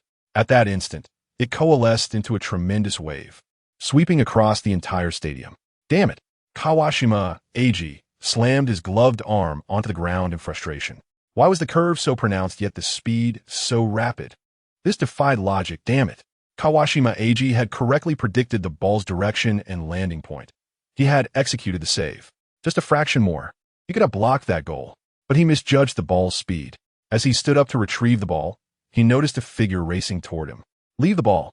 Watching Chen Huan dash into the net to fetch the ball, Kawashima Eiji bellowed at him. Chen Huan ignored him. The youngest captain in Dragon Kingdom history lifted the football and turned to sprint toward the center circle. Back, everyone back. The rhythm of the game had not yet concluded. Chen Huan was about to take the free kick. He had scored several direct free kicks during his time at Manchester United. This position was well within his shooting range. Kawashima Eiji must have done his homework, positioning himself slightly to the right, anticipating that Chen Huan would target the upper right corner. The whistle blew, and Chen Huan began his run-up. Leg raise, strike. The football soared over the wall. Kawashima Eiji correctly judged the direction of the free kick, leaping into the air. Body extended for the save. On Dragon Kingdom Sports Channel, commentator Xiao Zhan's voice trembled with excitement. The ball is in. In the 73rd minute. Chen Huan scored from a free kick, bringing the score to 2-3. We are only one goal behind the Fusang national team. Everything is still possible. Chen Huan was brimming with confidence. He must have noticed Kawashima Eiji's rightward positioning. But that mattered little. Even if he predicted my shooting angle, I could still score. Such is the resolve of a superstar. Silence. On Fusang Sports Channel, neither the host nor the guests uttered a word. The cheers of the fans in the broadcast filled the channel. Chen Huan is truly a formidable opponent. To score at this level is no small feat. However, we still have the advantage of a goal. I hope the players of Fusang awaken quickly. Otherwise, the former star of the Fusang national team, Yusaku Ueno, no longer wore a light-hearted smirk. His expression turned stern as he continued. We truly have a chance to draw against the Dragon Kingdom national team. It's in. Standing at the player tunnel, Zheng Jun suddenly raised his arms in a triumphant shout, neglecting to follow the team doctor to tend to his injury. The next moment, the movement aggravated his injury, causing him to grimace in pain. Chapter 71. Never Surrender. Baka, you bunch of fools, wake up. On the field, Captain Shinji Kagawa roared angrily at his teammates behind him. Have you forgotten the coach's tactics? We must contain Chen Huan. Hey, we will remain vigilant and not grant Chen Huan any opportunities. Absolutely not. The Fusang players lowered their heads, collectively shouting to Shinji Kagawa. Coach, do we need to make substitutions? Fusang's assistant coach, Moriasa Hajime, quietly inquired of head coach Okada Takashi. They had already prepared several substitutes for the national team. How could they bring in substitutes now? Okada Takashi shook his head with a grim expression, resolutely declining. I truly hope the fools on the field awaken. Do they really think they are invincible in Asia? The Fusang team restarted the match with a kickoff. After conceding 2 goals to Chen Huan, the players of the Fusang national team were clearly on high alert. The Blue Samurai ran tirelessly across the field, as if they had been invigorated. Indeed, they had initially attempted to conserve energy. Given the intense schedule, they believed that the winner of the match between the Dragon Kingdom and Mongolia would be Fusang. The Dragon Kingdom and Fusang were recognized as the 2 strongest teams in Asia. The Fusang team had planned to reserve their stamina for that match. Additionally, most of the main players were from European clubs, and they needed to consider conserving energy for their clubs. But now, they could no longer afford to think about the Dragon Kingdom or their clubs. Today, they must triumph over the Dragon Kingdom national team. The football stumbled toward Chen Huan. Before he could touch the ball, several Fusang players had already surrounded him in an encirclement. There was no space to maneuver. Chen Huan had no choice but to pass the ball back to the supporting player behind him, number 17, Xiao Junguang. The newly substituted attacking midfielder immediately faced pressure from Daichi Kamada after receiving Chen Huan's pass, resulting in a change of possession.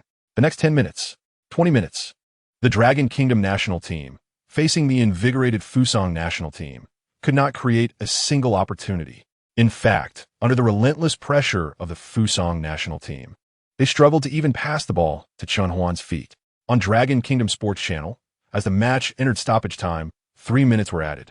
The Fusang national team did not ease their pressing intensity, and it seemed our chances were becoming increasingly slim.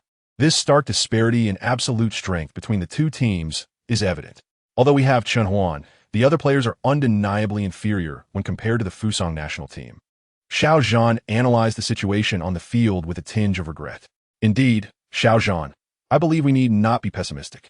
It took decades for Fusang football to evolve from obscurity to its current stature. Can we expect to catch up to them overnight? However, Chen Huan's extraordinary personal performance today is sufficient to demonstrate that as long as our Dragon Country football remains grounded, there is hope for the future. In the stands of the Capital Victory Stadium, fans, rejuvenated by Chen Huan's 2 goals, could no longer endure watching as the Fusang national team dominated the Dragon Country national team for a full 20 minutes. If it weren't for the hope that Chen Huan ignited in them, they wouldn't feel so disheartened now. As the match entered stoppage time with only 3 minutes remaining, it seemed that nothing would transpire. An increasing number of fans began to leave the stands, exiting the stadium. This is the true competitive strength of our Fusang national team. One fan exclaimed, I told you those cocky kids were underestimating us. The recent match between Mongolia and the South Korean team had concluded with a resounding 7-0 victory for the South Korean team, prompting discussions on how to confront them in the finals on the 20th. They are indeed our primary rivals. On Fusang Sports Channel, Ueno Yusaku's face had regained its smile. Meanwhile, the live audience of the Dragon Country national team felt defeat was inevitable. The commentators shared the same sentiment, as did the coaches on the sidelines. It appeared that everyone believed the match was over. Yet on the field, one player continued to run and observe. Pass me the ball. Time is running out. Hasebi Makoto shouted at the ball holder, Oda Yuya. His stamina was nearly exhausted, and the best option now was to waste time until the match concluded.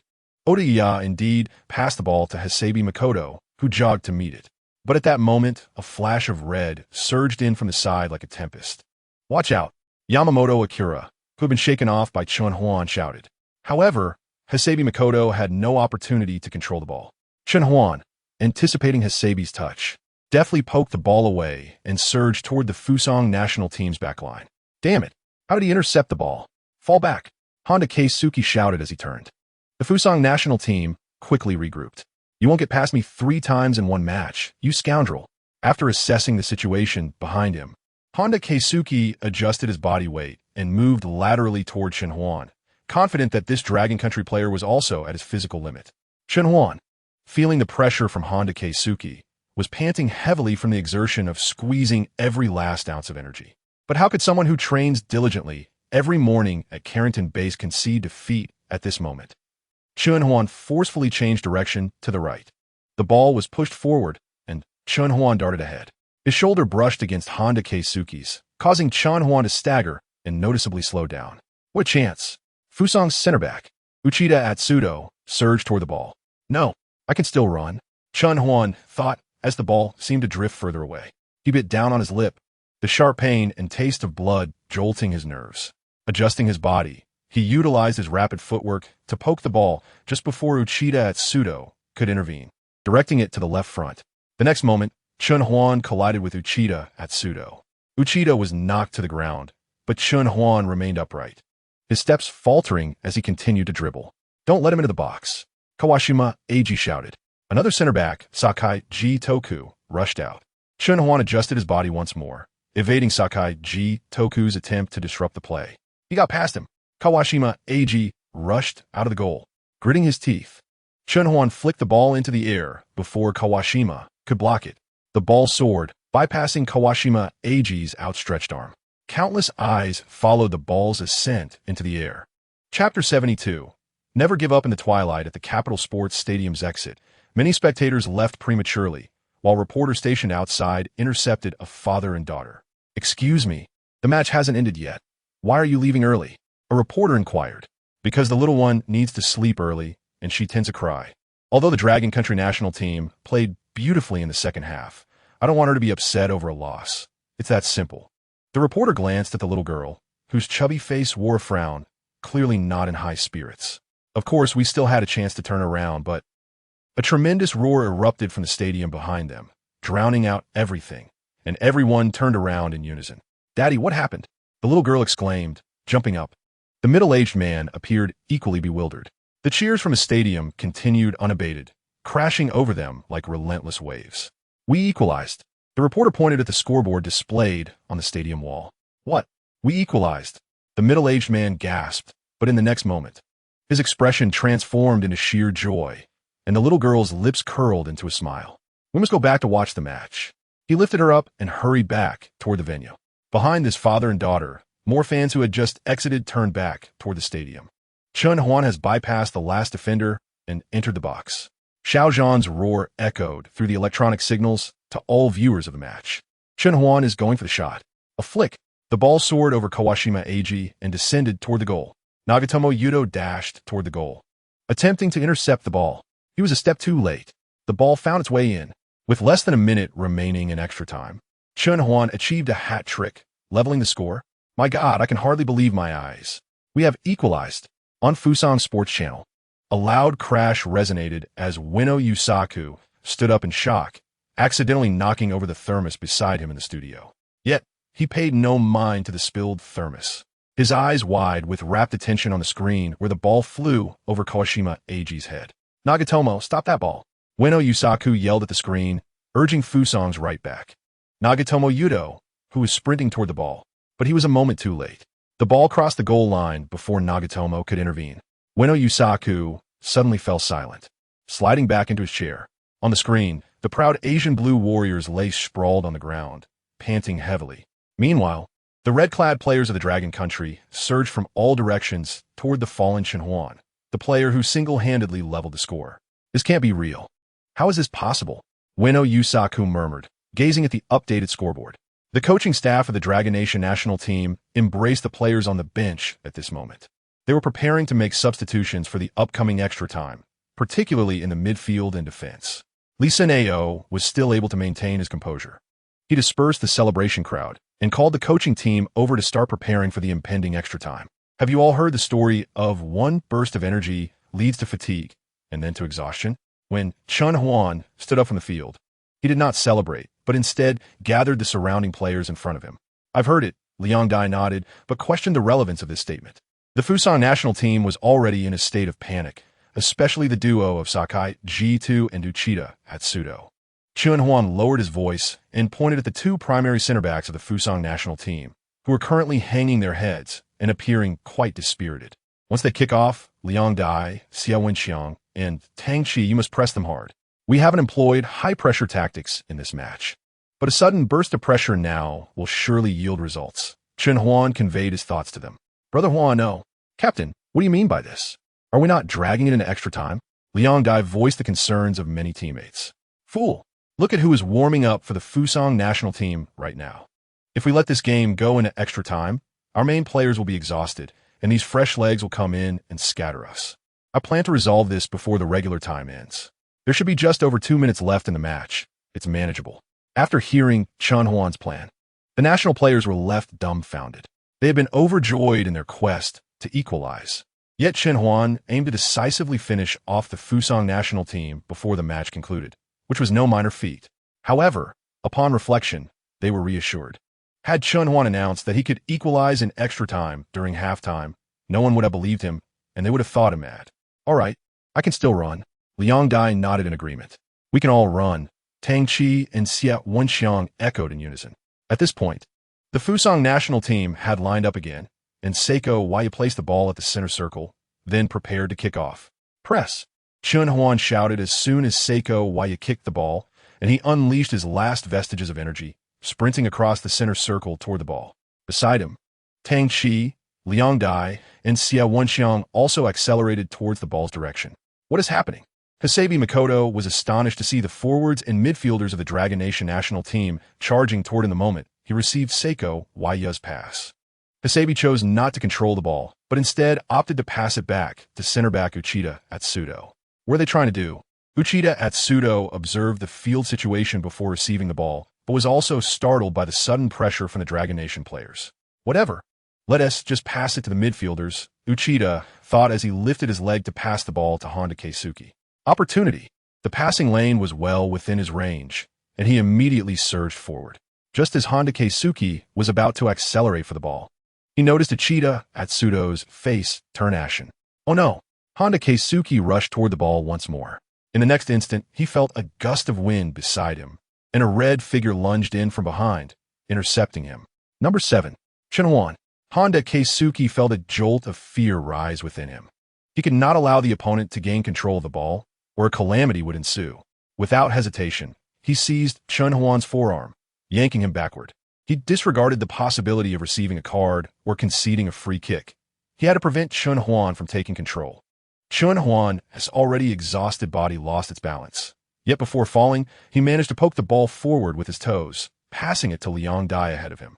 In the next moment, Chen Huan was pulled down by Honda Keisuke, and the two tumbled to the ground.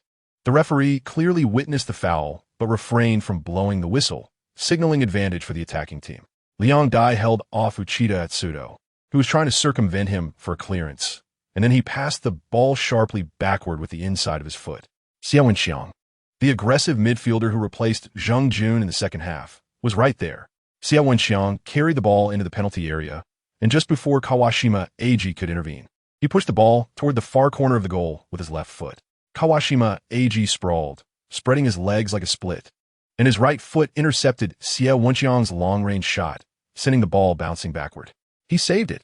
Kawashima Eiji felt a momentary relief. All that remained was for his defending teammates to clear the ball away, but his eyes widened in shock. The two players closest to the rebounding ball were none other than Chen Huan and Sakai G2. Damn it, wasn't he just knocked down? How did he come back? Kawashima Eiji's body was propelled forward by inertia toward the field. Chen Huan, don't even think about scoring. Sakai G to lunge toward the ball's landing spot. Slightly closer than Chen Huan, preparing to kick the ball away. Now, only one last option remained. Slightly behind Sakai G2, Chen Huan anticipated that if he too attempted to shoot, he would certainly be slower than Sakai. He had to throw himself forward, heading the ball for a gamble. But this meant he would undoubtedly be struck hard by Sakai G2's leg. No matter. Chen Huan closed his eyes, exerting force in his legs, leaping forward with Sakai G2, and aimed his head at the ball. Bang! Bang! Two dull thuds resonated as Chen Huan fell to the ground, blood trickling from his forehead. He had made contact with the ball. The ball soared toward the goal. Don't you dare score the winner. Nagatomo Yudo and Yoshida Maya raced toward the goal simultaneously. Silence enveloped the victory stadium as if the mute button had been pressed. Everyone clenched their fists, eyes wide open, fixated on the ball soaring through the air. The ball crossed the goal line, striking the net. Nagatomo Yudo collided with the goalpost, subsequently roaring in anger. Kawashima Eiji rolled twice on the ground, burying his head in the grass. Standing near the center circle, Kagawa Shinji suddenly felt his legs give way and collapsed onto the grass. Chen Huan rose from the ground, hearing the referee's whistle, signaling the goal was valid. He dashed toward the corner flag, roaring toward the sky, "Take that, Fusong!" Chen Huan pounded his chest, shouting triumphantly. Behind him, one by one, the players of the Dragon Nation national team rushed toward him. From the substitutes bench, Li Sun Ao, the assistant coach, and the substitute players all surged forward, bypassing the stunned and despondent Fusong national team substitutes. Chen Huan was enveloped by everyone, countless hands touching his jersey and body. In the Dragon Nation national team locker room, Zheng Jun was undergoing another examination by the team doctor. "Dr. Zhang, I promise I will not get overly excited again. I apologize for troubling you." Zheng Jun scratched his head, feeling a bit embarrassed as he apologized to the team doctor. Just moments ago, while he was being examined by the team doctor in the changing room, he suddenly heard the news of Chen Huan equalizing the match, and in a surge of excitement, he leaped off the bed. "You have a torn soleus muscle. You may need a rest for a month and a half. After that, be careful and don't overexert yourself." The thunderous cheers surged into the changing room like a tidal wave. Dragon Country's Chen Huan. Goal. The commentator's voice resonated through the arena speakers. A goal. Zheng Jun momentarily froze, then lifted his gaze to the team doctor. "Old Zhang, did we score again? Are we leading now? It should be so." Zheng Jun abruptly tried to rise, but the team doctor restrained him. "I must go out and see. I must go out and see." Sing Yun exclaimed. "I'll help you, but be cautious. Your injured leg must not bear weight." "Coach Zhang, I didn't misinterpret, did I? We turned the game around?" Xiao Zhan's voice trembled incessantly. This capable and well-informed commentator, at this moment, dared not ascertain whether the events unfolding before him were reality or a splendid dream. Coach Zhang's hoarse voice quivered gently. "You are not mistaken. Chen Huan scored 2 goals in injury time, and we are now leading 4-3 against the Fusang team. Fusang Sports Channel. Yamanaka Yusaku turned to leave the studio, but was halted. The camera focused sharply on this illustrious veteran of the Fusang national team. Yamanaka-san, are you alright? I apologize. I need to visit the restroom to collect my thoughts. Yamanaka Yusaku's expression was concealed by his falling hair, his body trembling slightly. The Fusang team initiated the kickoff from the center circle. All members of the Dragon Country national team retreated to their half to defend. Nagatomo Yudo sent a high ball to Kagawa Shinji, but it was deftly controlled by Chen Huan, who used his chest to stop the ball. With his wound only lightly bandaged, Chen Huan faced Kagawa Shinji's pressure and opted to clear the ball out of bounds. Beep. The referee blew the final whistle. In the Panda Cup, the ultimate victor of the match between the Dragon Country national team and the Fusang national team was the Dragon Country team, who had been underestimated by all. One by one, Chen Huan and his tenacious teammates collapsed onto the turf. It was uncertain who among them began singing the national anthem first, but soon everyone joined in harmony. The camera swept across the faces of the Dragon Country national team players, then ascended to capture the elated fans in the stadium. Some were brought to tears. Others raised their arms in jubilation, while some embraced friends. The myriad of human experiences converged at this moment. Years later, the Dragon Country national team had once again triumphed over the Fusang national team, executing a heroic and epic comeback against the Fusang team, who had just returned from the Brazilian World Cup. Chapter 74. Remember, Chen Huan scored 2 goals within 93 seconds against Fusang. I believe that at this very moment, fans watching from their televisions are savoring this thrilling, tumultuous match. We were nearly dominated by the Fusang national team, whose player roster far outshone ours. Yet, we seized the scant opportunities to send the ball into the Fusang net, thus achieving a stunning reversal.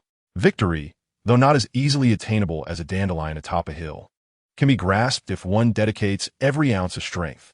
In future endeavors, whether in life, study, or work, remember Chen Huan's remarkable feat of scoring 2 goals in just 93 seconds during injury time against the Fusang national team, leading us to victory.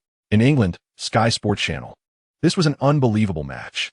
Dwight Yorke adjusted his demeanor and continued, though my understanding of Asian football is quite limited, I can discern the vast disparity between the two nations.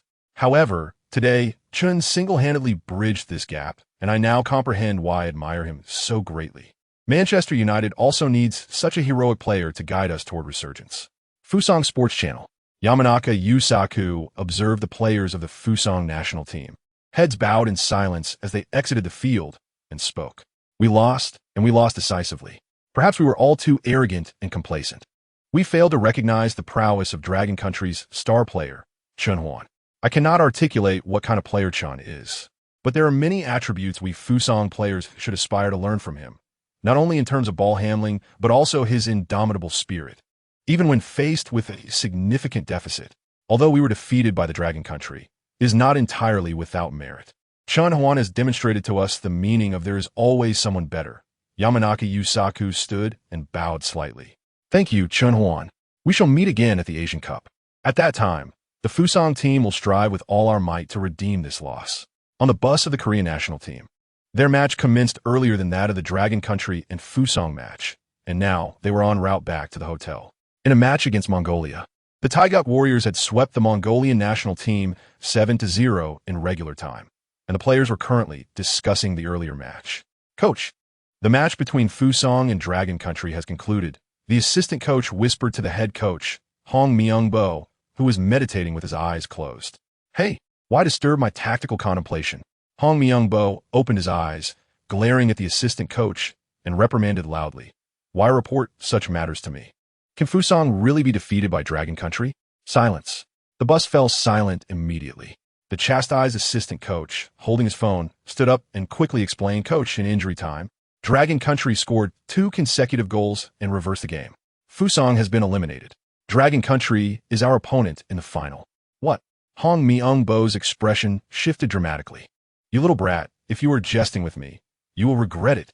Hong Myung-bo snatched the assistant coach's phone, confirming the information. Dragon Country's new number 7, Chen Huan, scored 2 goals in injury time, achieving a magnificent comeback and eliminating the Fusang national team. Hong Myung-bo murmured. What? Fusang has been eliminated? Dragon Country? Did they score 4 goals in the second half? How is that possible? It must be a hoax. The Korean national players began to murmur among themselves, pulling out their phones to verify the situation. Is it Chen Huan? Son Heung-min was startled. Currently playing for Bayer Leverkusen in the Bundesliga, he had scored 5 goals and provided 1 assist since the league's inception, earning high praise from his coach, given that they both played in the top leagues. Son Heung-min followed Chen Huan and other Asian players closely, knowing that Chen had secured his place in the Premier League powerhouse Manchester United. Upon entering a football website for Dragon Country, he immediately spotted the trending video headline and clicked it without understanding the text. The video showcased Chen Huan's 4 goals against the Fusang national team. Incredible. Son Heung-min clenched his fists, contemplating the situation. Quickly, gather new information for me. The roar of head coach Hong Myung-bo echoed ahead. I need comprehensive data on every player of the Dragon Kingdom national team, especially Chen Huan. Detailed as possible. Yes. The assistant coaches responded in unison. In preparation for the Panda Cup, upon confirming their opponents, Hong Myung-bo naturally regarded the Fusang national team as his competitors in the finals. The thought of the Dragon Kingdom triumphing over Fusang had not even crossed his mind. It is worth noting that, despite Fusang's failure to progress from the group stage in the recently concluded World Cup, their performance was remarkably impressive. They entered the Panda Cup with their main squad from the World Cup, and moreover, they had already secured a significant lead of 30 points by halftime. Little did he dream that the Dragon Kingdom would score 4 consecutive goals in the second half, all by the same player, 2 of which astonishingly occurred within the last 93 seconds of stoppage time. At the post-match press conference of the Fusang national team, Coach Okada Takashi bowed deeply alongside his entire team, expressing their dismay to the nation's reporters. Okada-san, could you share your thoughts on your opponents? A reporter inquired. Okada straightened up and replied earnestly, "This match exceeded my expectations and imagination. It feels as if everything has transpired in a dream. Their number 7 player, Chen Huan, possesses extraordinary skills that surpassed our anticipations. Although I had devised a defensive strategy specifically for him, it has proven ineffective. While I understand that this may seem disrespectful to the other players of the Dragon Kingdom, I believe we were not defeated by the Dragon Kingdom national team, but rather by Chen Huan alone. Shinji Kagawa, how do you feel about your former teammate's remarkable 4-goal performance that eliminated your team?" Another reporter asked. Kagawa stood to respond. "Chen Huan, your prowess has surpassed what I witnessed during our training at Manchester United. Your growth is astonishing. Please continue to improve. I look forward to facing you again in the Asian Cup. We eagerly anticipate our next encounter." Chapter 75. The cage defense. The moment the referee's final whistle echoed across the field, a distinct chime resonated in Chen Huan's mind. The system detected that the host had represented the national team in a victorious match, triggering the reward system. Reward extraction in progress. Reward extraction complete. Congratulations, host. You have acquired the peak speed of Gareth Bale. The thought of receiving the speed of the legendary Bale sent a jolt through Chen Huan. When discussing iconic moments in world football, one could not help but recall Bale's breathtaking play against Barcelona in the Copa del Rey, where he leveraged his speed to outpace his opponent and score.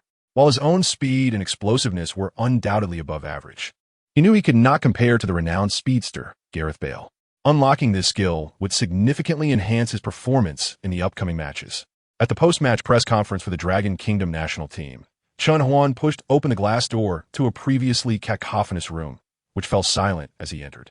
All eyes, reporters, coaches, and staff, were fixed upon him, following his every movement until he took his seat. The Q&A session commenced, and the first female reporter to be called upon stood and asked, "Huan, what are your thoughts on the performance of the Fusang national team? And how do you feel about achieving 4 goals in your debut for the national team?" The Fusang national team indeed exhibits a high level of competition. There is much we can learn from them. As for my feelings, I am naturally overjoyed. I did not anticipate scoring 4 goals today. I am unsure why. But whenever the ball arrives at my feet, I merely need to nudge it gently toward the goal to see it find the net. Laughter erupted in the conference room. Those present, who had closely observed the match, knew that his 4 goals were anything but simple tap-ins. Each goal was a spectacular display of skill, worthy of contention for the Dragon Kingdom's Goal of the Year award. Huan, how does it feel to be the youngest captain in the history of the Dragon Kingdom men's national team? Another reporter inquired after receiving permission to ask. Post-match, Neither the head coach, nor Zheng Jun, nor anyone else had asked Chen Huan for the captain's armband, allowing him to retain this symbol of authority, signifying the acceptance of his leadership by all. Am I the youngest in history? I must thank the coach and the former captain for their trust. As captain on the field, I certainly feel a great deal of pressure, Chen Huan responded. On November 19th, at a football training base in the northern part of the capital, Li Qinglong passed the ball to Sun Heung-min, who donned the number 9 jersey. As he controlled the ball at his feet, four members of the South Korean national team quickly surrounded him. Surround him, Coach Hong Myung-bo shouted from the sidelines. The 4 players immediately lunged toward Sun Heung-min. Find the openings. As Sun Heung-min faced the encroaching defenders, he felt his heart race with intensity. He lightly flicked the ball upward with the tip of his foot and accelerated to pursue it. Don't let him through. The defender Hyo Dae-sung swiftly turned, using his body to block Sun Heung-min's path, and subsequently cleared the ball out of bounds. The whistle blew, signaling the end of the training session. Heung-min, how do you feel facing this 4-man press? I felt immense pressure, and it was difficult to find a passing route to my teammates. That's why I opted to attempt a solo dribble, but I didn't expect to be blocked by my senior. Sun Heung-min conveyed his experience to Coach Hong Myung-bo. Excellent. If this 4-man press can limit your performance, it should similarly restrict Chen Huan of the Dragon Kingdom. Hong Myung-bo remarked thoughtfully, stroking his chin. Really? Sun Heung-min expressed surprise. Coach, I can't be compared to Chen Huan. He is a key player in a Premier League giant, while I have just become a player for Bayer Leverkusen. Sun Heung-min felt a surge of apprehension as he spoke. He currently viewed himself as a competent or even exceptional player in one of the top 5 leagues, while Chen Huan had already risen to the status of a well-known star. Haha, Heung-min, don't feel inferior.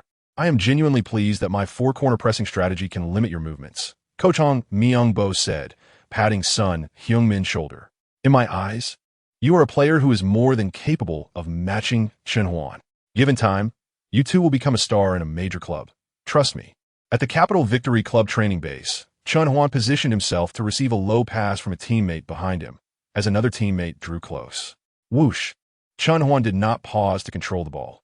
Instead, he let it soar ahead of him as he deftly turned and accelerated towards it.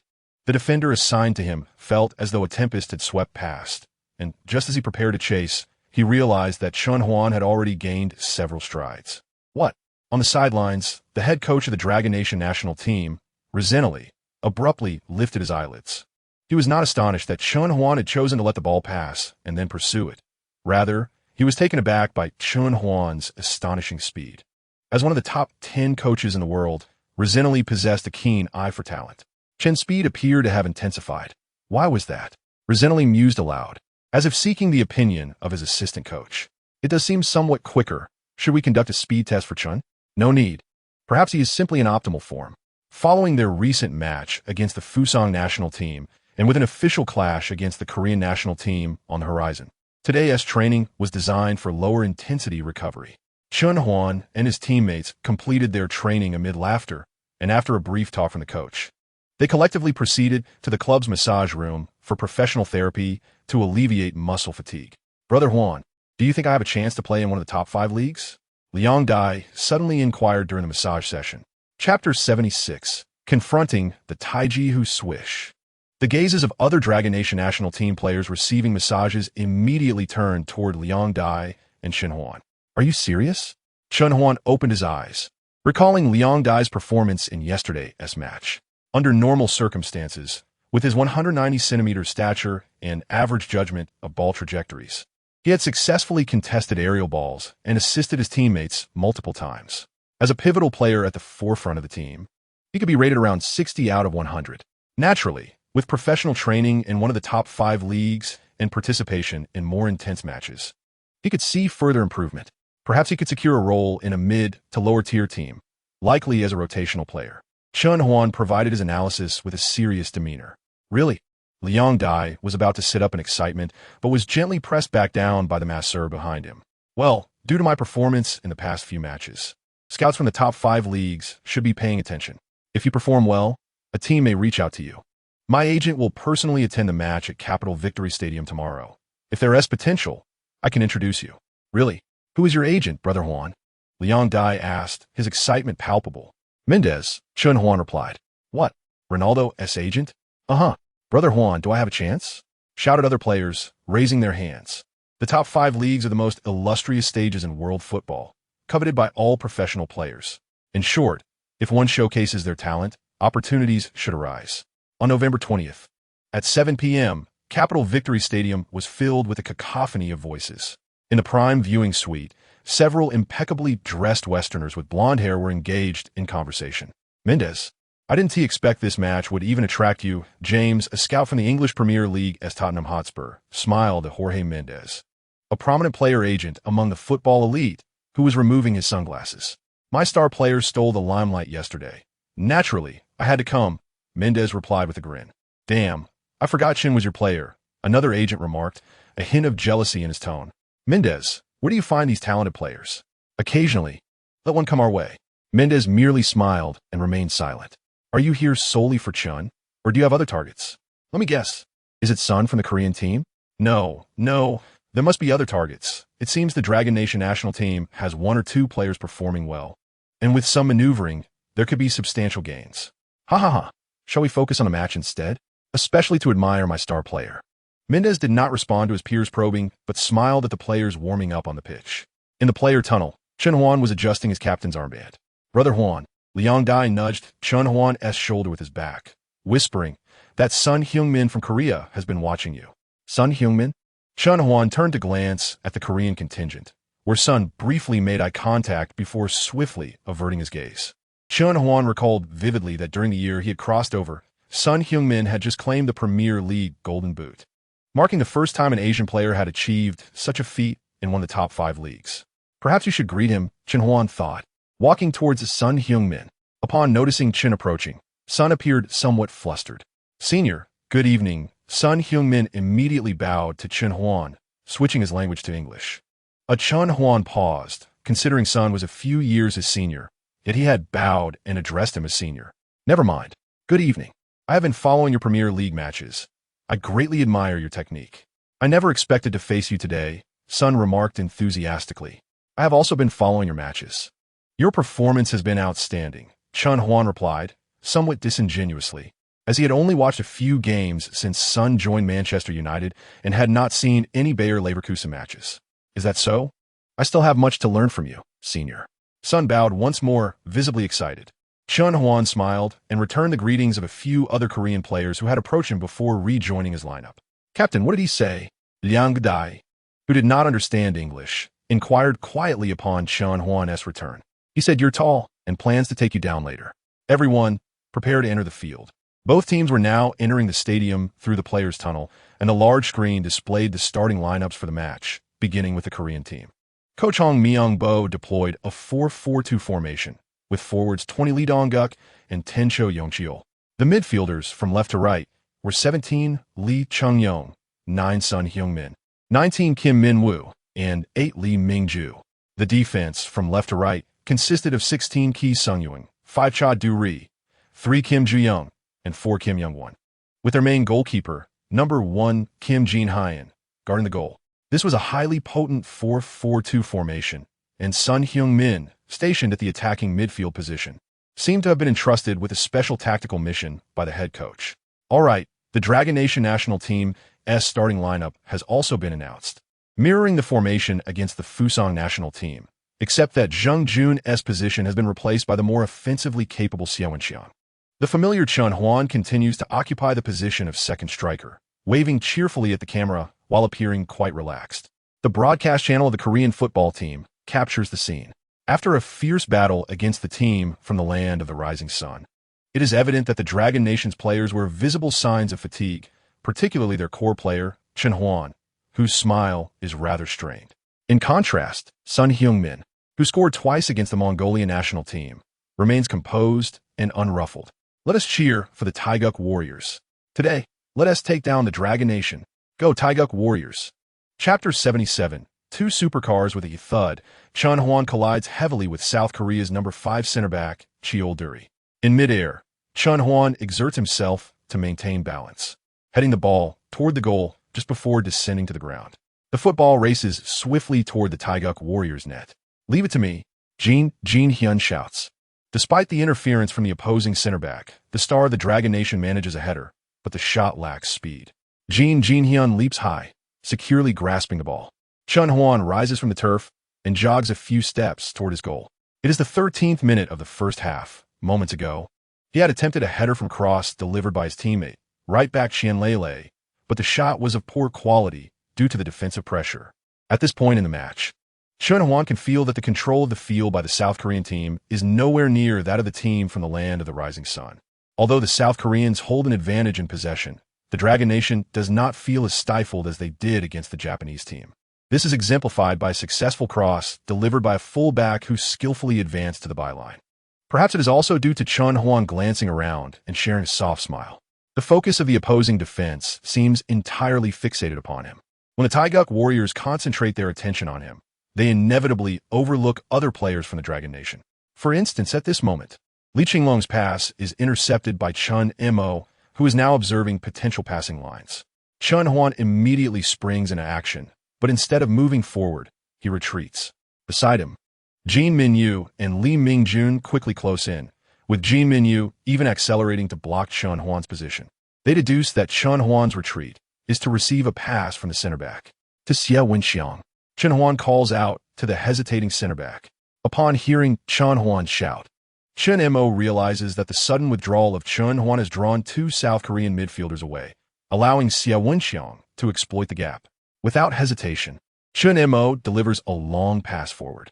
Damn it, Sun Heung-min, you cover Chen Huan, I'm going back. Jin Minyu barks at the more advanced Sun Heung-min before dashing toward Xiao Junguang's position. Xiao Junguang, unimpeded, stops the ball and advances. But he has only taken a few steps when the space created by Chen Huan's sudden retreat is filled again. Faced with a defender, Xiao Junguang opts for a turn instead of forcing a breakthrough. Pass it over here. Chen Huan's voice suddenly calls from the left flank. Xiao Junguang hesitates not a moment and immediately passes the ball toward the left side. However, the pass appears slightly overhit, although it reaches Chen Huan. It is too far away, drawing closer to the South Korean full-back, Jin Youngkwon. Oh no, I messed up, Xiao Junguang laments, running his fingers through his hair. But in the next instant, he notices that Chen Huan has not given up. Instead, he bursts in emotion toward the ball that seems nearly impossible to reach. The left back, adorned in jersey number 4, Jin Youngkwon, rushes toward the ball, signaling to his teammates to let him handle it. He is confident he can control the ball before Chen Huan can make contact. No, wait. Sun Heung-min, following closely beside Chen Huan, quickly recognizes the unfolding situation. The suddenly accelerating Chen Huan is exceedingly swift. Sun Heung-min immediately sprints to catch up with the speed of a racehorse. Chen Huan deftly nudges the ball just before Jin Youngkwon can seize it. What? Jin Youngkwon exclaims in shock, promptly reaching out to pull on the jersey of the swiftly passing Chen Huan. With a tearing sound, Chen Huan's speed momentarily diminishes, and as Sun Heung-min catches up, the fabric of Chen Huan's jersey rips apart. With no one else hindering him, Chen Huan once again bursts forward toward the ball, with Sun Heung-min in pursuit. Their positions close together, both players accelerate once more. Leave it to me, Sun Heung-min shouts, filled with confidence in his speed. The two resemble supercars racing across the pitch, moving like the wind, covering several meters in the blink of an eye. Yet ultimately, Chen Huan is slightly faster, leveraging his speed advantage to pull ahead of Sun Heung-min, flicking the ball to the right with the outer part of his right foot just before the opponent can make contact. Impossible. Sun Heung-min grits his teeth and accelerates again. With a swish, Chen Huan glides past him along the edge of the penalty area, leaving Sun Heung-min in his wake. Damn, how can he be so fast? Center back Jin Ji-young is astonished that Chen Huan has managed to control the ball before Jin Youngkwon could intervene.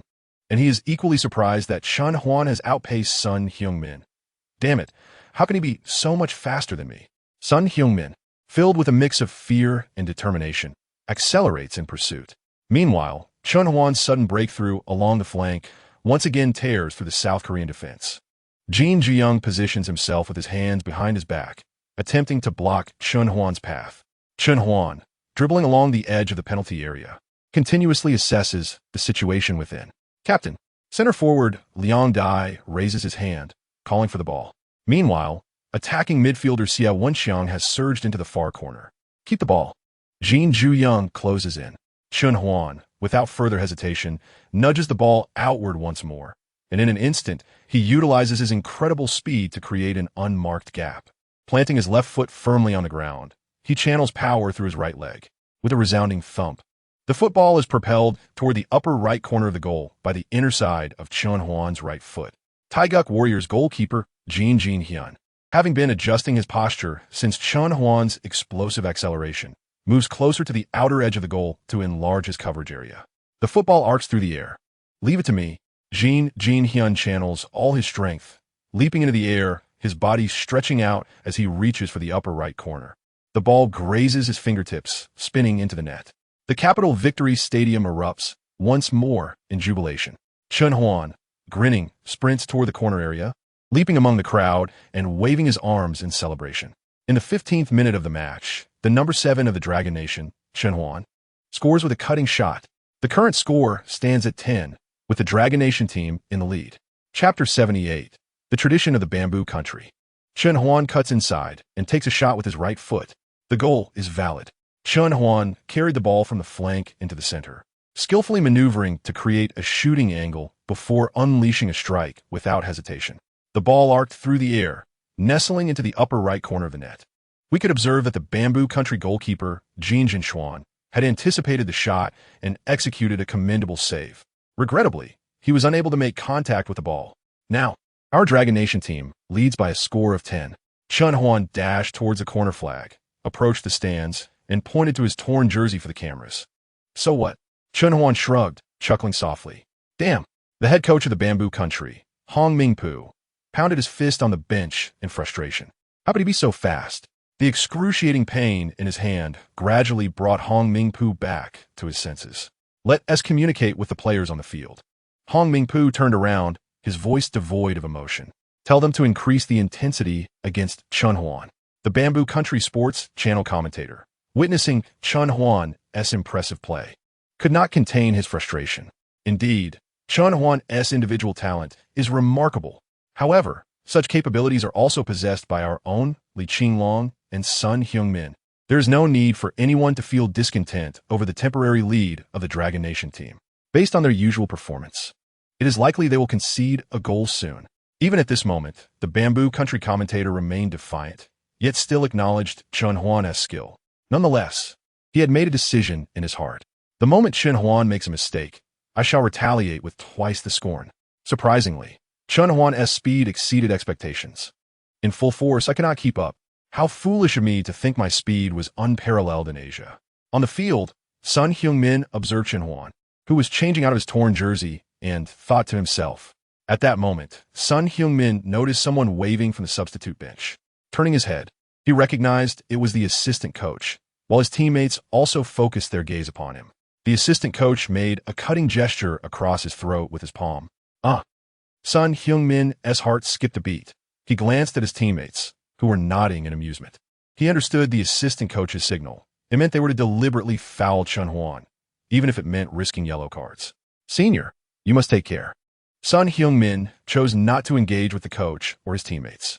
He would not partake in their schemes, yet he would not oppose them openly either. The referee blew the whistle. Sun Heung-min initiated play from the center circle, and after 2 touches, the ball returned to his feet. He launched an aerial attack from midfield. The Dragon Nation team was in fine form, and this aerial attack was swiftly neutralized, handing possession back to the Dragon Nation team. Xiao Junguang received a pass from a teammate and turned with the ball. Facing the approaching Bamboo Country player, he passed it forward to Chen Huan. A golden opportunity. A fierce glint flashed in Jin Minyu's eyes. Chen Huan, with his back to him, should have been defended against, yet Jin Minyu, without hesitation, lunged forward recklessly. Chen Huan was caught off guard by Jin Minyu's sudden tackle and was brought crashing to the ground.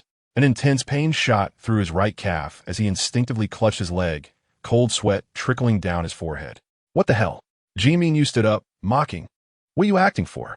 Though he spoke in Bamboo dialect, his attitude infuriated several Dragon Nation players who had witnessed Chen Huan's fall. Bastard, what are you saying? Xiao Junguang charged over, ready to grab Jin Minyu by the collar. Center forward Liang Dai also jogged over, loudly protesting to the referee, a European League official. The other Bamboo Country players, not to be outdone, joined in to provoke. The Dragon Nation players were already incensed by the violent foul against their star player and captain. and the provocations pushed them over the edge, leading to a scuffle with the Bamboo Country players. Just as both sides were about to clash, the referee rushed in, presenting a yellow card to Jin Minyu and another to Xiao Junguang for his earlier actions, successfully calming the escalating emotions. The team doctor anxiously assessed Chen Huan's injury. After today's match, he would face a grueling and intensified schedule in the English Premier League. If he were to sustain an injury over a Panda Cup match, it remained uncertain whether he could reclaim his position at Manchester United upon recovery. Fortunately, Chen Huan's right leg only bore a significant bruise, with no muscle or bone damage. After the team doctor confirmed this, they finally returned to the sidelines. On the sidelines, the Bamboo Country coach, Hong Mingpu, forced a dry laugh, teaching Chen Huan a lesson while also getting the opposing midfielder a yellow card. Jin Minyu performed admirably. Perhaps after the match, this young man should share his experiences with others, as this is a crucial aspect of the game. The Bamboo Country Sports channel replayed the slow-motion footage of Jin Minyu's tackle on Chen Huan. Jin Minyu charged at Chen Huan's right leg, clearly exhibiting a deliberate intention to expose his studs. At no point did he attempt to protect his opponent during the tackle. This was undeniably a red card offense. The Bamboo Country commentator understood this well, yet he immediately questioned Chen Huan's fall. Undoubtedly, this was a despicable dive. We can all see that although Jin Minyu came from behind, his actions were aimed at the ball, and he merely accidentally brought down Chen Huan. Chen Huan found it puzzling. The Premier League is renowned for its intense physicality. How could he have fallen so easily? Let us hope our Taeguk warriors do not lose heart due to this contentious decision by the referee. Keep pressing on. Chapter 79, Conflict. The match continues. Although the players of the Dragon Nation still face a disparity in strength compared to the Taeguk warriors, the head coach's strategy of bolstering the midfield has made it difficult for the Taeguk warriors to orchestrate their attacks seamlessly. Meanwhile, the Dragon Nation's offense continues to direct the ball towards Chen Huan immediately after gaining possession. This time, Dragon Nation midfielder Li Yongxin intercepted a pass from Li Qinglong just outside the penalty area, raised his head to survey the field, and noticed Chen Huan suddenly retreating, using his explosive speed to shake off the pursuing Bamboo Country players. Captain received the ball.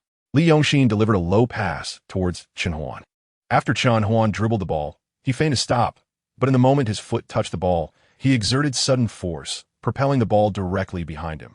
Let me teach you a lesson. As Chen Huan sighed, Li Mingzhou lunged forward, opting not to pursue Chen Huan or block his position, but instead executed a sliding tackle. His target was evidently not the ball, but rather the supporting leg of Chen Huan. What are they trying to do? The elder brother and vice-captain of the Longwood team, Ma Wei, flushed with anger. Though Chen Huan stumbled from the tackle, he chose not to fall, instead readjusting his body and passing the ball through the opponent's legs before Sun Heung-min could reach him. Up front, Liang Dai received the ball securely while facing pressure, and once again chose to pass back to Chen Huan, who had already crossed the midfield of the Bangzi team.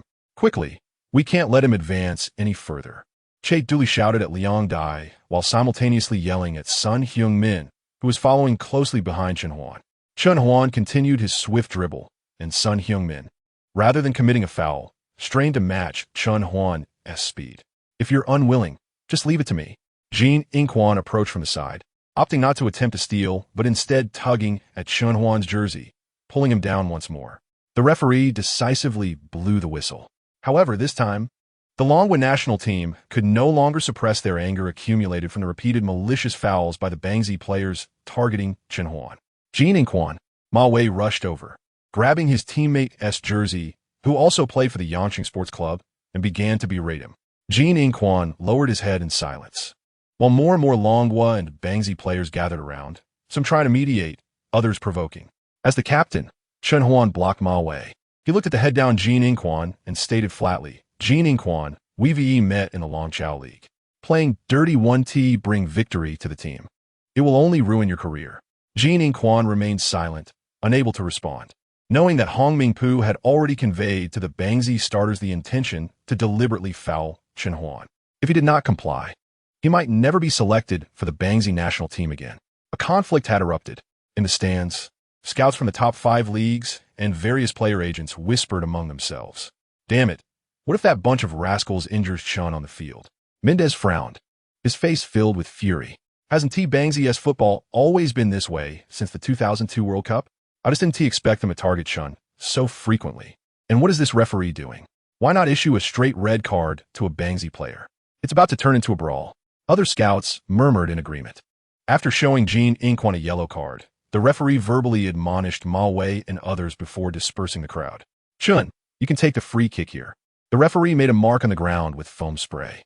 Chen Huan nodded slightly, glancing down at his shin, where his sock had torn in several places, revealing numerous wounds on his leg. Thanks to the system's alloy shin guards, he wouldn't suffer from serious injuries. But the pain from the small, bleeding wounds still lingered due to the fouls. Bangzi, truly, you live up to your reputation, Chen Huan remarked, gazing at the human wall formed by the Bangzi national team. This free kick opportunity was about 30 meters from the goal, a distance Chen Huan had never attempted before. He placed the ball down and stepped back 5 paces. A master of free kicks, Chen Huan knew that even from such a distance, he could pose a threat. In front of the Bangzi goal, Kim Jin-hyun was intently focused on the distant figure with his head bowed. Come on, let me reclaim my dignity with a spectacular save. This time, he would let Chen Huan score so easily. Peep! The referee blew the whistle for the free kick. Chen Huan took 5 steps back, approached the ball, and with his supporting leg locked and his right leg whipping like a lash, struck the ball. A knuckleball. The Bangzi wall leapt into the air, desperately trying to block the shot. Meanwhile, the Longwo players lurking just outside the penalty area surged into the box, creating chaos. The ball sailed over the wall. In midair, the expensive ball appeared to float, devoid of rotation, like a still object. Where would it land? Kim Jin-hyun knew that once the ball flew past the wall, the outcome depended solely on him. He fixated on the ball, predicting its descent while adjusting his body position in preparation for a potential save. Did Chen Huan shoot too high? Kim Jin-hyun furrowed his brow, his experience telling him that the ball would likely sail over the crossbar. Just as he relaxed, the ball inexplicably dropped. What? Kim Jin-hyun's eyes widened. The ball began to drift unpredictably, swaying left and right. Each time he anticipated its landing and prepared to leap, the ball altered its trajectory once more. Damn it! Where would it land? Whoosh! A rush of wind brushed past Kim Jin-hyun's ear. Wow! The stadium erupted in fervent cheers. Damn it! What are you doing? Why are you just standing there? On the sidelines, Bangzi's coach, Hong Mingpu, shouted furiously, hopping with rage.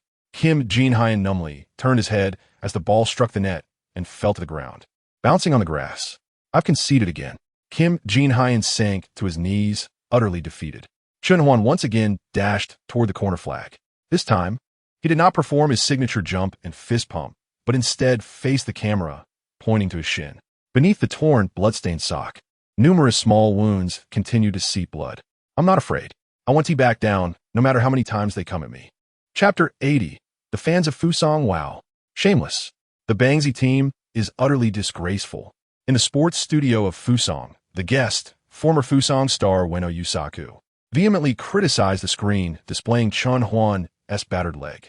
Chen Huan's leg is now covered in scars, all inflicted by the fouls of Bangzi players. He is one of the most outstanding representatives of Asian football. Moreover, his playing style has always been clean, never resorting to malicious fouls against opponents. Yet today, in the final of the Panda Cup, the Bangzi national players have repeatedly played dirty. The officiating is also highly questionable, with several actions that should have warranted straight reds turning into mere yellow cards. Shameless. Despite the repeated malicious fouls, Chen Huan showed no fear, countering Bangzi's vile actions with his extraordinary scoring ability. I believe many members of the Fusang national team are watching the match now. I hope you all learned from Chen Huan's example. You are the Empire's ferocious tiger. Tear the despicable Bangzi to shreds. Ueno Yusaku roared, his tone somewhat dramatic. The channel's comments flooded with phrases such as Empire's fierce tiger, Emperor of Asian football, legendary player, despicable scoundrel. On November 19th, during the match, Chen Huan single-handedly overturned the illustrious lineup of the Fusang Blue Warriors. As a result, many Fusang fans became admirers of Chen Huan. Especially after the Fusang national team was eliminated, numerous supporters, including Ueno Yusaku, firmly stood by Chen Huan and the Dragon Kingdom national team. The players from the Stick Nation were undeniably malicious. As the halftime whistle blew, the Dragon Kingdom led by 2 goals. The teams lined up to leave the field. Chen Huan, are you all right? The team doctor inquired, assisting him. Don't worry, it's just minor injuries. I'm fine, Chen Huan replied with a forced smile. Rizinelli approached quietly and asked, can you hold on for the second half? After this match, you must return to Manchester United in their SA game against Arsenal on the 23rd. Though the coach did not explicitly state it, the implication was clear. If Chen Huan was concerned about injury or overexerting himself, he could exit early, and the coaching staff would respect his desire to conserve energy for the Premier League. It's all right, I can persist. I find their play quite irritating, Chen Huan remarked, glancing at Hong Mingpu, who was vocally berating the Stick Nation players, and added with a sly smile, moreover, I intend to score against them. In the locker room, buoyed by a 2-goal lead in the first half, Rizinelli planned to adjust the formation for the second half. We will experiment with a 4-2-3-1 formation. The defense remains unchanged. Rizinelli pointed at the tactical board to convey his strategic intentions. Tang Qi and Xiao Junguang, you will occupy the left and right winger positions, while Li Yongxin and Xiao Rong will play as defensive midfielders. Chen Huan, you will continue as a second striker. No, you will play as a free roaming forward, free to position yourself wherever you desire. The central striker would remain unchanged, providing support for the players behind and on either side. Chen Huan had practiced this 4-2-3-1 formation during the previous week's national team training, but he was surprised by the coach's sudden decision to assign him a free role at the front. However, he mused, with my keen vision for analyzing passing lanes, this free-roaming position suits my style perfectly. The 15-minute halftime quickly elapsed, and both teams exited the locker room, taking their positions on the field once more. The Dragon Kingdom made no player adjustments, while the Stick Nation substituted the yellow-carded Jin Minyu for number 14, Han Guorong. Oh, the Dragon Kingdom has changed its formation. Zhang, the coach, noted as he observed Tang Qi and Xie Wenxiang repositioned on the flanks. It seems the head coach intends to abandon a defensive posture and explore other formations. Xiao Zhan remarked. Your observation is astute, Zhang acknowledged. Meanwhile, Chen Huan expanded his movement across the field, darting between the lines of the Stick Nation, undoubtedly complicating the task of marking him. If a player followed him, they would create significant gaps, and if they opted for zone defense, Chen Huan would capitalize on any opportunity during the defensive switches. However, transitioning to this formation meant that our defensive numbers would dwindle, presenting a considerable challenge for the backline. In the 74th minute, the Stick Nation intercepted a pass from the Dragon Kingdom and initiated a counterattack. Li Qinglong attracted the Dragon Kingdom's defense on the flank before sending a half-high ball to Sun Heung-min. Upon receiving the ball near the edge of the penalty area, Sun faced the Dragon Kingdom's center back, Ma Wei, and executed a swift turn, creating space before shooting directly. The ball flew into the net, allowing the Stick Nation to score. As the Stick Nation sought to capitalize on this momentum, the Dragon Kingdom launched an attack, passing the ball to winger Tang Qi. Damn, I can't break free, Tang Qi lamented, struggling against Jin Ingquan's defensive pressure. Give it to me, Chen Huan called out, moving toward Tang Qi to request the ball. Just as Tang Qi passed the ball to Chen Huan, Han Guorong, who had just entered the game, rushed over to push him, while another Stick Nation midfielder, Li Mingzhou, also approached, attempting to double-team Chen Huan, with one even resorting to unsportsmanlike conduct. Do you think I will hold on to the ball? Chen Huan noted their actions, and, instead of stopping the ball as before, deftly flicked it with his toe, sending a back pass. What? A back pass? Was that a miscontrol? Li Mingzhou and Han Guorong turned to look behind them, completely oblivious to the situation, believing Chen Huan's movement was hindered. However, when they turned back, they discovered that center forward Liang Dai had mysteriously moved into position and, without the ball, swiftly passed it to the advancing Tang Qi on the flank. A crisp and decisive pass. On the sidelines, Rizinelli clenched his fists, his face alight with excitement. This is the effect I desired. It feels as though Chen Huan elevates the performance of the other players on the field. Chapter 81. Completely shattered. Useless. The head coach of the Stick Nation, Hong Mingpu, stared wide-eyed at the scene before him. Run more actively. Don't let your movements become deformed. He yelled angrily at his players on the field. The match against the Dragon Kingdom had completely taken him by surprise. The Dragon Kingdom had not triumphed over the Stick Nation in several encounters. And although they now boasted a key player from the Premier League, the scoreline should not have been so lopsided. It was worth noting that the Dragon Kingdom players had nearly exhausted their energy in the match against Fusang. Meanwhile, his Stick Nation team had only exerted 70% of their effort to secure victory against Mongolia. Furthermore, he had specifically arranged tactics to counter Chen Huan, believing he could effectively limit Chen Huan's impact. But it was clear that his strategic planning had failed. On the field, the situation was rapidly evolving. Tang Qi had received a cross from Liang Dai and was swiftly advancing along the sideline, reaching the edge of the goal line in a one-on-one with Jin Inquan. If I can't stop Chen Huan, how can I stop you? Jin Inquan gritted his teeth, determined to mark Tang Qi closely. Tang Qi continued to scan the situation in the penalty area. Stay calm. Chen Huan moved to the edge of the penalty area, closely followed by two Stick Nation players who tightly marked him, blocking passing lanes to Tang Qi. Remaining composed, Chen Huan shouted to Tang Qi, "If there's no opportunity, pass it back and reorganize."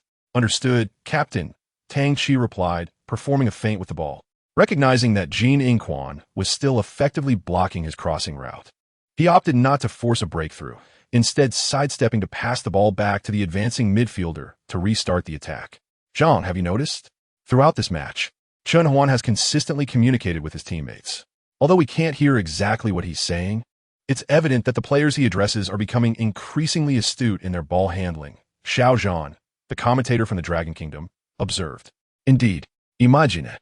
After having participated in numerous arduous battles in the Premier League, Chen Huan's comprehension of the game undoubtedly surpasses that of his fellow players on the field.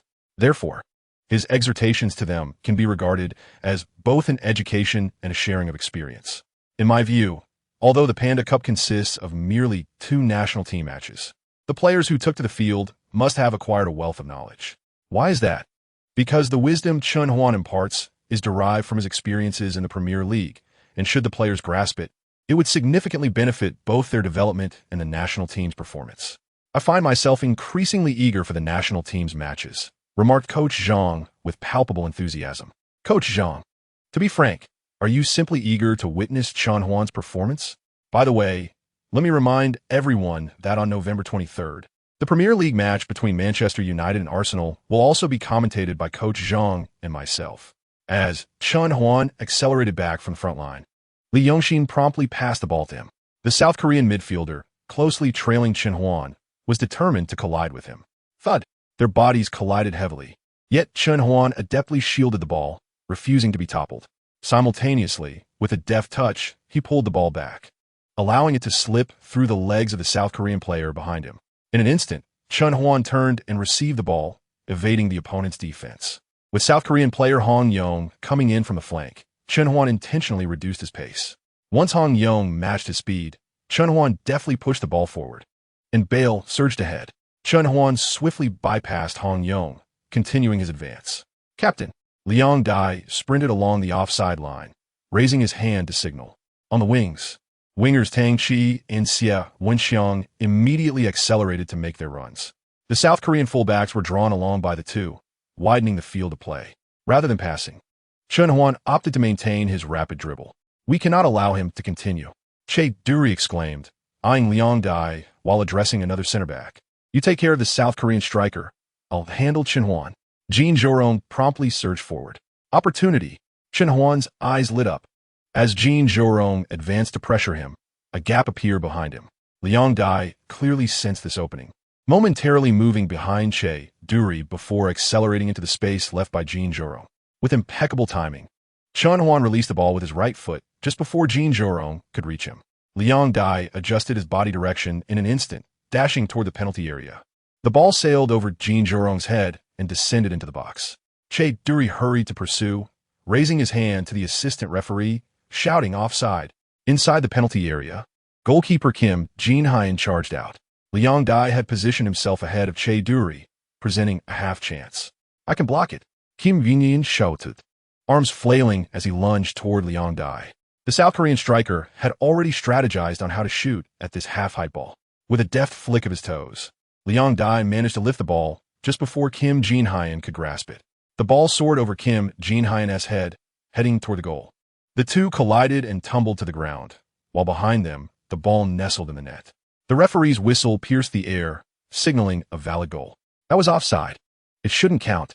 Che Duri, Jin Zhorong, and others rushed toward the referee, protesting vehemently.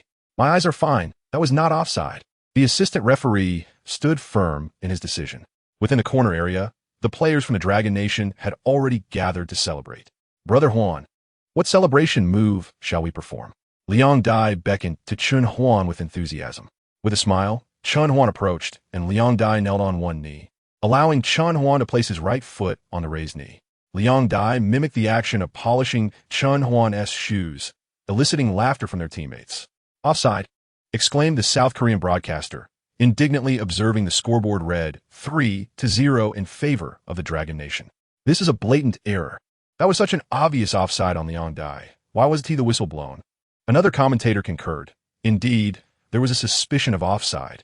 Liang Dai was ahead when Chen Huan passed, so this goal should not count. At this moment, the footage of the goal began to replay. Freezing at the instant Chen Huan touched the ball. The last defender from the South Korean team, Chae Duri, was positioned slightly ahead of Liang Dai. This goal seemed not to be offside. Chapter 82. The first trophy, the live broadcast room, fell silent. The commentator who had previously adamantly claimed offside lowered his head in silence. Another commentator quickly interjected. This goal was primarily due to the exceptional synergy between Chen Huan and Liang Dai. Sun Heung-min advanced along the wing, cutting into the center, evading a Dragon Nation defender before unleashing a shot. The ball veered wide, soaring past the end line. Good. The referee signaled the end of the match. The game concluded with the Dragon Nation national team triumphing 3-0 over the South Korean national team, thereby securing the championship of the Panda Cup. In the Victory Stadium of the capital, jubilant cheers reverberated throughout the venue. At the moment the final whistle blew, the fans erupted in euphoria. They had long lost track of how long it had been since the Dragon Nation national team last claimed a championship, whether at the youth or senior level. Though the Panda Cup featured only 4 participating teams, the Dragon Nation national team had triumphed over both the Japanese and South Korean national teams, each fielding their full-strength squads. Regarded as the top 2 teams in Asia, we won. Chen Huan smiled as he embraced his teammates on the field. He lifted his gaze, observing the flags waving in the Victory Stadium, as countless fans donned in red sang joyfully, which made Chen Huan smile even brighter. Perhaps heaven bestowed upon me these gifts to enable me to transform my own destiny and that of Dragon Nation football. Hey, get away! A loud shout snapped Chen Huan back to reality as he turned to see Liang Dai pushing away Sun Heung-min, who was attempting to approach. It's fine. Chen Huan waved reassuringly at Liang Dai. The other South Korean players exited the field, dejected and crestfallen, while Sun Heung-min clearly did not come to provoke.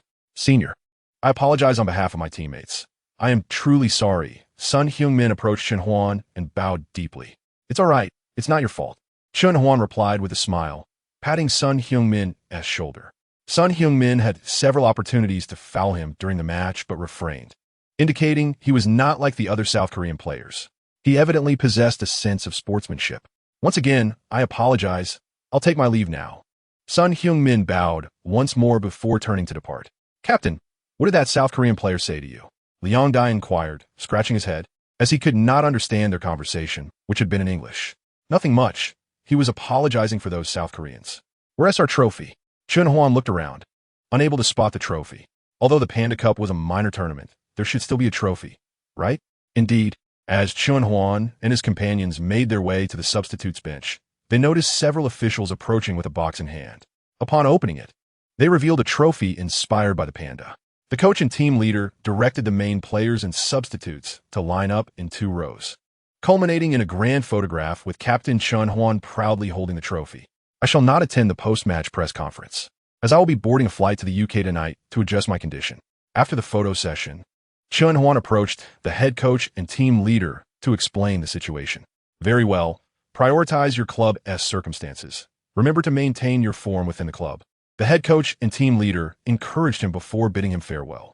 After changing out of his jersey in the locker room, Chen Huan donned a combination of a hat, sunglasses, and a mask to conceal his identity. Venturing out without disguise could attract fervent fans, potentially jeopardizing his flight. Exiting through the back door of the Capital Victory Stadium, Chen Huan swiftly entered a black Alford business vehicle. With a sigh of relief, he removed his mask and smiled at Mendez beside him, asking, "How did I perform?" Mendez closed his laptop and replied with a grin, "Perfectly. Securing you before other agents could was undoubtedly my finest decision this year. Are you heading back to the UK with me? No, I'm merely accompanying you to the airport. Tomorrow, I have to visit the headquarters of Longway Company. Thankfully, we didn't sign a contract earlier. With this national team match, they will need to shell out at least £7 million for endorsement fees. That's a substantial sum, Chen Huan murmured, leaning back in his seat, feeling somewhat fatigued. Perhaps due to his annual salary reaching the £10 million mark. The £7 million endorsement deal from Longway Company seemed somewhat trivial in comparison. Additionally, I plan to sign several players from Longwa. Do you have their contact details? Mendez inquired further. Of course. Why the sudden interest in signing other Longwa players? Chen Huan replied as he pulled out his phone to access his contacts. It's because of you, your remarkable performance, and the significant revenue you can generate for the club. Many European clubs are now scouting young Longwa players, hoping to bring them to Europe, Mendez noted while jotting down the numbers from Chen Huan's phone. Which players do you have your eye on?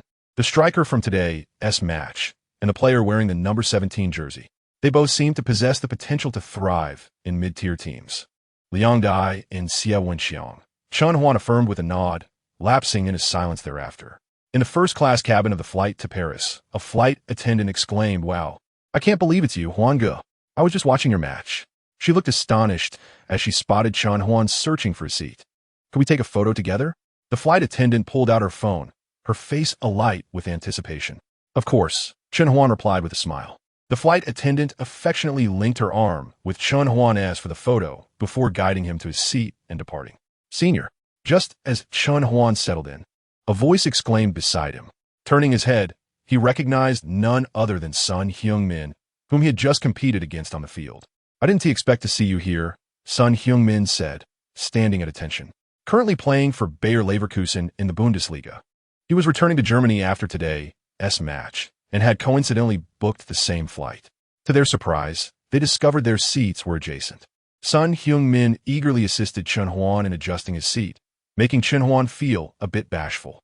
Once the plane took off and Chen Huan prepared to rest, Sun Heung-min spoke up again. "I apologize for interrupting, but may I ask you some questions regarding transfers?" "Of course," Chen Huan replied. Having frequently watched Sun Heung-min's matches prior to his own journey, he recognized him as one of the most exceptional Asian players, despite his nationality. Yet in this moment, the future Asian football star appeared humble, akin to a junior seeking wisdom from senior. "I have received an invitation from Tottenham Hotspur in the Premier League, but I've just begun to establish myself at Leverkusen. I'm uncertain whether I should seize this opportunity to join an English club," Sun Heung-min explained. "Tottenham represents a larger stage than Leverkusen, with superior player resources and the chance for European competition, yet I worry about securing consistent playing time there," he added. Chen Huan simply inquired, "Do you lack confidence in yourself?" I'm not sure," Sun Heung-min replied. "The competition in the Premier League is far more intense than in the Bundesliga, so if you seek progress in your football career, I recommend moving to Tottenham. However, if you desire stability and prefer to remain comfortable, staying at Leverkusen would be prudent." After a moment of contemplation, Sun Heung-min nodded as if having made a decision. "I will inform my agent that I intend to join Tottenham once the winter transfer window opens. Senior, I hope to compete alongside you on the pitch then." As he spoke, Sun Heung-min seemed about to bow, but suddenly remembered they were on a plane, so he merely inclined his head slightly. Chen Huan mused that Sun Heung-min originally joined Tottenham in 2015, thus he had inadvertently accelerated the timeline. "Sir, we have prepared some beverages for you. Would you like anything?" The flight attendant, who had previously requested a photo, approached once more, speaking softly. "I would like a bottle of mineral water, please," Chen Huan replied. "Please bring me one as well," Sun Heung-min added. The flight attendant acknowledged their requests and returned shortly with a bottle of mineral water for Chen Huan. As their fingers brushed during the exchange, he sensed something being slipped into his palm. Lifting his gaze, he noticed the flight attendant's face flushing as she hurried away. Concealed beneath the mineral water bottle was a note, which he unfolded to reveal a string of phone numbers. What is this, senior?" Sun Heung-min inquired, glancing at the note, then checking his own mineral water bottle, finding no such note. Chen Huan casually crumpled the note and set it aside, responding to Sun Heung-min. "It's an adult matter. It's best you don't concern yourself with it." Upon landing in Paris, Chen Huan parted ways with Sun Heung-min and transferred to a flight heading to Manchester, UK. Leaving the airport, it was already daytime in Manchester. Rather than returning home to rest, he opted to head directly to the Carrington training base. With only one day remaining before the match against Arsenal, Chen Huan chose to participate in today's training instead of resting in the luxurious villa he had recently purchased. Chen, on the training field, when Van Gaal spotted Chen Huan jogging towards him in a Manchester United training outfit, he exclaimed in surprise, "If I recall correctly, you should be back in Manchester now. Aren't you going to rest before training? I've already slept for over 10 hours on the plane. If you let me sleep now, it would be more challenging than killing me." Chen Huan laughed as he entered the training ground. Without needing the coach's direction, he immediately joined the team for practice. Goodness, Chen is truly a training enthusiast. Assistant coach Davis softly remarked, "If everyone in Manchester United exhibited the same diligence as him, I believe we could vie for the Premier League title." Van Gaal echoed this sentiment. Currently, the top 4 teams in the Premier League standings are Chelsea, Manchester City, Arsenal, and Liverpool. Manchester United trails Liverpool by a mere 2 points. Should they triumph over Arsenal in the next match, they would catch up to Liverpool and secure a spot in the Champions League. Achieving a Champions League berth is indeed the objective for Manchester United this season. As for contending for the Premier League championship, Van Gaal has only dared to dream of such aspirations. Although Manchester United has enjoyed a brief streak of victories since Chen Huan's return, the most grueling phase of the Premier League fixtures has yet to commence. Given the current depth of United's bench, they are likely to lose many points during this demanding stretch. Perhaps next season, after making necessary reinforcements, the league title should be regarded as a viable target, Van Gaal mused. On the training ground, when teammates spotted Chen Huan returning, they approached him with smiles and greetings. Chen is well-liked among his peers, particularly close with players like Ashley Young. All right, it's time for the speed test. The fitness coach signaled the players to prepare for a sprinting assessment. The results would determine whether they would earn a starting position in the upcoming match against Arsenal. And thus, it garnered significant attention from the players. One by one, the players tested their speed, with Ashley Young clocking the fastest at 34.51. "You've improved." The fitness coach beamed at Young. He has always been the fastest player in terms of off-the-ball speed, and this time, he shattered his previous record. Chen Huan stood ready for his speed test. At the sound of the coach's whistle, he explosively pushed off the ground, propelling himself forward like an arrow released from a bow. Van Gaal, who was keenly observing the tests, squinted his eyes and quickly approached. "Have Chen's results come in?" he inquired, brow furrowed. "They have," the coach administering the speed test replied, astonished and blinking rapidly, as if struggling to believe his own eyes. "What was his speed?" 35.51. "What?" Van Gaal turned back in disbelief. The other players, having overheard the result, quickly swarmed around the testing coach. "Boss, is it really 35.51? Davis exclaimed, glancing at the device in the coach's hand, astonished. "Chen, didn't you just play in 2 national team matches? How is it that your speed has not only remained the same, but has actually improved?" Van Gaal remarked with a puzzled expression. Typically, after an intense schedule, a player's peak speed tends to temporarily decline due to fatigue. Yet, Chen Huan's performance was remarkably contrary to this expectation. "Chen, how on earth did you achieve such speed?" Ashley Young draped an arm around Chen's shoulder, his face a mix of curiosity and bewilderment. "Perhaps it's because I've been diligent in my training, with consistent effort. Progress is inevitable," Chen smiled. "Who are you trying to fool? Your current result has set a new club record." Di Maria interjected with a grin. Van Gaal, contemplating Chen's data, pondered deeply. Could it be due to his participation in the national team's training camp? Did the prospect of competing for a national team spot inspire him to surpass his speed limitations, or perhaps the national team had uncovered some novel training techniques? The Dragon Nations League should not be underestimated. On November 23rd at Highbury Stadium, as Manchester United's bus entered the venue, fans lining the sides waved their flags and cheered loudly. If Manchester United could emerge victorious in this match, they would secure a spot among the top 4 in the Premier League, thus maintaining their contention for the championship.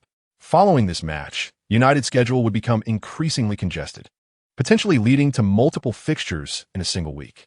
Although this was a clash of titans, Manchester United was resolute in their pursuit of victory. Director Zhang, "Look at Highbury Stadium today. It is truly packed to the brim," a commentator remarked. The Gunners fans have gathered en masse to support their team. Arsenal and Manchester City are currently separated by just 3 points. Should Arsenal defeat Manchester United today, they would match Manchester City's points total and also stake their claim for the top position in the Premier League. Director Zhang nodded, indeed. While we often speak of Arsenal's pursuit of a top-4 finish, during the recently closed summer transfer window, they invested a staggering 42.5 million to acquire Chilean star Alexis Sanchez from Barcelona and spent 20 million to bring in United striker Welbeck. Additionally, they secured 3 highly capable central defenders for 20 million, 15 million, and 16 million respectively. Furthermore, they have assembled a promising group of young talents, including Martinez. Clearly, this season, Arsenal has set its sights on the league championship. In this match, both Manchester United and Arsenal have compelling reasons to secure victory. Although the game has yet to commence, I can already envision it being a thrilling spectacle. As the commentator spoke, the screen shifted to Arsenal's starting lineup. Today, Arsenal has deployed a 4-2-3-1 formation, one they have practiced extensively this season.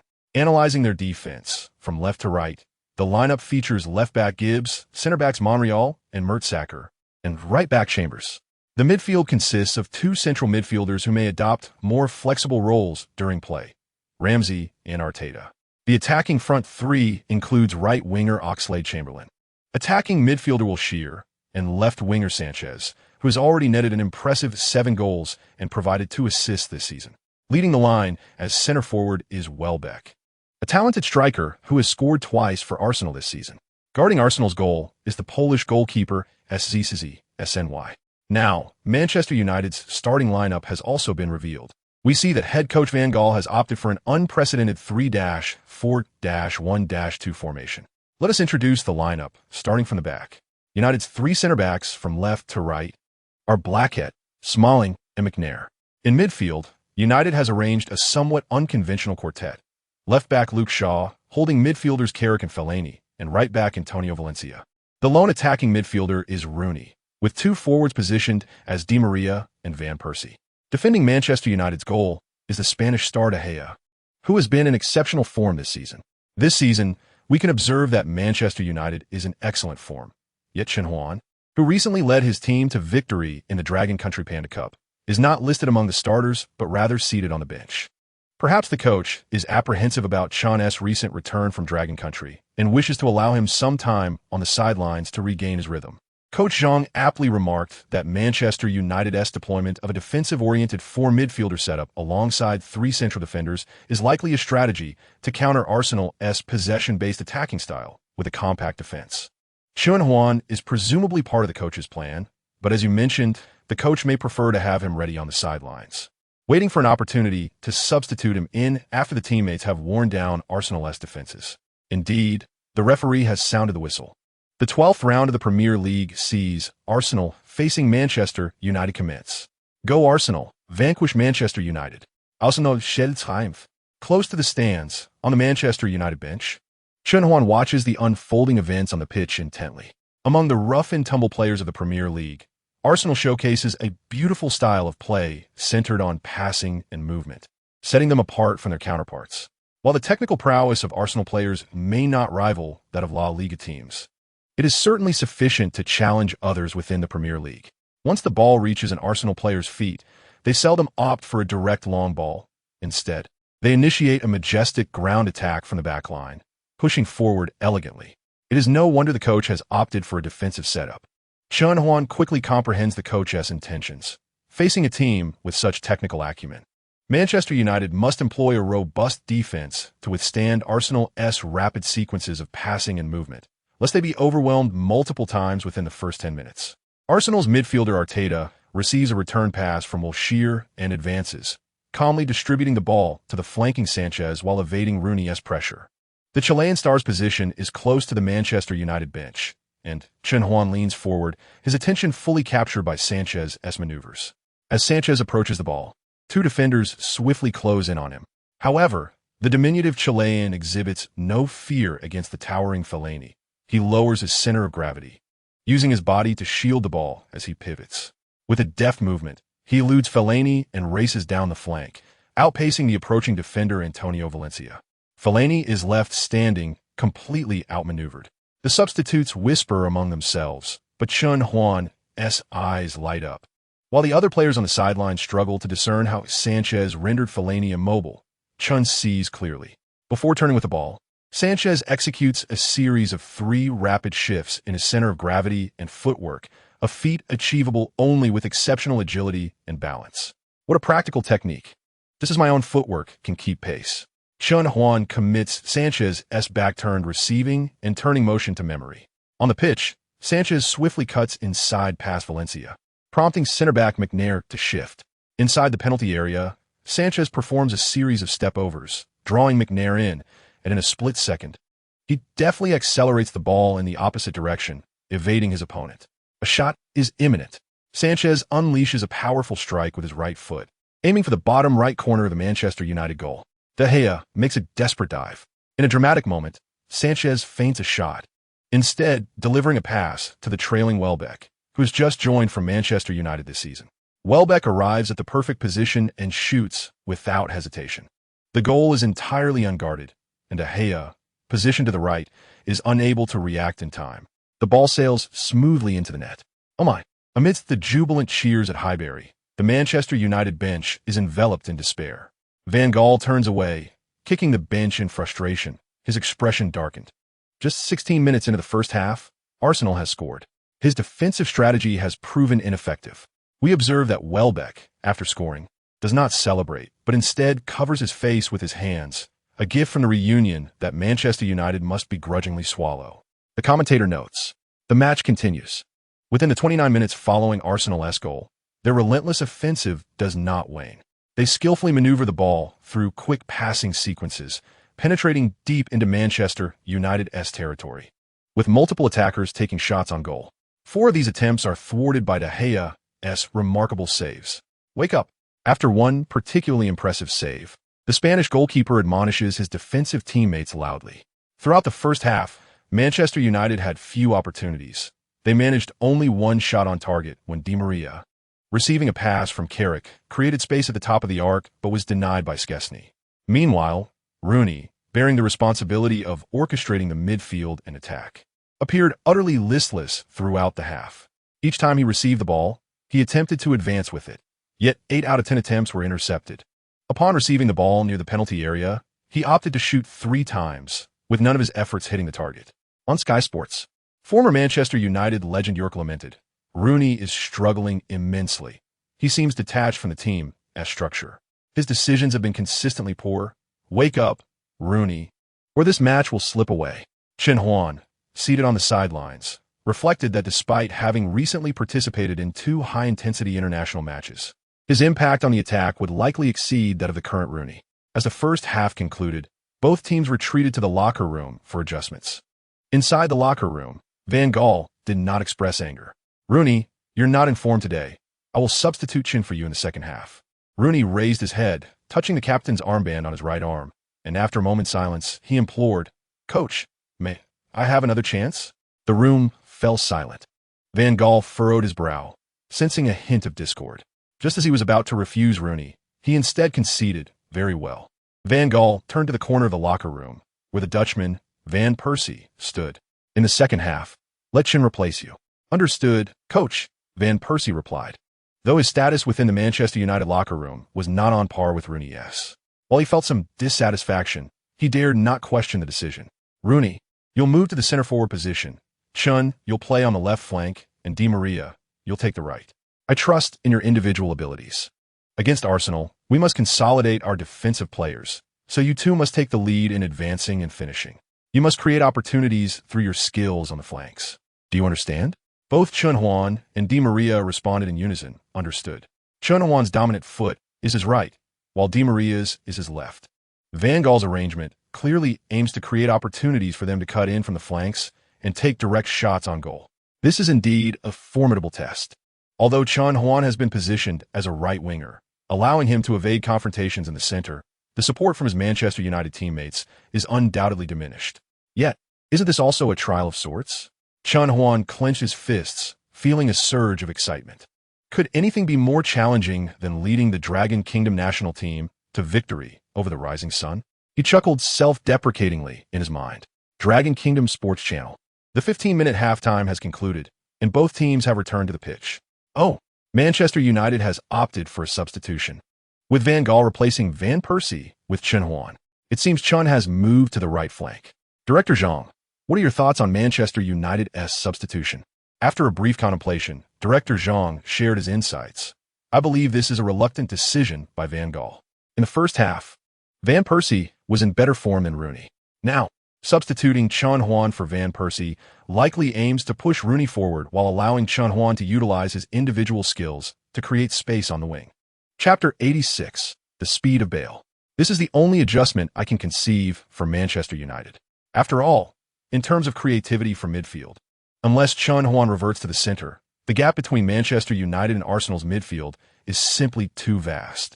However, if Chen Huan is withdrawn from the forward position, he will undoubtedly bear numerous defensive responsibilities, which would hinder his ability to showcase his offensive talents.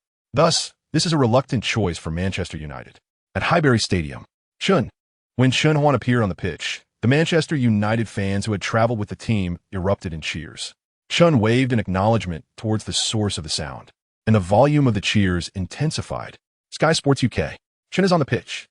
Dwight Yorke, renowned as England's #1 Chen supporter, felt a jolt of excitement. It seems Chen is quite popular among the fans. Even within Highbury, the shouts of his name resonated powerfully. It truly reflects my former glory, Yorke remarked, a smile breaking across his face, prompting laughter from the other guests in the studio. Carrick, using his long legs, swept away a pass intended for Wilshere, thwarting the play. As the ball descended, both Chen Huan and Wilshere raced toward it. The ball is mine. A fierce expression crossed Wilshere's handsome face. Chen Huan remained silent, displaying no inclination to yield. They both arrived at the ball simultaneously.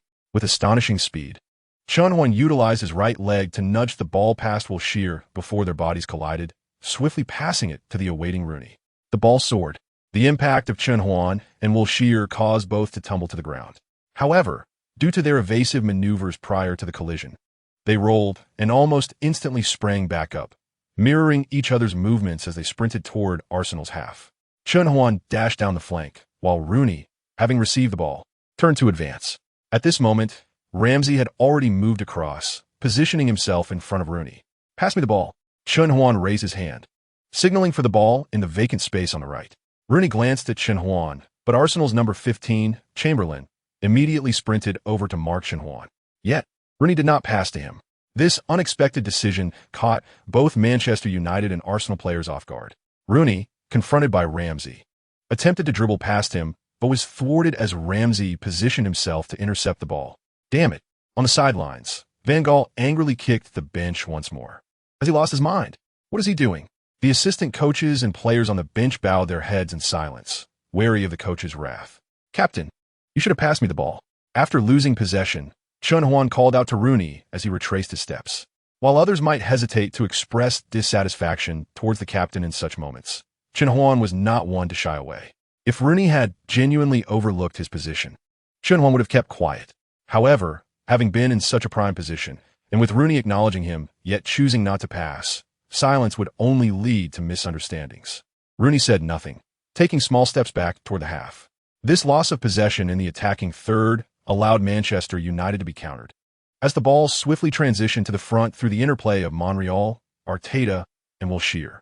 Ultimately, the ball found its way to Sanchez, who, evading Manchester's defenders, unleashed a powerful shot from the wing. Though the shot veered slightly off target, it sent shivers down the spines of the Manchester United players. As Manchester United prepared for a goal kick, De Gea passed the ball to the retreating Luke Shaw, who, facing Welbeck's pressure, delivered it to Carrick. In a moment of unexpected brilliance, Carrick, glancing right, sent the ball to the left where Chen Huan awaited.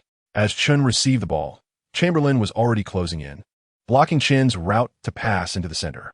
Chen then surged down the wing at high speed, with Chambers closely trailing him. Bale's speed. As the opposing player attempted to shove him aside, Chen Huan deftly flicked the ball 5 meters ahead, propelling himself forward like a cheetah. Chambers, initially hot on his heels, gradually realized the gap between them was widening. Damn it, the data didn't team mention this Dragon Kingdom player was this fast. Chambers thought, panting as he chased Chen Huan. I suppose I have no choice but to pull his shirt. As Chen Huan was on the verge of breaking free, Chambers could no longer contain himself and reached out to grab Chen's shirt. With a swift motion, Chambers grasped nothing as Chen Huan accelerated further. After shaking off his pursuing defender, Chen Huan carried the ball along the baseline and into the penalty area. Arsenal's center-back Mertesacker, arms folded, attempted to block Chen's angle for a close shot. Chen slowed down, assessing the situation within the box. Rooney was moving towards the far corner of the box. Simultaneously, Di Maria entered the penalty area, with Rooney occupying the far corner position, prompting Di Maria to shift toward the center. In a blink, Arsenal's players rushed back to defend. Before Chen Huan could be sandwiched by Chambers and Mertesacker, he passed the ball to the inverted triangle position. Receiving the ball in that position, Di Maria opted not to shoot directly. Instead, he executed a feint before passing toward the far corner. Meanwhile, Manchester United's Captain Rooney lay in wait. Choosing not to shoot immediately, after stopping the ball, he adjusted his position to refine his angle. However, his adjustment took too long. Just as Monreal anticipated Rooney's next move and prepared to strike, he executed a clean, swift slide tackle, sending the ball out of the penalty area. Heavens! In that moment, nearly every Manchester United player, both on and off the pitch, shut their eyes. It was truly a shame.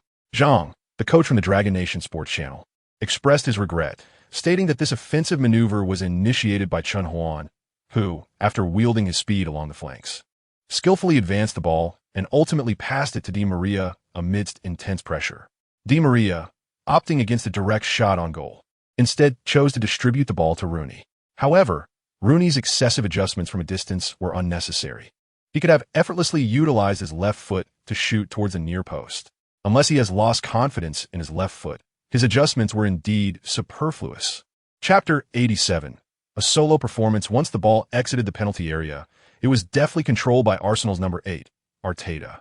He turned with poise while facing pressure and smoothly delivered the ball to Wilshere. Arsenal launched a rapid counterattack from the back, targeting Manchester United's defensive line, which resembled an expansive net, eager to intercept Arsenal's advance before reaching the penalty area. Yet, how could the beautifully orchestrated football of the season be so effortlessly obstructed? After a series of imaginative passes, the ball approached Manchester United's penalty area. At the moment Welbeck passed, Sanchez surged forward unexpectedly from behind McNair. The Chilean star entered the United box, leaping to head the high ball with remarkable force. Alarmingly, the defenders' faces turned pale, despite his modest height. Sanchez had an astonishingly high header success rate. How about this? Just as Sanchez directed the ball towards the far corner of the net, De Gea sprang into action, his legs pushing off the ground as he extended his body mid-air. His substantial frame positioned his wrist in the path of the ball, deflecting it away. Be cautious of the rebound. Before the United players could relax, Smalling shouted as he charged towards the ball's landing spot, right in front of Sanchez. Without pausing, Sanchez took a shot, but at the moment his foot connected with the ball, he hesitated and instead shifted the ball sideways. Smalling, attempting to tackle, narrowly missed the ball, allowing Sanchez to then aim for the far corner. A deity cannot descend twice in mere seconds. Faced with this shot towards the far corner, De Gea could only watch in despair as the ball crossed the goal line. Sanchez raced towards the corner area, having contributed a goal and an assist, clearly emerging as the most luminous presence in the match. What are you doing? Why are you not protecting against the rebound? De Gea bellowed at his teammates as he rose from the ground. The starting players of Manchester United hung their heads low, with only De Gea's roar echoing among them. Rooney, what are you hesitating for? Just shoot and finish it.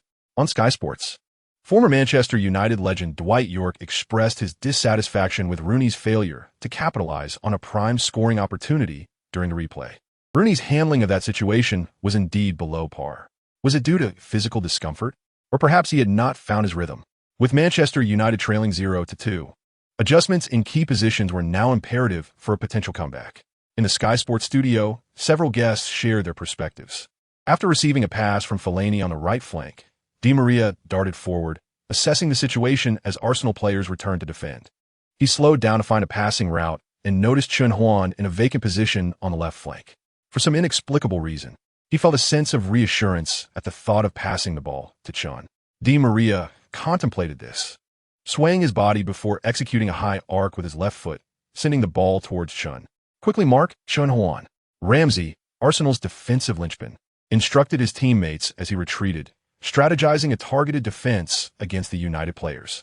Chen Huan, calmly receiving the ball in space, accelerated past Chambers, who was desperately trying to keep pace. Watch his right foot. Ramsey shouted as he continued to retreat, aware that Chen Huan favored his right foot. Chambers, unable to match Chen's speed, could only focus on his right foot.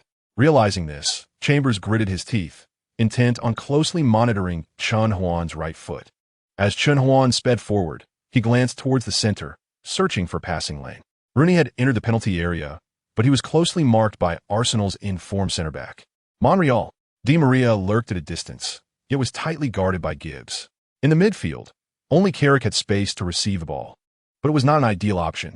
Taking matters into his own hands, Chen Huan executed a sudden inward feint with his right foot, successfully deceiving Chambers, who shifted his weight in an attempt to tackle. In that fleeting moment, Chen Huan swiftly maneuvered the ball into the center with the back of his right foot. Oh no, he's cutting inside. Chambers' expression shifted dramatically, but he was powerless to intervene. Mertesacker charged towards Chen Huan, shouting, "Leave it to me." Lowering his center of gravity and leaning outward, he sought to block Chen Huan's shot with his right foot. "Do you think you can defend me alone?" Chen Huan grinned, observing the towering Mertesacker, who was adjusting his shoulder direction to bait him. However, the experienced German center back, fresh from winning the World Cup, remained steadfast, refusing to be fooled by Chen Huan's feints. "As long as I don't extend my leg, as long as I maintain my position, I won't falter." A center back's fundamental trait is to remain error-free under pressure. "Do you think this will suffice to stop me?" Chen Huan gritted his teeth, shifting his weight towards his support foot. "You want to get past me." Mertesacker, sweating profusely, felt the tension mounting. Ramsey was returning, and all he needed was for Ramsey to arrive to disrupt the play when suddenly, what? Mertesacker's expression changed dramatically. In front of him, Chen Huan adjusted his weight onto his left foot, his body coiling like a drawn bow, left foot planted, right foot guiding the ball. In a flash, Chen Huan sprinted rapidly to the right. "Damn it!" Mertesacker lunged to follow. "Gotcha!" A smile spread across Chen Huan's face as he shifted left, utilizing his extraordinary speed and nimble footwork to evade Mertesacker, who lost his defensive position. With a clear path, Chen Huan took a decisive shot, sliding the ball through SECSNY's legs into the net. Chapter 88. Substitution targeting Chen Huan. "Oh my God." Wenger shielded his eyes with his hand, turning to face the bench with a sigh. As a coach renowned for his unparalleled ability to nurture attacking players in the world of football, Wenger discerned with clarity that his defenders had not erred excessively in this instance. It was Chen Huan's remarkable individual prowess that had pierced through their defensive line. Wenger sighed, pondering why such a young prodigy had eluded the grasp of Arsenal's scouting team. More than the conceding of a goal, it was the lament of not having the opportunity to mentor such a gifted young player that weighed heavily upon him. But now is not the time for lamentations. Wenger glanced at his watch, noting that there remained 23 minutes until the match's conclusion. Chen Huan must not be overlooked at this juncture. Chambers was utterly unable to match his speed. A more agile fullback needed to be deployed to mark him. Wenger's gaze swept towards the substitutes bench, and he pointed decisively at Bellerin. "Get warmed up, lad. Prepared to come on and neutralize Chen. Right away, boss." Bellerin, youthful exuberance still evident on his face, sprang up from the bench, eyeing Chen Huan as he charged toward the corner area with eager anticipation. "Chen!" The few Manchester United fans present at Highbury erupted in unison. Chen Huan executed his signature celebration in the corner, leaping into the air and raising his fist triumphantly. Upon landing, his teammates surrounded him, joining in the jubilation. Rooney stood motionless within Arsenal's penalty area, suddenly spitting onto the ground. "That little brat is so lucky," he mused. Memories of Chen Huan evading Arsenal's center back after a blistering run down the flank and scoring replaying vividly in his mind. "He really resembles that damn fellow." Rooney clenched his fists, refraining from joining in the celebration. "That's Chen." Van Gaal, filled with excitement, embraced his coaching staff, exclaiming, whenever he steps onto the pitch, "He makes an impact." Assistant coach Davis, embracing Van Gaal, bellowed, "I told you he could do it." An unbelievable performance. After reviewing Chen Huan's goal on Sky Sports, former Manchester United star York regained his composure. Slowly, he began to unbutton his suit jacket, declaring, "I must replicate that move. You all know it." The host and the two guest pundits erupted in laughter.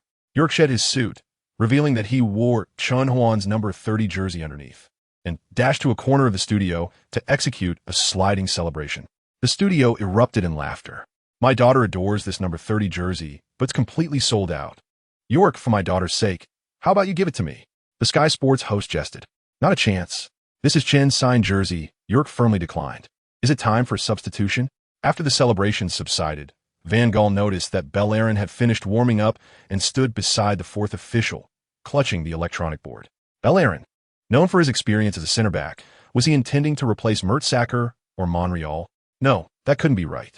Neither Mertesacker nor Monreal had made any glaring mistakes in this match. It would be unreasonable for Wenger to substitute Mertesacker simply because Chen Huan had dribbled past him and scored.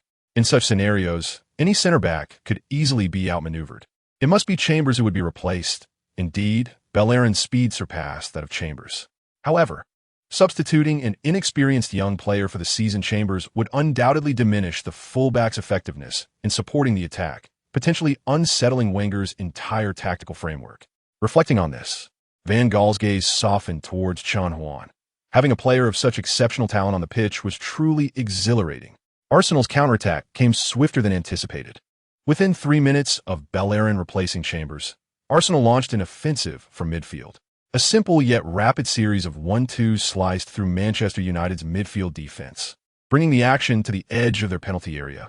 After receiving a pass from Wilshere, Sanchez faced United's defenders and deftly exploited his technical skills and explosive acceleration to carve open a gap on the flank. Sanchez then delivered a cross into United's penalty area. Both teams' players leapt into the air, vying for the ball's descent.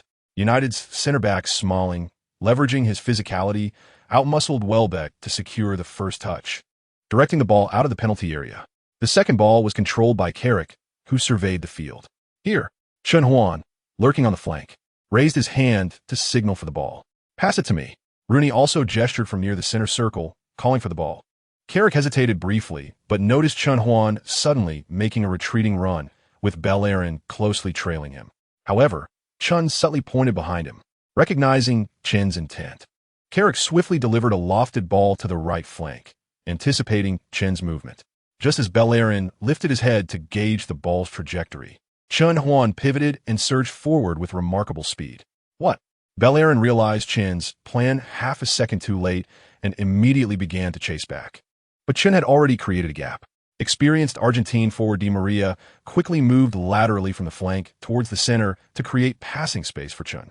However, at that moment, Rooney, who should have been making a forward run, remained stationary, gesturing towards Carrick in frustration. Why not pass to me? Damn it, what's he doing?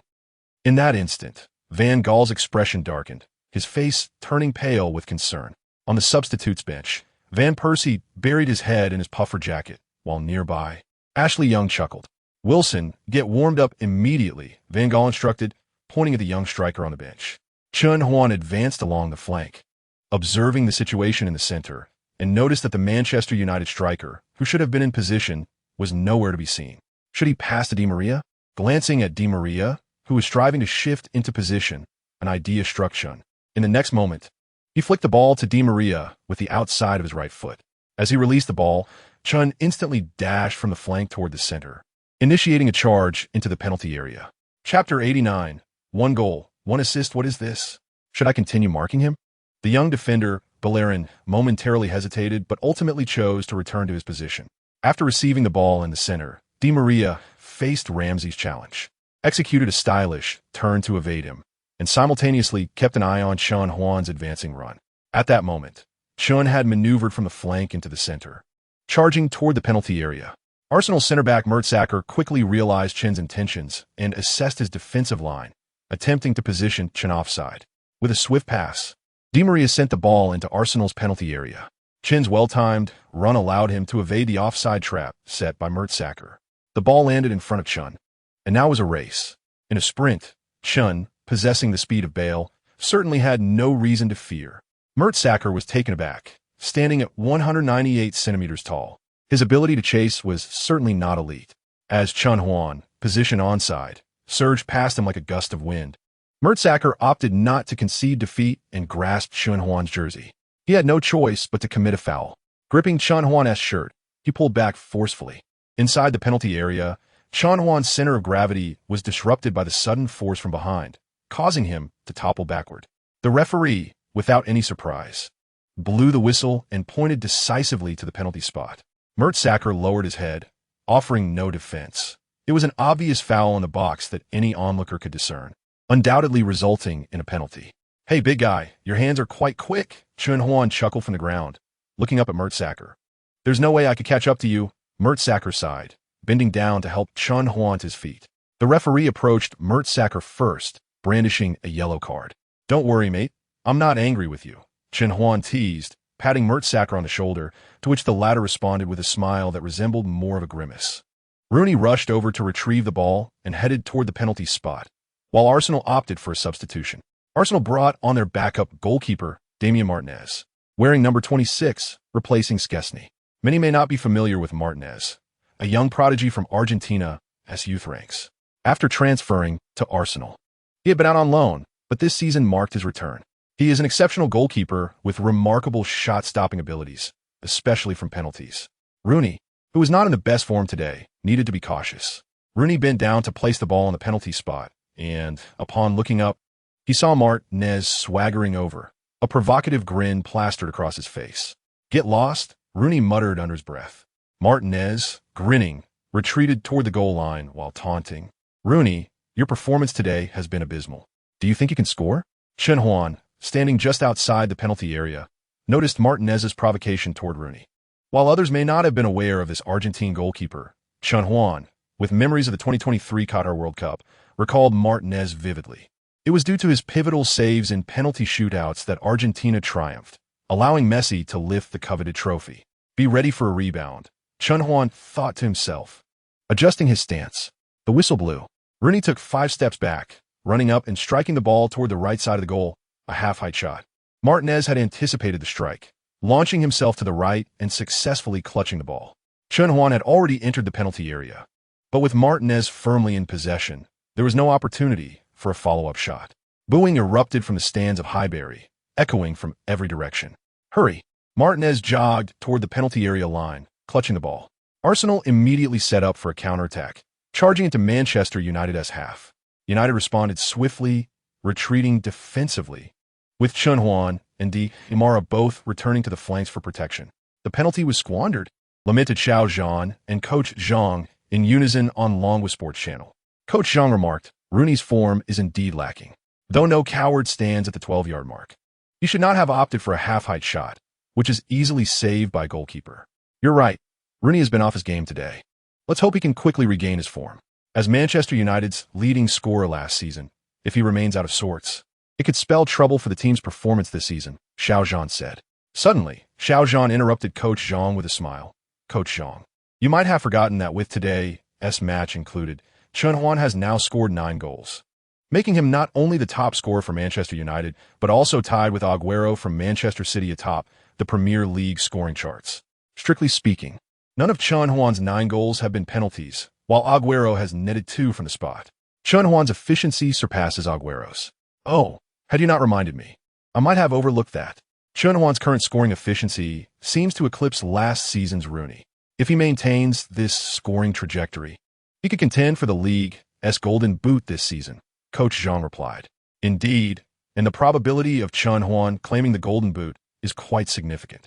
If he succeeds, it would not only create history for Longwa, but also for all of Asia and the entire yellow race," Xiao Junguang added. "Xiao Junguang, do you feel we are fortunate to witness the dawn of a legendary player's career?" Coach Zhang mused. "Absolutely. It is a moment of joy for all Longwa fans, Asian supporters, and indeed for fans of the yellow race. Just imagine a Longwa player lifting the Premier League Golden Boot trophy. That would be something extraordinary. However, this future legend now faced a challenge, with less than 15 minutes left and his team trailing by a goal." Coach Zhang chuckled. Ramsey was preparing to control a return pass from Wilshere when he suddenly heard Bellerin shout from behind, "Watch out." Realizing someone was charging from behind, Ramsey attempted to redirect the ball. Just then a long leg slid in from behind and, with a resounding thud, sent the ball out of play before he could make contact. Turning around, Ramsey found Chen Huan slowly rising to his feet. "I almost forgot you were a defensive midfielder." "That tackle was clean," Ramsey joked. "Stop wasting time. Get the ball back in play. I still plan to turn this around," Chen Huan replied with a serious expression, signaling to Ramsey. As the Arsenal players prepared to restart, Manchester United's young striker Wilson, donned in the number 49 jersey, stood beside the 4th official. With his head bowed, he listened intently to Van Gaal's instructions, nodding occasionally.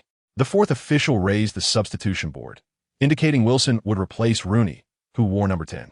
Rooney, head down, walked toward the sideline, removing the captain's armband from his right arm. He did not fist bump Wilson or acknowledge Van Gaal, who extended his hand, but instead headed straight to the substitutes bench.